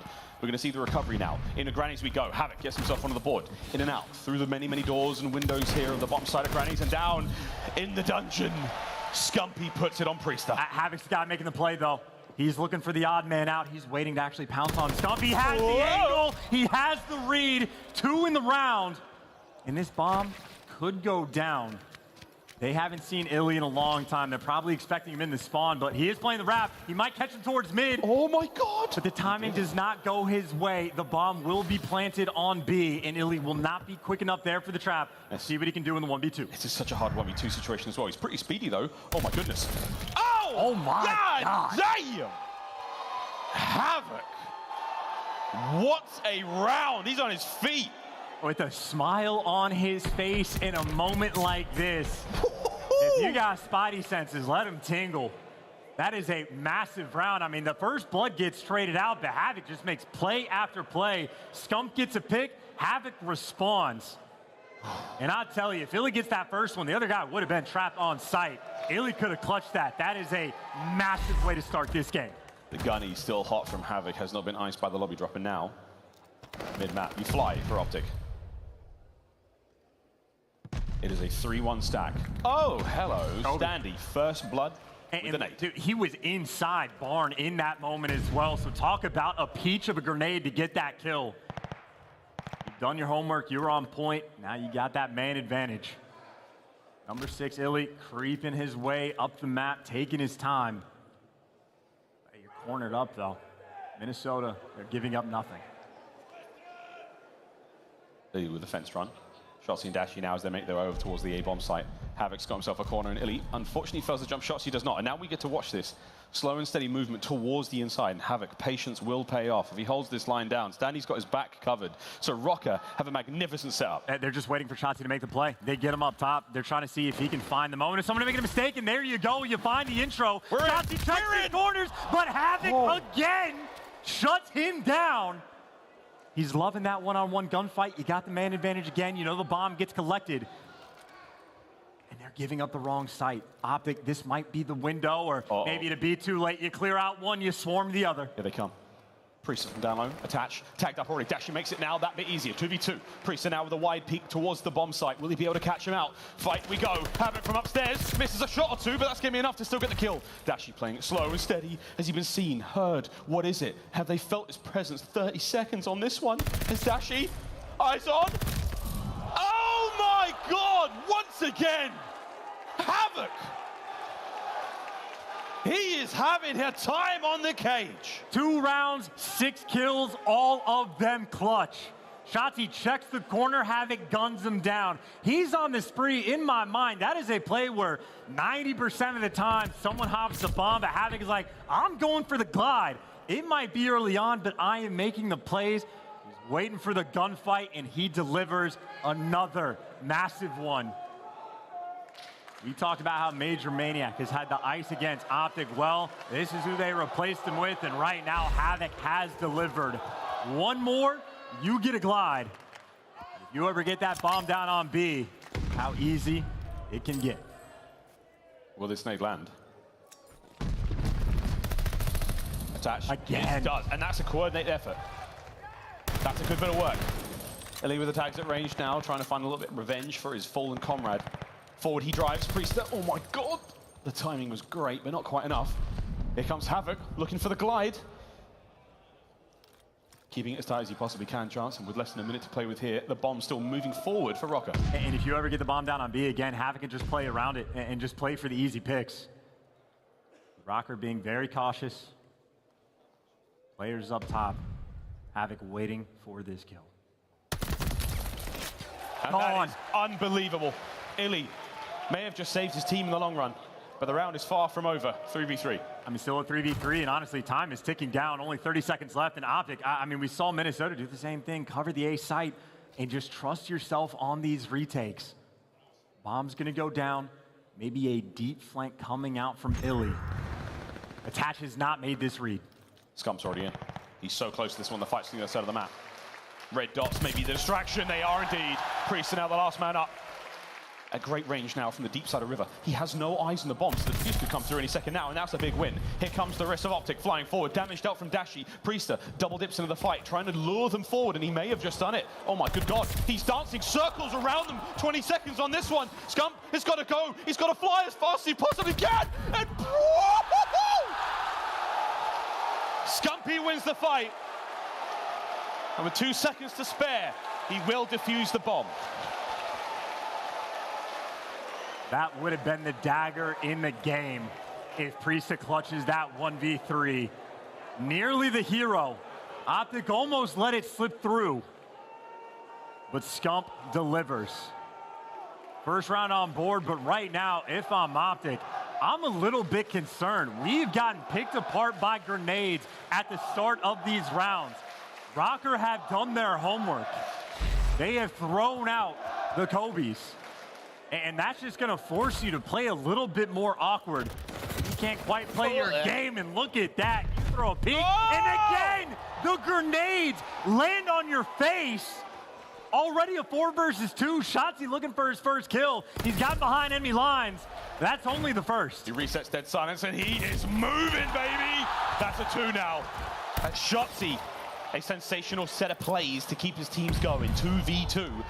The widespread now on defense from Røkkr. Over to the B-bomb side we go once again, but it's a fast read from Attach. He's making his way over now as well. And oh my good God, what the hell? He's bottom. He's going to be in the tunnel. Dashy's going to be down low. His teammate is able to get out. Do you ever read an AR playing down low? You don't. Dashy's down there. Priestahh's now making his way forward as well, 35. And that bomb goes boom. And OpTic Texas level it up. But for now, it is an awkward set of 1v1s across the map, and Priestahh spotted him. 100%. He's got to play this quick, though. He has to play this quick. He's able to get the first. Shotzzy gets the second. Shotzzy looking for the ace. 1v1. It's Shotzzy. It's Priestahh. The stun check. Oh, he's good. He knows it. Fantastic. 10 seconds now. Here's the nade. He has everything to throw at that. Will he get the ace? And that is an outstanding round from OpTic Texas. Now look, OpTic still have to readjust because Røkkr have been on point with the grenades, but Shotzzy making some moves on the map. Smooth with it. He gets a kill, disappears. From 0-3 to 4 in a row.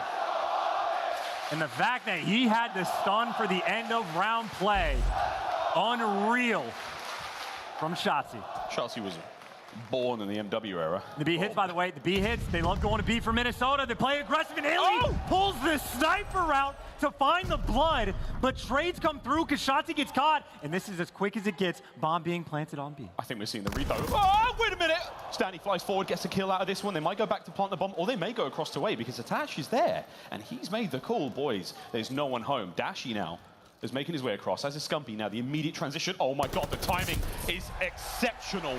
2v2. And get with your teammate. Go back to Dashy, make moves on the map. What direction do you want to go? Or maybe leave Dashy posted in the back. But when this bomb goes down, can OpTic get the intel on where these players go? But Standy with the plant, I think he had the nice angle.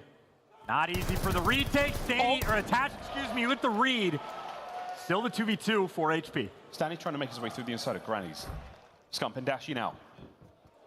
He's got to lock arms. Scump has struggled so much with the windows and walls of Bocage thus far, but they're creeping their way forward. Standy from up high may be able to catch something out here. Attach doesn't see a single thing happen. So now the fight is on. Dashy wins the first. Time is ticking. Scump now trying to make something happen now. The fuse is coming through, and Attach trying to find his way. But OpTic Texas back-to-back rounds where they defuse the bomb and they take the lead.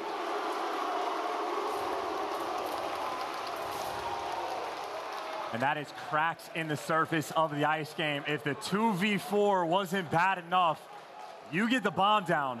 Less than 20 seconds on the clock before OpTic get nearby. And not even playing the right clutch spot. Attach struggling in this game. Røkkr, you need the bounce back. I don't know if you can keep forcing these nades to fall.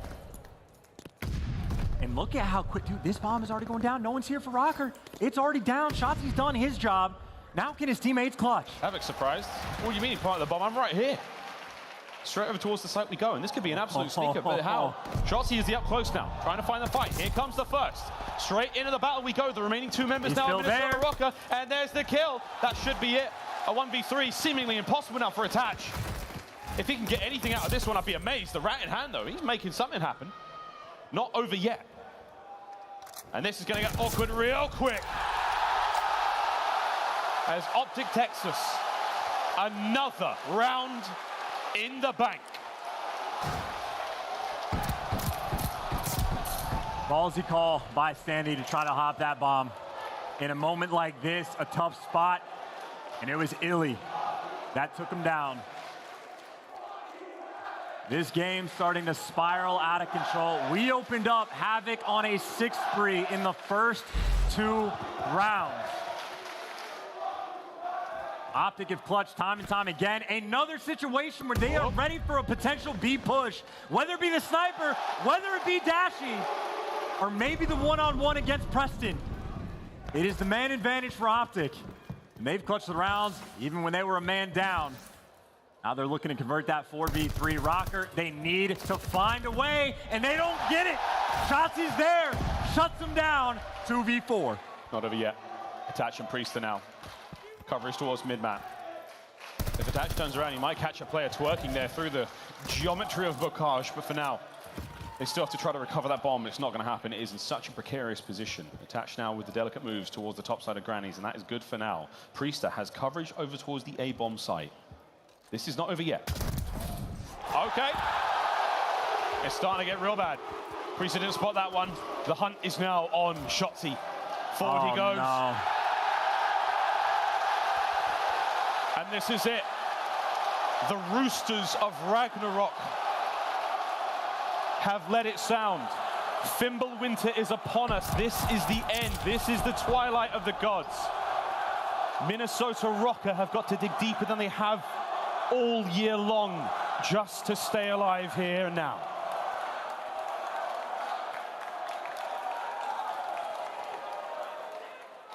Minnesota Røkkr, they need so much in a moment where everything is against them. Lining up the nades, nothing. Echoes of an old nade, as we may be witnessing the final moments of Minnesota Røkkr right here, right now in Vanguard. Never before have we felt a nervous tension like this for a squad with such composure. 1 minute remaining, the standoff still there. And OpTic taking it slow, trying to break him with pressure. You can hear the pin get pulled. Shotzzy at least gets one, attached trades. And that is bomb down, 3 versus 3. OpTic with the immediate reshuffle, that entire move. The formation from the A side of the map over now towards B. Bomb now Number 6. covered. The flank is on. What a turn! As Attach is not done just yet. There goes my hero, but now Attach might need to clutch. Him and Havok. This could be it. They don't cover the bomb. Scump is able to get it down. A 2 versus 2. Havok and Attach. This is their life. Dead silence activated. They're moving silently. Now, through Bookage, looking for every possible avenue before they get towards that bomb. 30 seconds on this one, and they should be able to catch something here. They're playing for Barn first. Dashy makes the read. Dashy gets the kill. Now, it all falls down to Attach. He has been the hero for his squad all season long. An outstanding career. And for the first time, he will not see a COD champs. OpTic Texas take the series. They advance further into Major 4. And in the grand scheme of things, great news for New York Subliners.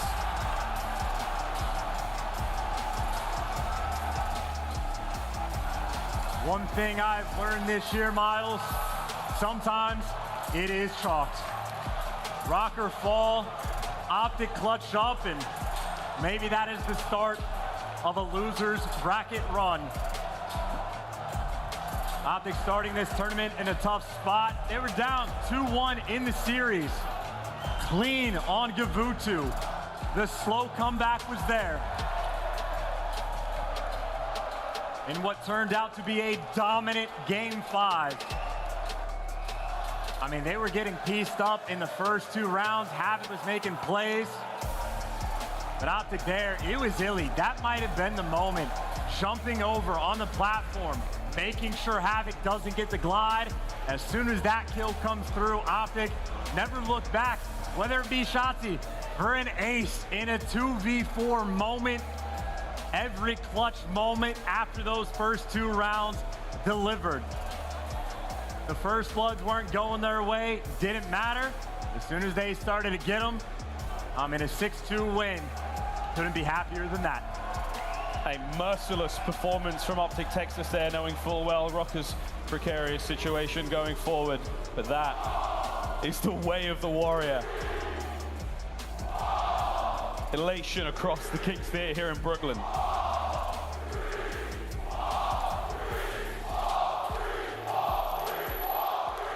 That is a well-deserved victory for OpTic Texas. One step in the right direction to the return to form for them going into champs. They break the pattern. 6-4 in the search and destroy. They are getting back to it, Chance. One map at a time. Still a bit of work to do on the Barkage hardpoint. Obviously, they're in that Tuscan control, a nail biter. Could have been a very different series again, but that is it. With heavy hearts, though, we do say goodbye to Minnesota Røkkr, not just here in the tournament, but also in their run to champs. More on that, of course, on the desk, but for now, it is nothing but good vibes here in the King's Theater for many others. We're going to go down to the stage. Blaze, take it away. Thank you so much, Miles. Give it up for OpTic Texas one more time. Bruce. Being down in this losers bracket, you were down 2-1 in this series, but you and the guys figured out a way how to get this one done. How you feeling in this moment? I'm feeling great. I mean, this New York crowd is actually insane. Shout out to everyone. Yo, we appreciate it. Obviously, that was a really tough loss for Minnesota. So, hearts out to those guys, but I'm just super happy that we could pull out. Yep. And so now you guys got iLLeY back. You're at full strength. How you feeling about this losers bracket run to possibly come out with another chip here in a major? I mean, obviously we're feeling good. It all starts with one, so we're just gonna take it one match at a time, and hopefully we can pull through with it. All right, man. Yo, any shout outs you want to give to everybody out there who've been supporting? I mean, yo, shout out the crowd, yo. Yo, we love you guys, for real. Yo, one more time, give it up for Bruce and OpTic Texas. Barely break it all down. We kicked off the series in New York where the passion was live, and OpTic Texas moves on in the lower bracket. But for their opponents, just like Paris Legion and the London Royal Ravens, the Minnesota Røkkr are officially eliminated from Major 4 and also champs nameless. OpTic Texas moves on and lives to fight another day. And this guy Dashy popping off in this series once again with a 1.22 KD. Can't say enough great things about this guy every single time he's taken over series, but man, Minnesota Røkkr, Game 5, #1 in round 1 percentage on Barkage S&D. Does not matter when you're going up against the green wall. They wanted to come into this series and get a victory. Odds stacked against him when he gets to that Game 5, but what happens time and time again, you put these guys in clutch situations, they end up clutching up when they need to. We saw the 2v4. We saw the Scump clutch in the 1v1 gunfight.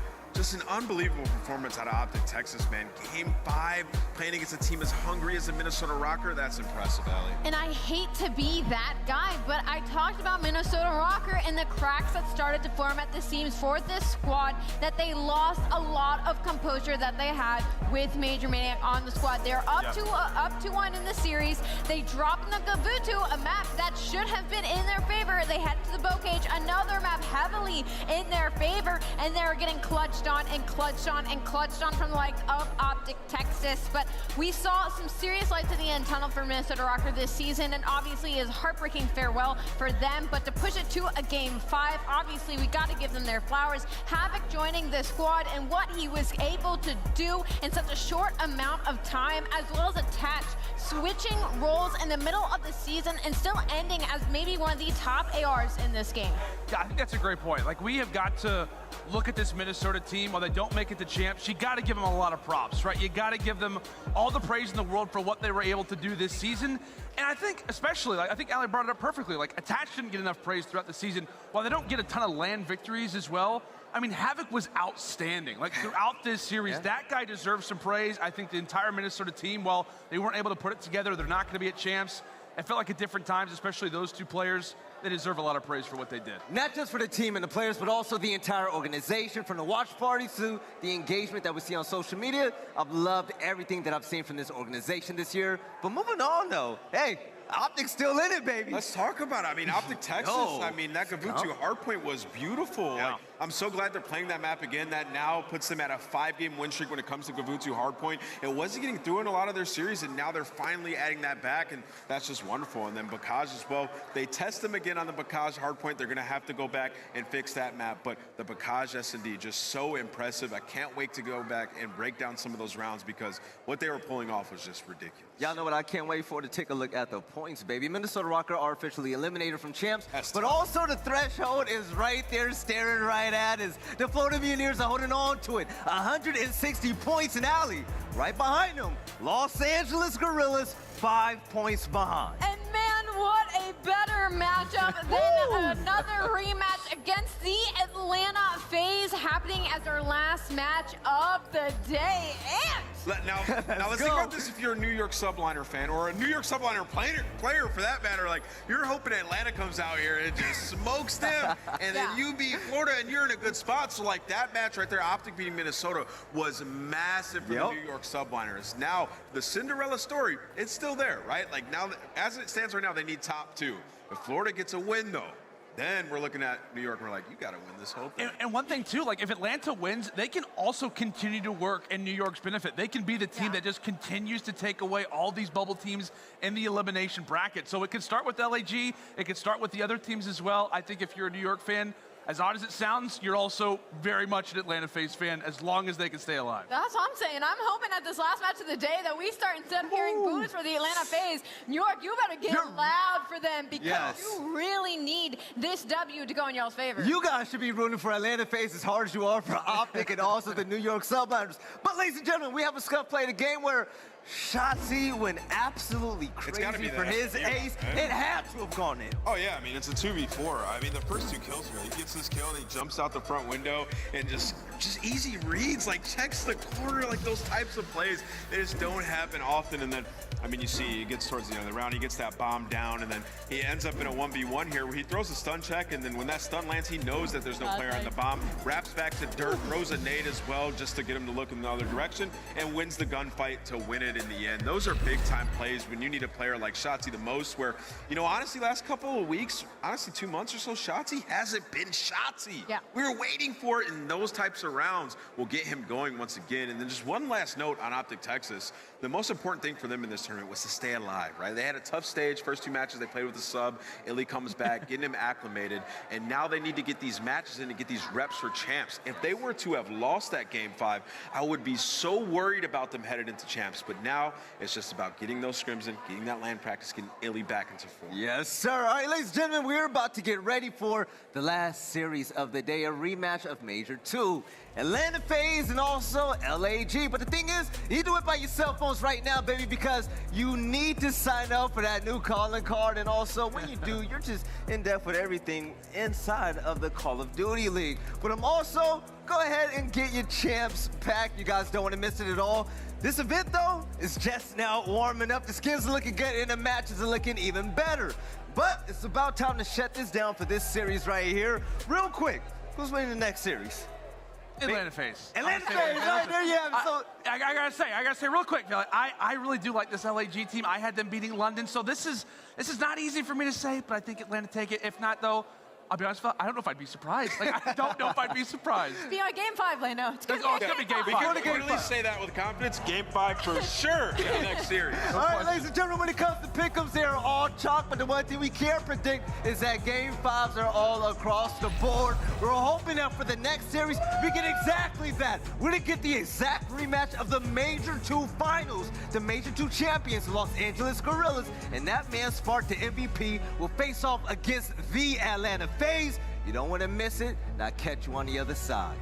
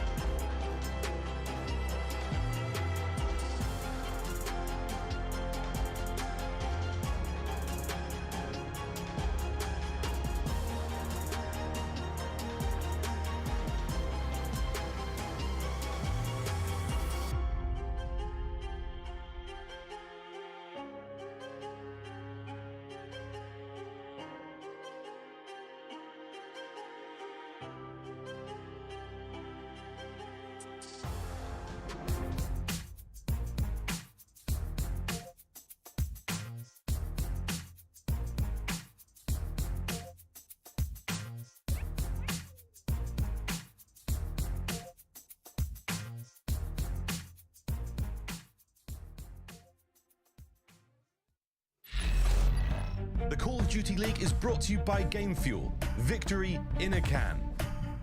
And upgrade your game with a Scuff, the official controller of the Call of Duty League.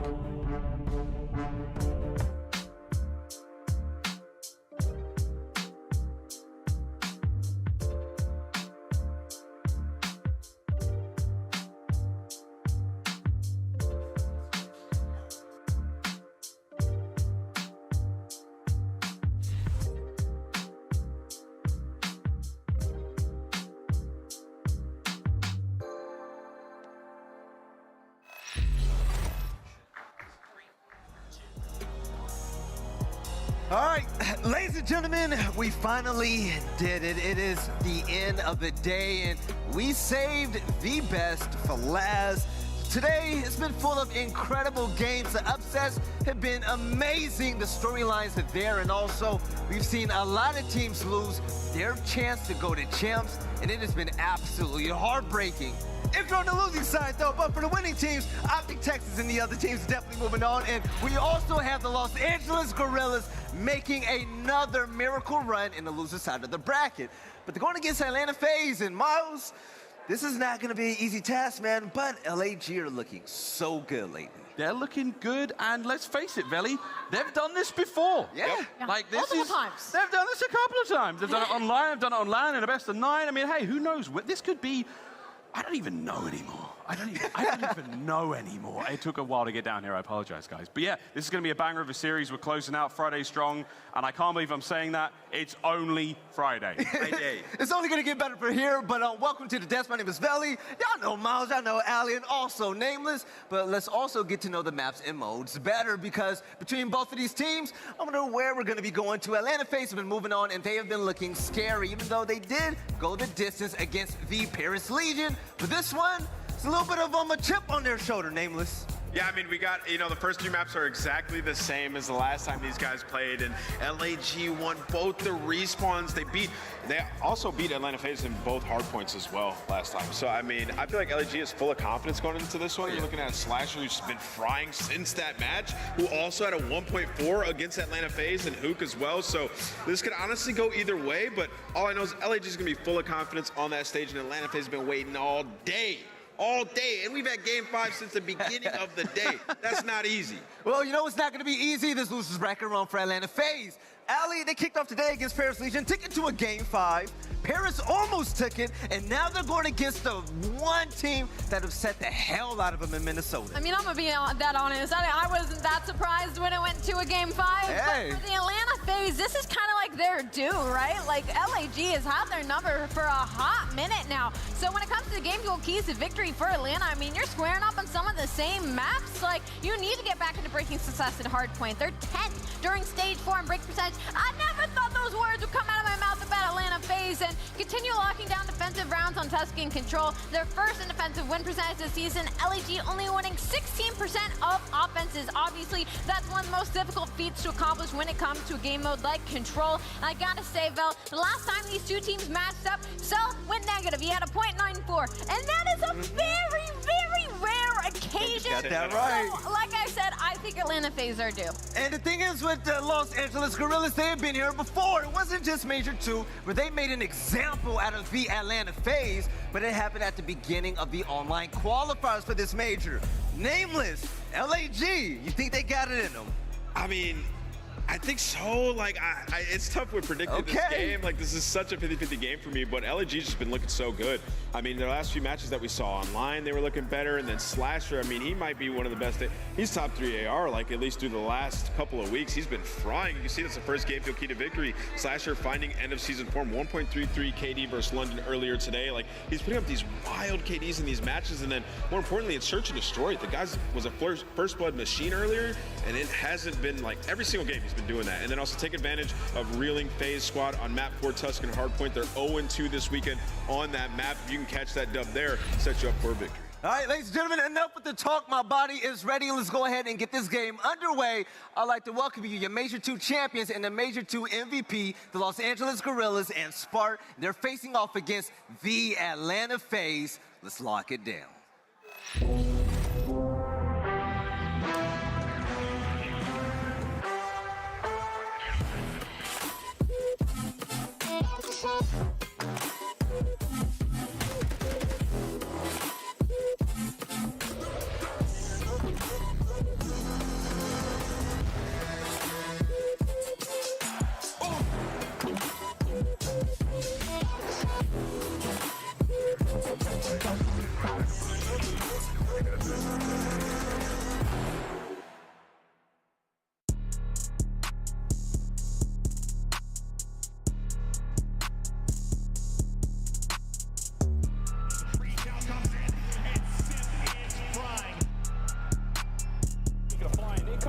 Rosters.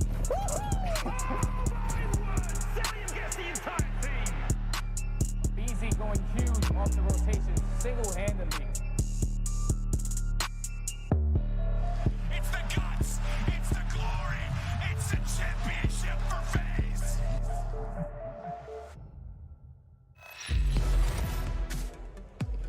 All right, New York, it's time for another elimination matchup.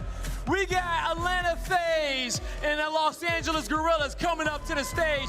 We've had game 5s all day long, and this one probably won't disappoint. Looking to lock in first seed for champs. Make some noise for Atlanta FaZe.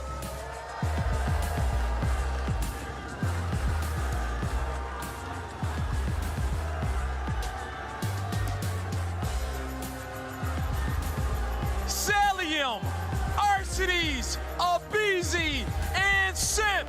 Give it up for Atlanta FaZe. And this is going to be a big one for Atlanta FaZe, man. I mean, you go game 5 against Paris Legion. You need to win against a good team. You need to set that confidence up, and you need to make a run in this tournament. You have yet to get a chip in Vanguard, and they can still do it here in this comp. Well, the question is, can Atlanta FaZe pull it through Blaze? Let's see if they want this rematch as bad as they want it. Yeah, Atlanta FaZe trying to get that first chip, but this team already got one, and they're trying to make it to champs. Make some noise for the Los Angeles Guerrillas.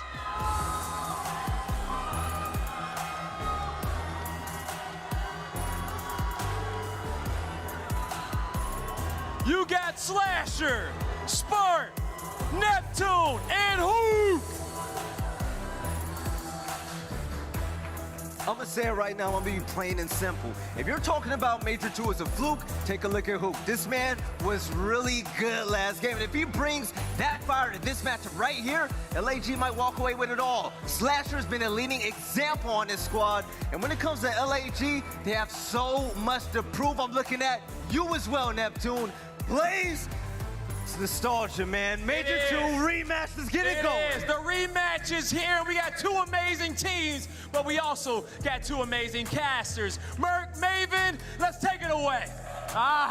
Thank you, sir. You are so kind. You're gonna make me blush. He is. He's so kind. It's late in the evening. We are ready to get freaky. We've got a big match to come. I assume we're gonna go to a map 5 because it just that's the magic that seems to be in the water. I don't know if it's the veto process, the title, what is going on, but we're getting there over and over and over again. Yeah, so let's just go there, right? Yeah, I'm ready. I mean, a huge matchup, though. I have Major 2 rematch also. I mean, just in this stage, you had LAG. They were able to take down Atlanta FaZe 3-1. A lot of the maps are the same in this series. It should be a fun one. Yeah, and you were kind of talking about, I mean, Slasher, you've seen me very vocal about his online hate at times, like just gets really frustrated. Like, I'm going into the major, I've already got a loss under my belt, like I just want to get back to land, so on and so forth. But he's been playing pretty lights out. It just feels like he's like, you know what, screw it. I'm just gonna do whatever the heck I have to do. And he's been playing lights out. Yeah, I mean, you just saw it in that map 5 a couple of series ago. If you're still in here in the venue, I just want you to know that I love you very much. And that I would buy you all a beer, but we're in New York. That's really expensive, so I don't know, maybe later. Joe, that's very nice of you. You're a very loving man. Yeah, that's what they say. Yeah. They all do, Joe. But map 1, here we go. We'll see if we're going the distance again. FaZe, Guerrillas. They played in the first and second match. They've been watching all the chaos. Oh, dude, okay, we're gonna restart it. Okay, let's get back into it. That means they get to hang out with us more.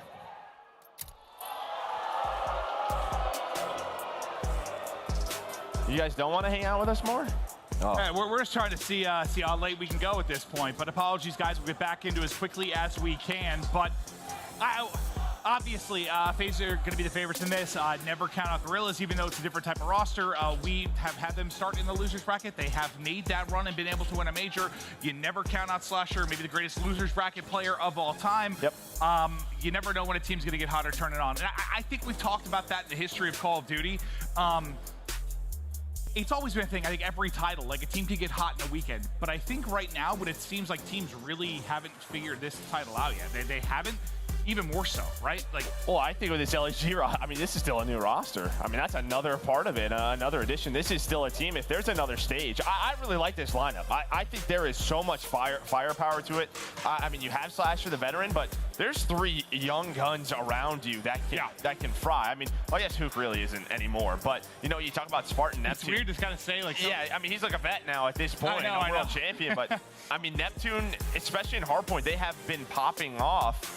It's just, can they go the distance? And I think for Atlanta FaZe, the slaying needs to be there. aBeZy and Arcitys, you know, we talked about them. They were able to survive Paris. It needs to be better here when you talk about them in those respawns. And apologies if you already touched on this on broadcast. I can't remember from our conversation earlier or just now, but with Slasher playing well, do you think, we know he's a very intelligent guy, a robotics engineer, like he's done all this crazy stuff. Do you think the game is starting to come to him a little bit? Or do you think it's more like he's just like, I'm going to shoot straight and I'm just going to put up numbers, and he's starting to just play a little bit more selfishly?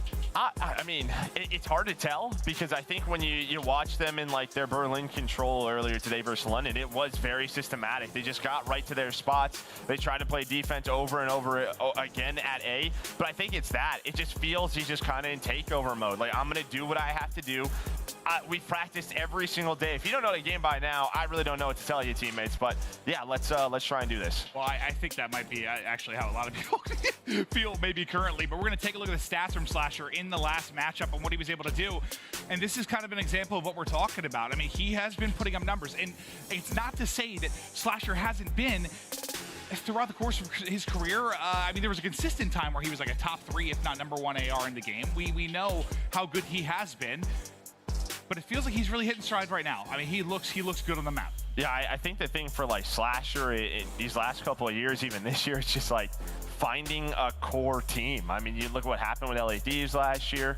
I mean, there was just so many different rosters the year before that when he was under OpTic. Like, there were so many different rosters there. Just feels like he can't find a core around him. Maybe this is the start of it. And I heard it was gonna be a 2-minute delay 30 seconds or so ago, so it shouldn't be too long, guys. And we'll get into it as quickly as we can. For those of you that hung in all day, we appreciate you. I know it's been a long one, but it's been fun, right? Like these matches, you know, as much as I think I tweeted and joked about just going straight to map 5, I mean, it's the journey to get there. We got 2 more days. No, I know, but wait, so there's only been 1, right, that hasn't been now? 1, yeah, LA Thieves. It's absolutely unbelievable. But you see there, the FaZe are able to win. The people that are going to clinch spots, and LAG will be eliminated. If you're here and rooting for New York, I mean, obviously, you know, Røkkr losing is nice.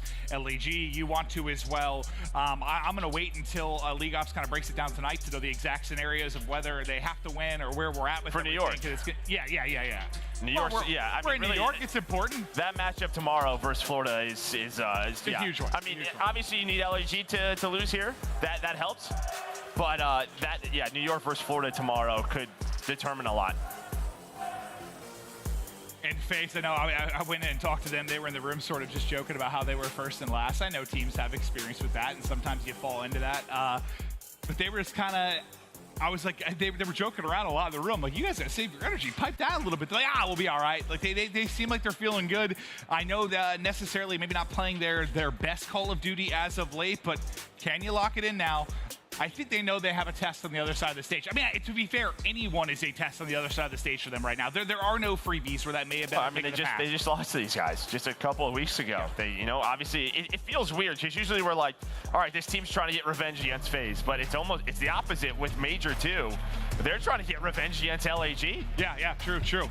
Okay, lights are dimming. That means I think it's time to party here shortly. We're going to Bocage map 1, and well, the last time we casted them on Bocage, it was methodical, and I don't remember if we did listen in with them, but a lot of times you go to listen in, it's just absolutely insane on this particular map. It still sounded insane.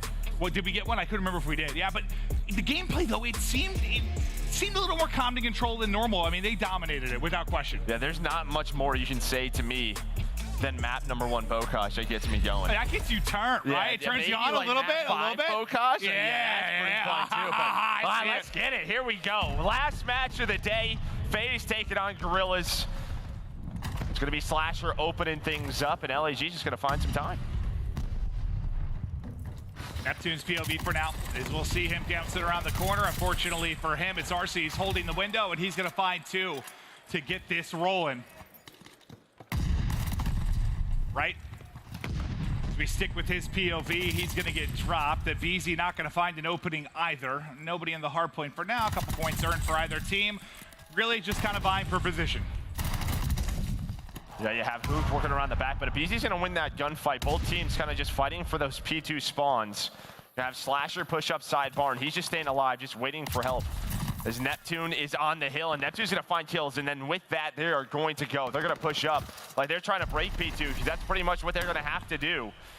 With Atlanta FaZe controlling the spawns, finding the kills. That's going to be 3 dead as aBeZy finds a double. And there we go, Atlanta FaZe controlling P2. I mean, he was kind of lurking back there the entire time, right? Just in a position to play spoiler, and he's going to step up and make the play.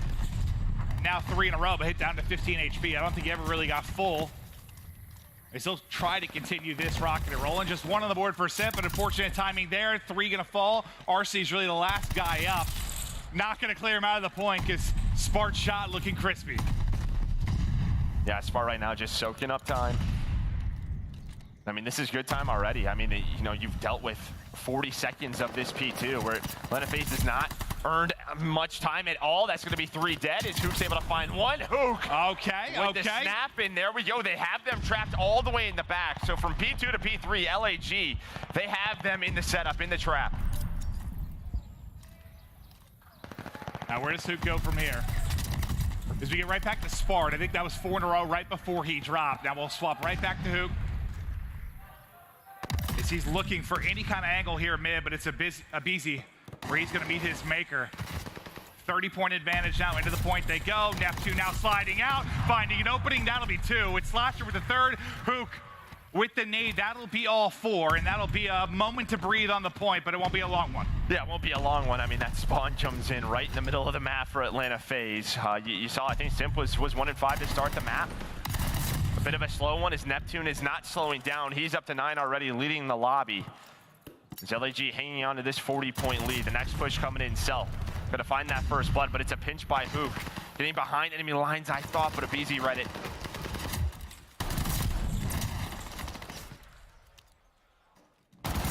See if Cellium has the pop-off potential again. Just the Unreal map earlier, but nothing insane yet. Guerrillas just still maintaining this lead. You're kind of waiting for FaZe to wake up and get rolling. So far, so good for Guerrillas, though. Now back to Neptune. He's been hot, sitting at 10 and 7. And this is huge. I mean, we just saw in the last matchup, this P4, where you can find so much time. And I mean, you had the early rotation.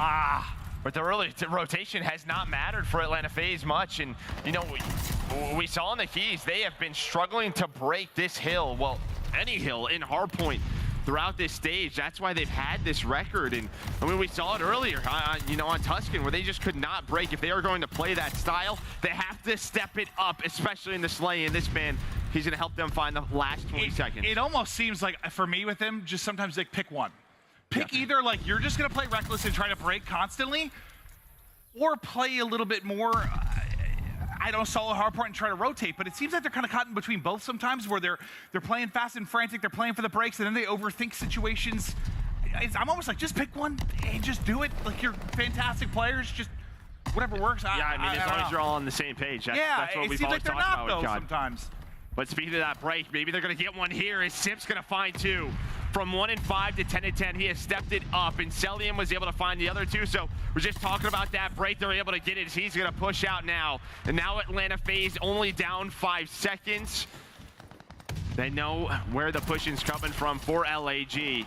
But it's Simp and aBeZy locking it down. Yeah, it seems like they've just erupted as of late, right? As we're talking about some of the hardpoint woes and where they've been struggling. They make it look easy. 4 in a row now for Simp. How many more can he tack onto this? Quality shots across. That'll be the spree. 5 will be where it ends, though. There's that shot's coming in from multiple. It's 4 in a row for Cell, though, as well, as he starts to pop off. 14 and 8. +6. Looking for an angle with the auto, but not going to happen. So no streaks coming through for FaZe. You got a little bit close, but look at the bottom left. That's going to be all white on the feed. It's Guerrillas. That'll wipe them off the board. Yeah, but just think, I mean, it was, what, 85 to 45 or so. It was a 40-point lead for LAG, but Atlanta FaZe fight right back. It's quick, too. It's just deleted, right? Yeah, P4 and P5, they're able to chain those together behind that big break, and we're going to go right back to the middle of the map. And just to fight for some scrap time, but also for P2 control, the left side of your mini-map is you're going to have Slasher playing safe. Cellium and Arcitys, though, going to take care of the players middle of the map. Well, and him playing safe will work out. You'll see everybody just spawning on him. Still 30 seconds to go here. You'll take another crack at this, but just making sure there's a safety net. That last line of defense to hold the spawns. aBeZy just able to get through as his teammates look over him, and they'll be able to find the kills on the cross. Not a second story we go. A bit of information. The tags come in from behind. The stun, I think, gonna hit him in the face, and there will be the push right behind it. So an unfortunate sequence, but it is Cell with the angle for the trade. Now, are they able to leak through? Look at that number 3. Starting to make a pinch around the wide side. One's gonna pop. Yeah, I was gonna say Slasher spawns, and I mean, just with that deep river play, Arcitys is able to give them that spawn, but can they hang on? It looks like Hook is going to find the kills, but due to the positions, Atlanta FaZe still going to spawn close. 25-point lead is P2 going to pop up. So Hook, he's just got to wait for reinforcements, try to play his life back here. He's going to have Spart on the hill. We just saw him in that spot earlier, the first rotation. Here comes the pinch, though. aBeZy and Simp going to start it with Cell inside of the barn, just trying to hit him from all the different angles, but so far, Sparty's just been soaking up time. Now Slasher is snapping. Nobody on the hill. Well, FaZe, who had that great rally to take the lead, and now looks like it might disappear. It's been a fantastic sequence from Guerrillas. I want to see how FaZe respond. Let's go to Listen with Atlanta FaZe. Missing one. I'm one shot. Yeah, hold on. Hey, hold on. I would be fine. 10 out. One to the end. In the back, in you. Neptune one top. How many? Top. One top. That's only top 1 to 10. One now. Flood time for me. Front doors.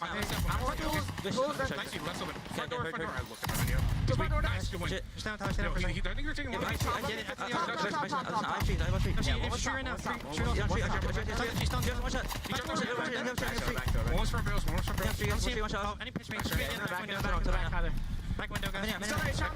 Another one tower. Yeah, kill this guy tower. We're just running forward right now. I'm just, tower. I got shot.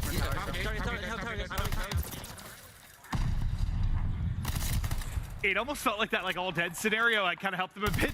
We'll see how it plays out, but they needed kind of a reset. It was a little bit staggered. A ton of comms coming in, nothing working out. I mean, I don't want to say frustrated, but weren't finding a lot of success through that listening. Well, I mean, honestly, P2 and P3 on the first rotation went away at LAG. I mean, that's where they found their lead. It was these next couple of hills where Atlanta FaZe really found the control of the map. We'll see if they can do it this time through.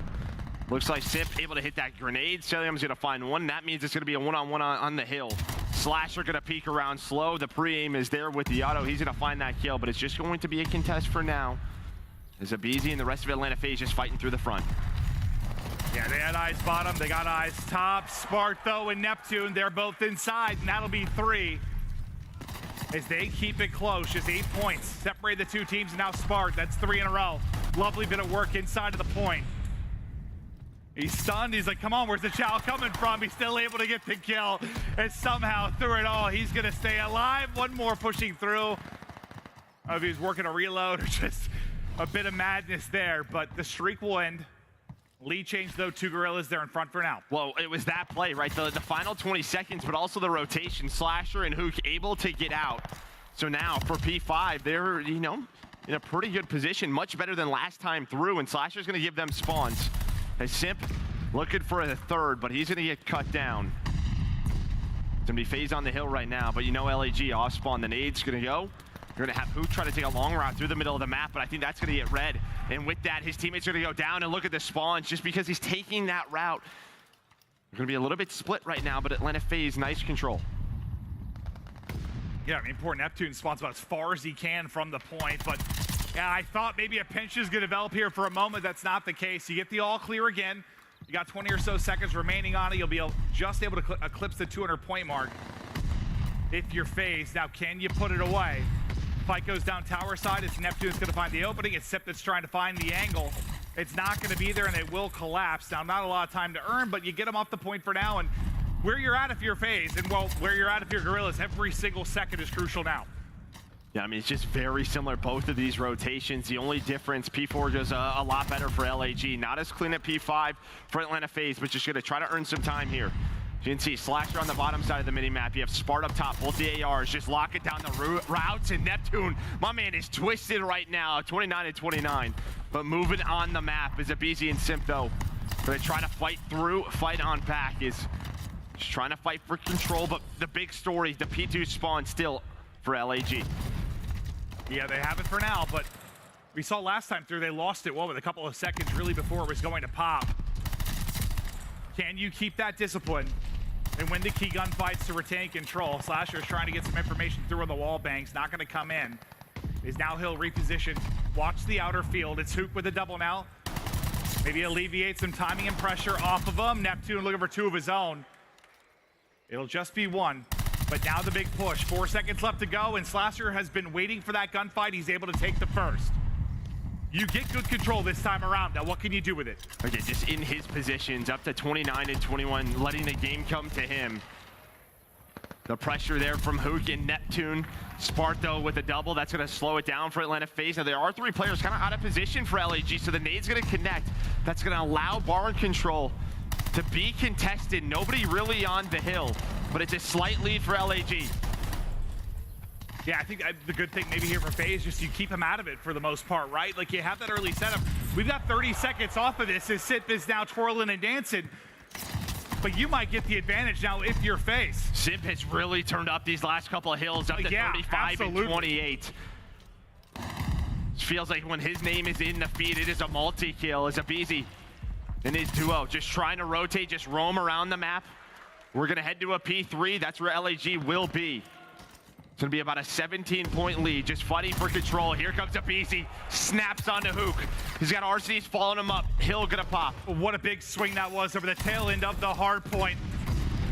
Now his heads start to collide inside of the point. Bullets, wood chips, everything flying into these players. They're trying to vie for position. Hook for 1 second, you'll see it. The slide comes in underneath. It's a little bit awkward. We've only got 20 seconds to go on the play clock as well, so keep an eye on that. As this one looks to be an absolute nail-biter, but Cell with the triple.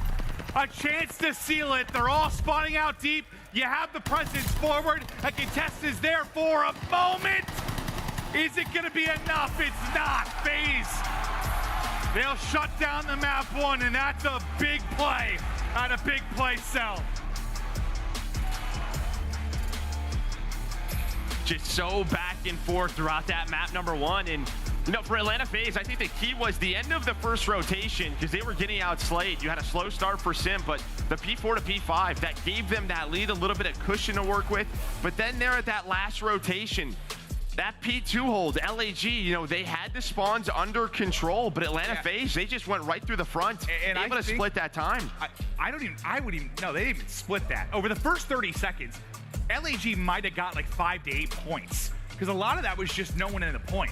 When FaZe actually got in and got control, I mean, I think they got 20 plus. I mean, it ended up being a massive swing when they got in. That's what I meant. Yeah, no, I think they split it in terms of maybe spawn control, but when you talk about actual time in the point, I mean, that was a massive swing in the overall scoreline for FaZe. And then you kind of nailed it. I mean, there was a period there towards the end where Simp and aBeZy really, really turned up.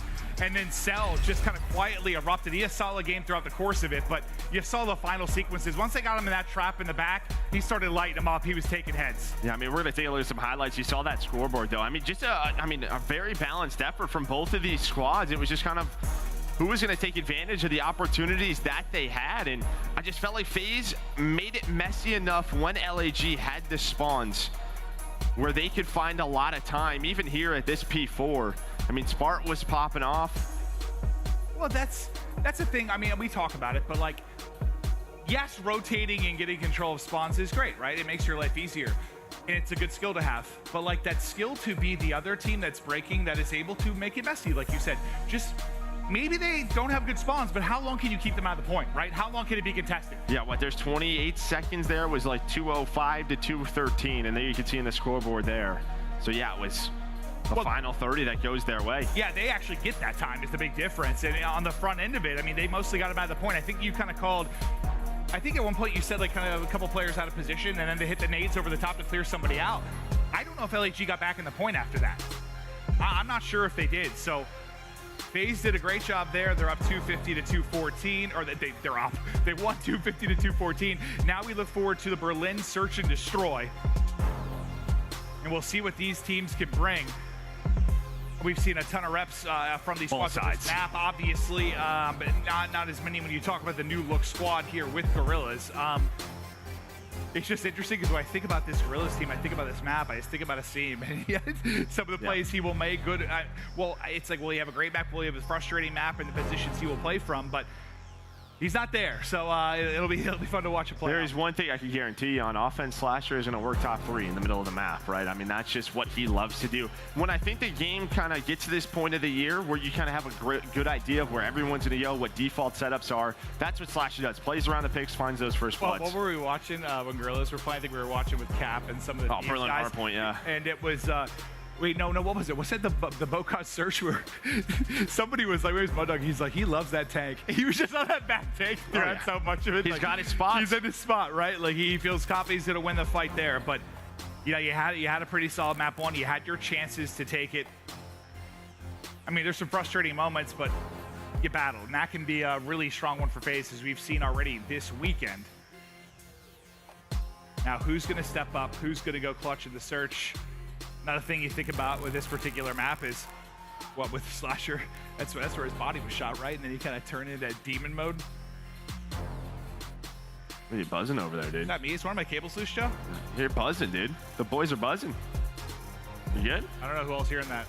There, maybe I fixed it. I don't know. You got it. It's good now. I unplugged some stuff. I plugged some stuff in. You know, I did a little magic.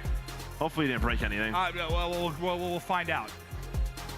But you can see the. When we just saw FaZe play this. He's locked, determined. He doesn't have the hat on. He's got the hair a little bit longer. Yeah, right. That's how you know he's grinding. Yeah. All right, can they answer back?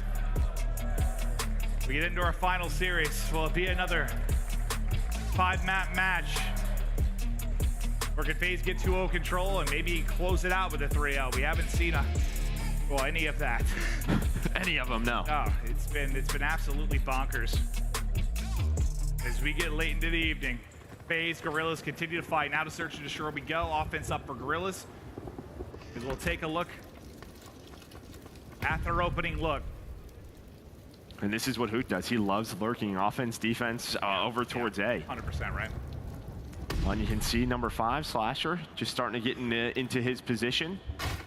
They're going to control Mail, and is going to start to work top 3, which means it's time to find a pick. You're going to have aBeZy just playing on an island, Hook just hanging out. But for right now, there is just no info given to either team. But there we go. A nade's going to connect. I think Slasher put some shots in. There's going to be a first blood. Now, what does that open on the map?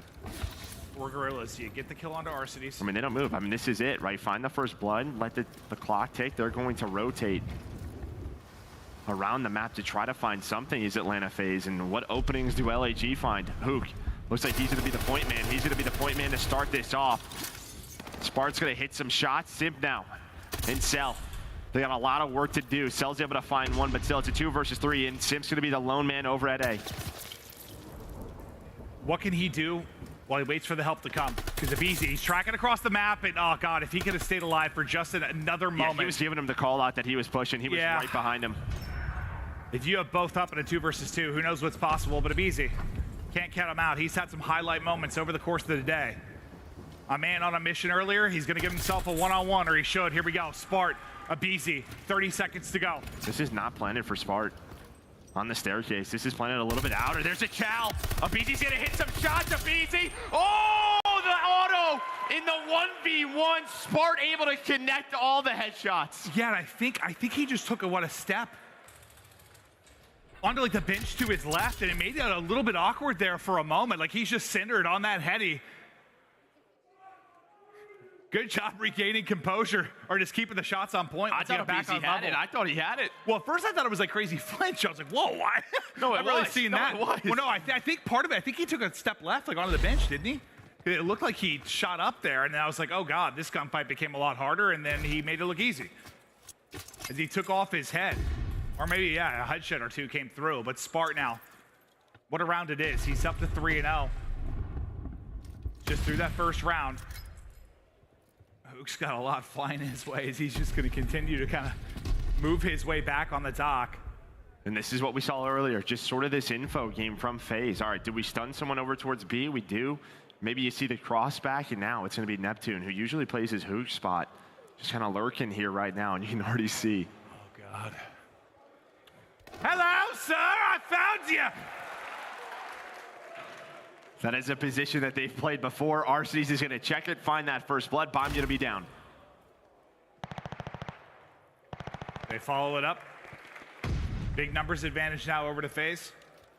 Spartan Hook, what can you do in this situation? Can you make things interesting, spicy? I don't think so. As Simp, he gets ripped to 16 HP, but accurate as ever to take the fight. 1v4 now for Hook. Yeah, not a lot he can do here. Just bullets going through basically every doorway. He'll take one with him, but yeah, you don't have a ton of options there.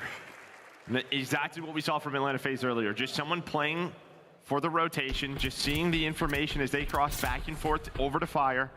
A stun connects on a player towards B. That just gives them an idea. The call is right back to A. They find Neptune in that position, and that's pretty much the round. Yeah, it seems more often than not. I mean, you'll see a lot of teams on offense. They're kind of takes a little time to get that information they'll play. It's kind of like you saw in the Guerrillas first round, but FaZe have been whatever cross they're watching, whatever whatever tactical they're hitting, like they are executing quickly. Like they're very confident. They know where the numbers are and they are going. You have that same setup where it's Cell and Simp inside of A. That's where the attack is going to be, is Neptune just working the outer site. I got to imagine RC's going to start to cheat his way over a bit. Yeah, he's already in spot. Yeah, he's already in the spot watching their pinch. If Simp in the middle of the map, aBeZy just staying true to B in case there's something to find. Cell, he's on an island trying to play his life, but Simp with a quick pinch to the middle of the map, and there's the opening. RC's on that rotation over, finds another one. And with that light post, I mean, that could be an awkward gunfight. You kind of saw it from both players, but Simp able to recenter, and he'll take it. And you just know, right? When a team is going to go towards A, you're going to have a player all the way in the back train yard. Going to be Slasher in that tower, and Simp just kind of avoids it by going right through P5. Now we'll see if they can pick him up mid. They do. So Slasher, who is trying to wrap back, he's going to get caught. Hook now in a tough position. Wins his one, gets out. 17 seconds now to go.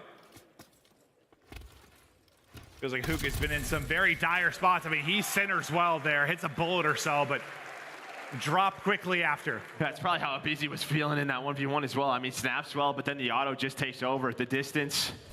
A little bit of flinch for Arcitys, gives him those headshots, and that comes in fast.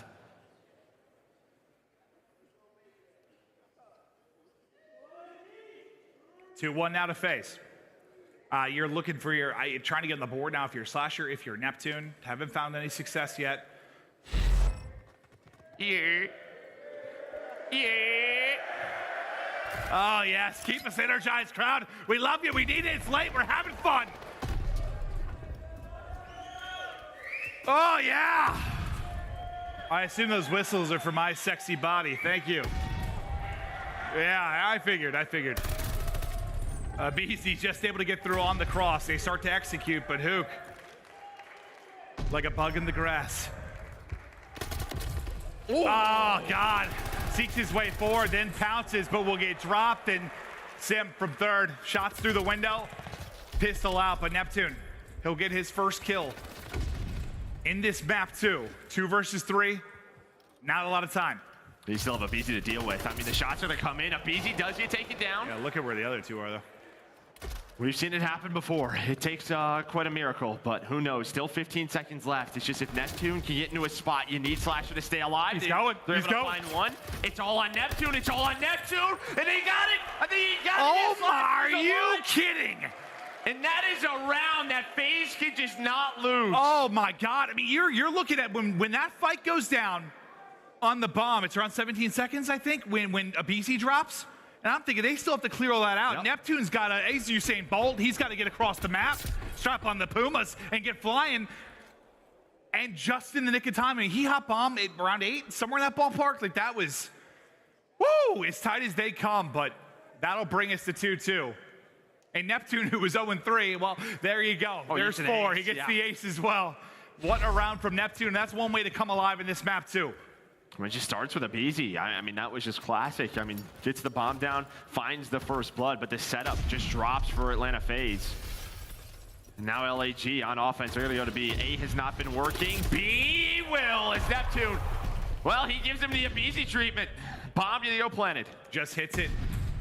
And aBeZy is there by himself. 5 in a row. Can't take it. Hook now tacked one on. A chance to take a 3-2 edge. Neptune has started to light it up in this map too. There's another. That'll be number 6. Getting Child. Who got it? I'm not sure who got it. I just wonder if somehow Neptune got an angle. I didn't see where his arrow was. It was. 7 in a row. It was.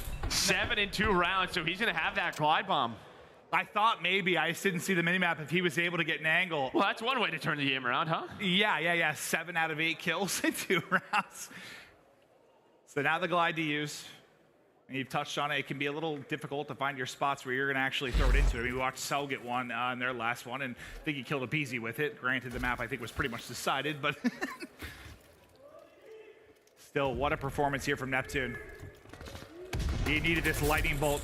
And now aBeZy, once again, is going to get dropped. Tries to get back to his spot. This time, it's going to be Hook.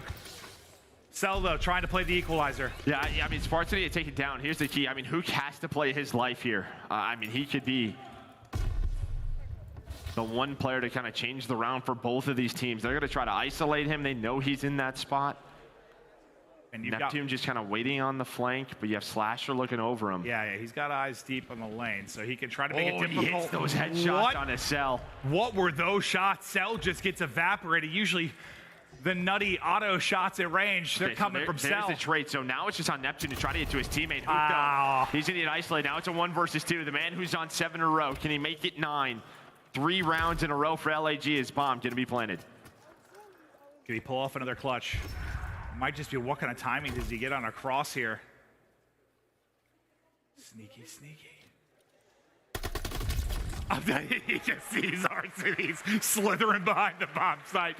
And then the shots in from the left. They'll tie it up 3-3. And, you get that first blood. What, Cell brings it back? I don't know, but is it the awkward timing on the bomb site with Hook? I'm not sure where it falls apart for you. I think it's the pick on the Spartan, honestly, the first kill for Atlanta FaZe, because Hook is just hoping. The Cell pick? Yeah, Hook is just hoping that, I mean, he does his job. He finds that first blood. The bomb is down. It's really just, they can't cross to B unless those autos get dropped. I mean, Atlanta FaZe do a really good job of finding that pick on the Spark, but then also the trade on the Slasher. Be able to clutch the 1 versus 2 as Neptune was just a little too far from his team. LAG, they went B fast a couple of rounds. They try to slow things down, but RC just takes the map away. They push up through A. I'll get him to 6-3. Yeah, I think I saw aBeZy was dodging bullets in real time in the camera because there were just bullets flying in everywhere towards the B side. Players, man, that is just not. It is this game being the bomb. Look at the walls, dude. Oh, and then he's able to hit some lovely shots. The pick, did he spot? I think he has seen Neptune in the window. Yeah, he got him on the last jump. And this is something I want to see a little bit more from aBeZy in this game. I mean, if he's going to be in these tough spots, be able to pull out the auto every now and then. I think we pretty much see every team at times have to pull out 3 or 4 depending on the map, and I think it just makes his life a little bit easier. And maybe just a little different for him in the sense of, I don't know, in the past, even if it was a position where he'd want another air, he's always got it done it with a sub, even when you think maybe he shouldn't be able to. And granted, we haven't had a lot of 4AR type situations, but he's just always made a sub work.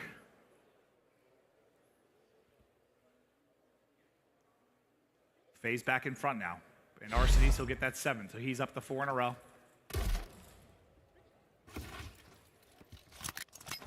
Again, just the info game.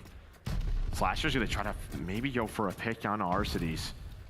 And I don't know if they were late to They were a little bit late. I don't know if it was a spawn thing, but from the POV we saw, he got there after the cross. Yeah, so they're going to think maybe 1, maybe 2, but it's still a good call. You have one player all the way in the backfire. That's going to be Slasher. He can shift on over, but it's really on Neptune. Well, last time it was Arcitys that smelled something afoot. Neptune was stinky. He was able to find the spot. Can he do it again? Slasher's looking right over him. Neptune's gonna pounce, and they're gonna be able to take him out. It's aBeZy that'll get the kill, but I think everybody might get shots in there. Can you get one? A couple tags, but Slasher not able to finish it. And Spark just kind of waltzing in the front door. Well, the nades in the wall, man, aBeZy has not been able to work this plank quite yet. He wants to. Hello, I'd like to make a purchase. Well, Smart might find a timing. aBeZy was on the bomb, hops off it fast, so now it's a 1-on-3 for Hook. Hook, though, he goes through secret. Oh! Hook has a chance if he finds the second one. Hey, aBeZy's playing a game of hot potato. Yeah, like on the bomb, off the bomb, on the bomb, off the bomb. My man's having a blast. Every time he picked it up, he's got to drop and snap. Match point.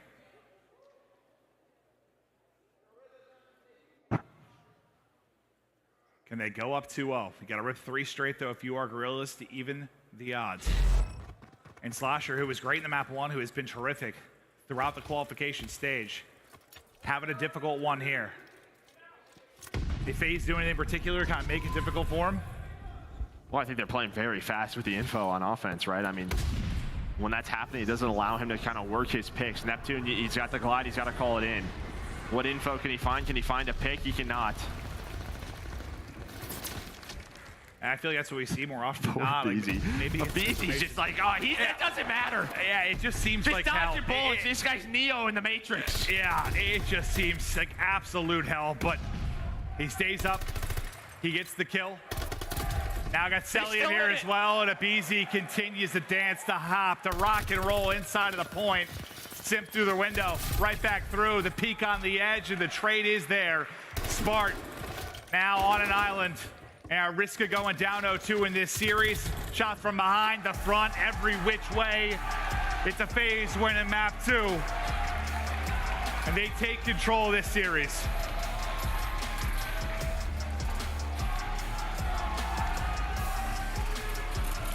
Just seems like, well, I mean, just in general, kind of quicker executes. And I like just like small things like on offense, like aBeZy not committing to the bomb every now and then. It just feels like sometimes it can be tough as the bomb, you know, carrier where you're playing on the map. Yeah, the bullets, the grenades coming in, he's taking his time, allowing his teammates to get into those positions because those are the rounds that they're losing. It feels like if he's going down, you know, trying to plant the bomb or even post plant, yeah, it's just messy. I think it speaks to any position, but maybe not as much as an AR posted up on a heady. But I don't know, you have to keep mixing up your timings and positions. Otherwise, it's easy to counter, and he keeps them guessing the entire time. And they do a good job. Kind of another thing that stood out, maybe Neptune, even though he had some explosive rounds. Yeah, he won 2 of them for them.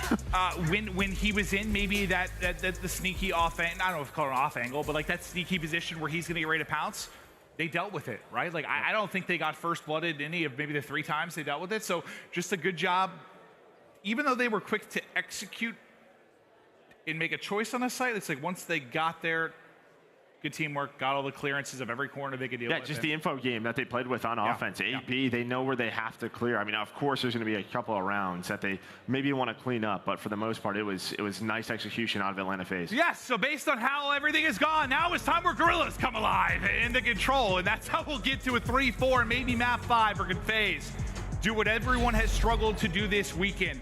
Close out a series and get into day 3 of the tournament, but they dominate in the hard point.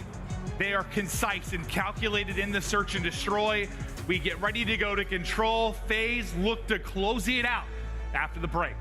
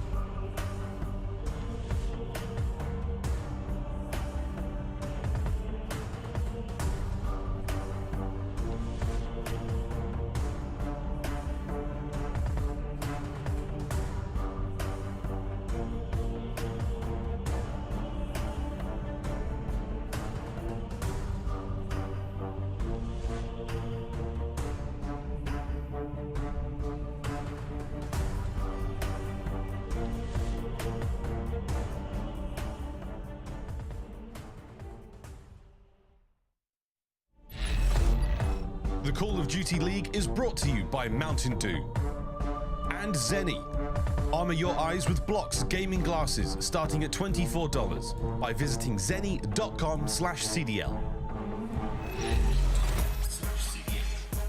Here we go, back at it and ready to continue on. Now, I know I've said it 40 times and I apologize. I'm broken record, but like, I don't know. Is it gonna end here? Is it gonna somehow go to map 5? Because based on the first 2 maps, well, granted, they were pretty close. I mean, you think about the first map, you got like, what, 15, 20 seconds left of the play clock. It goes down to the wire. Search and destroy. There were absolutely some moments that Guerrillas could take it. So I could see how we could get there. You can. I don't know, man. I really like when you get into it. Like, yeah, no, I'm very handsy. I have very long fingers too, magic fingers. Okay, that makes sense. Yeah. No, let's get off of that camera shot immediately. That was a good call. But now a shot of Guerrillas. We'll see if they can regain. You know, it's been a long day for both teams. I think we highlighted a little bit more for FaZe just because they had the first match of the day, but Guerrillas were right after that. It's been a long one where you're trying to prep, stay locked in, keep that level of attention and focus there. What do you have left in the tank? Can you step up with something huge, and who's it going to be if it's going to be on Guerrillas? I mean, obviously, Tuscan, you know, we're staying here for 3 maps, and I would say throughout the year, Atlanta FaZe has been strong here, but we've also seen them struggle, especially when you talk about hardpoint. I mean, control is a lot of the time seeing you win an offensive round. If it's a map for Tuscan, I'm going to go ahead and say that FaZe will at some point be up approximately 80 points, and they're going to find a way to lose the map. 80, you think? That's quite a bit. Maybe like 40? No, they've been in that ballpark, dude. Okay. Like, they're in that ballpark. Well, let's see if we get there. Yeah, true. Good point. They're inventing ways to lose certain scenarios, I swear to God. On Tuscan. Neptune, that is a snap, a filthy one. Yeah, he's focused top church, and he just centers so well to pick that up. All right, so what, 2 bits of progress done. Slasher now coming off the spawn and able to deal with Simp as he's kind of lurking and trying to be a thorn in the side of... They might go for this. They're going to go for this, Atlanta FaZe. After you kill a couple of those, like, sort of roaming Slayers in Neptune and Hook, knowing they're not going to go over towards B, they kind of regroup, hit the nades onto that player at A. Cellium's still over there. It looks like the rest of the team, though, for LAG off spawn, able to find a couple of kills. I mean, it turns out if you can be fighting in their spawn, it's probably a good thing. Yeah, speaking of that, you have Simp on a big pinch here.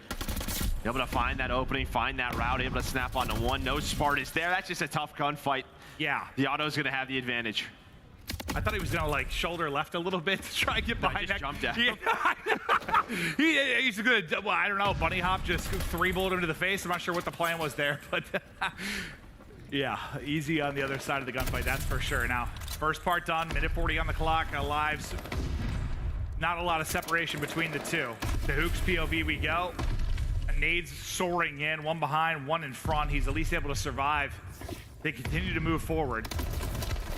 It's Simp, I think, that's trying to work a pinch and once again be a thorn in the side, but this time they're able to pick it up. They'll take 2 down. Cell's still playing point man here, though. I mean, it started off so well for Atlanta FaZe. Cell, though, him and Arcitys will lock it down. Say they found the first 2 on that push. But now you have to slow it down here if you are Spartan Hook. They do just that at P5. The spawns are there. Now they have the man advantage. But of course, Cell, 5 in a row, always feels like he's in the right position. So autos will stop the attack once again. A 4 life advantage for Atlanta FaZe. 50 seconds on the clock for LAG. Yeah, now they're going to group up. I mean, I was wondering, is Simp going to continue to roam? I mean, he's been doing it this entire defense. Just the guy going out, trying to find an opening mid-map, trying to find an opening on the flank. And he died 2 or 3 times in a row. But, you know, it turned heads. It set up Cell and Arcitys to get a few easy kills. They're able to deal with him again, but 35 to go. Especially if your team is controlling that P5 area. But maybe a chance here, an opening for LAG to work a take or 2. That's going to be 3 dead. RC's the next man up, but he finds 1, and 1 might be enough. And Simp off of spawn. The nades are connecting. Neptune's there, but he is just by himself. Well, I think he just knows. He knows if I die out front church and they're that far pushed up, I can do exactly that, right? I can spawn up and get back into the action. Now you got to slow down if you're LAG. 15 seconds, but you need to group up. Only 4 lives remaining. And well, starting to find kills. They just cannot get picked apart. Cell trying to watch that cross, but it just feels like the autos, they are hitting right now. No respawns here. 2 players now left. It's Slasher and Neptune. They're going to try and make the miraculous happen. They're able to win 2 gunfights. Now just going to be on Neptune. I was thinking maybe you get one tick. It was kind of close, but not able to get it done. And I think you had a couple okay chances maybe if you're Guerrillas, but well, every time there was a chance, then it just felt like Arcitys or Cell was in the kill feed. They were not losing their positions. They were not backing down. And you gave Simp freedom to roam when you can hold it down like that. They collapsed once. I think there was a time where they thought about kind of all grouping up a little bit early in it, but they're like, all right, you guys are good. See ya. I'm going off to the races again. All right, so they hold, and it is a 9-7 start for Simp. And yeah, you kind of see it there with Arcitys too. Once they got through that line, they had to deal with him. Go right for B, right just away. Going fast, getting on it. They are going to stack right onto the point. They found 2 kills now. How much damage are they able to get done? They spread out now. They're worried about the nades that are going to be coming in, trying to split and just survive what they can. 2 parts done. That is a massive opening here on a FaZe. Now aBeZy going to surge forward. No. The snapback for the tiny tears. It's Simp able to open it up. A centimeter to go. They're cutting him down, and that is the first point done. And it does not get a lot more clinical than that. That was unbelievable from Atlanta FaZe. That just might be the moment. That might be the series right from the get-go. Everyone is slaying on the map. That is 10 in a row as a team, making 11. Spark going to respond. It's going to take a miracle to hold on to A, but they have to get in. They have to get in. Neptune finds one, but again, it's Cell. It's Arcitys. Atlanta FaZe on fire right now. Offense, perfection in round number 2. And dude, that was from the opening gunfights to the split they had on the stack. I mean, I think most of the nades hit. Just 2 didn't connect with 1 player. Are we gonna get a 3-0? Maybe. I would think so at this point, but to the Godfathers above, I've got no idea. But Arcitys, what a map he is having. He'll take a 4 streak into this. He's at 14-6, but man, the effort from Simp and aBeZy to get B first was just something sensational. Now you need something truly heroic if you were Guerrillas to bring this back. You get a nice opening on day. You get the first couple of kills. Just shot him through a flower pot. Flowers.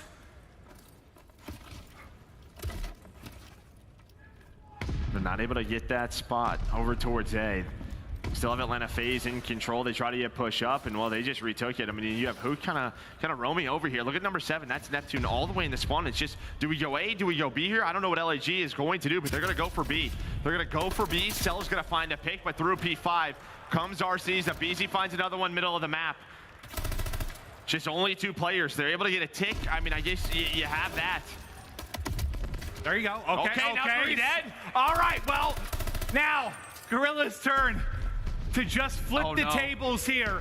Who the timing right between enemy lines, and he's cutting them apart.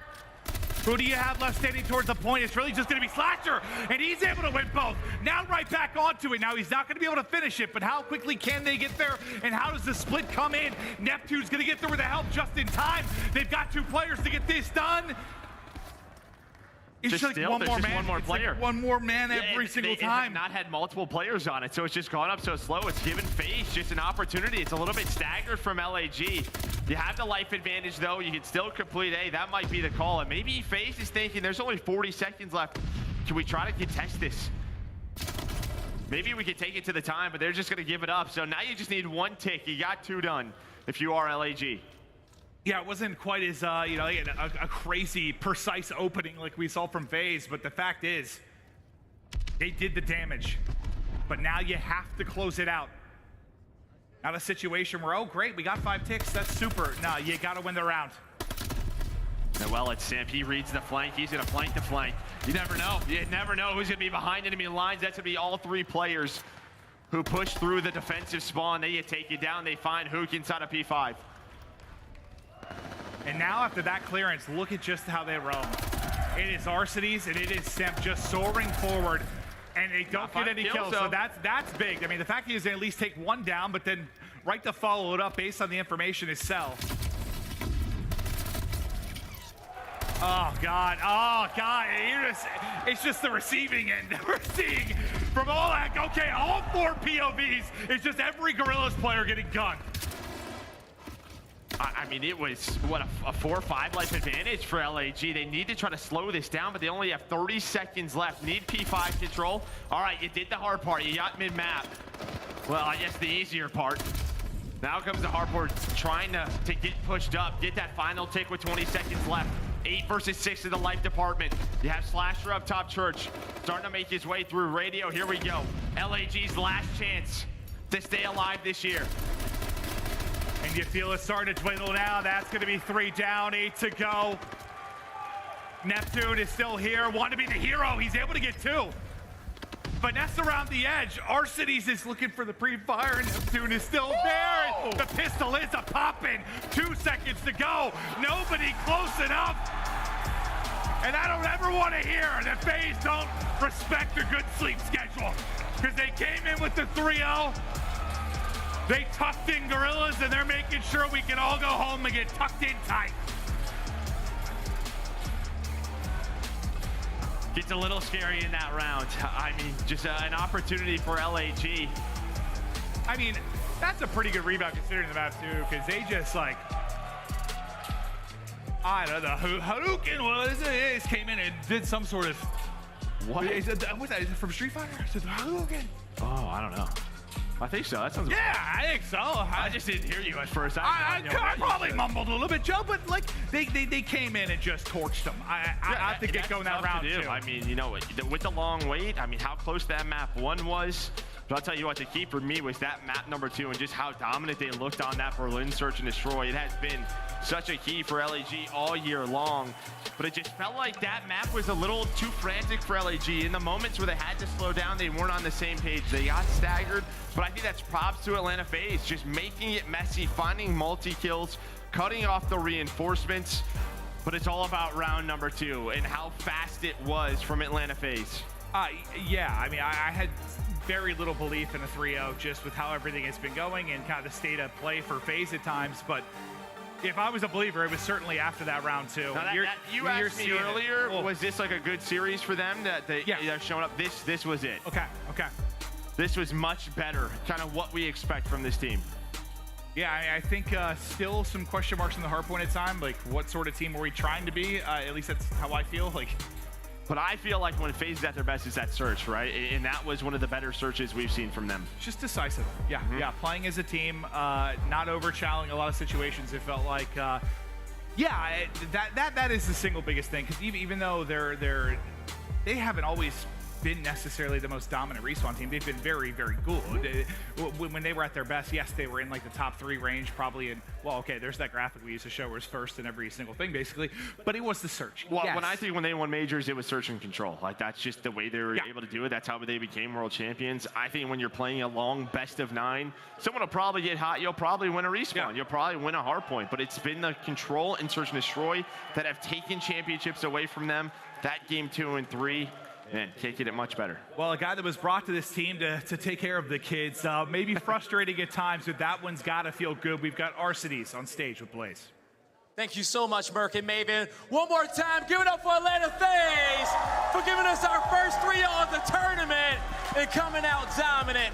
Arcitys, for the first time in a while, y'all beat this LAG team, okay? It's been difficult for you.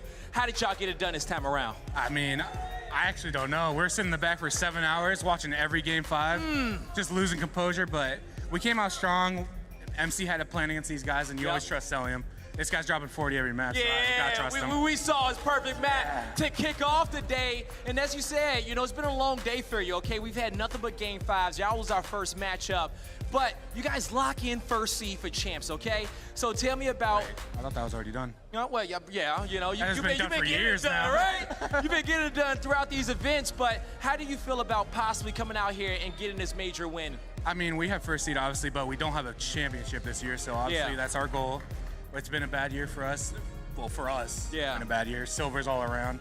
We got 1 for each player on the team, but we just coming out here just trying to play better than yesterday. That's all I know. All right, man. I know you want to go out there and get that gold. Any last shout-outs to the fans that stay here to watch you? Oh, my God. Shout out to you guys. This is the first time we've been cheered all fucking year. FaZe the fuck up. FaZe up! That's going to do it for me and Arcitys. Belly, break it down. I love that. FaZe up as they run through it and finally get their revenge against the Major 2 champs, the Los Angeles Guerrillas. But we have to say it outright. The Los Angeles Guerrillas have been officially eliminated from Major 4 here in Brooklyn, New York. aLLeY. FaZe, they say, not this time, right? They're trying to go back to the game. You can do it too. Like I said, they were due against the LAG squad. And like I said, Cellium went negative against them last time. He was also due, I believe, went like almost double positive this time around. A hot 3-0 to end the day. Felt not how I think we expected it to go. No, FaZe ran right through him. Nameless, the squad is trying to take it all the way to the championship game. They can do it. From what we saw right there, LAG wasn't an easy team to beat. I mean, they came in here, they get the easy work 3-0. We saw earlier in the tested game 5 situation, Cellium going flawless, and they've just been unbelievable since then. And then also we have some news with that victory. Seattle, Toronto, and Boston clinch a champs spot. So that was just massive for the implications for champs, man. It's going to be wild. Yeah, definitely wild. Let's go ahead and take a look at some of the replays because the Scump play of the game has to do with FaZe grabbing B and Miles. Boy, oh boy, FaZe, hey, I mean, dude, they came to play today after what was a tough one against Paris. Like, they could go through LAG like that. It was an insane series, dude. Like, they were, I mean, as Clint said, like, they respected the sleep schedule. They put them to bed, son. It was non-stop aggression. You win your ones, you get it all done, and in the end, the 2-man stack, the Terrors there atop the point, getting it all done, man. And just you like, can't ask for more. And just a wonderful play, like off the rip to straight up push B like that and get people on the point and win your ones. Like, that's just gonna crush the souls of the other team instantly on offense, and you're up 2-0 in the series. Like, from that point, you just know that's the dagger that closes out the series, man. All right, now let's also take a look at the game for a tactical play. Let's go back to the past. Earlier today, we're London playing Los Angeles Guerrillas, and it was a great hold on B on the defensive side.